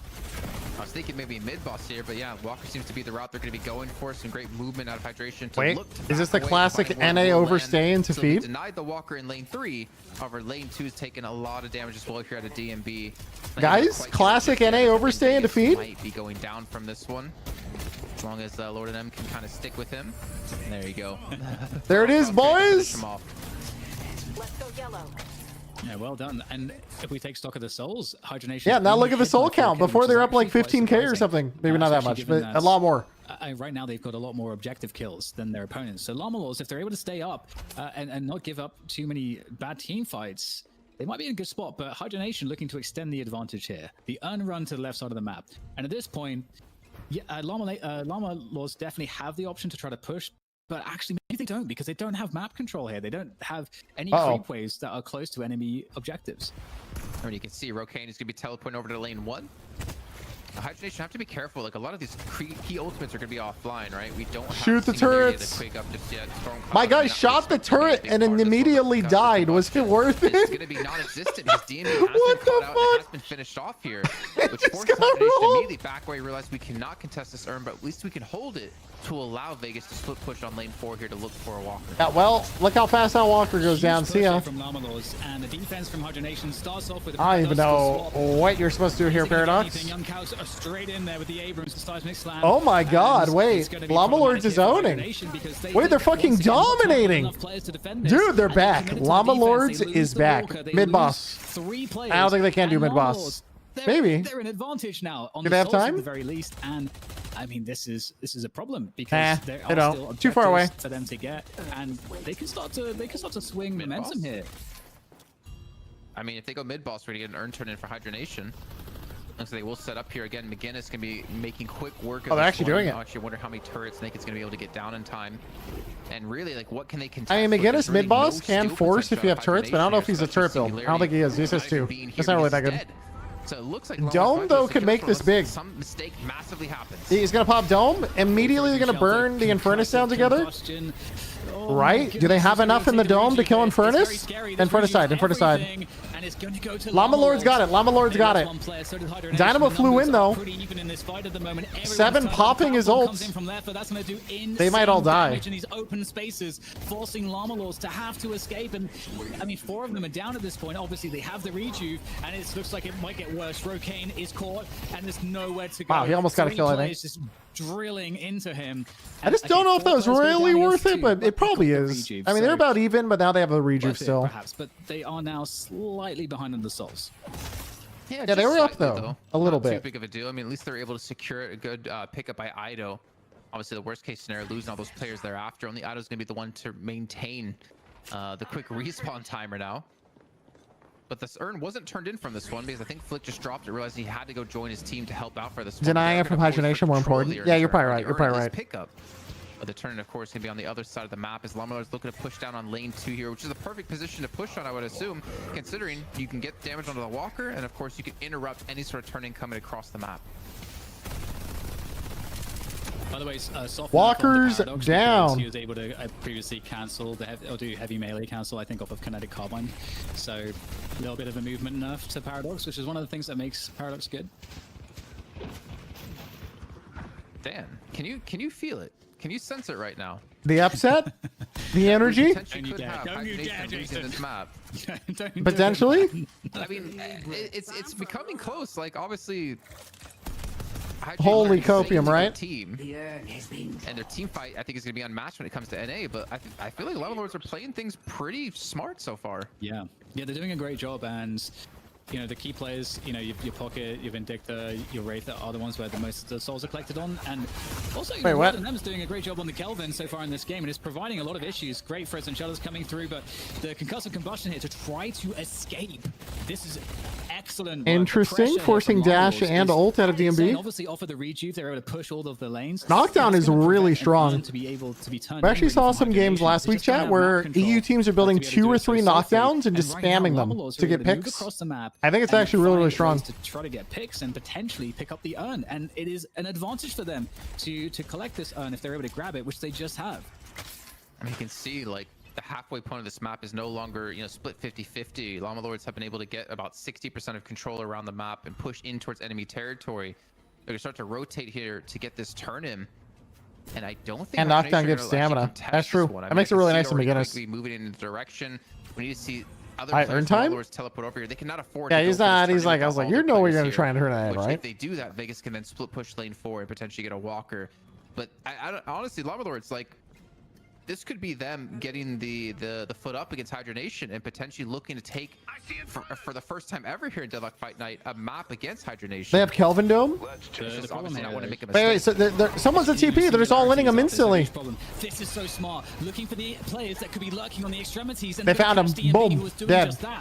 Now, Quig, if Quig was faster, maybe he could have been there with a 2-man affliction, too. I was thinking, how many knockdowns does this team have, actually? One by one on the Wait, periphery, and now was that 2 knockdowns?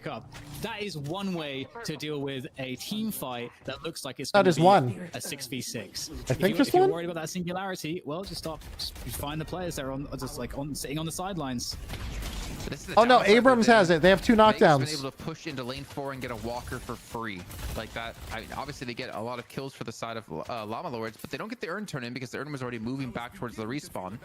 Now they pick it up again, which I think they should be able to run it in time, but losing the walker, I mean, one more to go like that. It's already low on lane 2 from when DMB pushed earlier in this game. Like, that's gonna be another flex slot for Hydronation, a lot more map control. It's really been a battle between these 2 teams, but Llamalords will eventually get That's the a nice turn in. And we'll They're chilling now. up here in souls and take just a slight ever so lead. And more importantly, +1 skill point on McGinnis. Because I think, you know, once they get Sure, he has actually the max wall though, so never mind. Be able to roll into killing the remaining Guardian and probably potentially both remaining Walkers. Obviously, as we've discussed, the resistances are going to be very low now for those buildings. Can't believe we're finally getting a close NA game. However, True. That's that's AP for your entire team as well as, you know, the extra souls. And so I like that they went for that choice here. And, you know, previously in this game, Hydronation were pretty far ahead on the objectives, yet Llamalords have kept the soul lead close. So eventually, if Llamalords win a team fight, they could just suddenly, off of the objectives. Wait, Llamalords now has 3 different like 10, knockdowns. 15K souls straight off of a good team fight. Naked. So right now, McGinnis, Hydronation are in a lot of Abrams, trouble. and I think the mid boss must be coming up relatively Kelvin soon, all have knockdown. So that's something also that could precipitate the next big team fight. Also, we should keep in mind that we do have Young Calc and I think Lord and M who are going to be sitting there. Sorry, not Lord and M, it's actually Naked, who's going to be sitting there with knockdown as well, which is going to work well against Leffa, but also on chase potential too. I was going to keep up with their enemies, and especially if you have Lord and M with getting the slow as well with the Arctic Beam. I don't know, I'm kind of favoring Llama Lords right now, but then again, like, we haven't really seen Hydra Nation push onto the back foot like this before. We've never really seen them be the team behind and having to fight from behind, which is kind of odd. Yeah, I totally agree, and this is really interesting. Oh, because there's a third knockdown. Sorry, there's a third one. So Laura did pick one up as well. So they have three different knockdowns, which is really nice because they can knock down spam both the Dynamo into playing some of these big team fights, but also just in general, knockdown is such a good item for 3K. But I think what has been successful for Llama Lords is to try to not just go for a big team fight, because you do not want to get singularity'd in a 6v6 situation where multiple players could get disabled, because the time at the beginning of a fight where that happens is an insane advantage that just I think. And 7's ult, big swap of the Dynamo. So Paradox found Vindicta. Paradoxical swap coming in, and nice wall, but to try to prevent the pick from happening. There looks like they might be able to find a pick here, Jason. That would be huge if they can. That would be good. There's oh no, dude! Coming through the singularities and a huge Dynamo. Follow up. Where will it be? Will these players eventually die? Quig is wondering where his teammates are going to be. Gets locked in with the frozen shelter. Eventually, it's going to fall as well, as it's just going to be a 2-for-1 trade in favor of Hydra Nation so far, as they're looking to regroup here and push yet again. And surprisingly, only 2-for-1 off such a good Dynamo. Lose it here. It looks like both teams just gonna back away, and they might force mid boss because Abrams is down. They don't really have a steal outside of McGinnis. They might just try and kill McGinnis right now, then let them just go for it. Yeah, it's that. Indeed, they are going to go off to that. I mean, here's the problem though, right? We kind of talked about this earlier. When the Infernus 7 get later in the game, who on Llama Lords can contest them? To the mid boss. This is the way to swing the game back into their favor and to crush the hopes and dreams of anyone that was looking for the underdog story here today. That would have Llama Lords defeating Hydra Nation, breaking their streak. Get some burst thrown in there, but not going to. Has one knockdown. Okay, he's going in for it. There's gonna be the dude. He almost got it actually. Wait, that was actually spooky. I'll give him A for effort. Didn't really work out in the end though, and now with him down for another 50 seconds, I mean, this could be earn turn in. There's both buffs up. There could be pressure onto walkers as well as the last walker, meaning Hydra Nation will get another flex slot unlocked. Not necessarily the best time to die, but he at least went for it. I can respect it. Yeah, I was going to make the point too that it's potentially problematic because you now get the way the soul scaling goes for hero kills. After that 20-minute period, that they start to become worth like significantly more. So it's a lot worse. And I have the money to actually fill those slots, and what do you do? Behind the rejuve, you've got all this lane control, easiest earn run of your life. Because the other thing too is that Llama Lords can't really afford in this scenario where all of the other team has those rejuve buffs and everything to be able to just go in and just try to push extend the lead, rejuve pushes, get a free earn. It's too risky to do that. Yeah, you have to do something similar to like Pojalias Cumbria in the EU games where they just kind of hid in a building waiting to catch you out. But then again, if you're all grouped up, hiding in a building, waiting to catch someone out, and that player or whoever that is has also Quig there to support, that's a 6-man singularity, and that's not going to work out for you. Not to mention, Hydra Nation do have. What's the 25% extra soul buff? If you're the person who runs earn, you get 25% more from turning on the earn. But it looks like he's in a group up here to join the and you also team get +1 skill points. It looks like Hydra Nation actually just want to use this Rejuvenator to take these shrines and potentially, best case, win the game right here. Exactly. And they are gearing another swap. Silence. Try to get that pick off. Dead. Amp, and that's why Paradox is so good. Wait, he died though. Your support goes down. The source of your that's okay. Could be worse. Away. No frozen shelter. And that's a nice one to get. We'll see though if Llama Lords can mount any kind of a defense here. They can lose Ido again as well, and it feels like it's about to go from bad to worse here now, Jason, as we get Hydra Nation moving into the base. Still only one player down, and that rejuve is fully up, and they are just crushing everybody in the base. It seemed like a miscommunication in that fight too, because I think it was Ido and another player went deep, and there was no one there to support. Honestly, really good game. And then once the 7 Infernus got online, I don't really know what they do. They just don't have that late game carry potential. They're for sure gonna force the. I just don't see how they even fight. They can finish the game right here because it's just too long of a cooldown right now for Llama Lords to respawn back in. It's not looking good at all. I completely agree. And it just seems like a formality at this point. Everyone in the pit, cloud form that. Here comes 20 knockdowns. That's a knockdown. The knockdown's coming in handy. And Llama Lords trying to do what they can with what they have, but it is simply not enough. Patron is going to get focused down. It is melting, and that See is ya. Hibernation avoiding dropping a map, avoiding what would have been a first here at Deadlock Fight. I mean, this map was close, and though. Slumberlords, they brought it close, though. They really did, and they made it look very doable. And hey, they're one map down here, Jason, but I feel like if you watch that game, you got to believe that it is still doable for them. They made Hydronation look mortal, I think, for me. Like, they made him look beatable, and we haven't seen a single team, I feel like, in North America be able to do that against them, which is, I mean, obviously not a great sign for Hydronation, but great for North America in general, and of course for Llama Wow, Lords, Calc who have sucks. so many great I'm plays. pasting him. I feel I'm like they pasting were that to him so right now, screenshotted. mindful about Thanks, Stump. letting them be split pushed against them, knowing that, okay, the fight's more important right now because our walkers are not going to die, and they're able to get a lot of ground across that. But we do have to bring in another man who's been watching the game the entire time and has had 3 knockdowns to focus Oh no, on. 4,000 damage. CP, It's 28 minutes. raw That's a knockdowns, toughie. But in the end, it didn't really matter, unfortunately. I do wonder about where Llama Lords were taking some of those fights, because of course anytime you're running a Vindicta, you ideally want to keep more fights on the open. The Vegas impacts? Yo, Vegas existed, dude. He split pushed like 2 or 3 walkers that game, actually. Kind of One of owned. the things that was kind of ridiculous to me, and it'll be more The so ridiculous when we hydration, look at the scores from it. Kevlar leap, Do you get ahead realize early how game. rich hydration was in this game? Yeah, he had Hydration 37. was 1%. He has- Hydration would have his house occupied with He has the same amount of souls as 7. Hydration was storing in this game. As on a Warden. That's character really that, impressive. realistically speaking, almost never is one of the characters to get overfarmed. Hydration had 37,000 souls on Warden. Not on Infernus. Warden, the character not that on if he gets Seven, ahead not stat checks characters you and that runs you usually hit down. the jungle, on Warden. And as a result, when I was looking at damage over the last 10 minutes, Hydration's damage was incredibly competitive, even with Lefa, who is also pumping damage in close range fights on 7. And when you talk about ideal places to fight, right? Like, even that last mid-boss fight, you'd have a lot of these close-up fights that would continue to happen, and it kind of limited how much damage Sizzlucky was able to do into the late game. I think, in general, you know, the game was close when it was skirmishy, but as soon as you got into the more closed-in areas, Hibernation was able to find, you know, areas to take advantage. And look, I mean, part of that was also the Dynamo. Yeah, you kind of take the Kelvin because it's a signature hero for Quig. I don't know. I almost wonder if Llama Lords would have been done better if they had the Dynamo, given what we've seen Naked do, and given what Quig just did to them there. But to my point, I did not know the stats beforehand, before saying everything I just said. Look at the damage that Hydration pumped out here on Warden, the wealth that he had on Warden. That is such an overperformance for that character relative to what we see, even relative to EU that seemingly loved Warden more than anything else. Yeah, That's true. I mean, they do love Warden in I EU. didn't really notice it too much because I'm typically not going to focus on Warden in general when you have like Flick on Paradox and you have Lefa on 7, but definitely putting out some really good damage here. And They love Gun Warden. Yeah, it's true. They don't play Spear Warden until it came to the end game screen.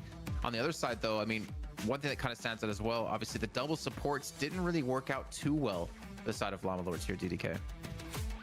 No, it definitely didn't. I mean, it was very competitive, and it's kind of the hydration element is very interesting to consider because again, most people are not going to be farming like that, and I'm starting to wonder: is it how Llama Lords played, or is it how hydration played? Because we say this about him, I think every week almost, where we're like, wow, he's really good at just getting. I guess he understands the routes and and does the timing on all of the box runs. I guess that's got to be it. He just understands how to path really efficiently because I can't think of any other explanation as to how he's able to do it.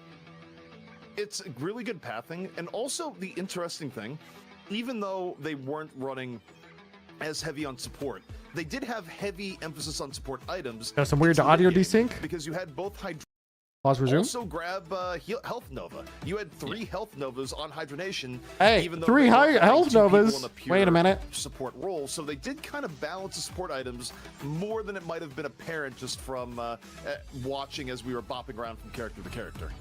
They made that item a lot better for, I think I mentioned at the beginning of the broadcast today, that there's changes to that item where it gives it very desirable stats for basically everyone, and it includes like I think extra 10% damage or something. That's like a good like little bit of extra damage too. So if you're starting out on your lane, you know, it's going to perhaps encourage you more to get the healing right that builds into it. So it's a pretty efficient item. Okay, well, Gemma, we've got I mean, Healing Nova is an insane item. I would build it like every game. We'll head to a short break. When we Every come back, we'll character, see if I played in comp. Or if Llama Lords will push Hydronation to the brink in a third map.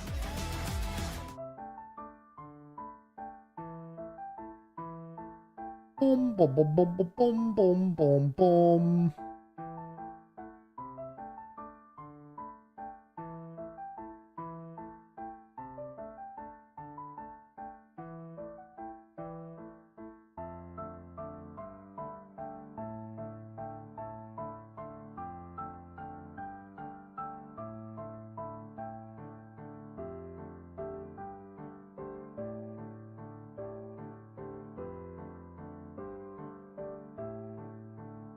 Vegas is not getting his 5K from Cal.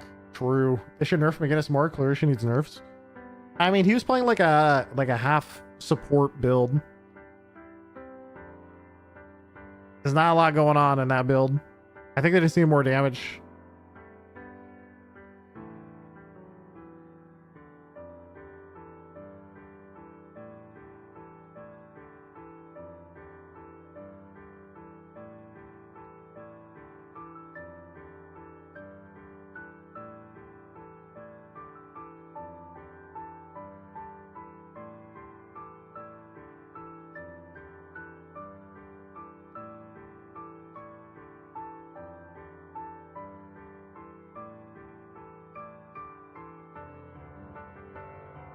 Boom, boom, boom, boom.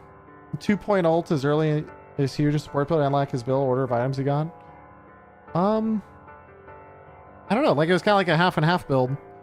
Like, if you're gonna go support build, you could finish it at 10k, then go like in something like intensifying and still do gun damage. But then he doubled back and went like Mystic Slow and other full support items. So you don't really do damage either. So I don't know.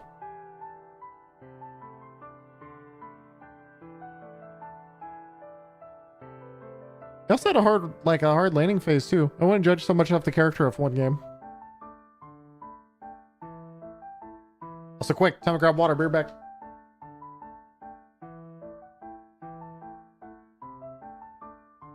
The Tesla support build's good. Enables you to farm quickly. Applies Mystic Slow Hubit. Yeah, but if you do that early, then you might lose some of the early because the tempo is so fast in comp games.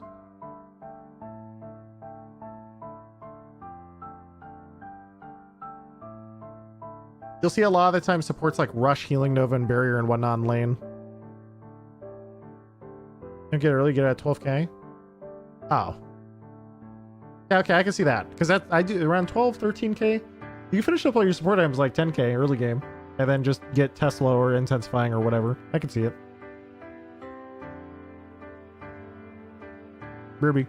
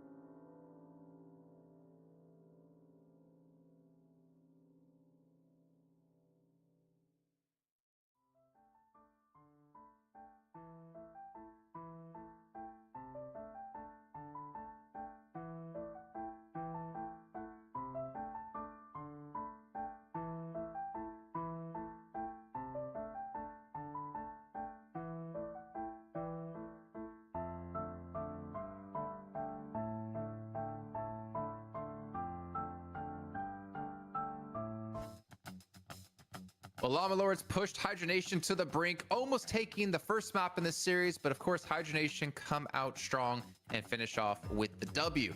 ZP, DDK, and myself, Jason Kaepernick, to break down everything going into our second map of the last series of the night.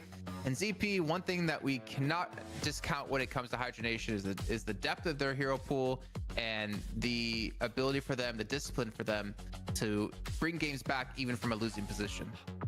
Yeah, I mean, Hydronation, it's hard to appreciate that at times because generally speaking in NA, they have been on the winning side, right? Like, we've had some of these fight nights that have been a little bit close. Some of these fight nights have been very stompy, but very rarely do we see Hydronation playing from behind. And look, part of that is how they also prioritize a lot of early game power. The reason why we talk about Flick on Paradox, for example, right, is that we've seen the early to mid game get completely obliterated by Flick playing a really strong Paradox. In terms of not getting behind, we see players like Hydration that clearly have a better mastery. His D6 getting worse, it kind of is. Than even some of the best in Europe. There are Or like the refined support build I cooked up playing a Soul Cube pure coin toss. Relative to the rest of the game. Are they perfect? No. But I think as long as you're doing damage, it's okay. Still a puzzle that the rest of NA has yet to solve. Yes. That's why I like intensifying. I go straight into like pure build. We think back to the draft from last time. We did have Yamato banned out by Hydronation and Viscous banned out by Llama Lords. Are you going to see similar bans here, or I mean, is Hydration that good on Viscous that he's worth a ban? I think we'll already see similar bans. I don't know that there's any reason to really change anything. I think I'm trying to think of what edge I think that we could see from our challenges here that they could try to like engineer into the draft. And it's hard to say really, because I think they did a pretty good job. Obviously they tried to deny the Kelvin. That actually ended up working out really well, I think, because they played Kelvin really effectively. I actually felt like Kelvin was like one of the standouts there for their team. So I'd actually like to see them take a similar route in the draft, because that's the thing. Wait, my TTS been broken today. And I don't think that they Hey, Seagull, have you ever heard this new drug called Stormlight Archives? Exactly. I mean, my dealer's hooking me up with a fix next month called Winds and Truth. And that's really, I think, the only thing that I could highlight. Yeah, I'm pretty excited, actually. I need to, dude. I mean, you take a look at how the draft it was such a slog, though, to get through Rhythm of War. Equivalent draft as you get dude, it was just, that book was hard for me. That was my least favorite of Stormlight. I need to go back and just, like, go through it all. Then it was a more laid-back game. But I don't want to reread it. But I'll, like, reread all the summary points of stuff I've forgotten. And, like, give it a quick skim. Is the fact that you have the dynamic with Warden that for most teams, Warden will have a good early to mid game and then fall off. The fact that Hydration, and look, it does. I think a lot of the time, Sanderson books are just slightly too long. Perhaps Lefa or DMB, but they can get cut off like 10%. You don't usually see a Warden keep pace with your sevens, with I reread for Kaladin Die Hard, true. Into the game, so it kind of adds a wrinkle to. Oathbringer remains my favorite Sanderson book. That's so highly farmed that often isn't. And again, it wasn't like the gap between the two teams was super high to where it's like, oh, of course he's like overfarmed, they're stomping. That wasn't even the case. Yeah, that was actually probably the hardest, or the first time we've seen Hydronation push this far in Deadlock Fight Night, thinking back to like previous weeks. We've never really seen them bleed like this, and you have to give credit to Llama Lords and the decisions they were making across the map, and even up against Hydration and how farmed he was on Warden. As we get into our draft here, Llama Lords going to be going for the first ban, so they will have first pick. I'm curious to see what they will try to snag away, and well, I'll still take Way of Kings for the final bridge run. True, that is amazing. Yeah, I think Oathbringer so much worse than Rhythm of War? Definitely not. I loved Oathbringer. More key choices. You know, Oathbringer is top tier. For example, I think that's what Hydronation went with the first time, or was it? Yeah, no, it was Yamato, wasn't it? Llama Lords ban Viscous. Hydronation bans Yamato. Save bans his last game. The Mirage, that could be a way to change things up a little bit. Mirage being available, but Paradox as well. Thank you for 43 months. Paradox is an interesting one because I feel like I would love to hear from Flick exactly how he feels like some of the changes have affected Paradox, because Paradox has received quite a few nerfs, is still very good, but I wonder, you think anyone will get to be happy and wins in truth for the kinetic carbine no longer. Wait, same pick as last game. Pocket kinetic carbine, and you can get fleet. Is Hydronation also comfortable with last game? Your to do the melee cancel, heavy melee cancels for movement. And obviously with Paradox, the movement tech then is like kind of crazy, and that enables you to get lots of like really amazing swaps, pursuits, retreats, and on a hero that has a lot of risk involved with any swap and so on, that stuff all adds up. So I'm curious, from like dedicated Paradox players, how much does that really impact the gameplay there at the high level? Okay, well, as we do move on into our picks here, Llama Lords go for pocket yet again here. ZP, I'm not sure how I feel about it. Obviously, we know Ido can play a phenomenal pocket, but is it first pick worthy in your eyes for them? Same draft. For them specifically, probably yes, but you touch on the so point I far. want to get into here is that when you feel you must pick a hero for a player because they are disproportionately strong at it, you weaken your overall draft position. It's like that in any single game with the draft. It is like that here in Deadlock. And the fact that they feel the need to pick pocket early does mean that they miss out on getting an early Mirage, which would, I think, otherwise be the go-to pick there. And also, the early pick on Kelvin here, where, again, I feel like this is as much of a we like Kelvin as much as an anti-Quig pick. You know, it kind of, they sacrifice some power here because you think about what happened last time. In all likelihood, they're going to be giving up another premium pick, something like an Abrams or Paradox, or in this case, they decide to go for the Paradox. This is a change from last time, and I think this is smart. However, you take a look, what's going to come down the pipe? Probably a Wraith. Or an Abrams. I mean, it's the same comps. It's literally the same thing, guys. I need to know. The suspense. Oh my god, it's actually a Wraith. So, picking the Kelvin has come at a cost, because now you've given up Wraith, where, again, you look cross-region, maybe not NA, you make that sacrifice, but in EU, teams would be foaming at the bit to get a Wraith at number 3. The thing I can think of potentially is, are they way less Technically, confident Llama in the has IV play? Paradox. Because obviously, if you give up the Kelvin, you're going to have an Yeah, IV I guess that's gonna be your support pick most likely. So have you read Malazan? I have read Malazan, yeah. These are some of the pieces of information we don't Not all of have it, that but could like go first into 3 draft, books, which is like pretty the good. relative comfort levels. Because if you feel like Then I forgot the characters, so I just didn't go back because I took a break after like the 3rd and 4th book, and I forgot where I was at, and I just stopped. That book series is 10,000 characters. The Kelvin in that instance, so. Hey, it's 7. Interestingly, we're going to get a 7, so you know, Nice. was left his pick in the previous matchup. So these comps are already shaking up to be fairly different. I'm kind of surprised to see the 7 actually, just because I mean they already have 2 carries here with a Mirage as well, so you know they're probably not going to pick a 7 on top of that, so you can kind of invest into more of like a frontline or whatever picks you want in particular. But I'm also curious, like with Llama Lords kind of being like a newish team, right? A newish 6 together. Are they picking?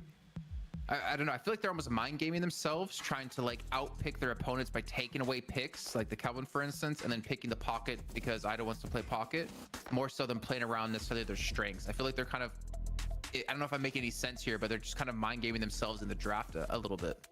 That's kind of what I was touching on earlier, and I think maybe the right way of putting it is that it's a very gamey draft. It's not a, we are drafting by conventional power. It is more so trying to really tailor the draft both to things that they need, like the pocket, and things that they think they really want to take away from Hydronation. And look, sometimes that can be a fine draft strategy, but conventional drafting is a thing for a reason, right? Where certain characters are powerful, and accepted to be powerful throughout the course of the game. So I feel like you can only tailor your draft so much before eventually you lose out on meaningful real power, and it puts you in a gap that's hard to overcome.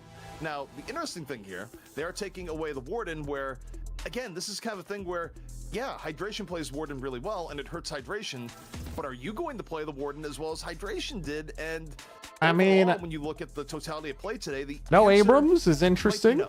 Mo and Crow before Abrams is also pretty interesting. I don't think we've seen someone do it better.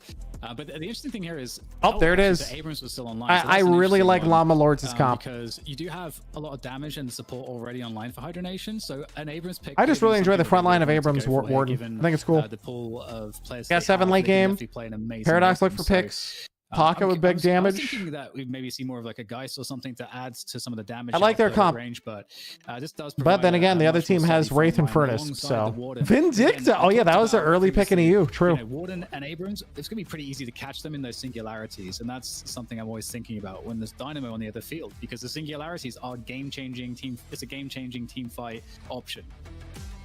ZP, I find this so weird because they don't really have like a team fighting S comp for me in my eyes for Hydra Nation. You have a pick comp, but then you have a Dynamo.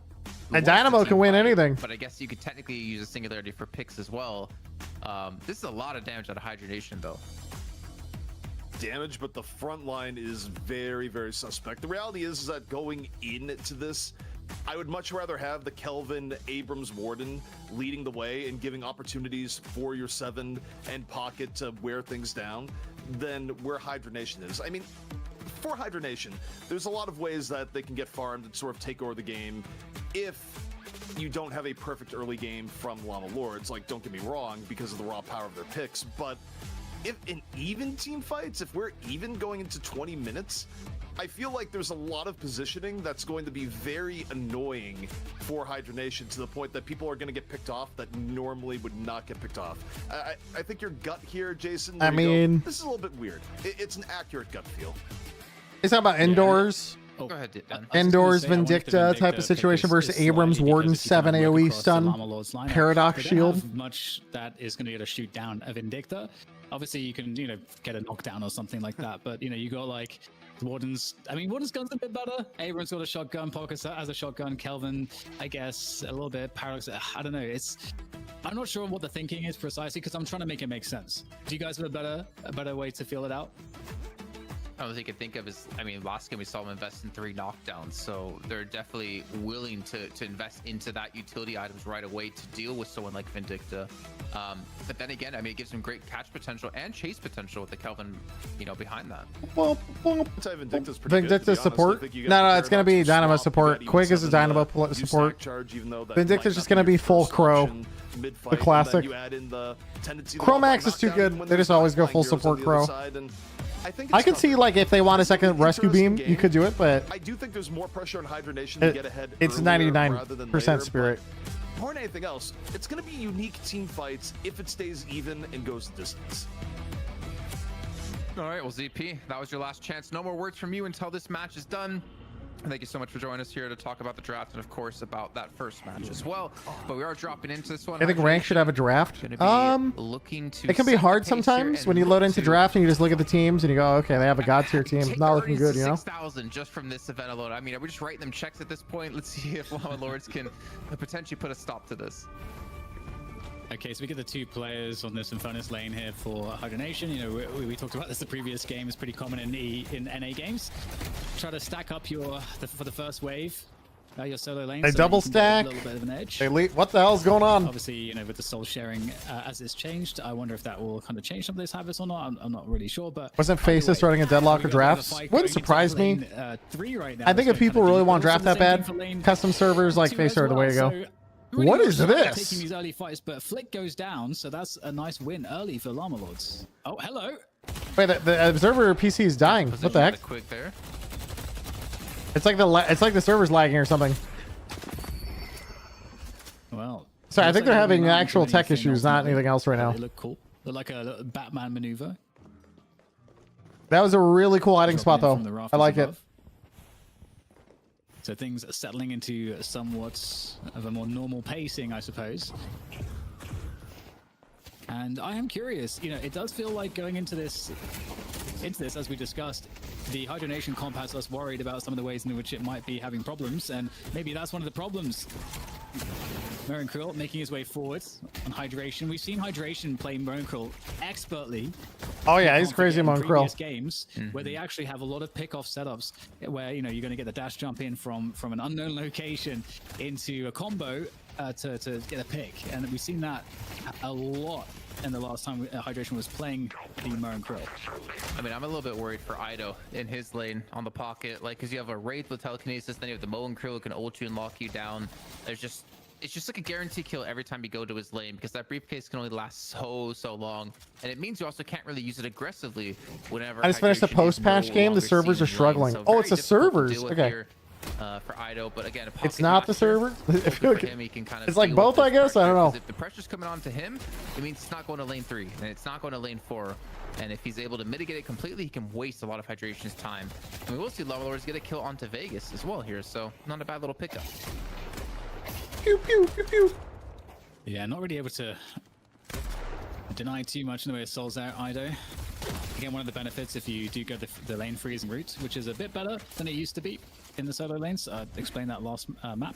I think it's a observer P. I'm just gonna stop resume. Win some of these solo lanes. Let's see if we can change the buffering. Is, I feel like a classic solo lanes. The Infernus Abrams one is I feel like a classic, and you know, as is the Wraith Pocket, and it's actually Ida is going to pick that one up. The Pocket performs very well in these solo lanes. I'm surprised to see Ida win that so cleanly. Like, full HP. Yeah, full HP. That's a good point. Yeah, that's crazy. Full HP. I thought it would have been a little bit more chip coming his way from DMB, but either way, that's a big kill for him, which will draw more tension out of hydration towards this lane, which again makes things a little bit easier for the rest of his team. So I don't know, it's a really good start for Lawnmowers, to be perfectly honest. 12k to 11k. I mean, not really gonna pay attention too much to the soul difference until we do get to about, you know, the 5 to 10 minute mark when we could see some large gaps forming. Ooh, pew, pew, pew, pew. That was satisfying. 2 and 3, so I'm not sure if he's looking for a gank or trying to soak just a little bit here to get that singularity online ASAP. Yeah, the stun is so powerful to just jump into a lane and you just get stuns with no warning. And this is problematic here for Hydration. That was nice. Potentially able to escape into the corner and keep himself alive. So Dynamo uses Quantum to escape to 7 stun. And business as usual back on, I suppose, all of the lanes right now. And yeah, I agree with what you said. And it's the early kills too are not worth really nearly as much as they used to be. But perhaps with the troopers doing a little bit more damage to each other, maybe you're more likely to miss out on some souls if you are absent from lane. But other than that, you know, these early kills, like going for the early kills, you generally don't want to. I think it's like the encoder. I don't know. HP to do that too much. But hold on, we might have a situation here where potentially some damage will be exchanged. But guys, it's like my game is deep fried watching this. Quig on that Dynamo, and it's pretty painful. Did Quig just troll? Oh my god, dude, that was scary. Naked actually get away from that one. They eventually get the kill from that nonetheless, though, in lane 2, which is going to be a big one, as Ido's going to roam into this lane to look to help things out. But that's going to be. Did he fat finger the quantum entanglement? I think that's what happened. Can't quite catch it onto the Mo and Krill by hydration, but he's extremely low on HP. Well, Dynamo ult though, they're both 1 HP. Wow, they're actually both 1 HP. Is he gonna kill both? Looking for the chase onto 7, but Rokane's looking to escape. I think it's 2 for 3, I think. And that's we flick rotating. This is PKNA right here. Both teams just fly into the same lane over and over in DM. Happens every time. Pretty scary here for Sizzlucky. He's trying to escape on the Paradox. Oh my goodness, no way. Sizzlucky able to escape. And here comes 7 to fly in. Right, his turn now. Here comes Warden to fly in. His turn. On lane 2 at the moment. Price on lane 4 as well at the same time. Okay. Anybody flying into this lane? Oh no, they broke the cycle. Dynamo went to help Infernus instead. But now Paradox is flying in on Dynamo in the side lane. Fresh off the heel. 3v2 in favor of Lawnmowers going into this dive at the moment. They're diving though. Again, these Guardians do more damage to heroes, but there's the parry, and they're going to take the Guardian as well as, you know, maybe get this kill. Just, oh my god, Quig. Oh, dude, come on. Oh my god. No way he's alive. Dumpster is his best friend, able to hide behind it and stay alive. 20 HP left. He gets back. Actually got out. Here. Not sure how the hell that worked out, but the fighting continues. The paradoxical swap comes in on hydration, just burrows, gets the kill onto Naked. Even might fight onto Young Calc here. He's dropped. He's just killing them all. Doesn't care. Disarms both. He can kill both. He has to fall. There's no ways to survive this one. Yeah, he's definitely survived this. But that'll be another kill. And honestly, this match, dude, Mo and this is so goofy. This is PKNA. They just run each other down and have a good time. They're just running each other down. If he turns up on something, as Honda says in chat, they walk in one at a time like Batman henchmen. And as you say, we're getting a bit more roaming. You know, there's ults come online for everybody, so we are starting to see that come into effect. Oh my god, dude. The 3k mark as well, actually. So the seismic slam comes online there, and to get a bit of jungling here from Leffer on the Infernus this time instead of DMB, who's rocking the Wraith. Assembly line strategy. Yeah, it's always dude, he shot and then the stream died for a second. What was the... Is the power in his gun? Infernus not being played by Leffer, thinking back to last week. Oh, slowing Hex on Wraith. Let's go. Match. And you guys have called him Leffa for the longest time, but I mean, to be fair, you think Infernus, you think Leffa, you think Paradox. On EU, I think Michaelis, and N, I think Flick. It's, you know, Listic when it comes to Abrams, just kind of goes with the territory of becoming so known on a certain hero. But either way, yeah, I have that problem. It's tough out here. Catch out onto DMB here in lane 1. See ya. And the ganks that have been happening now, I mean, pretty damn successful, which I'm kind of surprised. I was expecting teams to be a little bit more cautious, but I feel like all they see is blood. Yeah, when there's so many moving pieces around the map, you know, plus fog of war, it can be difficult. So you don't want to just be turtling all the time, so you got to pick your moments. And oh, we've got another game. Here comes Paradox. Lane to lane, and that's Flick with that stake. I thought I was gonna hit him with the swap. Anything, though. And at the same time, you know, Llama Lord's doing a pretty good job holding on. That said, as I mentioned, that Lord and M gonna go down. And there is a focus now the on catch lane 2. into Dynamo, single target. He catches one. It's so fucked. There's the frozen shelter. It's kind of hard to Were they trying to 100-0 before he got domed? Trying to escape so desperately, but the follow Bro. is there. A tornado into a singularity, and they didn't even get the kill onto that player. If I'm not Why is it mistaken. getting worse? In fact, Llama Lords are actually the ones to turn it around, getting 2 kills themselves and a Guardian on top of this. We have 2 Guardians to 1 in favor of Hydra Nation, but you know what? I don't know if Young Cal's gonna survive this. And no, Classic Moan Krill. Guys, how many kills are there right now? Pretty damn evenly here, to be honest. Is 17 kills in 9 minutes. Hydra Nation are looking for their first flex slot. I remember there's a tourney we had 60 kills in 10 minutes. That was insane, though. I have 30. I feel like 60 is more cool, though. You mentioned Hydra Nation are going to be just ever so slightly ahead, negligibly ahead on souls, as some of the farming continues. And now control pretty even at the moment. However, we do have the urns coming up, or the urn, not multiple. That would be interesting. But singular urn. Oh, Number keeps going up. True. The Used to be singular 30, urn now is coming 60. up, It'll be 90 next month. in just a moment here, and the bridge buffs as well. So this will be the next point of contention. Curious to see how these teams will handle it. I think CP made a good point. Vindictor's always very nice. I'm seeing into the ether. Oh, never mind. It's back now. Well, especially Flick as well. He's been able to get into a lot of the action early on. Currently sitting at the AK Souls. On the other side, though, I was a little bit worried by Young Calc. I mean, you've already heard ZP say it many times. Oh god, it's back! Playing Abrams from behind is not necessarily the most fun thing to do, and his impact kind of dwindles. He can't really be that beefy frontline hero for your team if he doesn't have the souls to kind of at least. When you're so NA, even your gameplay gets deep fried. 3K, I guess, 3 to 4K compared dude. to like where his carries are currently sitting at. Whereas Hydration, pretty much everyone equally farmed, except of course Hydration. He sees souls, he gets souls. He's leading his team at 9K. Yeah, the urn is up at the moment, but not a high priority from Hydra Nation. However, Llama Lords have gravitated quite a few of their players towards it, all 5, leaving just their Warden on lane 3 for the time being. But in comes the fight as the urn Dude, he is forced so to be dropped fucked here because Quig is desperately low, trying to escape, trying to survive. 200 HP. I don't Goodbye, know if Quig. it's possible. I mean, he's seen some daring escapes, but it won't happen. Abrams is out. In fact, no, never mind. The Quig is still up, actually, as I've said. Quig that. actually got around that Quig corner. is just Huh, somehow good for an Quig. escape artist. 2 players going down, though, as Llama Lords continue to fight forward. Oh, Very a nicely good done. affliction. Even at the moment. Oh, the assassinate just not quite enough damage, and staying out there is going to be fatal for Flick. And Hydra Nation suddenly, Jason, they get kind of wiped. Yeah, Llama Lords get themselves 4 kills. They get the urn as well. Wait, don't pick up the urn, I'm not pick sure up if the they're able to money. turn it in time as the respawns will eventually. I know the be urn is there. just We can more still see, money, of but course, think about all the Hydration in the money. vicinity to help contest this one. Quig as well, who has to figure out some way to heal up in the midst of all this. Or we Move could see a straight fairly backwards easy to turn-in avoid for lightning Llama orbs. Lords. I mean, we were looking at the first map, and Llama Lords had the opportunity to start to build up a massive lead, and they might be able to do it yet again here. There's 4K souls in this urn. It's okay. And they're waiting, though. They're ready for Could him. be massive for Llama Lords to deny it away from Hydra Nation and potentially build up a strong lead against them. But we can see both teams reinforcing lane 4 at the moment. In comes Hydration. Very bold there. Getting himself in there, making his presence known.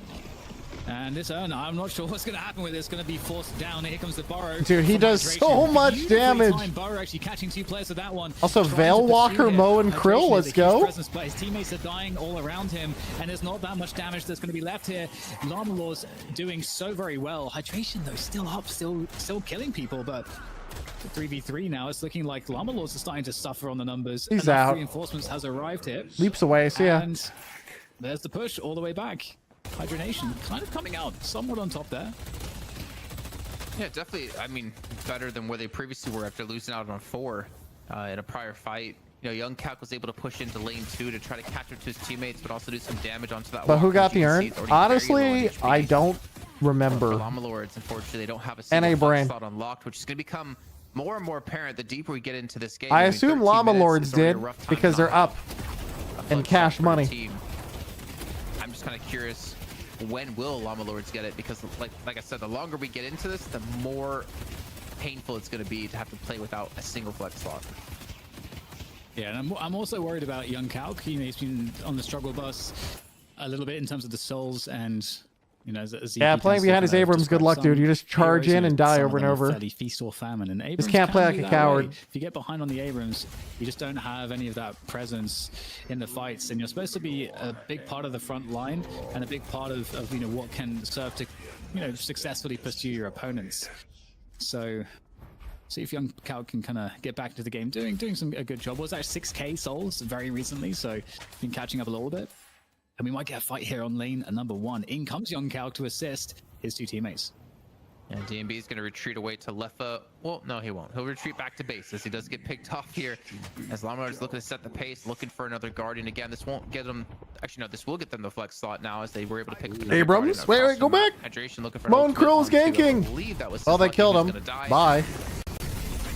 And it looks like the Guardian will. Oh my god, that 7 orb does so much damage. What the fuck? As they pick up another kill on top 7's insane. It's a little bit slow here because we're seeing just you know, constant action between all these different lanes. But the important part it's because they're having connection issues, so I think everything else is kind of messed up. They have like a lot of silliness going on.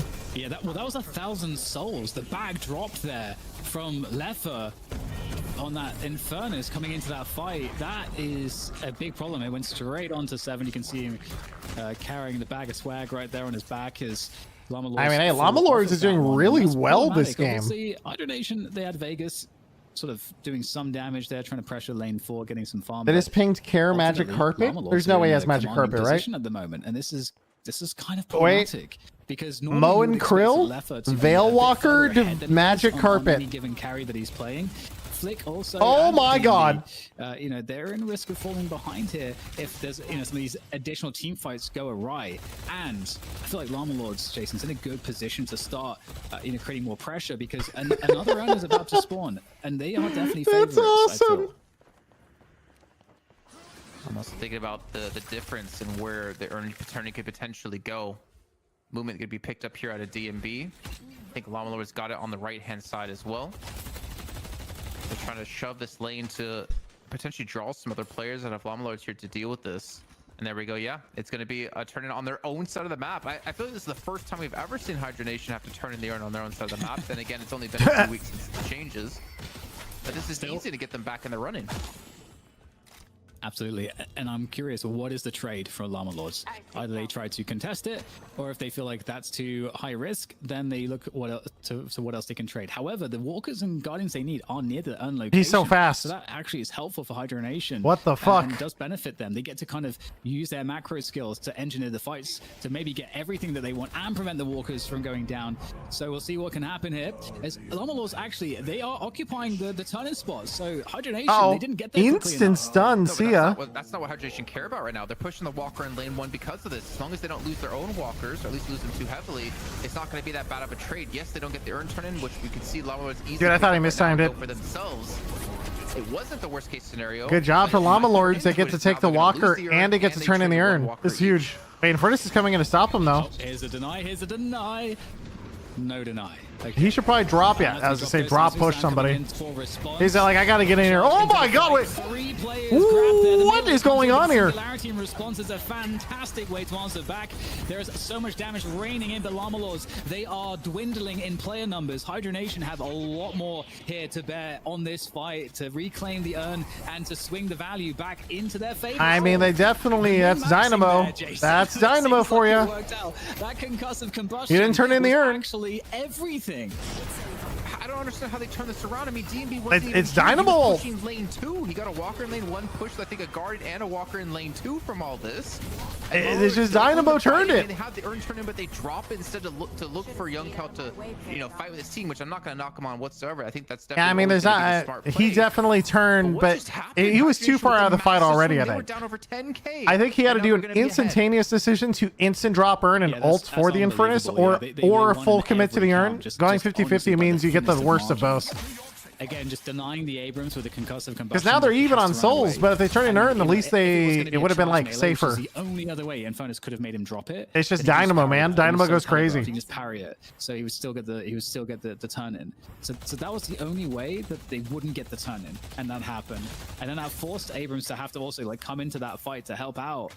And then it sets up Hydration for like a really sick singularity. So like it just really couldn't have gone worse. But with that said, plenty of time left. It's still even on the souls. So we'll see what Llama can do to get back into this one. And I mean, the next thing, Jason, surely is a fight into mid boss. I just want to know why does Hydration play these heroes? Why doesn't he just play carries? Because he's at 21k. Man. It's he's fun. The highest on his team on a character that's not really meant to be the highest on his team. Like, it's just insane what he's able to do in terms of his economy in every single match, especially when they were behind. And he was still okay, so we say that, but also at the same time, Warden for Llama Lords is also 20k. You know, Rokane's gonna take still a decent So I feel like that frontline archetype, like, yeah, you don't giga farm jungle camps, but also Mo and Krill's really fast at farming jungle, so I don't know. Some pretty damn decent steal potential out of him with a seismic slam. Yeah. It's interesting too because the soul distribution on Hydration is actually pretty good across everybody, and you don't worry too much that Quig is suffering a bit. Obviously, you want your Dynamo to be able to get online some of those more expensive items so that the singularities are protected later in the game, but that's not an issue at the moment. Llama Lords also Carpet, yeah, Carpet lets him farm fast. You're right. Rokane as well, and your Warden. Monster rounds, Enchanter's Barrier to farm even faster. Not too bad, the distribution there as well. So this is crazy because pretty much all the objectives are over with here now. Wait, he really went Magic Carpet. So they went Magic Carpet and Phantom Strike. They noticed. Did I read that correctly? That is a fast ass. Did he get a buff actually? I don't remember.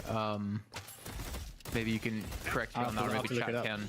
But also, Flick, as ZP pointed out, picked up Knockdown. So Vindicta picking up Knockdown to deal with anyone getting in his face to kind of add a little bit extra level of survivability. All right, well, we have a lot of players moving towards lane 3 once again around this bridge on the rooftops. And Llama Lords, they really need, they want to force us to a third map. They really need this team fight to go their way. It's actually potential skirmishes in multiple parts of this area, but it's all going down there, right down on the stairs, and gets the opening kill onto Lord and M. So that's a big problem. Llama Lords need to disengage. Naked's very low. He's going to go down as well. Their team fights are so sad. What is this? Terrible scenario for Llama Lords, because if they lose more players, the mid boss is going to be there for Hydration. Looks like they're just winning the fight before it even begins. Ido has to commit because I think he realizes if they don't win. Oh, huge! He's got 2 kills. Wait, Ido's turning it. Spawn taking down Quig and DMB, but you still have to worry about the mole. The mole man himself. Ido just turned at the end. He came in late, got the huge affliction train. He just killed 3. Ido just killed 3. And Lawlers, they hold on. I mean, they didn't even have the ideal engage on that whatsoever. It was the worst engagement. At first he was kiting, and then he realized if I think he was setting up. They're coming. Like, if he doesn't turn, then they will lose mid boss. And now he just kills 4. I love the Veil Walker. That's awesome. Dude, now they get mid boss. Veil Walker is still a good right? item. Now Hydration on the other side of the map is like, yeah, I'll just do Urn because you guys do a mid boss, nothing else to do. Damn, dude. Crazy, actually. Ido, that was clutch as fuck, man. To judge that sometimes in this game, and that kind of happened, but it's only because of Ido. You know, coming in with the pocket, you get all that AoE damage, and you can just burst players down. What do they do about patches mid-tourney? They just play it out. Everybody patches when it comes out. Kills, and then that was 7 self-stun into a third, I believe, and then nice. Mo and Krill turns in Urn. Unbelievable turnaround from them. Well, at least Hydration was able to get the turn in time. I think he used the magic carpet to get over there. But actually, I don't even know if that tech works with the Urn. Toxic bullets on 7 and surge of power. Fly off. I don't remember. But I guess the turn nonetheless. They and it is wild. It is. And it is fucking crazy. That's kind of to be expected because I'm curious to see what Llama Lord's going to do off the back of getting. They changed the name to Temple Guardian? Yeah, they did. I think it used to be called Base Guardian. I don't know. It now grants +10 ability range, which is going to be great for combo, I believe. So, Invis Wraith? I can see it. Yeah, really good. Ooh, next state comes in. Potentially halt the Item push might have of, gone back to Llama base to Lords buy here. something. Knocked I out didn't see what his item as well. buy was. It might have been Kevlar, but I assume he already had that, so I don't know. Not get caught off guard. Is that a 3-man owl? Wait, Either out of the 3-man owl just wins this team fight. Point for them, but there's going to be the swap coming through. The ethereal ship trying to buy. Okay, no, it doesn't. See you later. To help him out here, but now we know how squishy Flick is going to be. Huge deflection. Abrams immediately oh, the peel by Mo and Krill. I don't think that's a good peel, actually. I still think they all die for that. Concussive combustion. Abrams able to dash jump out the I think he had a trade. Still the fight rages forwards. But still, numbers advantage here for Llama Lords. They're just deathballing now. They're grouping on Infernus. Isolate these players, so there's no way to respond there. Infernus into wall, boom, They're going to be bleeding out. This is a huge problem now, Jason. This is a huge problem. Whoa. Let's go. Llama Lords should get both shrines. Both shrines. Let's go, boys. And they can continue the push. What does Hydration even have to stop this? I mean, they don't really have any great wave clear. They don't really have any great single target. If Holy 7 damage. Cooldown at the moment, he's just going to be picked off. I mean, Llama Lords, if anything, they're going to at least turn the patron. It's about whether or not they want to overcommit and stay to potentially close out the game. Okay, this is crazy. Week 6, we haven't had a single game go to 3 maps. It happened at EU. It looks like it's about to happen at NA as well, potentially. 2 game 3s would be hype. Huge advantage here for Llama Lords. Not a big soul difference, but right now this last team fight was just phenomenal. The Rejuve is about to work. Oh, they have time to all in this if they want with Rejuve. They could do it. Oh, nice. He's going to Toxic Bolts proc on that guy. Huge. Seeing what they can get. The weekend patron is now down in the pit. Look how many. Look at the creep wave. Wait, they could just win the game with that creep wave. That creep wave. Look at the mid. Look at the boss. Look at patron. It's just dying. No one's even shooting it. It's all the creeps. I don't know how many caught on it. She only caught on one, only caught on a warden, and they're trying to focus on the patron. Now they have to go for the team fight here. Hydration is just trying to stall for as long as possible. Look at all the creeps on the left. They're just farming. But it looks like this game's over. Will be finished off here, and Llama Lords are going to oh my god, dude. Hydration. Holy nice. We're gonna have first game 3. 6 weeks of this in NA. Let's go. Wow, that's just so impressive. Honestly, I'd like to blame Vegas. Multiple scenarios that looked like it was really not favorable for them, or it looked good for them, and then it got turned around by Hydra Nation. But oh, incredible! I can't wait to hear what ZP has to say about this one, because this is historic. If you're a Deadlock Fight Night enjoyer, this is a historic moment. Not only do we go to a 3rd map for the first time ever in NA, Hydra Nation are also in danger of losing the indomitable streak that they've had, winning every week back to back. Yeah, I'm gonna bring in ZP right away, honestly, because I feel like considering how the Ido 4K won that. Yeah, I think so too. Ido like clutched that team fight. I don't know what he bought coming out of shop. Would be just kind of, but he did a really good job. It's funny, it's unbelievable, but here's the thing. I'm gonna go back to what we said in the preamble when it came to the idea of Ido, right? The idea of like, oh, don't give LeBron the ball, don't give Ido pocket. My God, that game was a pocket masterclass. The amount of damage Ido was doing in those later team fights was obscene. Yep. What Ido was bringing to the table there and finding kills, getting 3K and still chasing down the remainders, leading the charge to the mid boss. I was looking at the stats after every fight, albeit on 1 minute delay, and the amount that was being done by a pocket is enough that if a Valve employee was looking on the right day, it would result in Pocket getting nerfed again. What I will say, without doubt, after Ido having that level of performance, I think it is 100% locked that Hydra Nation, they're not banning the Yamato next time around. They are banning the Pocket. Okay, the top DPS it was ridiculous. On Hydra Nation was Vegas, who did 22,000. Ido did 33,900. Members of Llama Lords had great supportive plays. Holy fuck, dude. Talk enough about not to mention, I mean, the rest of the team, this map, like 13-2 Ido. Again, pure and simple. They're taking Pocket out. And the crazy thing is, you would think it'd be Affliction. It's not Affliction. His highest damage is Barrage. That is also an option too. Yeah. Either way, Pocket's not getting into Ido's hands. What are his items? This is standard items. It's Kinetic Dash, Warp Stone, Debuff, Veil Walker, Slowing Hex with Kevlar, Ethereal Shift, late game with Spear Lifesteal. It's just so much damage. Just so much damage off this guy. That was a fantastic performance. The question is where the series goes after this. Also, hydration. The carpet is hype. Obviously, Ido didn't. He played well. He played really well. However, do you feel like that's the only win condition here for Llama Lords based on everything else they've showed us so far? in terms of win conditions for Llama Lords, look, Ido has other good heroes. I mean, historically, Ido's like had decent Paradox. I think though they're gonna have to look elsewhere for other people to step up. You know, whether it be Cal. Yeah, the thing is, Pocket has high carry potential. At times he's had things. The Paradox you can too, but it's mostly about getting that pick. They'll need someone else to step up. Because as good as Ido is, he's not gonna have this level of performance on any other character than Pocket. And it's not saying his other characters are bad. It's more so the Pocket play was just that level of exceptional this game. I mean, 34,000 player damage. Yeah, that is The next closest to disgusting him was damage. 21k out of Flick on the opposing team. Like, no one could really come close to him. Having And 13 kills, 2 deaths is an insane stat line too. Is kind of insane. Sorry, I guess Rokain at 23. But that is insane numbers to have on any player over anyone else. I'm gonna get this replay afterwards, and I'm gonna look at everything Ido was doing, because yeah, that's actually amazing, and I'm sure there's a lot of cool tech to steal. Now, oh man, yeah, you just can't allow this to happen again. You have a button you can press to stop this from happening, and they didn't press it for this game. I totally agree with you, CP. They're pressing the button next game. There is a part though.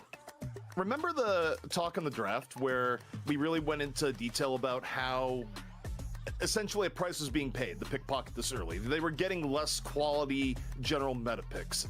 So while I think the Pocket is gone, it will mean that they get to pick Mirage early, or they get to pick Wraith early. So it's not all downside for Llama Lords going into the next map, even should the Pocket be taken away.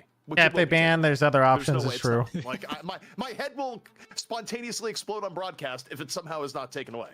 That's just facts. Would Wait, you on broadcast? your mustache live on air if it's not taken away? He's all. But you'll keep the mustache. Okay. Yes. All right. Exactly. I mean, the question is, like you said before, right?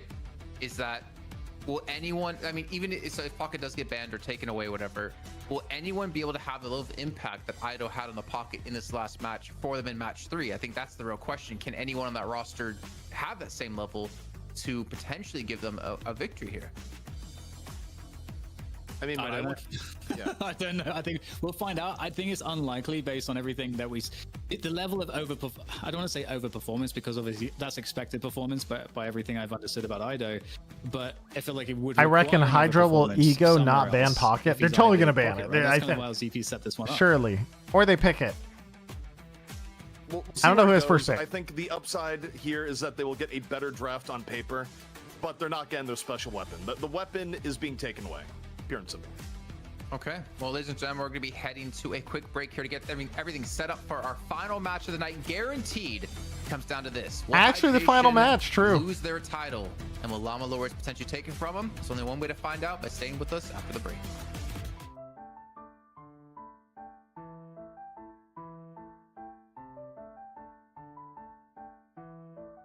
Boom, boom, boom, boom, boom. The issue is Rocker was their Pocket player. Actually true. I mean, I assume they have another person who can play Pocket, though. I know Vegas plays it. I don't know how rusty he is at it, though.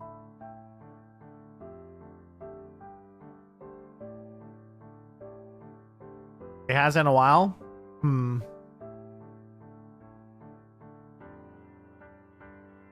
The difference here is might be worth it just to make sure Ido doesn't have it, but I don't know. I mean, even still, I mean, it really just came down to that one fight.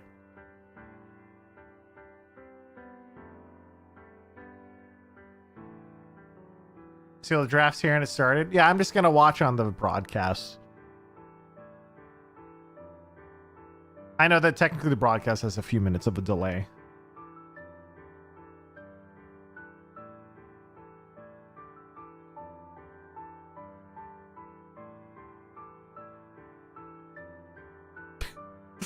How much damage 7 does with these orbs is so funny to look at. It's actually just so absurd. Just every time you look over, it's just crazy. Man, if he just turned a little bit sharper there and put them all in the corner, that could have been a different team fight. That was almost where they threw. Not turning in the urn and losing that team fight, super sketch. All right, 3 minutes, guys. Be right back.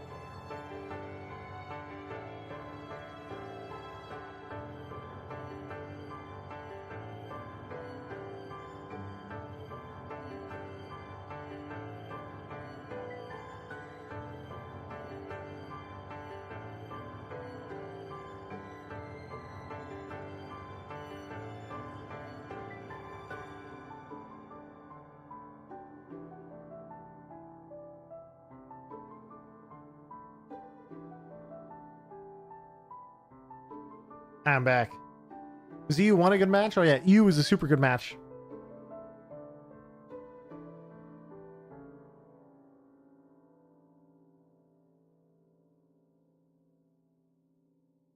Okay, maybe not EU first match. Battle skill? It was fast. Not great.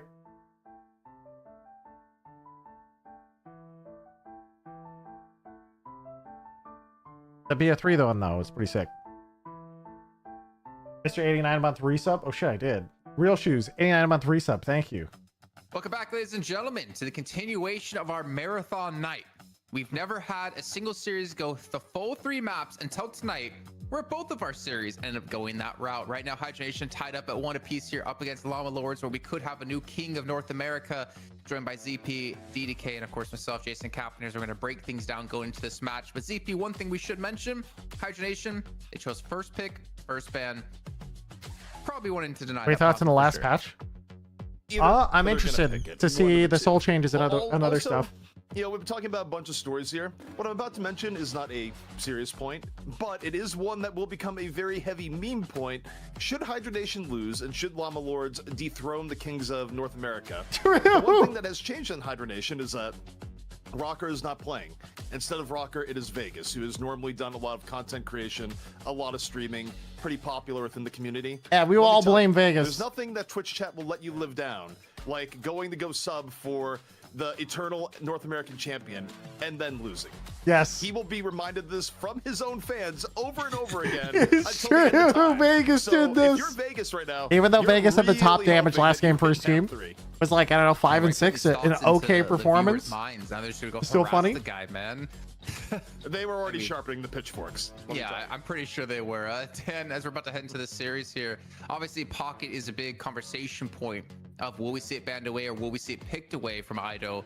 And does anyone else on Llama Lords have the ability to play any other hero to the same extent we've seen Ido playing Pocket and have that same level of impact? Well, that's gonna be the question that's gonna be answered in this final map. I think the pick first. Oh, we're actually going to go for the ban. I was actually liking the idea of picking it because it allows them to like still have like control like, you know, who like you can impact your opponent's draft more effectively because you get to take away 2 things that they may have wanted with high priority. So they just went with the insta ban instead. So he started 0-4. Listen. We don't look at that. Look at the end stats. Here, right? Because they want the pocket ban. There it is. It's going to be the Yamato then, surely. Yep.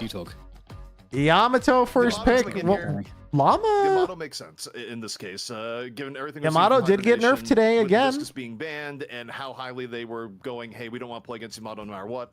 It's gone. But think about what this opens up for Llama Lords now. Paradox. Mirage has to be on the table. Mirage is likely walking through that door, coming in, and they can even grab Paradox to deny from Flick, although they haven't valued Paradox quite as heavily, so maybe it'll just be something like Mirage into Wraith, which would still be very, very strong in my opinion.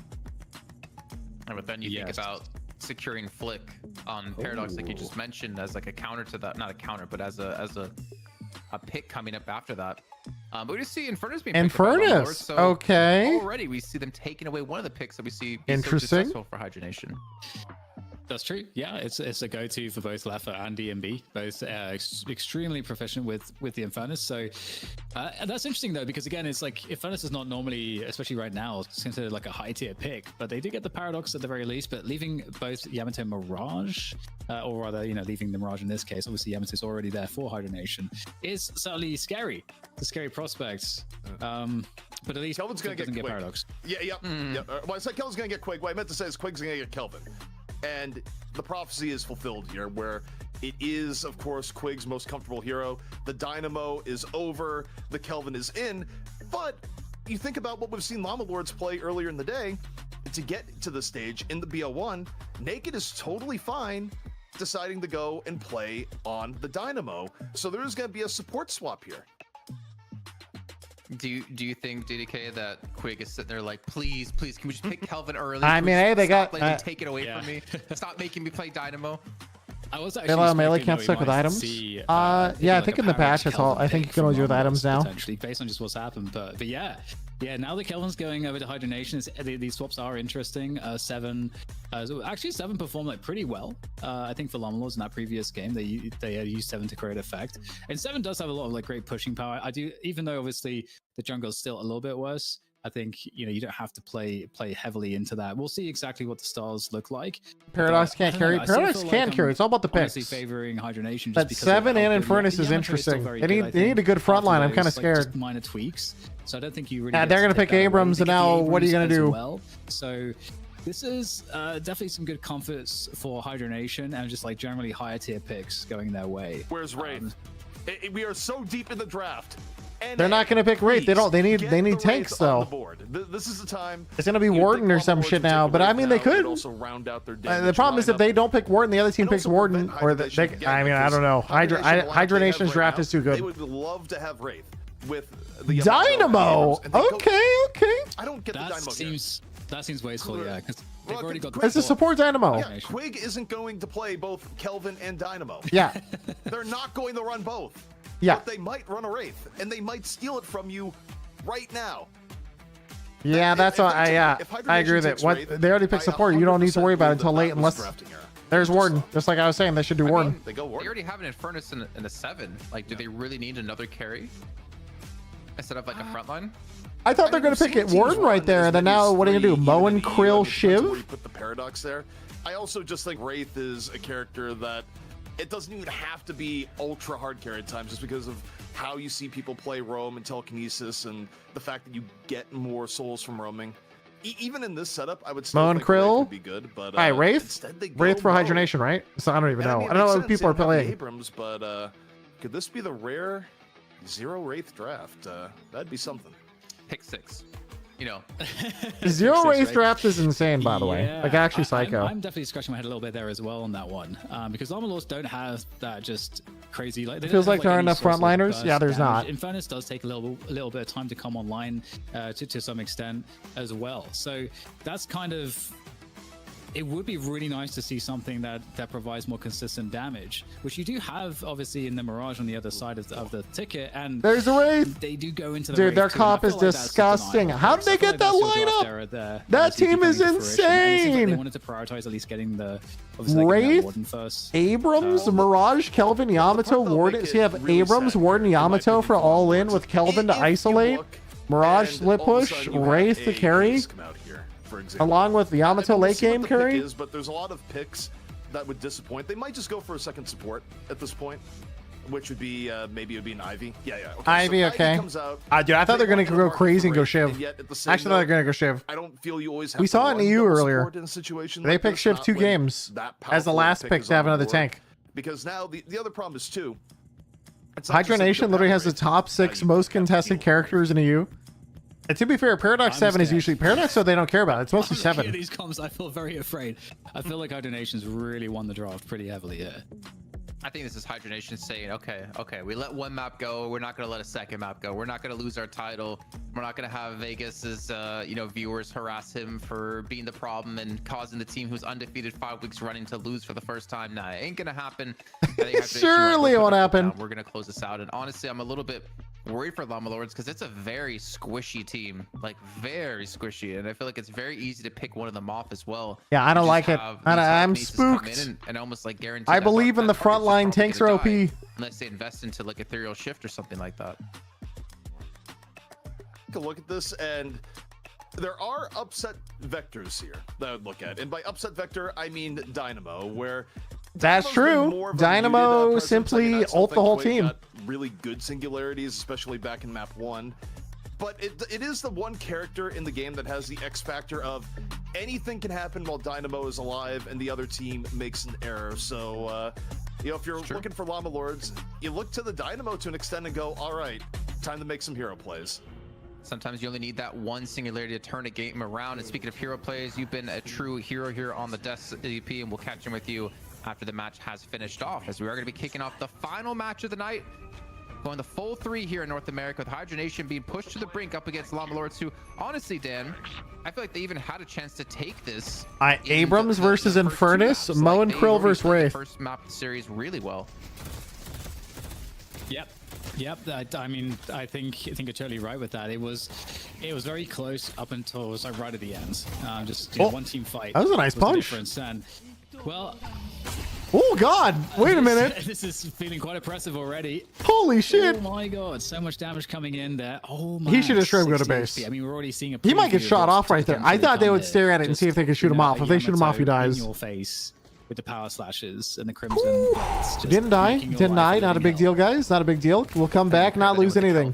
It's fine. It's fine. Later on, like you're just never gonna push this Yamato out of lane. I feel like it's gonna be so hard to deal with, as we do have the Wraith up against the Mo and Krill. That's gonna be one of the solo lanes here on the left-hand side in lane 1. It's gonna be Young Cal up against DMB, and we're gonna be seeing Lefa on the Yamato, like we said before, in lane 2. I found out the new Dynamo 2 can rescue teams from Dome. I didn't know that. Lane 4. Like you pop it on the outside and it pulls them out if they're on the edge. It's kind of interesting. I have to double check. It feels like a bug. Really quick on Abrams and flick on Kelvin, because I feel like that's swapped around. Yeah. Okay. Yeah. Yeah, that seems like a bug if it goes through it. So it is gonna be flicked. Or rather, it pulls them out of Dome either way. It's intended. Oh, it's interesting. To see, again, you know, I have to earmark this. We haven't seen, I feel like, a game where Mo and Krill's been played, where Hydration wasn't the one playing Mo and Krill, where it was a good showing from Mo and Krill. So that's something that hopefully I believe in Young Calc. They can change that pattern. And but you can see that just on every lane here, Llama Lords are just receiving insane pressure and just getting forced back. Obviously, you're up against. Okay, never mind. He's just Dynamo. It's fine. The pressure that Mirage can put onto you in lane is close to unrivaled. So it's going to be a tough lane, even with the heals. And I would expect that, you know, Ivy will be quite helpful. You know, once those kudzu bombs come online as well, you know, you start to have more tools to you know, win lane pressure. But early on, it's seemingly quite oppressive. Look how deep they are constantly. I mean, we've already seen the pressure, like the Hydration has been able to exert onto lane 2 and to lane 3. It's been kind of overwhelming for Llama Lords to be able to deal with, even though you do have the heal out of Naked, and you will have the heal out of Lord as well. They're just kind of too squishy to deal with this upfront brute damage. And speaking of that, I mean, you can already see a little bit of a dive come in Vegas, just feeling confident to be able to push directly into the face of Llama Lords, Mirage Gaming. this, like double support lane. And they're already starting to take down this Guardian here. Simply poke them for 10,000 damage every left click and put the debuff on their heads. You have to be expert at how to lose a lane very well. But I mean, hey, Dynamo Ivy means they can't really die, so they get to tank, which is kind of nice. To ensure that I can get last hits. As long as they just tank, they're okay. The creeps constantly pushed at the base of our tower. Like, how can we achieve that? And they're only down like 200 souls. It's really nothing. Stay active. Not even sacrificing our HP so that we have the ability to do stuff. Because if you do lose too much HP, you're unable to really do anything on the lane, and you end up losing souls passively due to that. So you gotta play it correctly. Yeah, you're never gonna root an Ivy. So 4-stam, broken character. Like, you're not going to be able to deny any of that farm. They're not going to misstep any of that one. So they're just basically getting like 1.5 times the farm potentially every single time they push you under your own Guardian here. And defeat me if you can. Commencing. I mean, it's just only 1k difference between the two teams now. Oh, 2k-ish, but only 4 minutes in, like that 2k can actually mean quite a lot, especially where the stat checks seem to come in when we do see those fights break out. Oh, Ivy, why go here? Why not go the other side? It doesn't even matter. He's fucking stone forming. Oh, just kidding. Still died. See ya. Headshot booster, I guess. Bad to worse here for Llama Lords. Yeah, it's unfortunate. Up to that point, for the first 4 minutes, it's actually been excellent from Llama Lords. Again, losing the lane well. So I'm just trying to look at the one-on-ones here as well. I get so tilted trying to like compare people against each other when they're like not in the lanes in the same way. Like Hydration's on the left-hand side of Hydranation's side, but he's not actually in the left-hand side lane. Oh, it always does my head in. Well, we might. They lost all lanes. GG. For a second there, perhaps. I don't think it's that bad. Get Young Cal coming over on the Mo and Krill, but that's not the case. Staying in lane against the Wraith. Wraith versus Mo and Krill, for example, he's up 400. Gank into lane 3. 2 players here. This is pretty scary. Going for the dive, but their 2 teammates actually who are on this, have been on this lane, were actually by the Guardian, their own Guardian. So they were unable to assist in this aggressive push. I think they're just trying to do damage here, these Hydronation players. Now we'll see what they're able to do. In fact, here comes the reinforcements. Holy shit, dude! The Avengers dive. 2 kills, and they can likely get the Guardian down as well. There it is. But what are they going to accomplish off the back of this for Llama Lords? I mean, the fact is they lost those players in +2. lane 3. They did try to push into lane 1 here. We can see, of course, Ido going to be on the Paradox, looking to push into lane 1 to apply some pressure, but they're not really able to capitalize off this and turn it into any kills. So Hydration is going to be able to get back towards these lanes in time and continue to build up a lead. 3K now as we're approaching that 6-minute mark. And the dangerous thing is that I think Hydration It's over. dominating. I think They almost should every FF, lane. I agree. Maybe the solo lanes are a little bit more even, but the mid lanes are the important ones. If you dominate the 2 mid lanes, you get so much more freedom as the ones dominating those mid lanes to then gank the solo lanes with impunity. And that's where you start to run into serious problems. It's about what is the game state and how do you leverage. I don't know why they put both supports in a lane, if the game TBH. state is you are dominating these lanes. Oh, I don't think it's the end of the how world. do you best leverage that to compound that into great Them getting advantages? ganked though by like 4 is tough. Hydration are a great team to Oh, do he hit the that. parry. Charge coming in, though. Man, if he hit the other parry on the other guy, he actually would have been owning. Oh my god, just getting This gank is just nasty. annihilated here under the veil.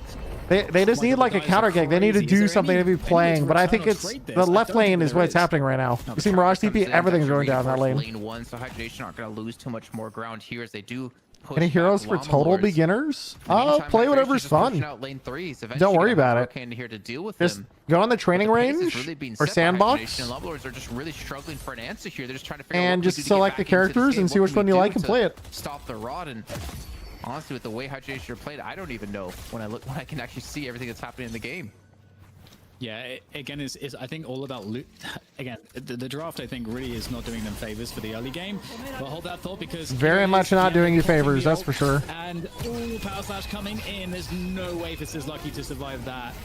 I mean, Singularity comes in there. Yamato just walks away. Oh, the swap though. The Wait. swap is there in time potentially. There might be issues here for Yamato. Leffa might go down. Can they chase him up here? He's trying to escape. I think he dies. I think he dies. Nice. That's huge. That's a huge pick. Ido's able to finish it off. That's a great scenario because Llama Lords have been getting quite far behind Jason, and the thing is they were 6k souls behind and only 1 Guardian in disadvantage, which is a big problem.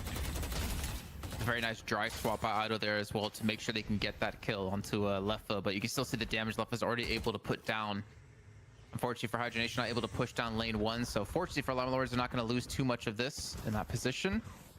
But you still have to kind of worry, like, yes, they stopped the route for now. They kept about a 3-4. How big do you think the hero pool will be on release? The math says you probably want like 25 to 30-ish to have true variety, just by how the combinations work out. To come out anytime soon out of them just yet.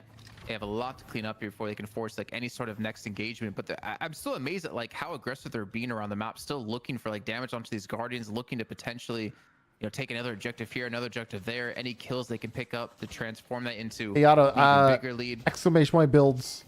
And Rokane, needs to be a little bit careful here. He will have support of Ido in just a second. Oh, needs to get out of there. Does have some assistance coming in from the side. That's very good. That's very good indeed. Ido is there to help. And again, as you mentioned, just really trying to be cheeky. These Hydration players trying to settle these ganks, and they're going to go in for what a knock-up. Llama Lords. Oh, Frozen Shelter is actually going to look out. Can you drop the Frozen Shelter? Does it matter? It's going to protect them against the concussive combustion. Immediately pops Heal Nova and Nade full HP. Let's go, boys. Rather Hydration what a turn. They try to fall back out of this one and keep themselves alive. There's a fight on lane 4 at the same time. These fights both need to go the way of Llama Lords. They did already lose his Lucky, of course, but they have a player advantage on this lane 1 fight. Oh shit. Great use of the quantum entanglement as well to get out of that telekinesis so they can continue to fight away. It's going to be a 3-on-2 in lane 1. Man, that is such a we're still seeing brutal to fight. Push this Guardian. I would imagine Llama Lord should be able to take this with really no rebuttal. However, left I started to say about it, he teleports in behind the team, trying to do something about this to hold them back. He's chasing a little bit. He's got a lot of money on his back, though. He doesn't want to commit too hard. Llama Lords might have been able to escape with the majority of their players, if not all their players, on lane 1. There was 1 caught. There was 2 caught. Never mind. Yeah. I was oh, dude, why are they bleeding so many players? It's so bad. They've sort of already done the damage, but just hanging around a little bit longer than they wanted to, and that availed some kills. But and it's unfortunate too because when those 2 fights across the map broke out, Llama Lords were in a spot where they were closing up the gap pretty massively. Like 3K. Based off of, and it was a very bad start too. So now it's a 12k difference, which is. It's bad. It's really bad. Not even in part due to the objective advantage. This is kind of my worry, is that Hydration are getting a bigger soul lead. And normally that happens because one team's just killing the objectives faster. But that's not really the case here.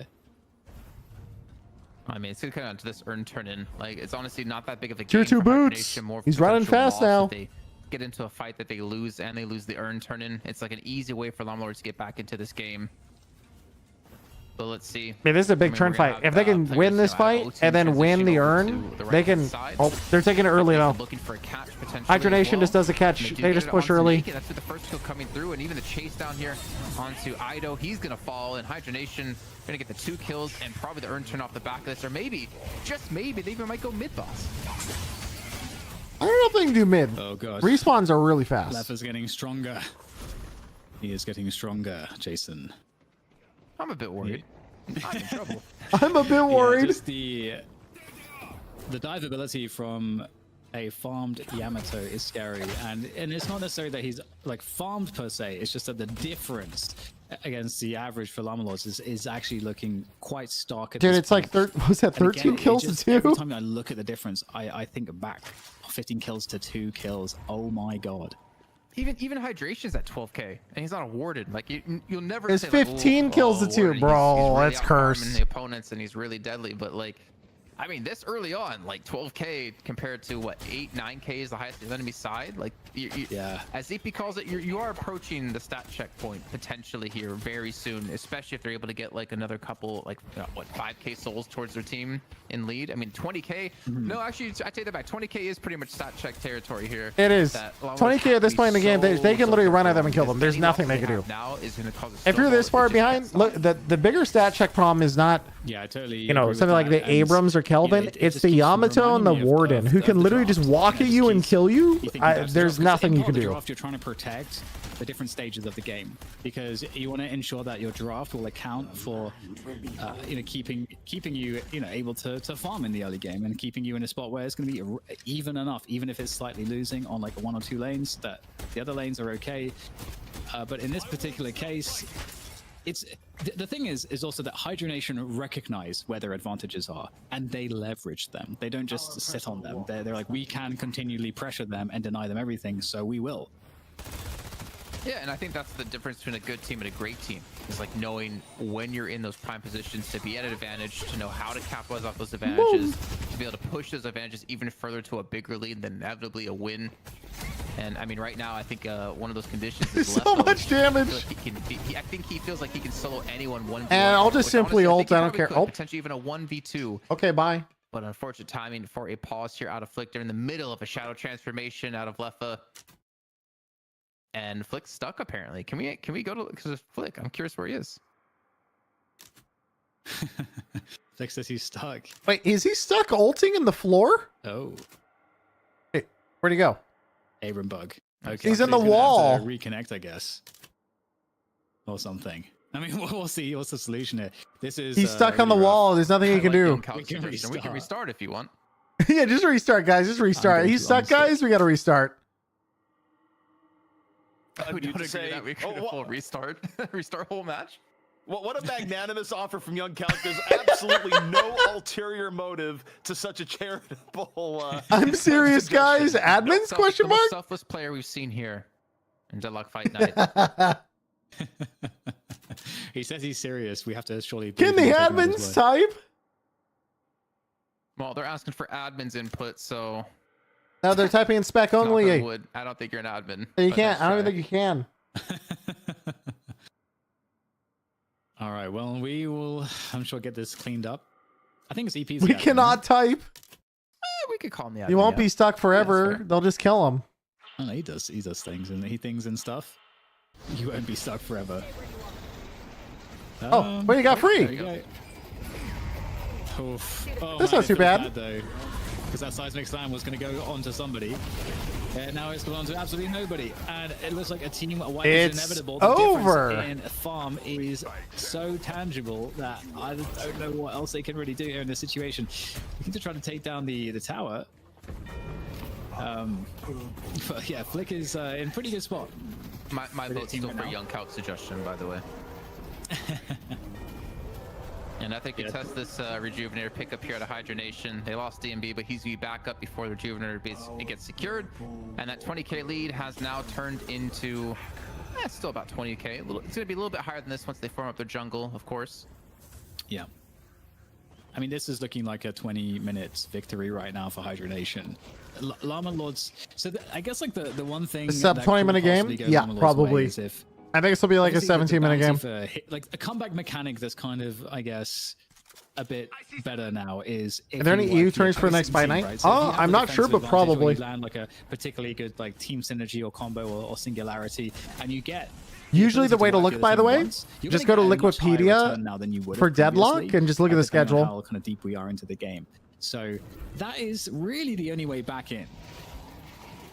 Well, Lefa's going to be coming directly from behind the enemy team here to deny them that opportunity for a team fight. Quick little take on Ido as Lefa secures another kill and the Walker goes down. And honestly, Hydra Nation can just continue to push the base if they people want to. per singularity, easy win. Yeah, Dynamo just has hit the perfect ult. It's fine. Look for another Walker here in lane 3. That's going to get them another flex slot unlocked. And honestly, with the money we can see in the pockets of players like Hydration, that's going to give them some really big upgrades here going into the next fight. 30k soul difference. 15 minutes into the game. Not ideal. I like the response though. Definitely not ideal. I agree. Not ideal at all. Should push some other lanes here to kind of pull off the pressure, but it might just lead to their early deaths. See ya. That's correct. Yeah. I mean, they got the Walker though. Worth. That is correct. Worth. They're looking for the urn turn in. There's only one and on the but on the other side, they are trying to turn in the urn at the same time. Sack 3 at the Walker, then try to turn in. Wait, it's actually kind of big brain. Wait, they just got 6k for turning in. Okay, the teleport's going to come in time. Doesn't get disabled, so it's just actually survives that scenario. Okay. So wait, that's actually huge. They got 9k for turning in the urn. Massive. I feel like DMB was just trying to help them. He's like, okay, you can ult me to like get yourself closer to the turner or something like that. But here we go. Size of Sign going to be coming in, looking to stop the reinforcements from coming back through. Lord and Ido going to be down. Guys, remember I said 17 minutes? How far off am I? Let's see it. Squishy, high damage dealing heroes. It's Dynamo, the 3-man ultimate from downtown. Let's fucking go! There off the back of the frozen shelf is going to be used as wait, well. They do wait, 2 quick kills. Wait. That might have been enough to actually halt the push here out of Hydra Nation. But keep in mind, Rejuvenator's still going to be here. They're going to respawn in extremely quickly to push yet again if they want to. Wait, the Dynamo is stalling out the game. Hydra Nation still pick up the shrine. They just got 3. An extra flex slot, and they still putting out damage. Wait, they actually are kind of in it now. They have the flex slots. They have the soul count. They have the kills. Wait, we're back. Also be helpful to try to begin to bring this one back a little bit. And it's down to, you know, interestingly, they just got another. Did they just get 4k for killing Lefa? They went from 93 to 97. AP, but in the souls at least is becoming more workable now. So it's 10k now. It's 10k. Just, yeah, we'll have to see how some of these fights progress. Obviously, Hydra Nation is not a team that's going to throw away advantages. They're talking shit in all chat. Let's go. What you're praying for is the classic combo of hubris and complacency. That's what Llama Lords need from Hydra That was Nation. literally just Dynamo. That was the naked clutch. He had a 4-man Dynamo into Infernus and everything. That was really clutch. As Hydra Nation. I mean, yeah, the souls aren't too big of a difference. Like, neither is the AP. Obviously, the kills are the biggest factor. But you also have to keep in mind, like, the base has just been dismantled. Lane 3 and 4, more importantly, lane 3, you really have to be careful about, where it's just going to eventually shove into the base, and you're going to have to send someone back to deal with this. You have to really Raj ulting into a fight. Shoved in to not eventually lose finds Paradox. Players, gets caught out yet again. Paradox has Elk Fire and is just shredding him. Wait, oh my, he just got fucked. He just got rolled. Vegas. All Llama Lords, he goes down as he used the Traveler to get there. And now Hydration have to. The inside man. Yeah, 30k difference has become 10k. So they took a lot of L's to get to this point, but here we are. The problem obviously remains that, you know, Lefa, Yamato is going to be very scary. Yamato, again, like just pound for pound, some of the late game scaling, it still feels favorable here for Hydra Nation. Although I'm thinking about it, I mean, who's going to come on? Dude, you guys are a roughly 10k difference now with 2 flex slots because they suicided for that Walker and whatnot earlier too. You know, maybe like honestly, kind of nice, guys. Well played. You're gonna need a long game. Wait, Mo and Krill into a they just got Quig. That's a support, no dome. They 100 to 0 them in a full stun. Dynamo ults 2. This here shots 3. For the stun to lock them down. Double refresher ult. could be exactly what Llama Lords need. The DDK doesn't seem like they have the Wait, damage yet. To refresh roll and they don't get a single kill? That's so unfortunate. An ideal scenario. Guys. Singularity into concussive combustion. You No want one that to be a does. wipe on the enemy team, but instead it's going to be a wipe on Llama Lords here as we do see Leper just tearing into them. The shadow form is just. Was that literally just Yamato pop refresher and killed the whole team and they win the game? Annihilating them, and in fact, that feels like that could be it now. That could swing us into a finish here for Hydro Nation now. Off the back of that, Dude, what a fucked up day. They're literally about to win. That was refresher roll. Yeah, that looked like they should have won. But you know, Yamato has refresher, so I guess you lose. GG. But I don't know. It might just cost them the game here. And I give a lot of respect, by the way, to Naked. Those two Dynamo ults were so close to like winning this entire game. Indeed, Hydro Nation Seriously, even that last team fight, refresher ult onto 4. The indomitable Respect. North American force. That was way closer than it should have been. Unstoppable yet again. Well, you know what? Unstoppable. Super close games. Not unbeatable. I think we've seen Llama Lords. He didn't hit anyone with the second ult, sadly. I think when he refreshed, I think they were all out of the AoE. But the thing is, he can't really, like, Yamato pops ult at that point. What are you going to do? Really great things as a team. I'm really hyped about what they can do. So in no the matter what, future, on his but second ult, he's going to die. obviously, Because Yamato's going to kill him with refresher. 6K in their pockets, man. That's a K per player. Not bad for just playing a video game here. Not bad at all, and very close. As you say, this is a bit different because they did take some damage. They have sustained a flesh wound. They have shown that they can be beaten. So that's exciting, I think, for future challenges. It is. That's super close. Let's bring in ZP here so we can talk about this last game. And you know, ZP, I think that was more in line with what we expected out of Hydro Nation, but still, there were opportunities for Llama Lords to get back into this one. Well, there were, and look, if you listen to Twitch chat, they would say it all revolves around Vegas. It does. Vegas did this, guys. Church, let me tell you, people were just losing their minds, calling throw, check bank account. Like, if somehow Hydro Nation had lost, the game, we were ready, dude. We were ready. Vegas would be fighting those allegations for at least the next 2 to 3 years. But luckily for Vegas, Hydro Nation does finish it out strong. And look, I think you look at the story of this game and you go, how did we get here? Draft. It was pure and simple draft, where you get rid of the pocket, which the draft was too hard. Strong. And I think the key mistake that was I don't need to be on another hard carry. The Viscous Band was not good. The Viscous Band enabled the Yamato, and ignoring the Wraith led to them getting Wraith, and just there's a lot. They have the God comp. I agree with that. On paper, to me, a much better lineup, and the only thing that was going to save them was just the most blessed Dynamo singularities of all time. They did get one in the main base when defending, but they needed like 5 of them to win this match, and that's a tough task. Yeah, it is. Those were really impressive Dynamo ults, though. I mean, good job, Macon. Lucky as well, trying to like split push towards the end when they need I am logging off for the night, chat. It is 8 p.m. It is time for me to skedaddle. That was the last game of the night. I appreciate you all watching. This has been our Wednesday Deadlock Fight Night co-stream. GG's. I shall see you all tomorrow. If you're interested in watching this in the future, it's usually every week, every Wednesday at 1 p.m. Pacific. I'm out of here. Good luck with the CPU install. Oh, I'm not doing that tonight. I'd have to redo the whole PC. I'm not going to build PC tonight. I will honestly probably... I haven't decided yet. We'll see. Anyway, peace.